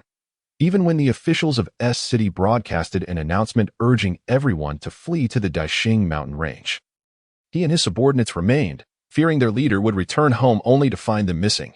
Yet, when the flood submerged half the city, Huang Biao and his gang could no longer endure. They searched the warehouse for food, only to find it completely empty, and that was when he realized the gravity of their situation. He had previously advised the black boss to act with more discretion, although S City was relatively safe. Those in higher places had already used money to forge connections. The outside world, however, was different. The authorities would not care about one's background elsewhere. The black boss not only disregarded his warnings but, sensing danger, left him and his subordinates behind. While he was unscathed, those under him were merely young children seeking to make a living without family to guide them. Even if the black boss failed to inform them of the need to retreat inland due to impending danger, he should have at least left some provisions. After all, the supplies in the warehouse were acquired through Huang Biao's legitimate businesses, with a portion handed over to the black boss while the rest was purchased for their own use. He was denying them any chance of survival. With over 50 subordinates, Huang Biao barely managed to survive by scavenging supplies from 2 office buildings. The onset of the extreme cold brought illness to many, and without medicine, they had to endure, resulting in the deaths of over a dozen individuals. With the water frozen and supplies depleted, he could only lead the remaining 30 or so to traverse the icy terrain, arriving at Daixing base in search of sustenance. Along the way, they were not the only ones rushing westward. The more people they encountered, the more conflicts arose, relying on his years of training and the strength of his 30-odd followers. No one dared to provoke them. Even so, upon reaching Daixing base, they still lost 5 or 6 individuals to illness and starvation. During their 6 months at Daixing base, Huang Biao had done everything in his power to ensure his group was well fed. The simplest labor was not an option. He could only lead his underlings to participate in tasks to earn points. However, points were not easily obtained in half a year. Their group had dwindled to less than 20 individuals. Upon seeing Huang Biao and his group approach, the 7 mutated beings showed no signs of fear. The previously well-mannered boy also stood up. Jiang Dodo cast a glance, somewhat surprised. This boy, who appeared to be less than 1.60 meters tall, was clad only in a thin t-shirt and work trousers, his figure pale and frail, exuding a distinctly effeminate aura. He was He Jiamu. Don't stir up trouble.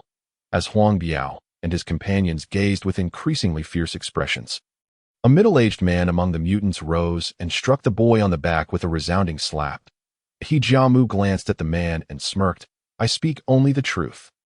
With a disdainful snort, he begrudgingly sat back down. However, Huang Biao and his group had come without uttering a word of apology or facing any consequences, so how could they simply let it go? Huang Biao positioned himself beside He Jiamu, his gaze piercing as he spoke in a low voice. What did you just say? A coward with bad luck and poverty, before the calamity struck. He Jiamu was merely a 15-year-old student who had just entered vocational school, spending his days with the delinquents due to his lackluster academic performance. Impulsiveness and a penchant for mocking others had long been ingrained in his very being. This group of his had, in the pre-apocalypse era, been collectively known as spirited youths. Just before the torrential rain began, he had managed to procure several modified second-hand motorcycles with his friends, reveling in their youthful exuberance. Unfortunately, they had attracted attention one night while howling on the streets, leading to their capture by the authorities. Remarkably, He Jiamu was the only one who managed to escape, although they were all minors and would likely face nothing more than a verbal reprimand if caught. Being apprehended was still highly embarrassing, an experience he wished to avoid at all costs. Riding his motorcycle adorned with vibrant lights, he sped away to a scenic area in the mountains. He planned to wait for his friends to return from their encounter with the authorities. Thinking there would be a resting pavilion at the mountain summit, Thus, he decided to climb the mountain instead. At the time, the scenic area was undergoing maintenance, and apart from a few workers, it was utterly deserted. He Jiamu stealthily navigated the narrow paths, and upon reaching the pavilion at the summit, he was so fatigued that he fell asleep. When he awoke, he found that a torrential downpour had begun, leaving him irritable and waiting restlessly. After enduring 2 or 3 days of hunger, the rain showed no signs of letting up. He was the only person on the mountain, and his pockets were emptier than his face. He braved the rain to reach a small supermarket on the mountain, which was well-stocked. Realizing the severity of the storm, he decided to take refuge there with the available supplies. It was indeed a stroke of luck for him. He had fallen ill and fainted just as the extreme cold began. When he regained consciousness, he discovered that he no longer feared the cold and his physical condition had vastly improved. The supermarket had a radio, and relying on the last of its supplies, he resolutely trekked over 100 kilometers to the Dexing base. Upon his arrival, he was noticed by the fellow mutant Egoin, who welcomed him into their organized group. Chapter 68. Watching the show as He Jiamu wore a mocking expression, Huang Biao could no longer contain himself and swung a fist towards his head. In a flash, He Jiamu nimbly leaned back to evade the blow. A waste is indeed a waste, and despite having spent 6 months with Egoin in the mutant ranks, he had not forgotten his crude language. Seeing these cowards finally make a move, he too decided to retaliate against Huang Biao. Egoin, well aware of He Jiamu's temperament, always reminded him before missions not to be the first to strike. Now that Huang Biao had made the first move, He Jiamu felt no need to hold back. Dressed lightly, every action of his was visible to onlookers. With a burst of energy, he leaped and landed behind Huang Biao. One leg extending powerfully to deliver a kick to Huang Biao's back. It seemed effortless, yet Huang Biao was sent flying 4 to 5 meters away. Brother Biao? Huang Biao's companions, aware of the mutant's prowess, were astonished by the vast disparity between the mutants and ordinary folks. It is worth noting that before following the underworld boss, Huang Biao had been involved in underground boxing. What is all this ruckus? You lot, get back to your territory. Just as the skirmish erupted, Jiang Wenming arrived tardily, feigning authority to intervene while simultaneously reprimanding Huang Biao and his crew. In this apocalypse, verbal disputes had long ceased to be considered conflicts. Such minor scuffles were inconsequential in his eyes. It was simply that everyone was supposed to be resting, and this disturbance was unwelcome. It was evident to any discerning observer that He Jiamu was instigating trouble within the mutant ranks. Yet mutants held a significantly higher status within the base. Weighing his options, Jiang Wenming decided to take action against Huang Biao first.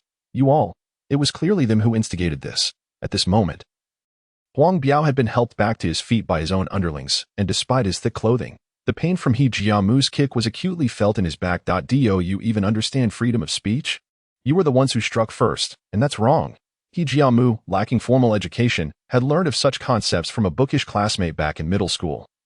One of Huang Biao's impulsive subordinates lunged forward, eager to strike Jiang Wenming as well, but was yanked back by Huang Biao. I initiated the attack. Let us just head back. Huang Biao cast a fierce glare at the mutants before turning away. Returning to the small fire they had kindled, Brother Biao, his anxious subordinate, was about to speak, but Huang Biao interrupted. The common man should not fight against the authorities. The existence of mutants is indeed. Suddenly, the group fell silent, each member understanding that mutants were tied to the official forces and the military was part of the base's authority. Essentially, they were all in cahoots. Ordinary survivors like them were only useful to the base in terms of population and labor for basic construction. In critical moments, they would be the first to be easily discarded. Having learned from prior experiences, the gathering of ordinary people fell silent. Regardless of how the mutants taunted and shouted, they dared not direct their gazes in that direction. Fearful of attracting the mutants' attention, Jiang Dodo, Gao Wenzhou, and Zhang Jing remained silent throughout. Jiang Dodo, having experienced too much in her previous life, understood that now was not the time for conflicts. With Jiang Dodo restraining him, Gao Wenzhou naturally refrained from engaging in foolish quarrels or fights. Zhang Jing, meanwhile, had participated in numerous missions to earn points during his time at the base, often finding himself alongside mutants dispatched by the base. Recalling the first time he witnessed a conflict between ordinary people and mutants, where the team leader readily attributed blame to the ordinary individuals to maintain the mutant's sense of belonging to the base. He shuddered at the memory of how those ordinary people had been ruthlessly killed on the spot by the mutants. In the last life, could we have fought back against them? Gao Wenzhou quietly asked Jiang Dodo, concerned that the mutants might overhear, his voice so low that Jiang Dodo almost missed it. There's no need to worry. The sounds of burning fuel are everywhere. To minimize external noise, they tend to block out more sounds. Jiang Dodo replied, amused by his anxiety, but ensuring that Zhang Jing did not hear her words. That he Jiamu is quite lucky. He almost reached complete evolution, but even so, in the previous life, he would still not have been able to defeat us. With her words, Gao Wenzhou felt slightly reassured. Having witnessed He Jiamu's kick earlier, he felt as though his very soul trembled. He was well aware that an ordinary person could not attain such prowess merely through training and study. Perhaps it was a combination of luck and talent. Heaven is indeed fair. He Jiamu lacked a sharp intellect, possessing only brute strength. Thus he could only survive beneath others, anyone who could observe the expressions of the other 6 mutants. Apart from He Jiamu, would understand their disdain for him. After a brief period of rest, Jiang Wenming announced that everyone should gather their belongings and return to the vehicles for their next departure. Jiang Dodo and Gao Wenzhou had been waiting at the rear compartment's door since early morning, and once aboard, they secured a favorable position in the corner. They had grown accustomed to the bumps along the way. But when evening arrived and it was time to disembark for sleep, they still felt a sense of relief. The soldiers swiftly set up the specially prepared large tents from the base. At this moment, gender mattered little, as everyone was crammed into rooms accommodating 10 to 15 individuals. Jiang Dodo and her companions instinctively chose the tent at the farthest edge. They were the first to enter this tent. And in the corner, they discovered a pile of old sleeping bags. Gao Wenzhou stared in astonishment as Zhang Jing retrieved 3 sleeping bags. These sleeping bags were treasures of the base. Recycled for every mission. Handle them with care. If damaged, you'll have to compensate with points or supplies. Zhang Jing meticulously unfolded his sleeping bag, treating it as if it were a rare gem. He and Feng Muzha had their own sleeping bags, which they had used back at Qinxing No. 1 Yard. Upon arriving at the base, they lacked the extra points to purchase the exorbitantly priced sleeping bags from the base's supermarket, so they continued using those too. After such prolonged use, both the sleeping bags and the moisture-proof mats were tattered, yet he couldn't bear to part with them. The base's official sleeping bags offered far superior insulation compared to theirs and were significantly more expensive. The 3 arranged their sleeping bags and personal belongings at the center of the tent, just as others began to enter, bringing with them the chill of the outside. The tent permitted fires. And with some time to spare, Zhang Jing skillfully kindled a fire. Chapter 69. Could he be a masochist? Others observed the 3 of them huddled together, basking in the warmth of the fire, sipping hot water and consuming their compressed biscuits with an air of nonchalance, feeling a twinge of discontent. They had only just arrived, yet these individuals had not only claimed the prime spots, but had also neglected to invite them to join in the warmth. Though irritation simmered beneath the surface, they dared not provoke a confrontation. After all, the recent experience of Huang Biao and his entourage had instilled a sense of caution in everyone, teaching them the virtues of humility. Daodu, these compressed biscuits are utterly dreadful, Gao Wenzhou lamented, chewing on the dry, oddly flavored biscuits that seemed to cling to his palate, making them impossible to swallow. Jiang Daoda glanced at him and retrieved a tin of meat from her backpack, a tin she had purchased at the base's supermarket for 100 points. Then eat this. They had bought 2 tins during their last trip, but with so many delectable options available, there was no need to suffer through such tasteless fare. The 2 tins had remained in the box Daodu had left in the snow shelter until she remembered them just before their journey to Q City. All right, Gao Wenzhou proclaimed, enduring the envious gazes of the other 12 individuals in the tent as he opened the tin. Why does it smell so foul? Is it spoiled? He questioned, worried that something was amiss with his sense of smell, and offered it to Jiang Daodu and Zhang Jing. After all, the tin had emitted a faint meaty aroma prior to being opened. How could it suddenly transform into a stench reminiscent of rotten fish? It can't be, right? I remember the supermarket staff mentioning that this tin could last for 10 to 20 years in such low temperatures. Jiang Daodu detected the unpleasant odor as well, but upon seeing the solid mass that resembled a mixture of meat paste and compressed biscuits, it didn't appear to be spoiled. That's the smell. We once bought one in the snow shelter, and it wasn't spoiled. If you can't eat it, you can give it to me. Before Zhang Jing could respond, a man who had just entered the tent rushed forward, his eyes fixated on the tin of meat in Gao Wenzhou's hand. Jiang Dao even suspected he might drool, and oh no, I want to eat it. It's 100 points. Gao Wenzhou was startled, instinctively pulling the tin closer, resembling a puppy guarding its food, which nearly caused Jiang Dao to burst into laughter. The man, however, was persistent, unwilling to give up so easily. Then just try a little bit. If you can't finish it, give it to me. What is wrong with you? Can't you see there are 3 of us here? How could we possibly not finish it? Please leave. Although he couldn't physically distance himself much. Gao Wenzhou felt emboldened by his words, standing tall and speaking with righteous indignation. Seeing that he had no hope of obtaining the tin, the man cast one last regretful glance at Gao Wenzhou before retreating to his corner by his sleeping bag. Once the man had distanced himself, Gao Wenzhou cautiously scooped out a small portion of the meat with the can's lid, holding his breath as he took a bite. Well, how does it taste?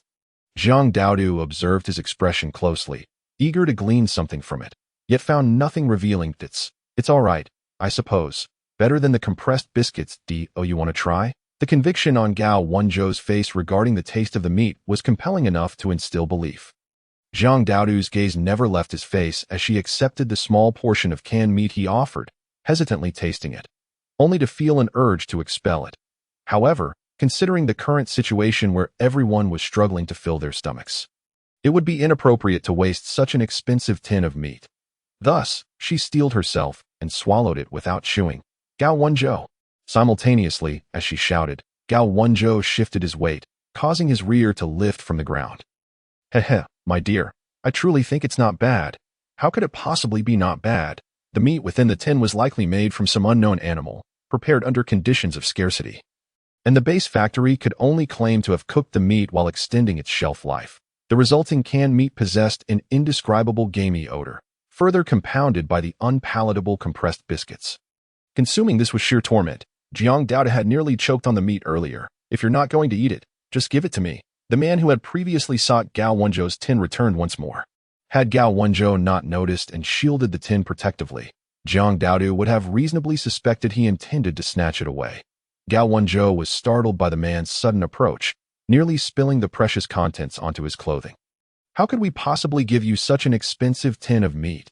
His irritation flared, as he had been conditioned to conceal his temper both at the base and while accompanying the official group to Q City.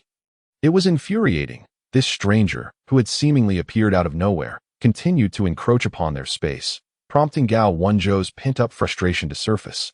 Who do you think you are? Why is your face so big? Didn't the team distribute 2 compressed biscuits to each of us? Why are you begging here?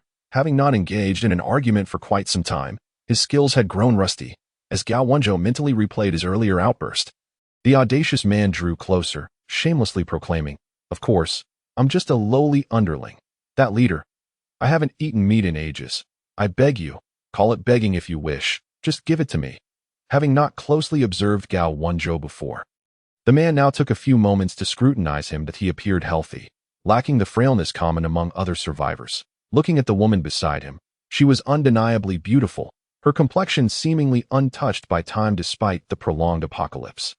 This man could afford to indulge in canned meat and still found it lacking.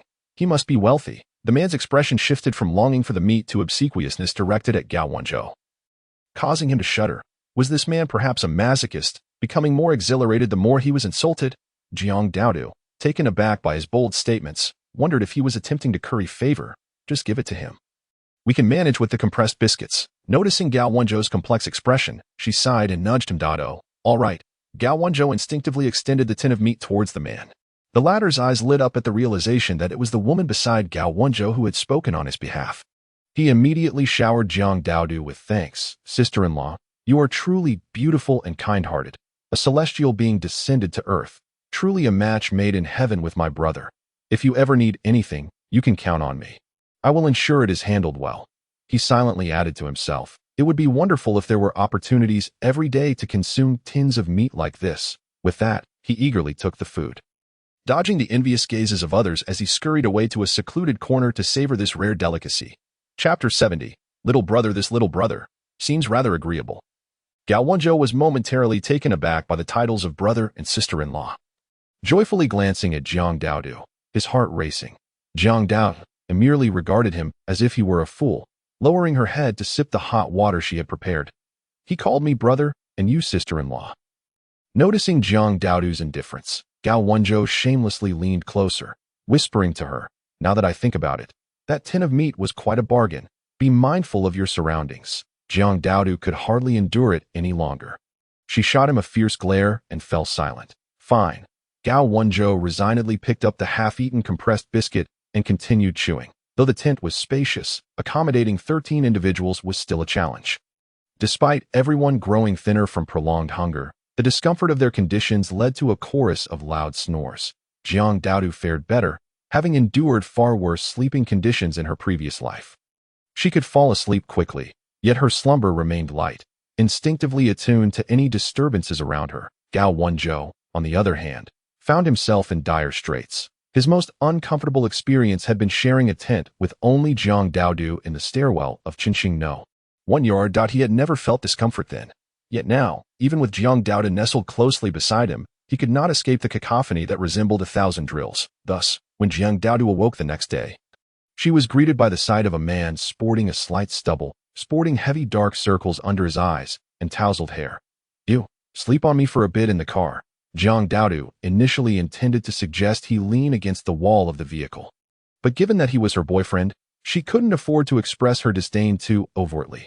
After 2 days of travel towards Q City, their convoy finally passed through a city characterized by towering skyscrapers. Beneath the icy surface lay a frozen world, with only buildings taller than 10 stories visible to the eye. According to Zhang Jing, this city was once the renowned ancient city of X City. Now, all that remained were the elevated mountains and buildings that had not been submerged. Jiang Wanming directed the convoy to halt at an industrial park established on a hillside, though the buildings here had also been battered by torrential rains. They were in far better condition than those in other areas. "Why don't they establish a base here?" Gao Wenzhou quietly inquired of Jiang Daodu. "In such a splendid location, it is only natural that everyone would wish to claim it for themselves. Yet it is essential to consider whether they possess the energy to seize it."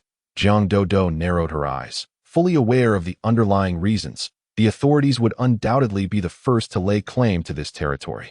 But once natural disasters commenced, the nearby ungoverned prison would likely erupt into chaos. Such a conspicuous place, should that group of escaped convicts discover it, would require an immense expenditure of resources and effort from the officials. Despite the convoy having camped in the wilderness for 2 days, why were they now discerning a more agreeable lodging? The thought of Feng Mu's disappearance seemed to bring an answer to the forefront. Feng Mu's. Gao Wenzhou also grasped this connection, shock evident in his gaze as he turned to Jiang Daodu. "Are we truly going to remain here with them? This is quite the effortless acquisition. We must immerse ourselves in the situation." Noticing Zhang Jing turn upon hearing Feng Mu's name, Jiang Daodu dropped a brief remark and proceeded straight towards the building allocated by Jiang Wanming. The convoy had selected 2 buildings, with 5 vehicles parked below, and everyone entered through the shattered windows. The mutated individuals resided alongside the soldiers from the base, while the remaining ordinary survivors were housed together. This arrangement seemed to reflect a fear of the fallout should any incidents arise. Jiang Daodu climbed into the building, seeking the staircase to ascend. Gao Wenzhou and Zhang Jing closely followed her. While trailing behind, a man who had previously solicited canned meat from them stealthily crept along. The trio of Jiang Daodu was not oblivious to his presence, but observing his lack of further action, they merely frowned and pretended not to notice. The second and first floors appeared indistinguishable, both filthy and disheveled. The tiled floors bore chaotic, muddy black footprints, firmly frozen due to the extreme cold. Jiang Daodu cast a glance before continuing her ascent without hesitation. She halted only upon reaching the top floor, beginning to survey the available rooms. This building had evidently been intended for office use. The smaller rooms were littered with splintered wood shavings and fragments from dismantled hardwood desks. A nearby money tree had also been uprooted, leaving behind only shattered pots and soil. Next, she ventured into a larger room, where tables haphazardly arranged together revealed themselves to be constructed from the most inferior density board. When ignited, they emitted a foul smoke, rendering them undesirable to anyone with even a modicum of knowledge regarding renovations. The computers and office supplies that should have adorned the tables were either broken or missing, clearly absent from their designated spots. Jiang Daodu approached the window and peered outside. "We shall reside in this room." Thick frost had already crystallized upon the window, yet it still afforded a view of a substantial portion of the industrial park and the back entrance. The area obscured from view was precisely where the mutated individuals and soldiers were housed. During the night, we shall take turns keeping watch by the window. Should anything appear amiss, we must rouse the others immediately. Jiang Dodo initially intended to caution them to remain vigilant while they slept, but recalling Gao Wenzhou's persistent insomnia, she altered her words. This arrangement would suffice, at least when Zhang Jing snored during slumber. Gao Wenzhou could effectively stand guard.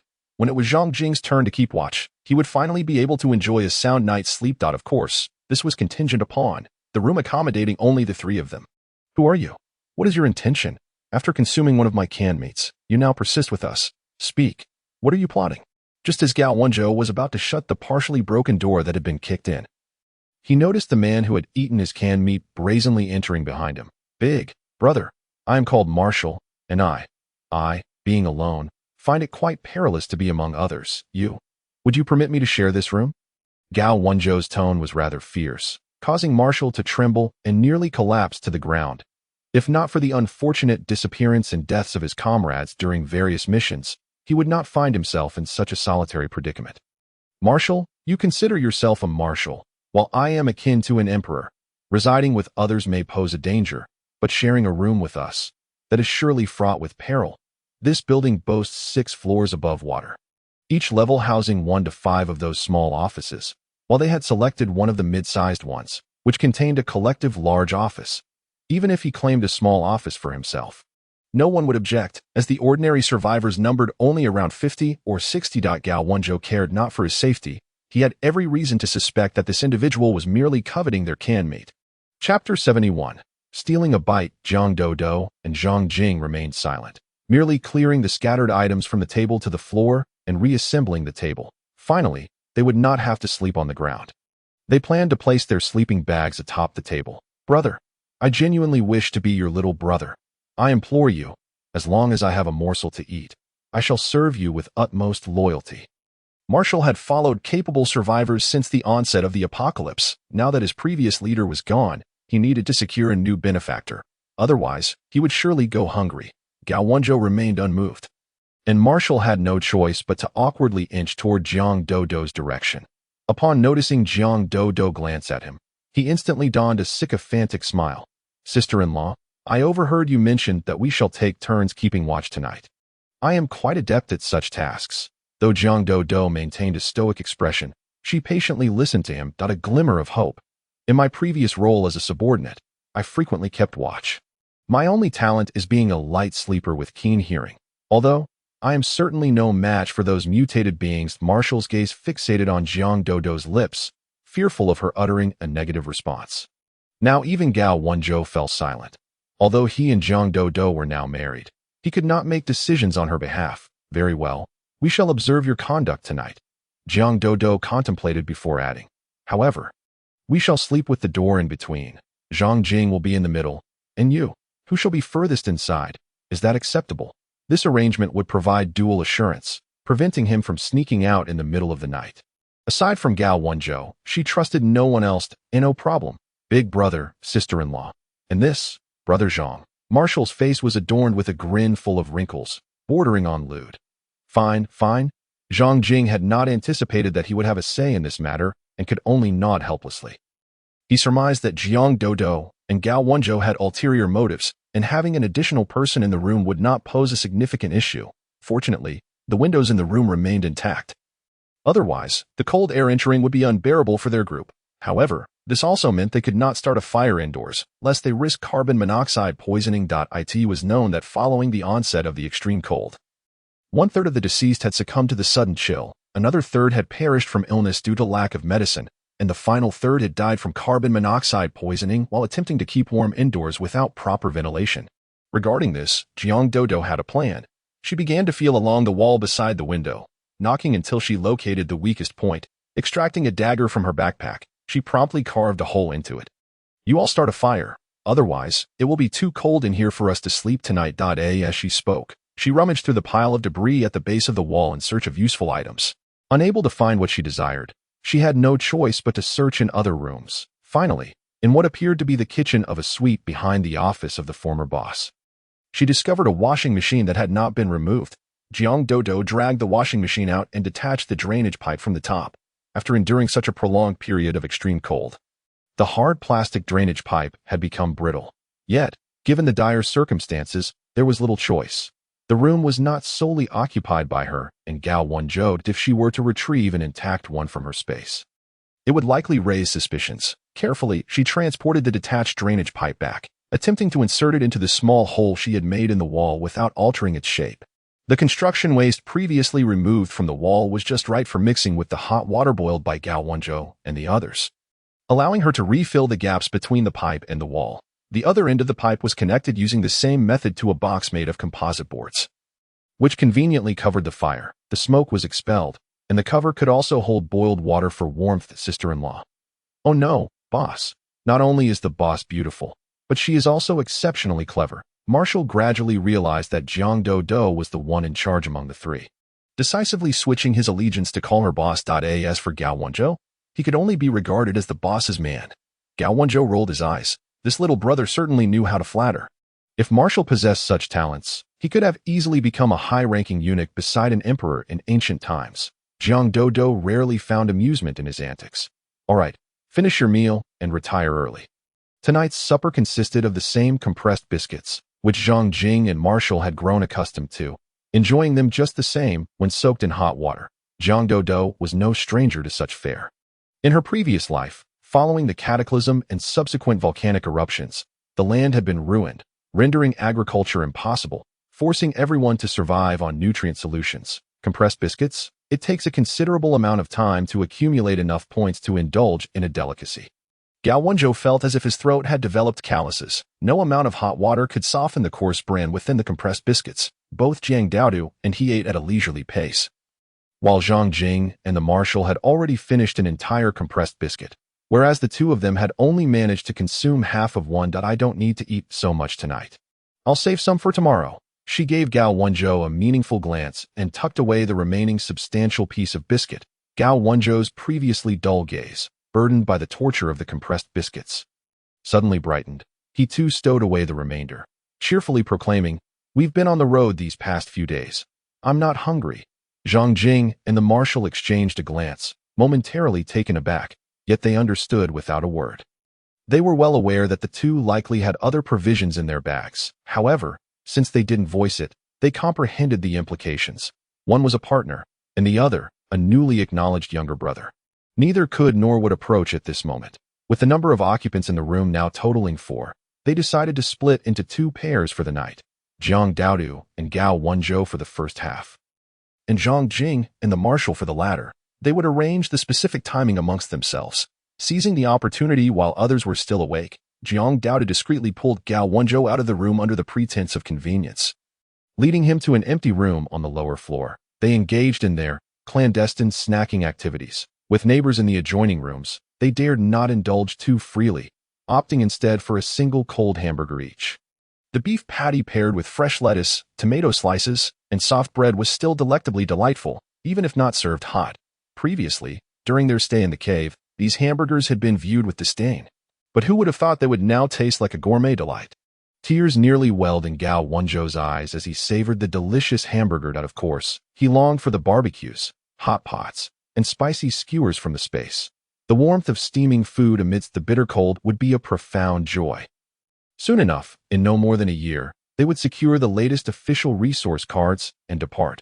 Jiang Daodu too wished to leave this place. The Grand Base appeared to be an official organization set up to rescue survivors. Yet various factions were entangled within it, making ordinary people susceptible to collateral damage. Their only means of survival was self-preservation. Chapter 72. Capturing people after finishing the hamburgers. The two engaged in brushing their teeth and spraying fresh breath mists, ensuring no remnants of food lingered in their mouths before returning to their room on the top floor. Upon their return, Zhang Jing and the marshal immediately dove into their sleeping bags to conserve energy. Although unspoken, everyone understood that this night was destined to be anything but peaceful. The first half of the night was kept watch by Jiang Daodu. After all, when everyone was still waking up, snoring wouldn't be too loud, allowing Gao Wenzhou to catch a brief nap. The first half of the night passed undisturbed, but as Gao Wenzhou roused the marshal, he noticed dark shadows flitting across the white ground outside the window. "Everyone wake up. We have trouble." Gao Wenzhou's voice rang out, prompting Jiang Daodu to immediately open her eyes and scramble out of her sleeping bag. Meanwhile, Zhang Jing was also awakened by the marshal's sudden movements. What is going on? There are people outside. Jiang Daodu positioned herself in a shadowy corner, peering out of the window with a small night vision device. Illuminated by the moonlight, figures clad in white camouflage were rapidly advancing towards their building. Inside the entire structure, besides the breathing of the four of them, there was no other sound. Follow me and stay quiet. Jiang Daodu cautiously opened the dilapidated door, locating the ladder leading to the rooftop, and ascended. She intended to observe what these individuals were conspiring to do with the base. The four of them crouched stealthily on the rooftop, witnessing the group rushing directly into their building with apparent intent. Shortly thereafter, anguish screams echoed throughout the once quiet structure. What are they doing? Mu Zhe, Zhang Jing's eyes instantly reddened. It was these people causing the chaos. What nonsense about falling into an ice cave. Stay calm. Gao Wenzhou, fearing Zhang Jing might cry out, swiftly covered his mouth. Daodu brought us up here to avoid detection. Try making another noise, and see what happens. The originally fierce words lost much of their impact in his silent lip movements. Yet they still managed to quell Zhang Jing's rising agitation. The commotion in their ordinary survivors' building was immense, yet the adjacent building where Jiang Wenming's team resided showed no signs of assistance. This reinforced Jiang Daodu's suspicion that it had all been premeditated. The noise within the building gradually subsided, and the group of individuals in white led away more than 20 survivors to a nearby vehicle. And thus they departed. Only then did Jiang Wenming, accompanied by a group of people, arrive belatedly. As Jiang Daodu's group descended to reunite with the others, they found him gazing seriously at everyone. What happened? Just a large group came in all at once. They didn't steal anything or kill anyone, just took away a few that looked younger. A man with a bushy beard trembled as he stepped forward. Although he was particularly old, he had always appeared so, coupled with his full beard, he was overlooked by the group. It seems to be a force organized from outside. I will report this to the base when I return. You all need to watch your mouths. Jiang Wenming fell silent for a moment before issuing this command.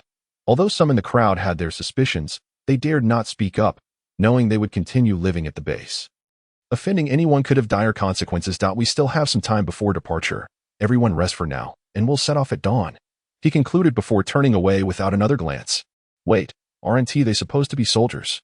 Just leaving us civilians here. The marshal had once placed his utmost trust in these military personnel, believing they sacrificed much to protect defenseless civilians. Now that trouble had arisen, it was already outrageous they hadn't sent anyone to pursue. Allowing them to remain here was utterly incomprehensible. Do you see how these soldiers walk? Do they resemble our country's military personnel? During his time at the base, Gao Wenzhou had encountered numerous soldiers.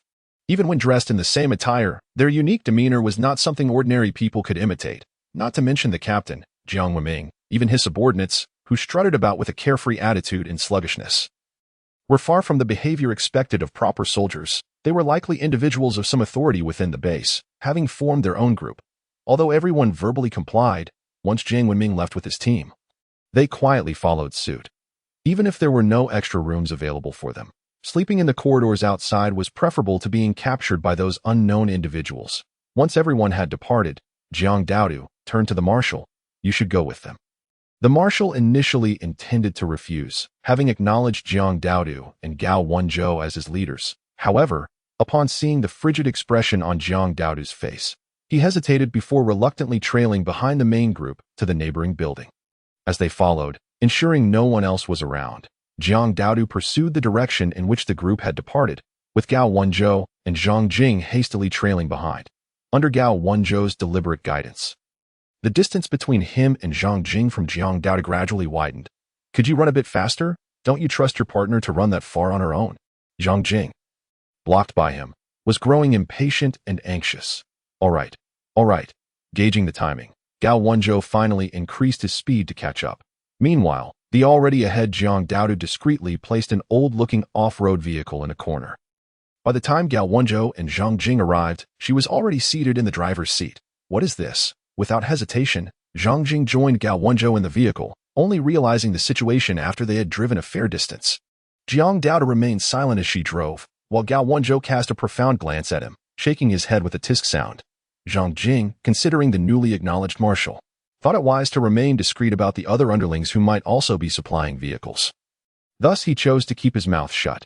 Jiang Daodu had surreptitiously placed small tracking stickers on the bodies of more than a dozen individuals she could access days prior, including 2 soldiers under Jiang Wenming's command. She had plenty of those stickers. Had it not been for the heightened sensitivity of the mutated beings and the general wariness of others, she would have liked to affix one on every participant in this operation. Jiang Wenming had reported that a total of 21 ordinary survivors had been captured by that mysterious group. Jiang Daodu had observed that 6 of those individuals bore tracking stickers. Now, they merely needed to follow within a certain range to locate their hideout. However, they had to be mindful of time and aim to return before the team departed X City. Chapter 73. Arrival in her mind SI. The tablet within the space displayed that the 6 tracking signals were heading north. Just as she calculated that time was running short, the signals finally came to a halt. The map indicated that their stopping point was an elderly activity center from before the apocalypse. What is referred to as an elderly activity center is, in truth, merely an affordable nursing home, which also undertakes the official task of delivering free meals to the lonely elderly residents in the surrounding neighborhoods. The internal living facilities are complete, with an ample stockpile of provisions. Those who come to work and reside here are either elderly individuals or caregivers who are at a loss for options. Due to its charitable nature, the location could only be chosen in relatively less desirable suburban hilltops. By a stroke of luck, they managed to evade the flood's devastation. They have established this place as their base, which is indeed a clever strategy. Jiang Daodu parked her vehicle 500 meters away from the elderly activity center, accompanied by 2 burdensome companions as they made their way inside. After a few steps, they indeed spotted the guards on duty. They have done a commendable job of safeguarding the place, Jiang silently grumbled in her mind. But her feet did not falter. With the night vision goggles perched atop her head since disembarking, she effortlessly circumvented the patrolling guards and arrived at the expansive backyard park designated for the elderly's leisurely strolls. At this moment, the vegetation within, save for a few hardy pines, had succumbed to the sudden and extreme cold. The snow beneath their feet had long been trampled by the inhabitants, leaving no discernible trace as the 3 of them walked upon it. It was the most drowsy hour of the day, and the residents had just returned from their earlier exertions. Most had retreated to catch up on sleep after escorting others back. The whereabouts of those individuals vanished upon their arrival, suggesting the presence of a large signal jamming device. Once assured that this was neither a transit point nor a permanent base for them, Jiang Daodu led her companions back to the vehicle to make their way back. Are we merely going to see where they went? After quite a distance, Zhang Jing finally could no longer contain his curiosity that he seemed to have deduced something. Feng Muse might still be alive. Likely brought here, just like those 20 or so individuals. What are we going to do now? Walk into our doom. Gao Wenzhou rolled his eyes. Brother, there are only 3 of us. We can't accomplish anything and might attract unwanted trouble. We cannot risk alerting the snakes in the grass. Fine, fine. Zhang Jing fell silent once again. They still needed to survive under the officials' protection. What if these individuals were indeed tolerated by the authorities? He could not let his selfish desires endanger Jiang Daodu and Gao Wenzhou, whom he had only just met. He was not one to speak excessively, but should Feng Muse truly be gone, he would avenge him before seeking him in the afterlife. Gao Wenzhou caught a glimpse of his resolute expression in the rearview mirror, feeling a twinge of sympathy. They all had loved ones. If something happened to his partner, he would risk everything to find justice. With this thought, he turned his gaze away from the brooding man in the back seat and focused instead on the driver. Jiang Daodu. Her gentle yet focused gaze did not go unnoticed by Jiang Daodu, causing her to shiver involuntarily. Don't look at me, she snapped, feeling flustered. What is this moment? This insufferable man is flirting with me. Unbothered by the presence of others in the vehicle, Jiang Daodu shot a fierce hand towards Gao Wenzhou's face, pushing his head away. Yes, my lady. Daodu's actions were a display of affection. She feared she might not withstand the intensity of his loving gaze. Gao Wenzhou, brimming with confidence, obediently sat up straight, eyes fixed ahead. This left Zhang Jing in a predicament in the back seat. The absence of his partner was already disheartening enough. Yet these 2 were unabashedly exchanging affection in his presence. Hadn't he heard the saying? Showcasing love leads to a swift demise. No, they couldn't die. What if Muse was still alive and needed them? He resolutely closed his eyes, forcing himself to sleep. After all, he didn't need to drive. It was better not to see. In a rush, the trio finally arrived before Jiang Wenming's designated departure time. Jiang Daodu parked the vehicle and, while organizing their belongings, glanced at Gao Wenzhou that he immediately understood, leading Zhang Jing out of the car to head back. Only then did Jiang Daodu feel at ease, confirming that no one was around before retracting the vehicle into her space. Although her space contained numerous vehicles, she was reluctant to part with any of them. Everything within her space was precious. Once everyone had gathered, Jiang Wenming, with a serious demeanor, announced, "A heinous murder occurred last night. But we still have tasks at hand to secure the points available to us. We must complete this mission before returning." With 21 fewer individuals in the survivors' vehicle, it meant that 12 soldiers would accompany them. Ensuring a more balanced distribution of personnel across the two vehicles, the survivors dared not voice their discontent. Jiang Wenming showed no inclination towards civility. Why hadn't he suggested that these soldiers join them sooner? It was evident he had never considered their protection. Now, with their vehicle spacious, they had to accommodate more individuals again. Though they thought this, they could only silently board the vehicle. After all, he was the commander of this mission, and their future supplies and points rested in his hands. Were they touched, they hardly dared to move. With the addition of these 12 temporary soldiers, the survivors ceased even their occasional quiet conversations, each one pretending to doze off, fearful that a misplaced word might give them cause for grievance. Jiang Wenming was not a benevolent man, and those under his command were surely no better. The quietude was a blessing, allowing Jiang Daodu and Gao Wenzhou to finally relax against each other and sleep in the vehicle. Following the earlier incident, their journey proceeded remarkably smoothly. The convoy intentionally navigated through former villages and county towns, avoiding the cities entirely. It was not until the 8th day after leaving the Daxing base that Jiang Wenming announced they were approaching Q City. Once the vehicle came to a halt, Jiang Daodu and the others disembarked to behold the current state of Q City. During her university days, she had visited Q City with her roommates, once a vibrant city brimming with warmth and camaraderie. Renowned for its hot pot, it was now entirely blanketed in snow. Even though the lower half of the mountainside city had disappeared, the upper structures were notably more numerous than those she had seen in other cities. However, as they ventured deeper, the streets were littered with shattered glass and congealed blood, bearing witness to the fierce plunder that had taken place. Chapter 74. Unseeing eyes walking at the forefront, Jiang Wenming was quite familiar with the area. Leading the group of fewer than 100 through twists and turns, finally halting before a structure barely visible above the ice, standing 2 stories tall. He pointed at the ordinary survivors, including Jiang Daodu. "Dig down from here. Report back promptly on what you uncover. Should I discover anyone hoarding?" "Humph. Do not blame me for being unkind." A silence fell over the group as they accepted the shovels and picks brought by the soldiers. Diligently commencing their labor, Jiang Daodu mused to herself that this simple task of retrieving items hardly seemed suited for common folk. They had evidently been waiting for them, even in the frigid outdoor temperatures plunging below 50 degrees.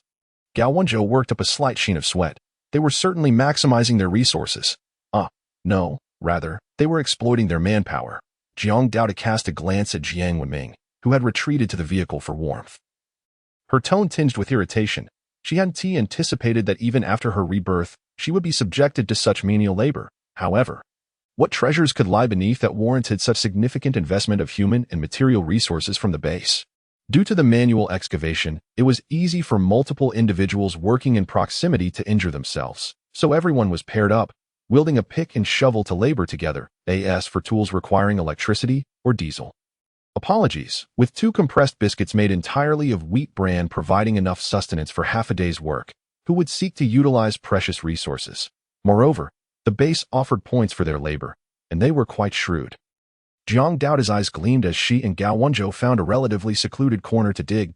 If there were valuable items beneath, they would belong to her. After all, why should she create merit for Jiang Wenming? The ordinary survivors busied themselves with the ice, while the foe soldiers focused on erecting temporary tents for shelter. It wasn't that they wished to avoid work, it was simply that Jiang Wenming did not trust the ordinary folk. Fearing they might damage the hard-earned tents. As for the 7 mutated individuals, they were quite at ease. Much like Jiang Wenming, comfortably remaining in the vehicle, their role was primarily protective, although they hadn't quite succeeded in that regard. However, given their rarity within the base, they would not face any repercussions. After toiling for quite some time, despite Jiang Daodu and Gao Wenzhou's fervent efforts, they had only managed to excavate a pit less than a meter deep. When they returned to the vehicle to receive their 2 compressed biscuits for the evening, they casually glanced at the progress of others. Excellent, their progress was even inferior to theirs. They would temporarily reside in tents for the next 2 days and needed to rise early the following morning. Jiang Wenming gathered everyone together. Adopting an authoritative demeanor, he gestured towards the residential buildings that towered 5 or 6 stories above the water's surface. Do you see this? Beginning tomorrow morning, we shall commence the thorough cleansing of this area, followed by further excavation in the afternoon. It is imperative that we report promptly upon breaching the ice layer. Being huddled together in a cramped tent for an extended period in such frigid conditions is undeniably uncomfortable. While the circumstances on the road are unavoidable, we must ensure that our current temporary arrangements are not subpar. Although this residential building has witnessed its fair share of fatalities, having a shelter, however flawed, is far better than being without one, providing a refuge from the elements. Jiang Wenming's shamelessness has multiplied several times over in Jiang Dodo's perception. Even the most ordinary individuals, no matter how cheap, would not stoop to such depths, would they? He dares not provoke the mutants, nor does he wish to alienate his makeshift band of so-called soldiers. Thus, he has opted to ingratiate himself with the higher-ups at the base and enjoy a life of ease. The residential building before him is rather unique, with particularly long corridors on each floor. Behind a dozen damaged doors lies a layout reminiscent of a hotel, even in their dilapidated state. The rooms on the top 2 floors still bear the semblance of apartments. The 3 lower floors were likely acquired or leased in bulk by a businessman and converted into a hotel. If this were originally an apartment complex, then the adjacent structures might very well be part of a large commercial district or office buildings. Alternatively, it could house a production workshop or a research facility. After inspecting the top 2 floors, Jiang Wenming decided that they would take residence there, while the 3 lower floors would be left for ordinary survivors to manage, provided it does not hinder their work. After days of relentless travel, although they still find themselves in crowded tents, they have at least achieved a semblance of stability, just as Jiang Dodo and Gao Wenzhou were preparing for a good night's sleep. She sensed an unsettling gaze upon her. Her eyes turned sharp as daggers, without a hint of hesitation, landing upon a corner of the tent. There sat a disheveled man, his beard nearly obscuring his pale, wrinkled face, crouched in the corner, his gaze dark and predatory. Upon noticing Jiang Dodo's glance, he showed no sign of embarrassment, instead curling his lips into a smirk and maintaining eye contact. His greasy stare clinging to her, causing her immense discomfort. What's wrong? Gao Wenzhou, having arranged their sleeping bags, observed her displeasure. It's nothing, Jiang Dodo replied, averting her gaze and sitting down to share a compressed biscuit with him. Having avoided crowds for too long, they had almost forgotten the discomfort of such unwelcome attention that a brazen scoundrel dares to fixate on her.